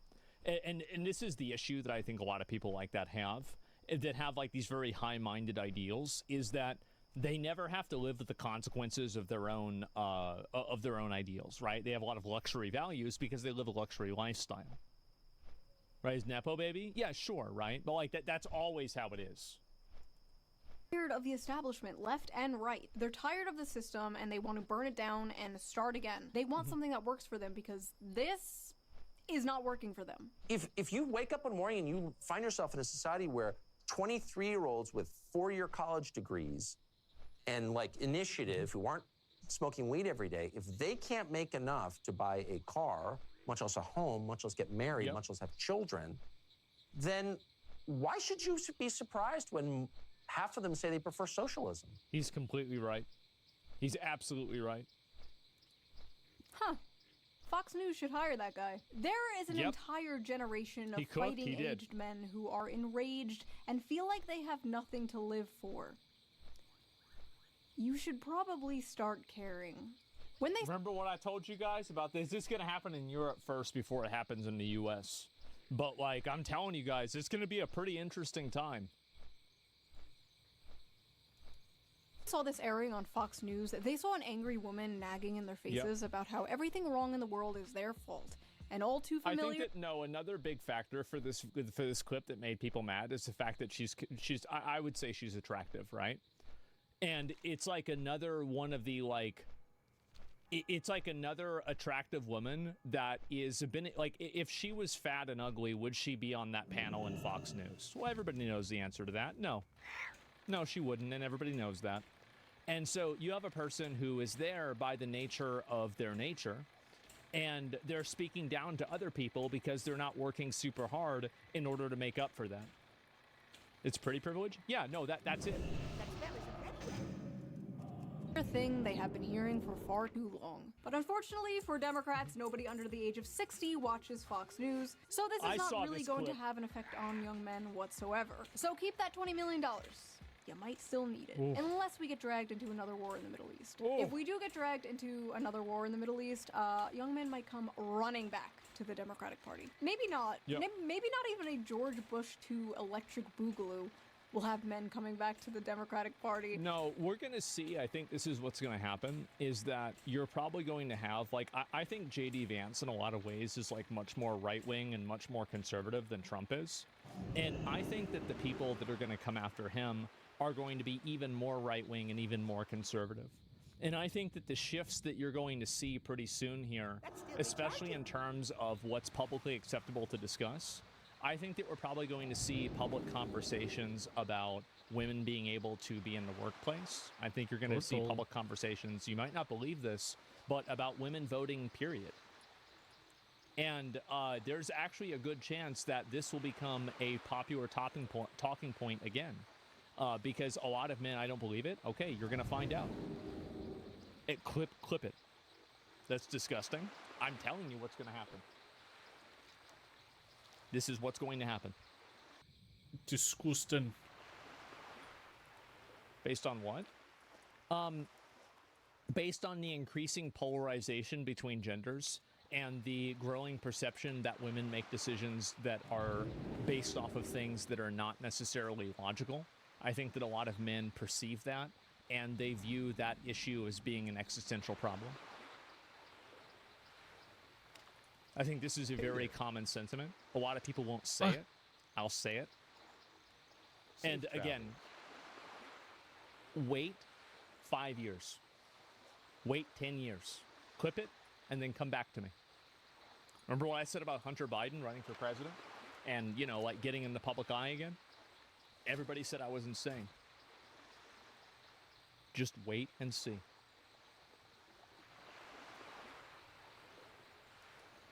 Hopefully we don't find out. And as I'm editing this right now, a lot of young people, even the podcast bros, seem pretty upset about the Epstein thing, but we know Democrats won't take advantage of the situation in order to protect the Clintons, so maybe not even this will save them, but it won't matter. We'll see, I guess. Hold on one second. Yep. That's better. Good one. So that was that video. What do you think of the male loser epidemic? Do you agree with Tommy Lauren? Is it all men's fault? Leave your comments below. I read them all. I am probably... It is men's fault, but hearing it from a pretty girl who has had every privilege in her life is fucking annoying, and it's obnoxious, and that's why people reacted as negatively as they did. And also men have a lot of structural disadvantages in society now. That's another really big reason. Reading them right now as you type them. Wait, don't write that. No. You can't say that. Yep. No, it doesn't matter if it's with an A. If you like this video, please subscribe, and if you can, donate to me on Patreon, or leave a little tip with a little tip jar down below, or give it a little heart. It helps the channel, and I appreciate it so much. And I will see you guys again soon with a new video, a new slop video. Oh, I know good. The Gremlins love that shit. Oh, good. Maybe it's gonna be about pirate software. Ah, yeah. It's my fault? Yeah, sure. And anyway, I like the video. I think this is a really good video, and I'll link it to you guys, and you guys can take a look at it. Yeah, W video. Yeah, I think that like the reality is that a lot of what this comes down to is optics as well, and understanding that and understanding how talking to a person is going to make them feel a certain way, I think is necessary in order to understand how people think. Right? That's it. Rare topic, very important. Well, the issue is that, like, men's issues came out of my fucking sweatpants. like, if you think it's bad, by the way, if you think it's bad here, you should see South Korea. Holy shit. Oh my God. Fuck. Like, that's like 1,000 times fucking worse than how it is over here. And so, like, that's really how I look at it. Elaborate, explain, why would Pirate do this? I don't know. And so, yeah. And they're fucked over there? Yeah, they are. And what's crazy is she says young women want to get married, and as if young men don't. It's just that all we have is low-end work and average looks, and God forbid we want a career that we don't hate for average money. Well, I think that men just simply... I think men are just at a lot of disadvantages. Like, there are companies that provide preferential hiring for minorities and for women and for people that have, you know, like they're like gay or something like that. I mean, there are preferential hiring processes and, you know, preferential treatment programs that are existing for them. And because of that, that's what's going to alienate a lot of men. That's what's going to make a lot of men very angry about it, because they're being set at a disadvantage on purpose. And so, nothing for gays, let's be real. Well, no, there absolutely is. I mean, like, all you have to do, look at Blizzard. Like, you think there's nothing for gays? Go over and try and work for Blizzard and find that out. And so, yeah, there you go. And for low pay and overtime per diem, yeah, sure. Everyone knows it. Everybody can see it. That's why a lot of men are fed up with it. Yes, as a guy, you should never accept the current system. Never vote for people that want to disenfranchise you. Never try to go ahead. Never work inside of a system that's not working for you. I think that the guys that are staying home and jacking off to anime all day, playing video games and not getting a job, I think they're fucking based. And I think we should have even more of it until it totally destroys society. And then maybe things can get better after that. That's what I think. That's my viewpoint. Because that's where things are going to go anyway. So it's better for us to just get there fast. I like this guy. In general, like, if you're an average-looking guy, and I've never been, I know you guys might not believe this, but I have never been on a dating website in my life. I have never gone and signed up for Tinder, Plenty of Fish, Farmer's Meat, Christian Mingle, any of this bullshit. I've never done this. And so anyway, sure. No, I'm just being honest, right? Like, that's just how it is. Bumble, any of this bullshit, they suck. But everything that I've heard, not even Grindr. And, yeah, oh, you didn't mention that. No. Any of that is still the same. And so, yeah, I've seen you on Christian Mingle. Well, that's a fake profile, okay? And so, anyway, so based, yeah, it sounds like hell. Yeah, and so, like, if you're a...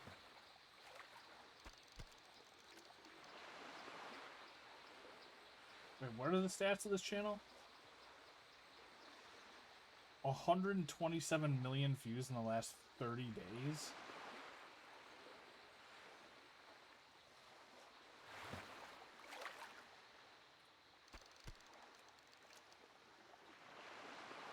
Hospital workers who blocked ICE arrest hit with federal charges.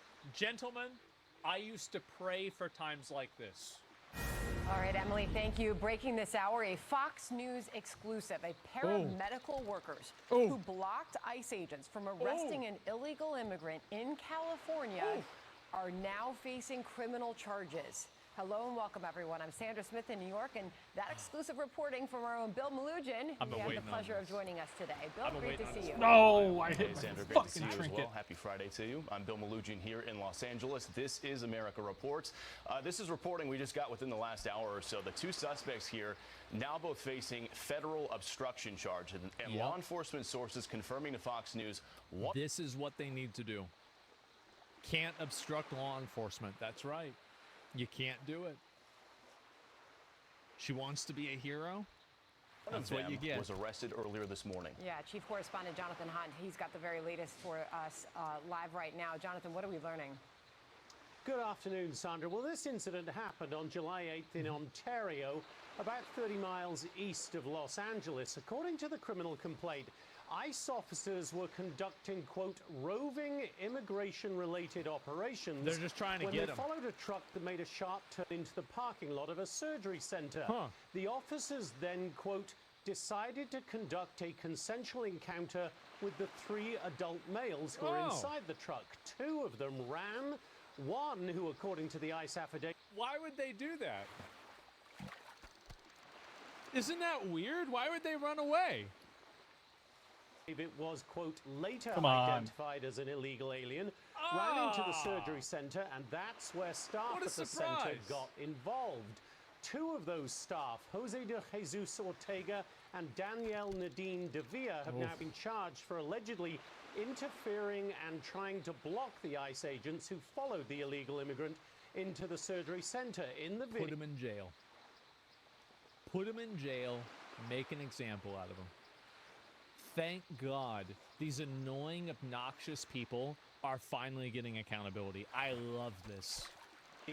They could be seen and heard questioning the ICE agents' actions. Just crystal ball or what? How are these calls so spot on? I said this was going to happen. Oh, the reason why is because it's inevitable. You can't have people systematically trying to impede federal law enforcement. Obviously, something had to give. This wasn't some kind of like 5-head fucking prediction. Obviously, this was going to happen.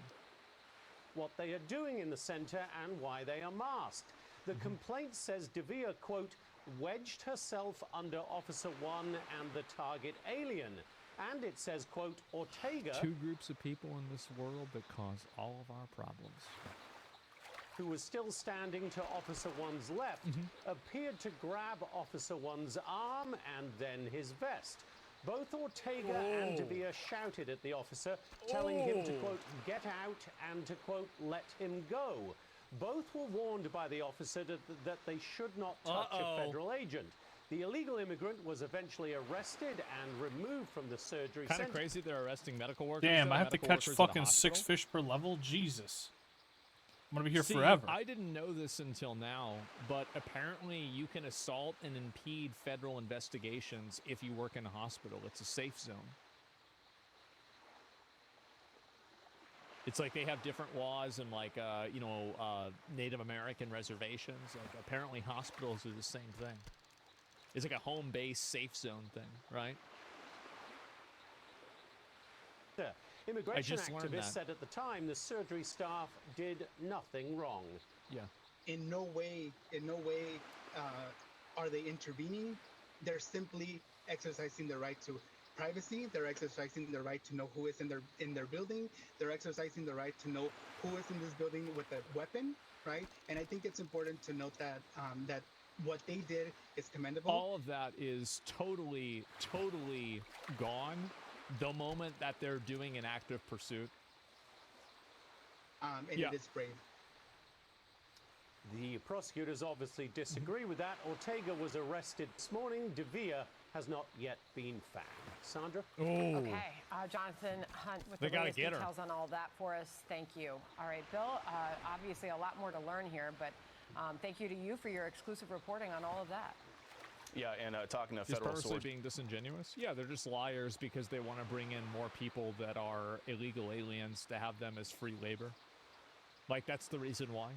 I'm trying to find anything else to watch. They don't care about, like, they don't care about the truth. I They can't don't care find a about goddamn representing thing. anything in an authentic way. They just want to push an agenda. That's all. They are actively looking for De Villa right now. They went to her house this morning.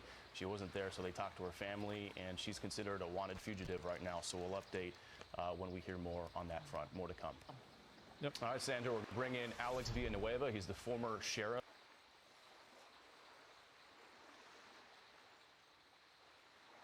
The last time you left, it was the Pope. Now it's Vishojo and Ozzy. Why do you keep doing this? Stop taking breaks. Hey, Vishojo. From everything that I've heard about them, they have deserved this for a long time. This is a long time coming, all right? And so, yes, Vishojo was cooked. Yes, they have been overcooked. They've been in the microwave for too long. And so, and you have, look at this here. So Vey said, indie bitches, Sophie Shoujo. This is Silvervale and Vey left 2 years ago. This was not necessarily, looks like nothing's changed between 2023 and 2025. I still can't say shit because of their god-awful NDA I had to sign. I could say it because I know what happened. They can let me know if they want me to say it. I'll say it. I'll say what happened. It'll be no problem. But I'm not going to do it unless people are okay with it. Is VShojo going to be able to recover from this? In my opinion, abso-fucking-lutely not. Anybody who stays with the org is now going to be seen as being complicit with some sort of, charity embezzlement or whatever people see it as. Like, effectively scamming. Scamming and dishonest behavior in the way that charities behave, right? Iron Mouse is the one holding it all together. She was. Iron Mouse was by far the largest content creator for VShojo by a mile. And so, yes, 100% her leaving does have a very bad negative effect on the entire org. Give me 1 second, sorry. Yeah, it has a very, very bad negative effect on everything because she was kind of the, she was the face of VShojo, right? Everybody knew her. I mean, it was her and Hinya. Let me see who are the other ones that they have on there. Hinya's there. I don't recognize a lot of these other girls. I have no idea. But anyway, so, and also Hinya, I'm pretty sure, left VShojo now at this point also.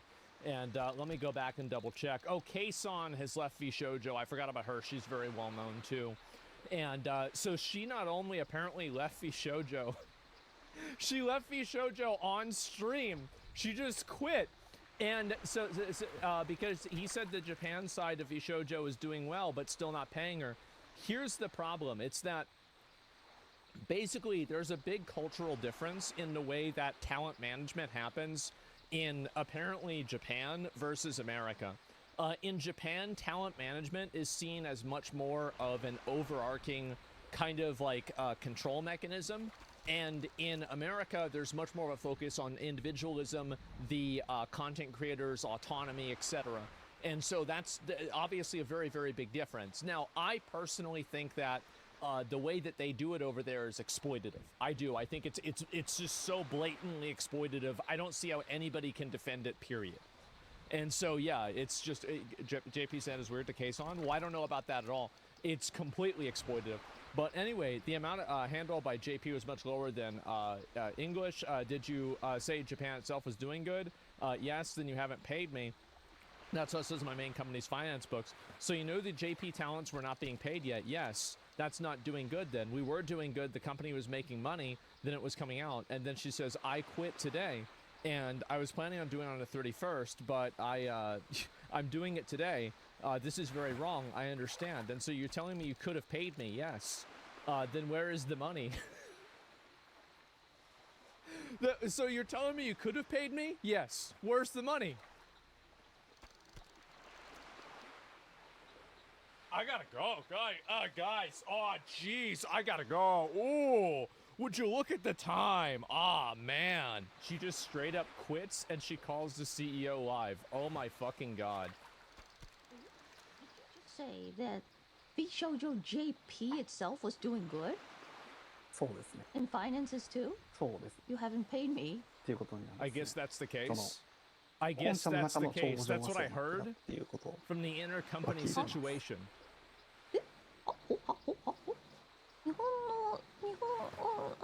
でもタレントに1円も払われてない状態。But you didn't pay the talents any money. っていうのを把握してお You られ realize た that, んで right? しょうか。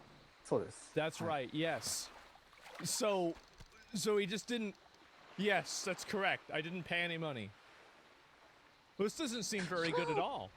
資金的にうまく I don't think it's going well. いってないのでは。 If you only look at the numbers, money coming in, money going out. 日本の支部っていうのは The JP branch, うまくやって we're いた doing そうで well. すね。 Yeah? 出ていこう Money coming in and money going で out. きたお金。Wow. I quit 美少女 today. はい。美少女やめます今はい。日。はい。31日予定だったけど今日やめます。 She just leaves this shit live? Like, she's like, okay. So what I find to be really interesting about this is the fact that she was already going to leave. So this was already going to happen before Iron Mouse even came out with anything. This place was already imploding to begin with, and now people are finally realizing it. I quit. This is very wrong. Very, very wrong. Yeah. You're telling me that VShojo JP was doing good. Looked like, at least. Yes. Doing good. Yes. Even if we paid you based on the calculations, we'd still be fine. Why would you say that? You've got to come up with like an excuse of like, oh, well, we couldn't do it for like an accounting reason, or like we wanted to have like a different valuation of the company and the accounting statements wouldn't look the right way. Like you had to like, you're not supposed to actually just go out and say that, right? I mean, oh yeah, we could have paid you, it would have been fine. I mean, you could have paid me? That's right. Then where is it? Where's the money? I want it now. Where's the money? Where's the money? Where is it? Hello? Did you just die? What? Yeah. Yes, he did just die. Guys, I can't respond to that. I'm dead. Money. Bro, this is some rat shit. そうですね。Oh my JP のタレントって私だけじゃないんですけれども。はい。 Where's the money? 財 Yeah, 布が一緒になってい because たの all で the funds were the same. はい。私が見えるのはその All I can 財布 see の is 全 that 体ではなく not the 入 whole ってく company るお金 funds と money 出て coming い in く and お金 going out. でもその財布 So に入 you're って the たお CEO 金は and you 本 didn't 来 know タ that? レントに払う It's supposed to 額 pay のお for 金でしたよ talent? ね。はい Yes. ちょっと何言ってるかわかんな I い don't んですけど。 understand what you're ちょっ saying. とそれは Let's 置い keep とい that て。 aside. Oh my god. What a ridiculous fucking company. Well, that's what they get. That's what they get. You want to run a company and you want to take advantage of people and you want to do all this bullshit. That's what you fucking get. You get what you deserve. And that's the way it goes, guys. And who cares? They're VTubers. Oh, I definitely care. And I think everybody should care. VTubing is a pretty big, you know, like thing. And you've got a bunch of people, obviously, what Ludwig tweeted about this. I believe VShojo's a terrorist organization. Why would, why, it's just, he's obviously, like, I think that people are very annoyed by Ludwig always trying to have the safe, like, he's waiting for everybody to decide on the same thing so he can repeat it back to them for internet points. It just seems kind of fucking fake. And by kind of, I mean completely fucking fake. It's so annoying. Please, come out with a hot take every once in a while, Ludwig, okay? You don't have to wait for the entire internet to agree before you tell them what their opinion is, okay? Jesus, how annoying. And anyway, Base removed VShojo from name. So you have all of these other people that are removing it from their name also. And it used to have it in their name also. Yep, that Mel did too. Oh, Project Melody. They got rid of her too, which is kind of crazy, or she got rid of herself, I guess. And Amelie, Kuro, Keisan, and Melody have all announced they're leaving VShojo. Iron Mouse recently revealed that the agency owes over $500,000 to the Immune Deficiency Foundation, which, by the way, Iron Mouse has like a health condition, and basically she's raising this money to effectively help herself. And that's it. Yeah, $500K. That's a huge amount of fucking money, by the way, guys. That is big money. Like, we're not talking about, like, you know, $50 or, like, you know, $50K, $20K. This is an insane fucking amount of money. And to see something like this happen is just absolutely surprising. It's very surprising for me to see this. Rip Ozzy, I know, yep. Apparently it is true. I saw that too. And can't imagine how much pain this brought her, knowing how much the charity brought to her. Well, that's why she left, right? And so, and this is what she said on Twitter. Let me see if I can find what she posted on Twitter as well. And where is it here? To my community, I love you all, thank you and dearly. Obviously, there's this here. Wait, what the fuck? And so the money wasn't really donated. I'll go ahead and I will watch this and we'll take a look and see what was said. And so here we go. The internet's been quite quiet recently. Yeah, I guess so. GarboZarbo's being based on a dono page. Yeah, I mean, it's an easy decision for them. I am leaving VShojo. Unfortunately, I recently found out that for the past couple of months, I have been misled by VShojo. With the information that I currently have, I believe that I am owed a significant amount of funds, which I have not been paid. And most importantly... How is it that these people can't manage their fucking finances? It's really simple. Just pay people the fucking money. I feel like this happens all the time. How does this keep going on?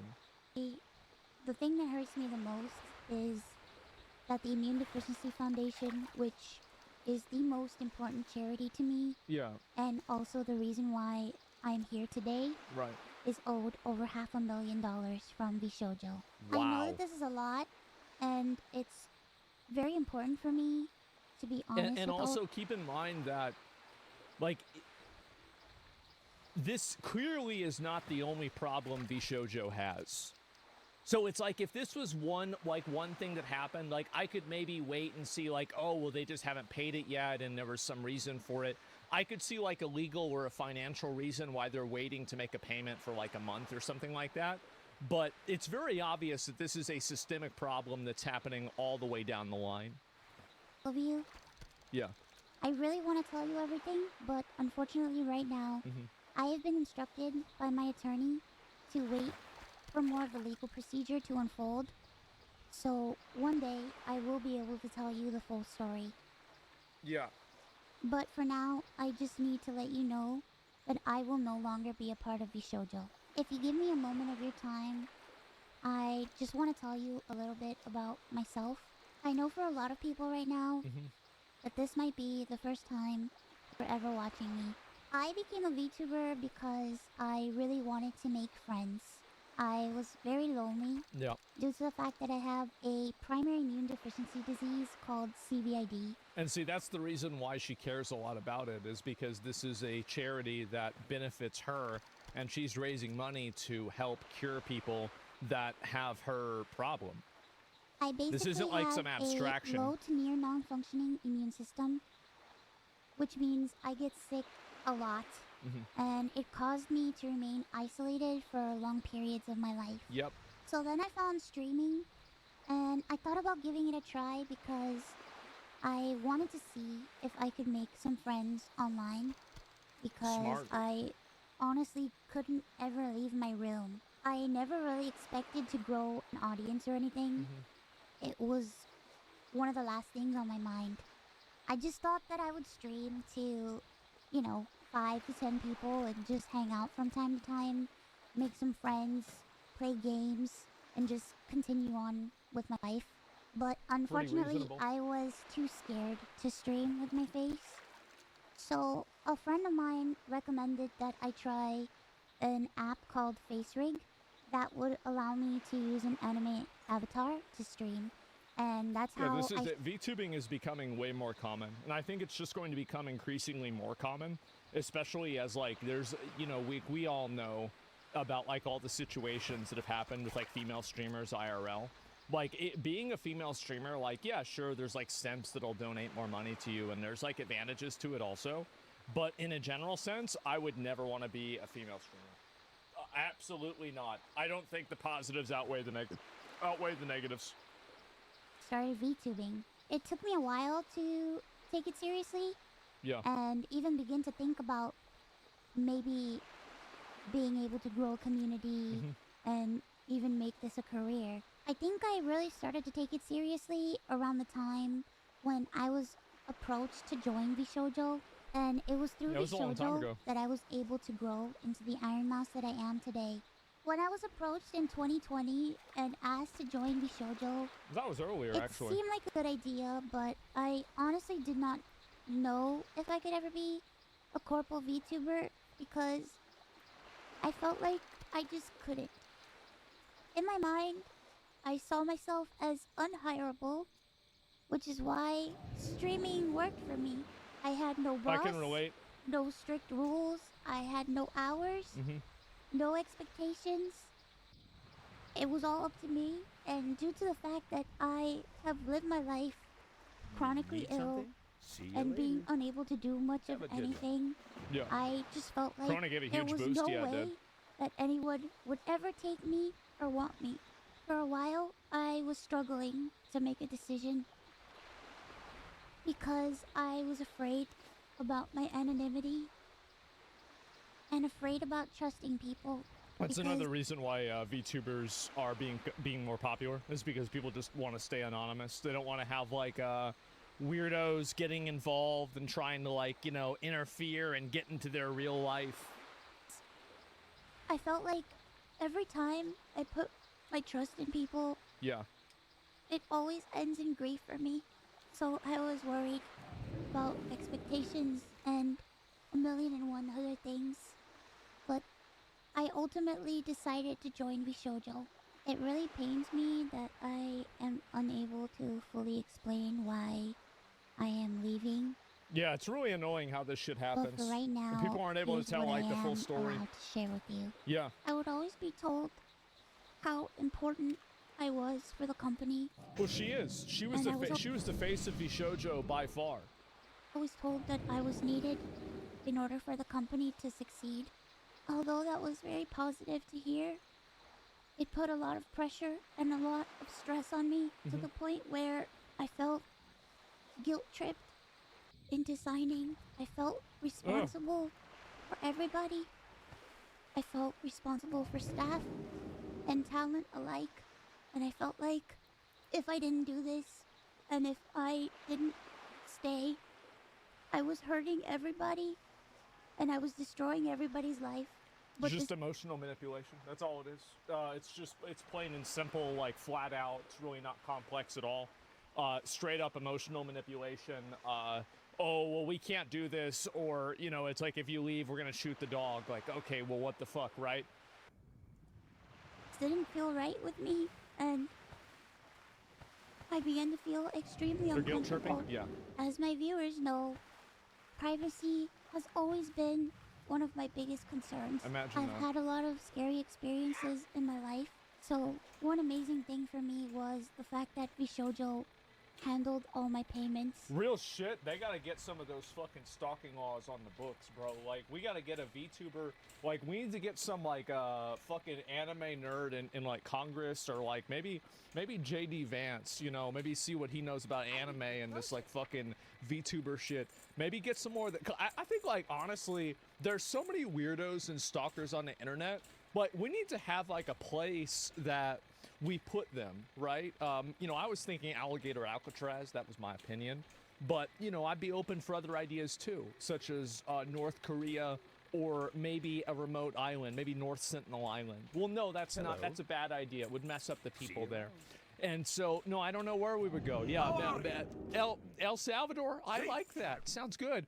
No, El Salvador's a nice place now. I don't want to ruin that country. That country's great. And it meant that I never had to give out any of my personal information. Yeah. So that was always a blessing to me. As time went on, I decided that I wanted to try to start pulling out my remaining funds because I wanted to start taking over my own finances. This is what led me to this point. It's always a bad thing when you have a company managing your finances. It's always a bad thing, guys. And here we are once again, you know, evidence number, example number 357. It is very, very problematic. They're holding our money. What the fuck? Yeah, well, this is what they do.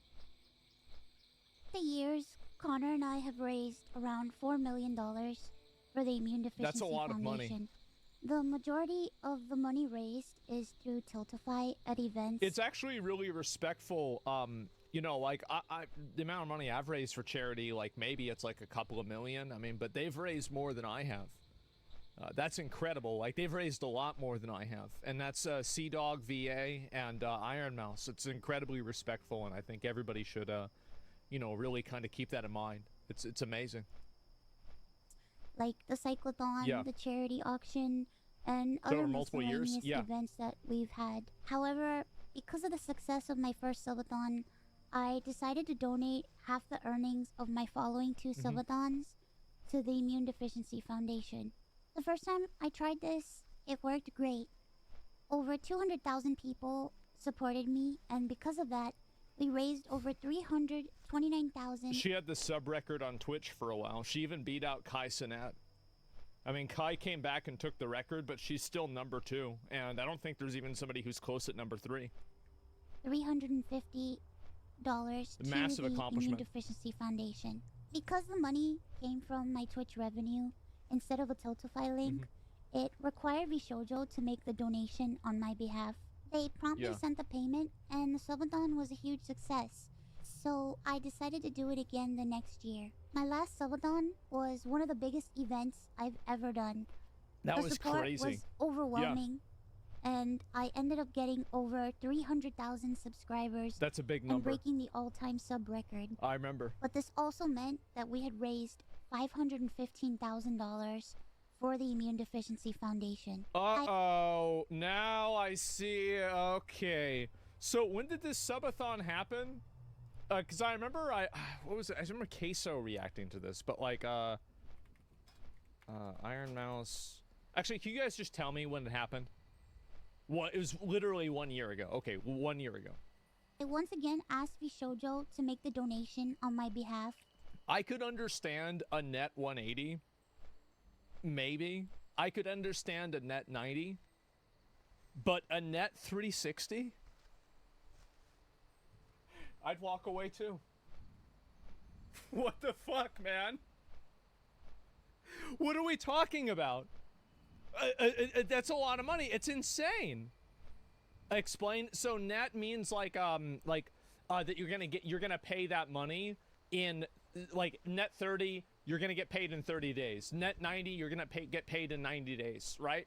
And so like a 6-month period. That's ridiculous. But I could still chalk that up to just very bad business practices and not malice. Beyond 6 months, now we're having a problem. I've never heard of a 360.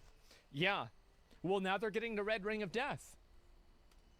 But unfortunately, still a year later, VShojo has not paid the charity. Right. The Immune Deficiency Foundation means the world to me. Connor and I have both spent a ton of energy, time, and resources raising money for charity. Yeah. And we're both so proud to be able to say that we've raised nearly $4 million for charity.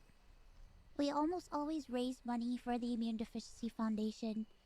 They help people with primary immune deficiency diseases, or PI, which are inherited disorders where a part of the body's immune system is missing or doesn't function properly, which makes people like me more prone to infection. And this somebody says if FaZe can come back, VShojo can. FaZe just fell off for a while. Like, it's not like FaZe really did anything really bad. Like, what, they signed that Grace Von Deen girl, and then people were like, oh, this is an issue? No, I mean, FaZe never did anything wrong. Oh yeah, like, it's not even remotely close. Includes over 450 not FaZe Connect, conditions. just FAZE. The Immune Deficiency Foundation is a charity that is near and dear to my heart and has a particular significance in my life. It's crazy how the bar is the floor. Just don't scam people out of money and don't just pay the money to the charities. It's not like they're asking for them to, like, just do the thing you said you were going to do. Like, this isn't, it's so weird to me that people end up, like, ruining their shit because of this. It's scummy, it's ridiculous. When my health started getting really bad, the Immune Deficiency Foundation helped me immensely when I really had nowhere else to turn. I was terrified. They were profitable? I was lonely, and I was confused. I honestly didn't really know what was going on, and I never ever want anyone else to go through that. This entire situation has broken me. I just wanted to do something good and to give back to a community that helped me. But unfortunately, I think we need to figure out where the fuck the money went. Like, that's what really matters, right? Because, like, that's $500,000. That's a lot of money, guys. Where'd it go? Is it donated? Why isn't it donated? What happened? Like, that's the big issue. It's not the case. As much as I would like to continue to talk about this, unfortunately, I can't. So, to recap, I believe that I am owed a significant amount of funds, which I have not been paid. And most importantly, Wait, hold up. So you're telling me it's more than 5? Are these two separate numbers? So it's not like, so $500,000, that's one number. And then Kason wasn't getting paid either. Where's the money going? Where's the money, Lebowski? Deficiency Foundation. Oh my God. Was owed over $500,000 from VShojo. I really wish that I could tell you more, but right now, I have been advised to wait for legal proceedings. As of right now, I am an independent VTuber. I am at a loss of what to do right now. I'm kind of... That's how it always should have been. The idea of VTuber agencies were just a forced permutation of idol culture in Japan that is being exported into the US in the most exploitative way possible while maintaining none of the benefits that idol culture provides for the people that are part of it. It is in my opinion, a massive exploitative program, and I am very glad to see, and we're seeing this. I'm not going to name the companies, right? I'm not going to say the names of the companies, but do you remember what happened with Nija Sanji? That wasn't very good, was it? Processing everything. I'm very sad and very confused. Once again, I want to apologize to the Immune Deficiency Foundation and to my community who has shown so much support to me. I also wanted to say that all the ad money made from this video will go towards the Immune Deficiency Foundation. I honestly don't know what I'm going to do. Like I said, I really haven't had much time to process this. But below the video in the description box is a link to a donation fund for the Immune Deficiency Foundation. Thankfully, any donations made through Tiltify go directly to the charity. That link is also there if you've... That's what they should have done. I wonder why they didn't do that. ...heard about this and would like to support the Immune Deficiency Foundation. Sometime this month, I plan on doing a special live stream. I don't think that I'm probably ever going to do, from my experience and then also from things that I've heard. I will probably never do another charity event that doesn't go directly to the people that are, like, unless the money goes from... No, that's not it. Where the fuck is it? No, that's all, those are my other random things. So unless it goes from the money to the charity, this is, if it's not like this, then we're not ever doing it ever again, all right? It's not happening at all. I have the Epstein list, I do. You're on it. Raise money for the Immune Deficiency Foundation. I hope to have a ton of friends joining me, and hopefully there'll be a lot of singing and a lot of fun and just a day full of happiness. I just honestly really want to show that after all of this, that VTubing is a force for good. So thank you guys so much for all the support, and thank you so much for taking the time to watch this video. And once again, I want to say that I am truly sorry. Okay. You're gonna be fine. They're gonna give the money back. They're gonna have to give the money back, or it's fraud. They're gonna have to donate it. It'll happen for sure. So she doesn't need to be worried about it. Here, I'm gonna link y'all the video. Give her some support. I like Iron Mouse a lot. Obviously, she's been one of the most well-known, prolific VTubers in a long time, and you know, for a long time, I mean. And you know, give her some support. It's awful the fact that they took her. I mean, this is effectively what happened, right? They took the money that she raised for a disorder that keeps her in her fucking room, and they didn't give it to the charity. I mean, that's insane. Who the fuck does that? Really? Who the fuck does this? Deal with the devil? This isn't even a deal with the devil. This is just like getting... There's no... The idea is that a deal with the devil is you get something good out of it. She didn't get anything good. They just stole the money and they didn't pay her. That's not a deal with the devil. That's a deal with a fucking demon. Yeah, it's just a fucking scam. Yeah, I got scammed by the devil. Yeah, I don't know what else to say. Tiffany's up to 500K. Yeah, no, I mean, like, obviously, people are going to raise the money. Everything's going to be okay. And VShojo will donate this money, even if it's from liquidation after they declare bankruptcy. If that's what has to happen, that's what has to happen. But I think that nobody should ever let VShojo until they post like a financial fucking proof, and the Immune Deficiency Foundation comes out and says, yes, we received this money. Bro, people can never let them forget this. This is $500,000. That's think about how much money that is. That's insane. And so anyway, wait a minute, guys. Check this one out. Yeah, there it is. And maybe make less Chinese jokes. No? Okay, man. And Sender joins VShojo. Good one. Indie bitches. Yep, there we go, guys. And everybody has quit. Oh my fucking god. So Where literally every single person. Oh my god. They're all leaving. TBA, yeah, I guess they're probably waiting. They're going to stream to talk about it. Yeah, rip all the talents. Yeah, there we go. And there is $500K. Yeah, I don't know what to say. Imagine how much cheaper it'd be to just pay out what they owe rather than hold it to have to pay for the lawyers. Well, they're probably, a lot of these companies, I'm not going to say VShojo specifically, but I'm going to be honest. I'm going to say something, and this might bother some people because you might not expect to hear this from me. But as the most pro-feminist streamer and most pro-female streamer on this platform, I have to say that I have seen a tremendous amount of business manipulation that is leveraged in and against women in different places.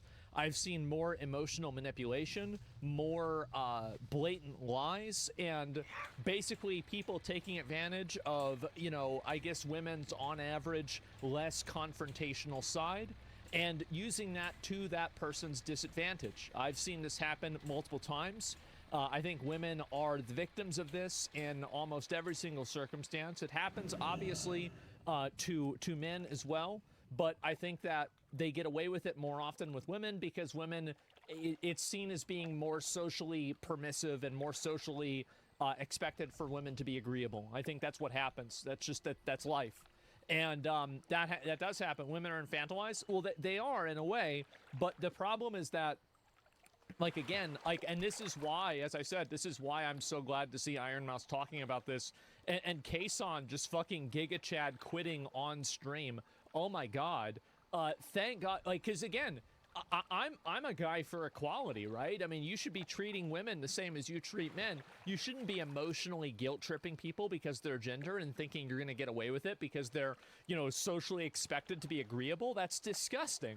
It's horrible, and it's most importantly, it's manipulative and it's malicious. It's not being done with good intent. It's not being done because you're trying to help them. It's being done because you want to hurt them, you want to take advantage of them, and you want to get something out of them that you don't deserve. And I think it's disgusting. I do. And I've seen this happen many times, and I think these management companies, in a lot of cases, not naming any names, but I've heard a lot of stories, and you're going to hear them soon too, I bet, where this is very, very much the case. And there have been times where I've even had to advocate for people because I've seen things like this happen, right? I have. Say the names. I won't have to. The people that are going to come out, they're going to say it themselves, I bet. It'll happen sooner than later. So, yeah. And, yeah, damn, so he scammed a charity. Well, I don't know if it's a scam. Like, again, like, that's a strong word. But at the end of the day, did the money... So what do you call it whenever, so you raised a bunch of money for the charity. Did the money get to the charity? No. Huh. Well, how about that? Well, yeah, how about that? That's it. And, I don't know what to say, man. And, how do people DM you? No, you don't. That's how you DM me. You don't. It's simple. I got enough people talking to me already, bro. Like, I'm not I'm not trying to be an asshole, but like, I got my hands fucking full, bro. I got my hands, my feet, my arms, my shoulders, my back full. But I got enough. And anyway, want to? No. And you DM me if I play an MMO, right? Like, you message me, hey, what's going on, Baldy? That's it. And Sea-Dog has his legal team involved too. Oh, no. Listen, this problem, I hope that Iron Mouse and all of our fans realize that this problem will be resolved. This will be resolved 100% chance. They will get the money over to that charity. It will have to happen. Because if it doesn't, it will either kill their company, which is worth more than $500,000, so it would be an easy decision for them to make, or they would be potentially, liable for some type of fraud, which basically that's what it is. It's fraud. And so, yeah, already dead? Well, I think so. I think it is dead. But, yeah. That's basically what happened here. All the VTubers from VShojo are no longer on VShojo's affiliate list. It's over. It is over. And there we go. This information comes from a section of VShojo staff. Let me see if I can find the rest of this. And then VShojo started downsizing and cutting staff to alleviate financial pressures. Nothing wrong with that. Many staff members will let go in less than 2 weeks' notice. That's generally, like, honestly, like in a business world, that's pretty normal. Anonymous since I was left in the dark about financial woes and was shocked about sudden termination. Talents were upset about sudden decision. Former staff united about working upper echelons of VShojo's legalties perceived for payments. Well, that's great. Obviously it's good that's happening. And let's go back. Less than 2 weeks notice is shit. Yeah, I know it is. I mean, it does suck, but there it is. And this is also another crazy thing. And nobody is naming names, including me. But I'm going to read something out that's interesting. The person, well, let me go back and read this. It's only been 3 hours from Iron Mouse announced news, and now we're getting news that VShojo had a weirdo employee who actively doxed talents' faces to others and bragged about his new income. The person moved from noted VTuber community to another as a staff last year, bragging about his new income. He thrusted me with a few of his new business cards to give me my good contacts. I found the action obnoxiously rude, but maybe he was too young and friendly to know better. Then the motherfucker wanted to meet up for tax advice. Because I'm native in Japan and I hire an accountant, I was asked to have dinner in his area, which was quite far from me, splitting the bill. That day, I got convinced I didn't like the guy. Yeah. Yet I loved the talents that he worked with. I was only secretly hoping that he would lose his job one day.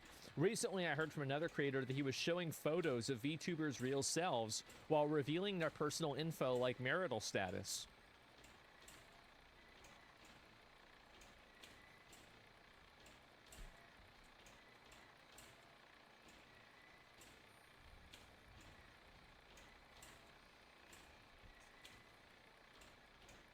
This is why, by the way, I go so hard on people that make false allegations and say things that are... And by the way, this stuff does happen. Like, I don't know if this happened in this circumstance, but it's happened many, many times. I've heard about it too. There are a lot of times where, like, women are taken advantage of and women are abused and manipulated like this. And this is a great example of it. This is a perfect example of this kind of stuff happening. And I'm glad that everybody on the internet is basically aligned with this. They are. They're totally aligned with this.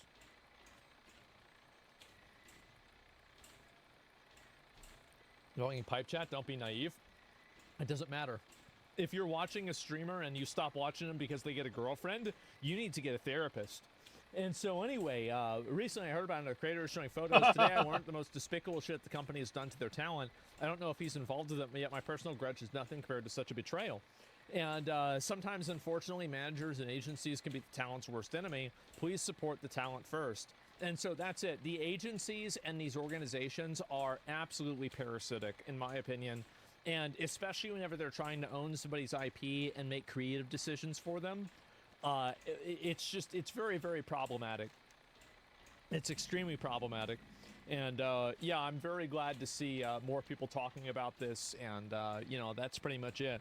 Can you imagine we stopped watching you if you got a girlfriend? It's insane. The funny thing is that actually happened for a few people. A lot of people didn't like whenever I started dating Pink Sparkles, and they stopped watching because of that. It does happen with guys, too, the same as it happens with girls, but it's a different dynamic for a different reason. And so, yeah, bro, like, it's some gay boy shit, right? But, like, that's what happened. And for real, yeah, I know. It was surprising that I had a girlfriend too. Trust me, I was more surprised by that than the fact that people stopped watching. But anyway, she broke up with me, so it's all right. The world's back to the way it should be. So the point is that, VShojo's cooked. They're cooked. I don't really see them resolving this. I don't see this getting better. All I see is that things are just going to continue getting worse and worse and worse.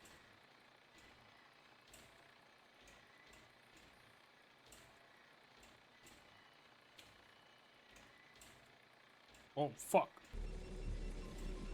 Hey guys, Artosis here, bringing you some more Brood War casts.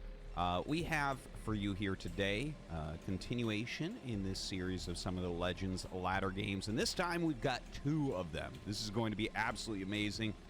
Of course, I've been doing a few Flash replays lately. Here is Flash over on the bottom left of Sylphid, and up here at 12 o'clock, where we started, none other than Stork. This is a gem of a replay. I haven't seen it. I have no idea what happens or who wins, but just the fact that I'm in possession of a Flash versus Stork replay kind of makes me a little bit giddy. Okay? What up, dope? For those of you who were not really into the scene back in around 2007 through 2008, that type of era, that was kind of peak Brood War, right? Like before StarCraft 2 came out. Brood War is one of those games that I have watched so much of it, and I've never touched it. I've watched quite a lot of gameplay from StarCraft Brood War and StarCraft 2, but I've never, like, I've never played StarCraft 1, and I've played a very small amount of StarCraft 2. I respect them. Like, I respect the games a lot, and I think the genre of game and the gameplay itself is incredible, but I am so unbelievably bad at RTS games that I don't even entertain the thought of playing them. It is, my brain just can't do it. It's like when I try and learn another language. My brain just cannot do certain things, and that learning another language and playing RTS games are 2 of the things that I just cannot do. Out, we got this insane, like, Hell, I'm Bing Chaling. I'm waiting for my buddy to reach out to me. He's got to go, I'm driving him to the airport in probably the next hour-ish, some point in the next hour. So I'm just going to stream until he shows up. And then I'm going to end the stream and drop him off at the Aeropuerto, as they call it. They call it the Aeropuerto. Era of 2008, 2009. That's like me going back to WoW. Where everyone was playing Brood War full time. It was hyper competitive. Everybody has their thing. The best 4 players in the world were Flash, Jaedong, Bisu, and Stork.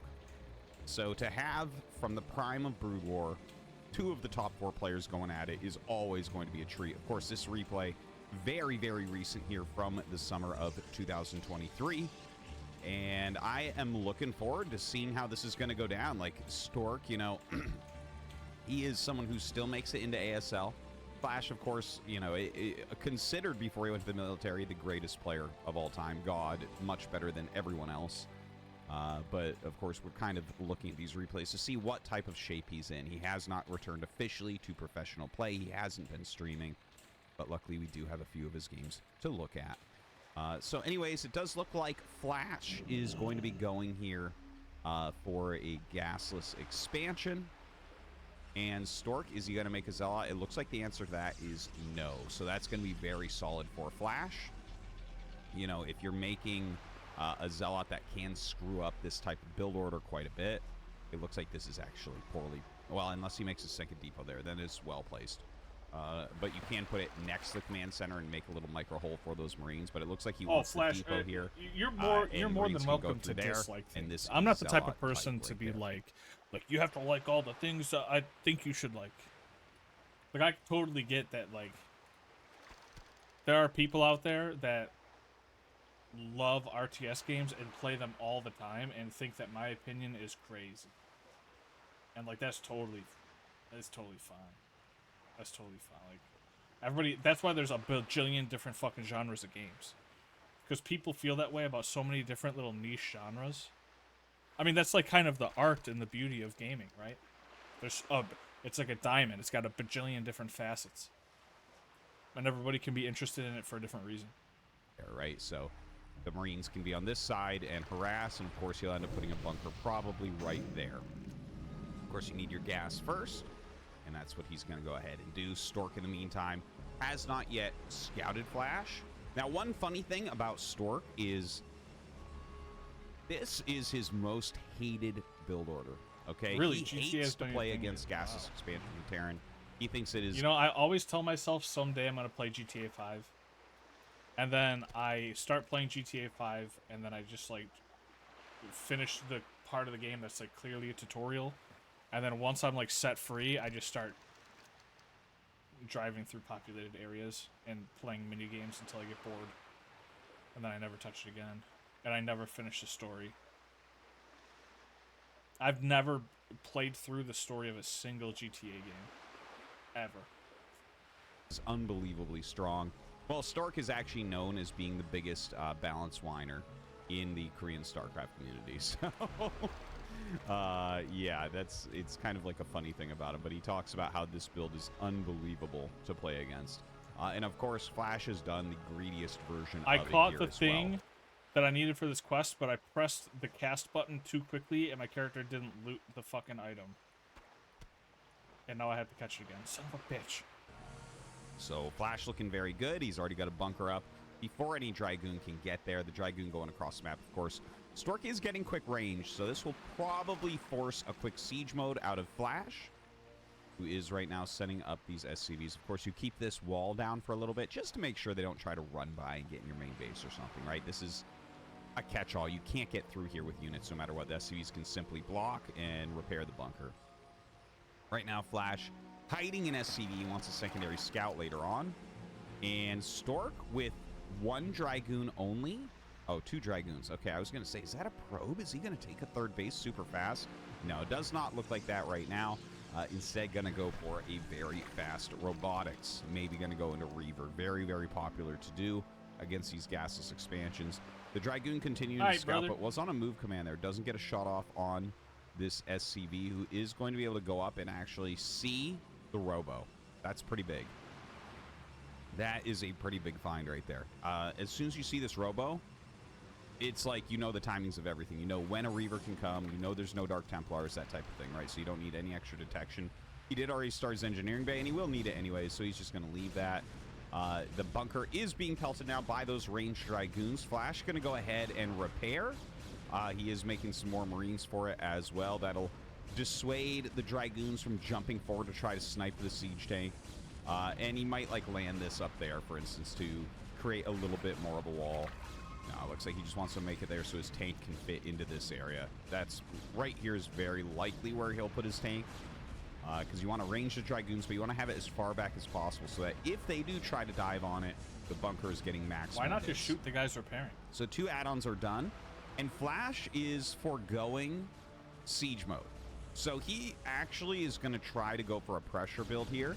And, you know, there is a 4th Dragoon coming, which makes it slightly dangerous because 4 Dragoons do 2-shot a tank. So that can be an issue. So he's going to bring this first tank up. Stork won't dive with 3 goons, but when he gets his 4th goon there, he might.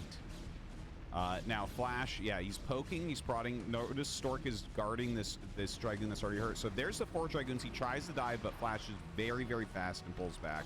You got to be careful. Again, it's 2 volleys from 4 Dragoons to kill a tank. So there's a big volley right there. And you can see he's just 3 hits from death right now in that siege tank. 2nd and 3rd tanks come out. Excuse me. And yeah, this should be enough now to push him back. Will Stork jump again? I don't think so. I think he's taken enough damage on these goons. He wants to be careful about that. He gets a little bit of damage on it, but all this is repairable for Terran. So this was actually a very good, very solid hold from Flash. Stork going to pull back. By the way, Stork about to have a Reaver going into 3-gate and has that 3rd Nexus. So this is actually like an extremely standard game that you can look at and actually learn a lot from on both sides. Stork has opened really, really nicely. You know, he tried to get the tanks. It didn't work. Flash now moving out immediately with this push. He knows that a Reaver is very likely on the way, and in fact, there it goes. And since they're passing each other, Flash's army can kill all the Dragoons that are left over for Stork. But Stork has potential in his harassment with this Reaver. So he's going to fly in, and the missile turret's not quite done. Oh my god, the favorite time of Protoss players, right as the turret's finishing. You get in there, you end that turret immediately, and actually kind of glitches that a little. No, he does get the hit off, kills off that making turret, and now Flash has to attack. Flash has to get something done with this. He does not have siege mode yet. He's going to dive super hard up here. Like, he wants to eliminate these Dragoons and start getting probes because he knows he is going to lose a lot. Look at this, 13 kills on the Reaver right now. Flash, though, going after these probes. Huge amounts of damage everywhere. Stork dealing just ridiculous damage with that Reaver, but Flash has killed a lot of probes over here as well. They've actually killed almost the same amount of workers at this point. Kind of insane to see.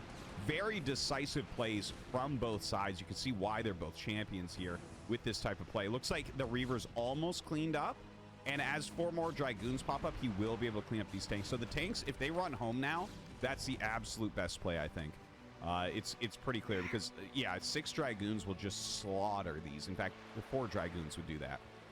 Two would actually maybe kill him if there's no mines around.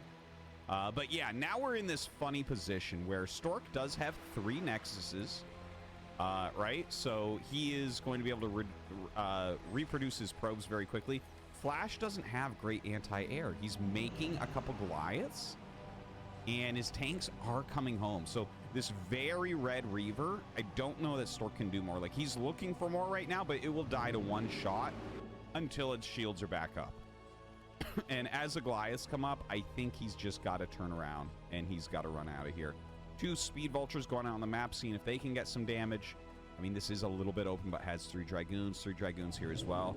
It really looks like Stork is sewn up pretty tight. I don't think you're going to really get much more here. Yeah, Flash runs out. Maybe he could have sniped 1 probe there on his way out, but, you know, that's fine. Has to jump back and do his macro. I feel like there was a point in time where just every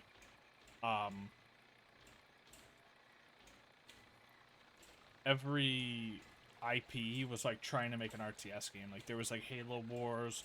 You're saying there's a Star Wars one. There was just so many different RTS games just being thrown at the wall. Pro cycles as well. So, okay, who's ahead? Who's ahead here? It's, yeah, I would say Stork for sure, right? Like, again, he's got the 3 Nexus against 2 Command Center.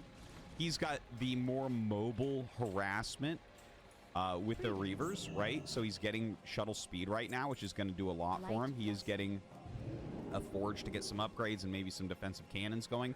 And he's got 4 gateways. So he's basically producing non-stop 3 Nexus probes and 5 production facilities. Meanwhile, Flash is on just 2 and 2 command centers. So it's going to take him a lot longer to, you can see, right? Like, they were very even in workers, and now Stork is up 7. Greetings.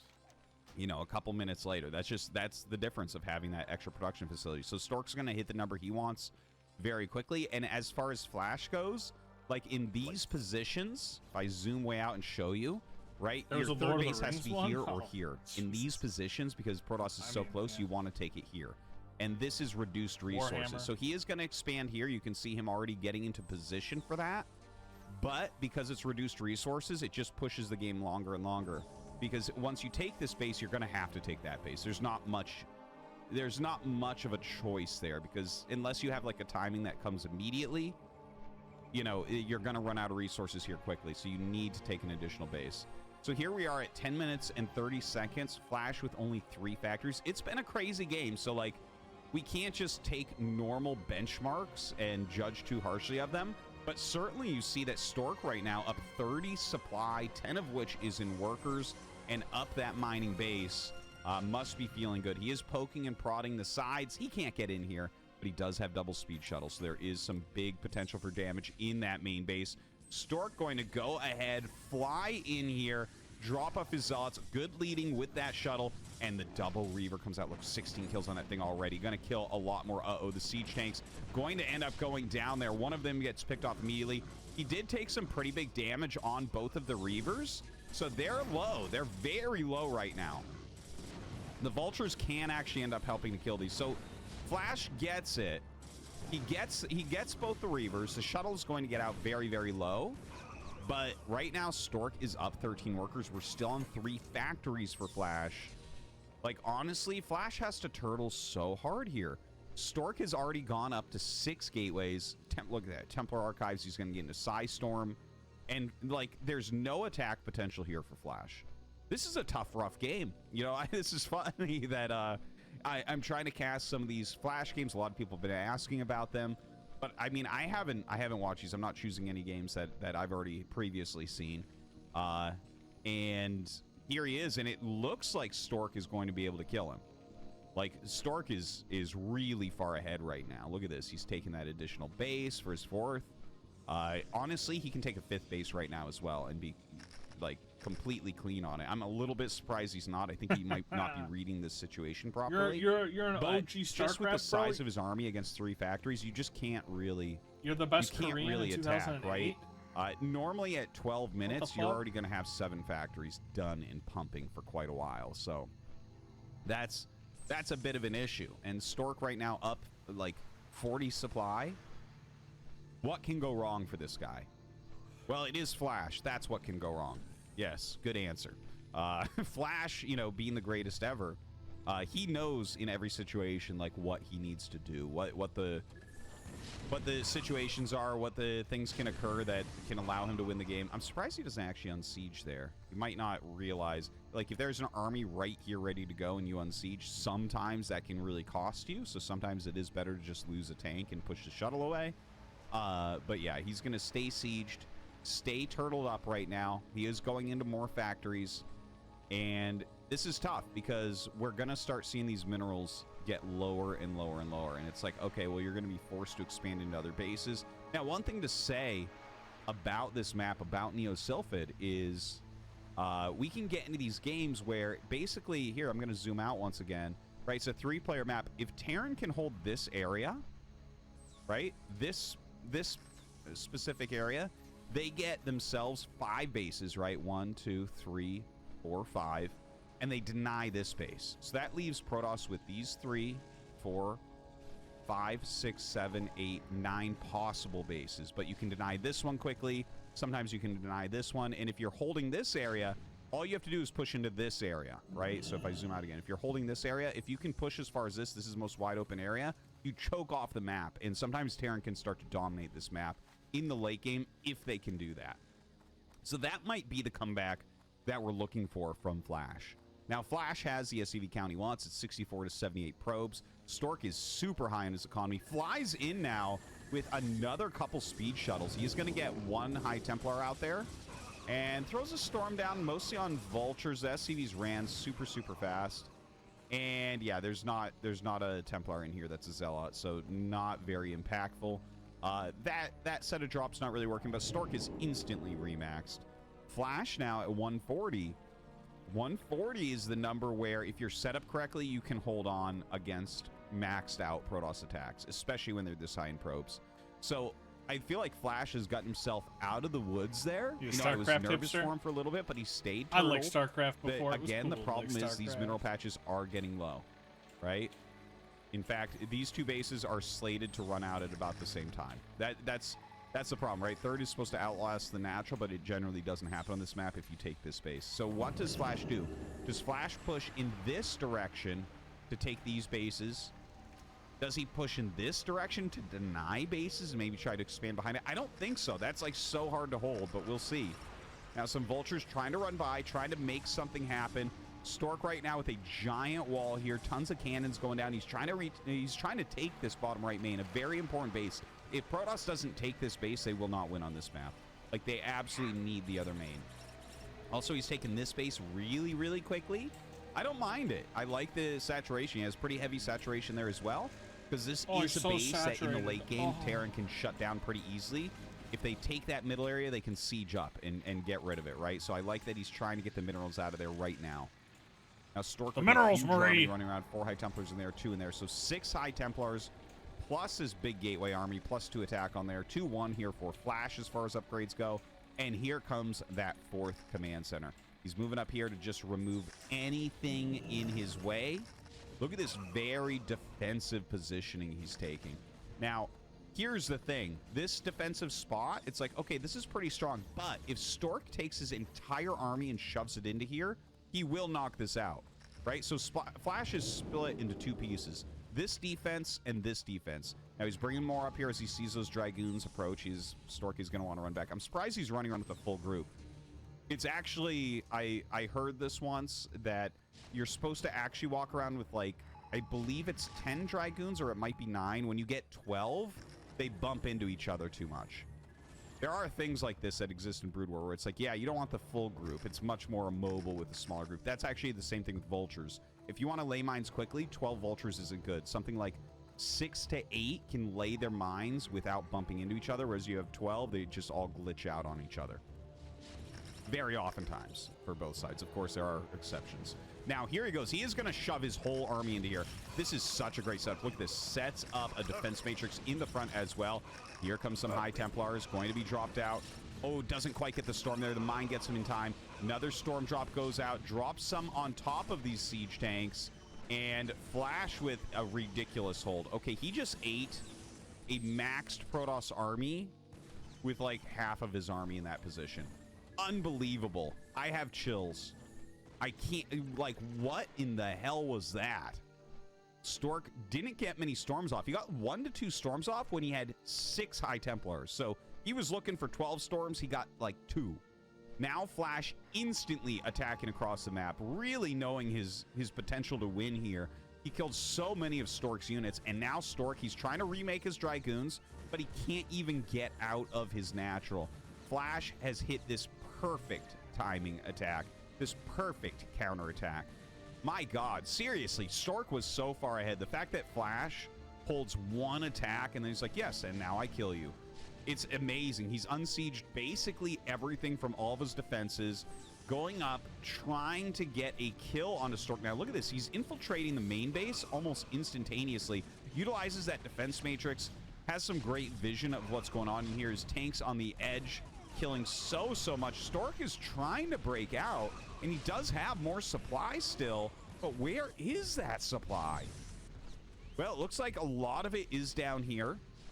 He's remade his gateways, so maybe he can play some sort of like refugee style where you're trying to expand around the map to different spots as you lose your main bases.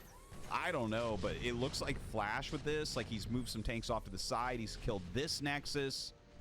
What a ridiculous show of strength here from Flash. From getting so far behind against those Reaver drops, like, he made some very decisive plays, some very decisive defenses. Like, honestly, I was questioning the setup here. I thought, like, maybe he should bring his whole army and set up here and try to block everything, but no, he baited Stork in almost. You know, I even said, you know, commentating this, looking at, like, oh, if Stork shoves his whole army through, he'll break it. Right? And that's why I was nervous about him being split. But Flash knew what he had. He knew what he had to do. He knew the win condition. And, like, I think Flash is going to win now. The game isn't quite over, but he's coming out on the map with these units. Like, he's killing off a lot of this army. Now, he might actually be able to break this. This is basically... Oh, yeah. He's only doing that because he's commentating. Artosis is a crazy good StarCraft player. He is nutty. And by crazy good, I mean, like, way better than me, but, like, not the best in the world. But, like easily, like, top 10% player. Easily. Pure siege tank. And, in fact, Flash attacking to the south now, like, if and also Stork just, can like, win... Artosis is just, like, a legendary commentator. Like, if anybody wants to be or strives to be a commentator one day, you need to know who Artosis and Tasteless are. Like, you need to know who they are. You need to watch their content. You need to know how they commentate. Like if there's a VoD review for commentary, it's Tastosis. Like, you have to know them. One of these battles, there's still comeback potential. Okay, get some decent storms off. The Zealot's getting on top of a lot of these tanks. It seems like Flash should just be able to hold this off. Does lose quite a few of his tanks. So that does get a little bit sloppy, but this attack down here is doing very, very well. Getting into position to take out this natural. Oh, man. Looks like he's going to kill off this base as well, which actually was... The probes were evacuated. I think they were just sent over here when that finished. so not too many probes there. This is not as big a deal to lose that because he did run those probes away already.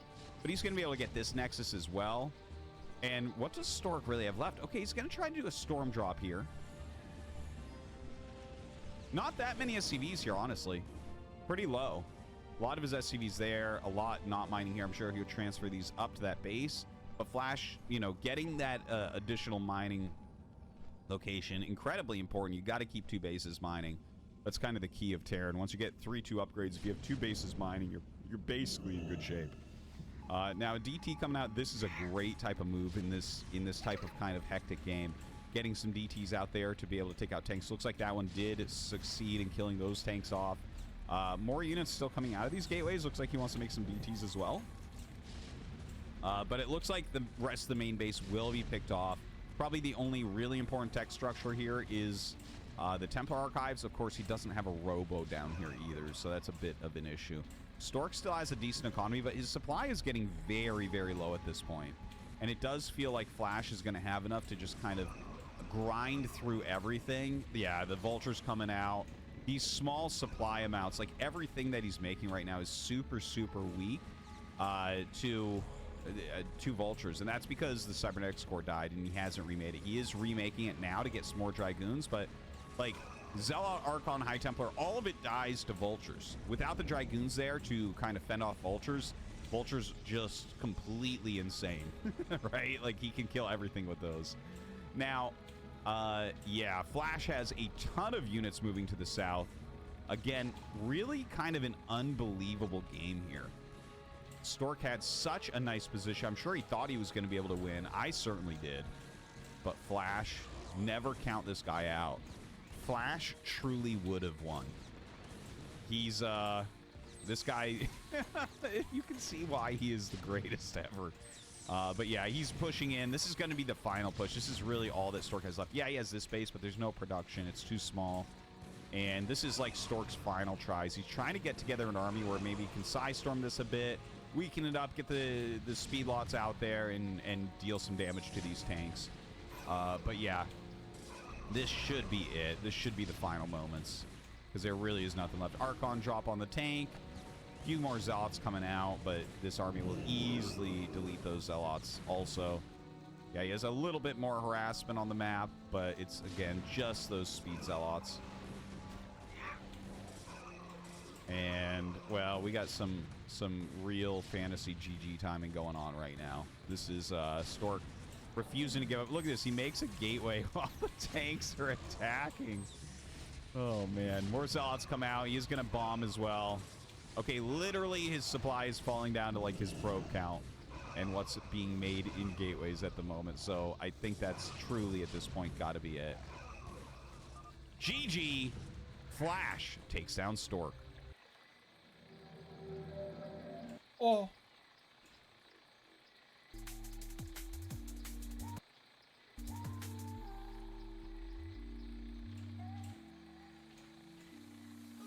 Alright, so now we're just waiting on the homie to let me know when to go jump out in my car. He said he's on his way. I don't know how long that means. Oh, fuck. Does this hit?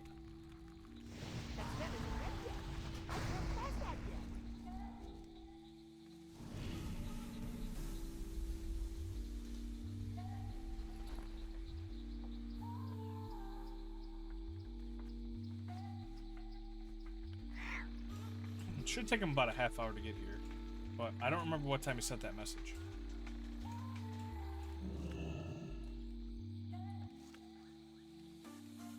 Don't do it.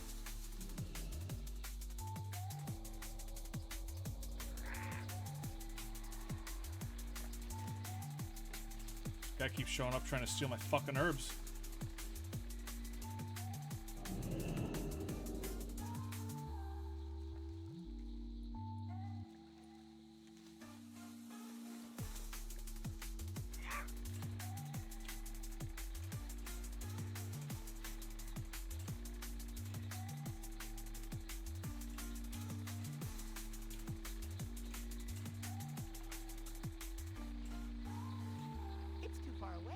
Pick up the...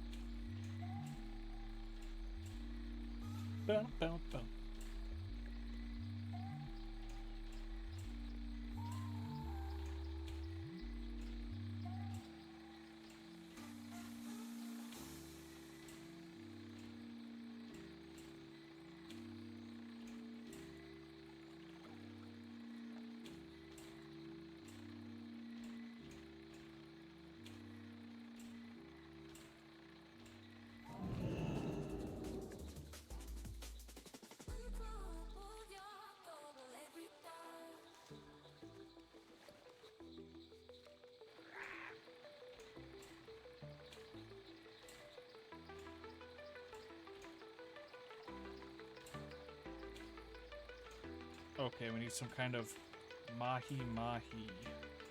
What's it called? Misty Reed mahi. One time for the one time. One and done this bitch. Come on.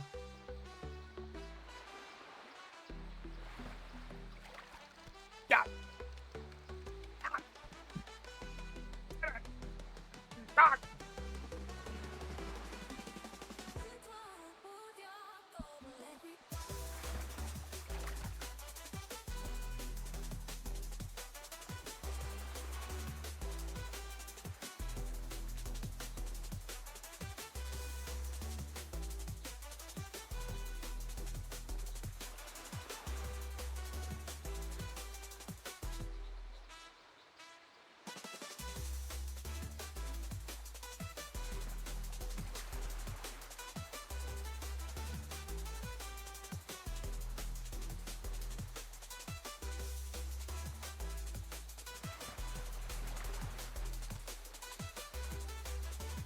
Come on, you son of a bitch.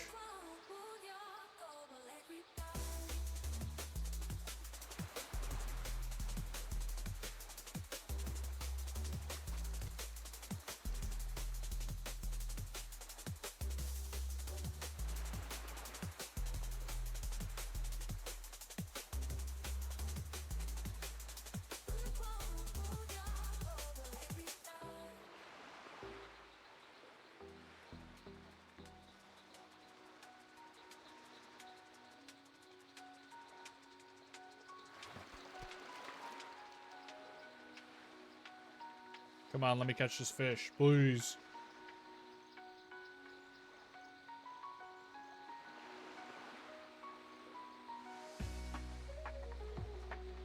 Wait, what was this spam? I gotta know what I was spamming.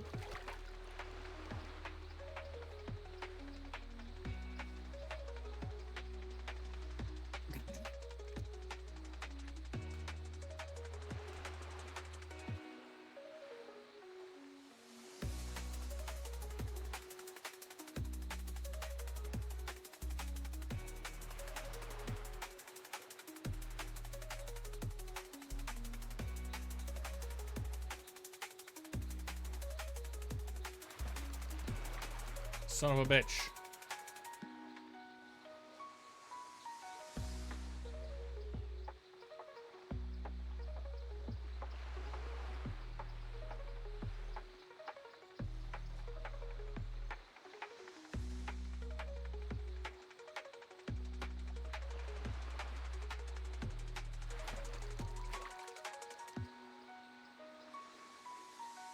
Please.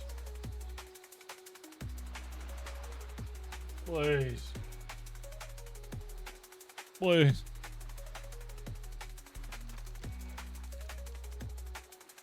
Ah. What you looking at, crab? Look at you, big ass crab.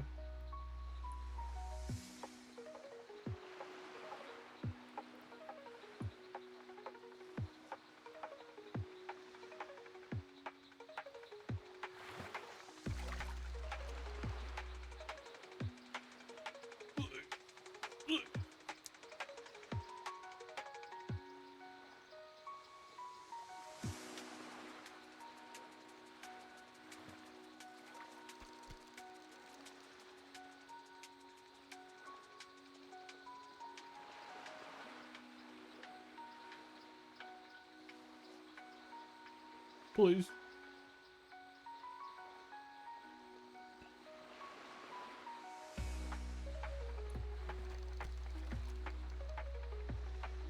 Come on.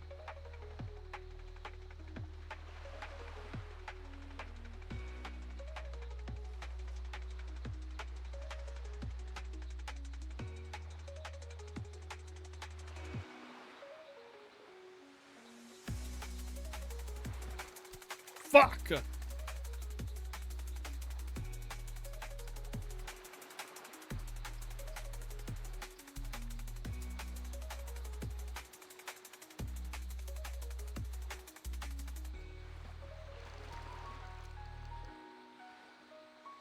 Please.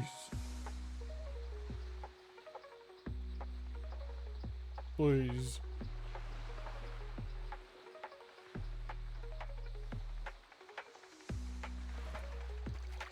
Got it.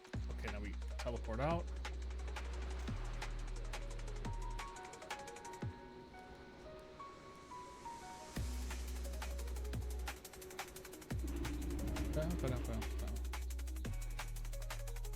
This.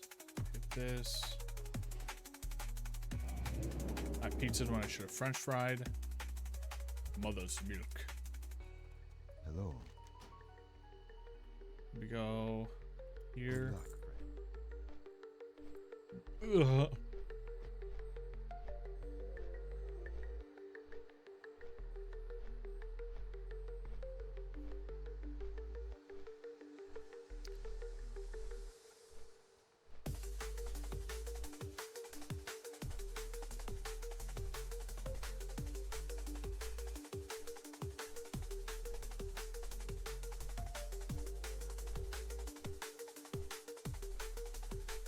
Never seen this thing. Oh.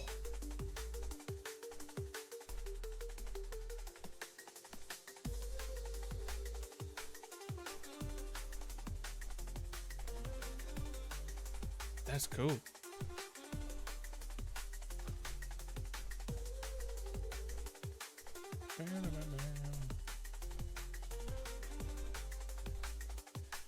Bludgeon of the grinning dog.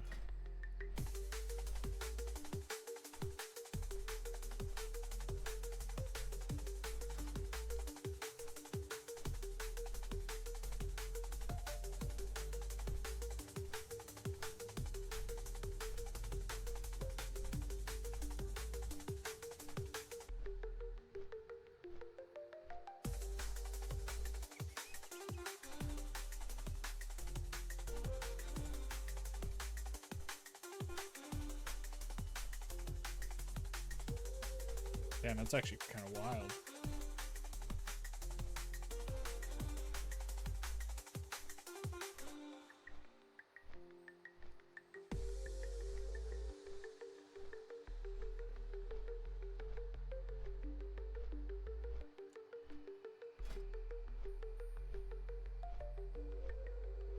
That looks sick.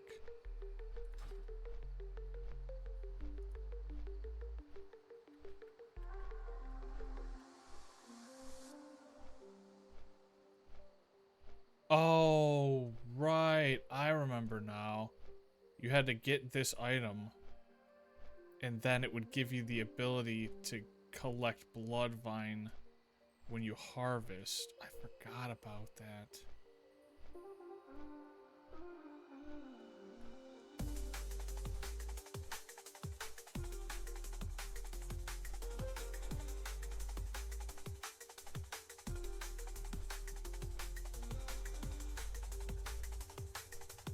The old Zolian mud skunk.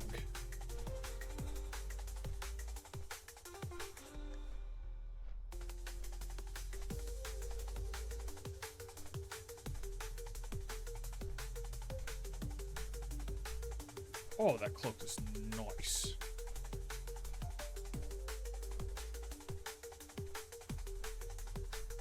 Oh. The blood color.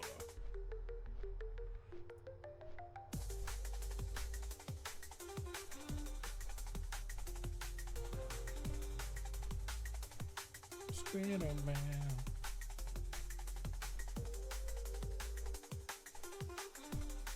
The bag of whammies, dude. I remember this thing. 2% hit?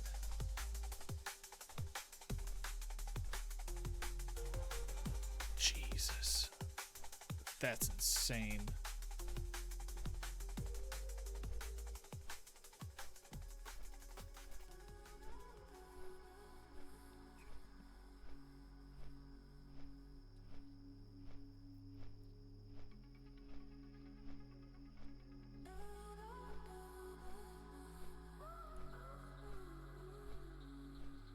Oh, I saw a druid with this earlier.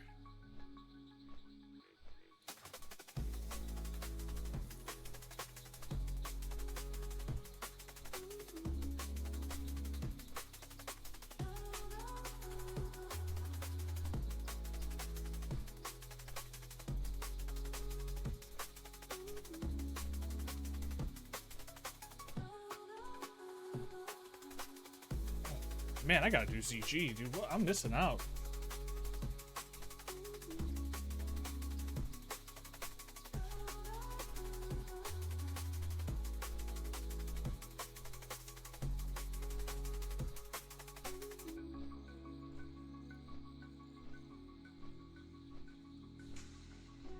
Meh. Pretty mid. Me.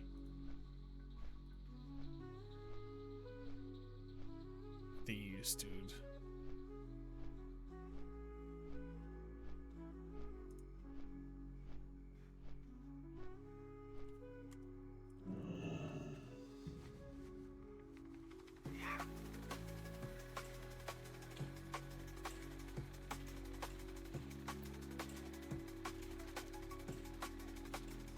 Alright, well, as much as I want to turn this quest in, I also don't want to be late for the homie when he shows up, so I'm just going to call it quits here.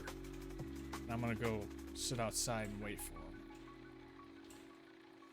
I will be back again tomorrow. 9 hours. It's been a while since I streamed for 9 hours. Been a while. Some tactic. But I'll be back tomorrow, 6 p.m. Eastern. I got all the VoDs uploaded. I was lacking on that. I'll admit it. I was lacking. I'll be the first person to admit it. I was lacking.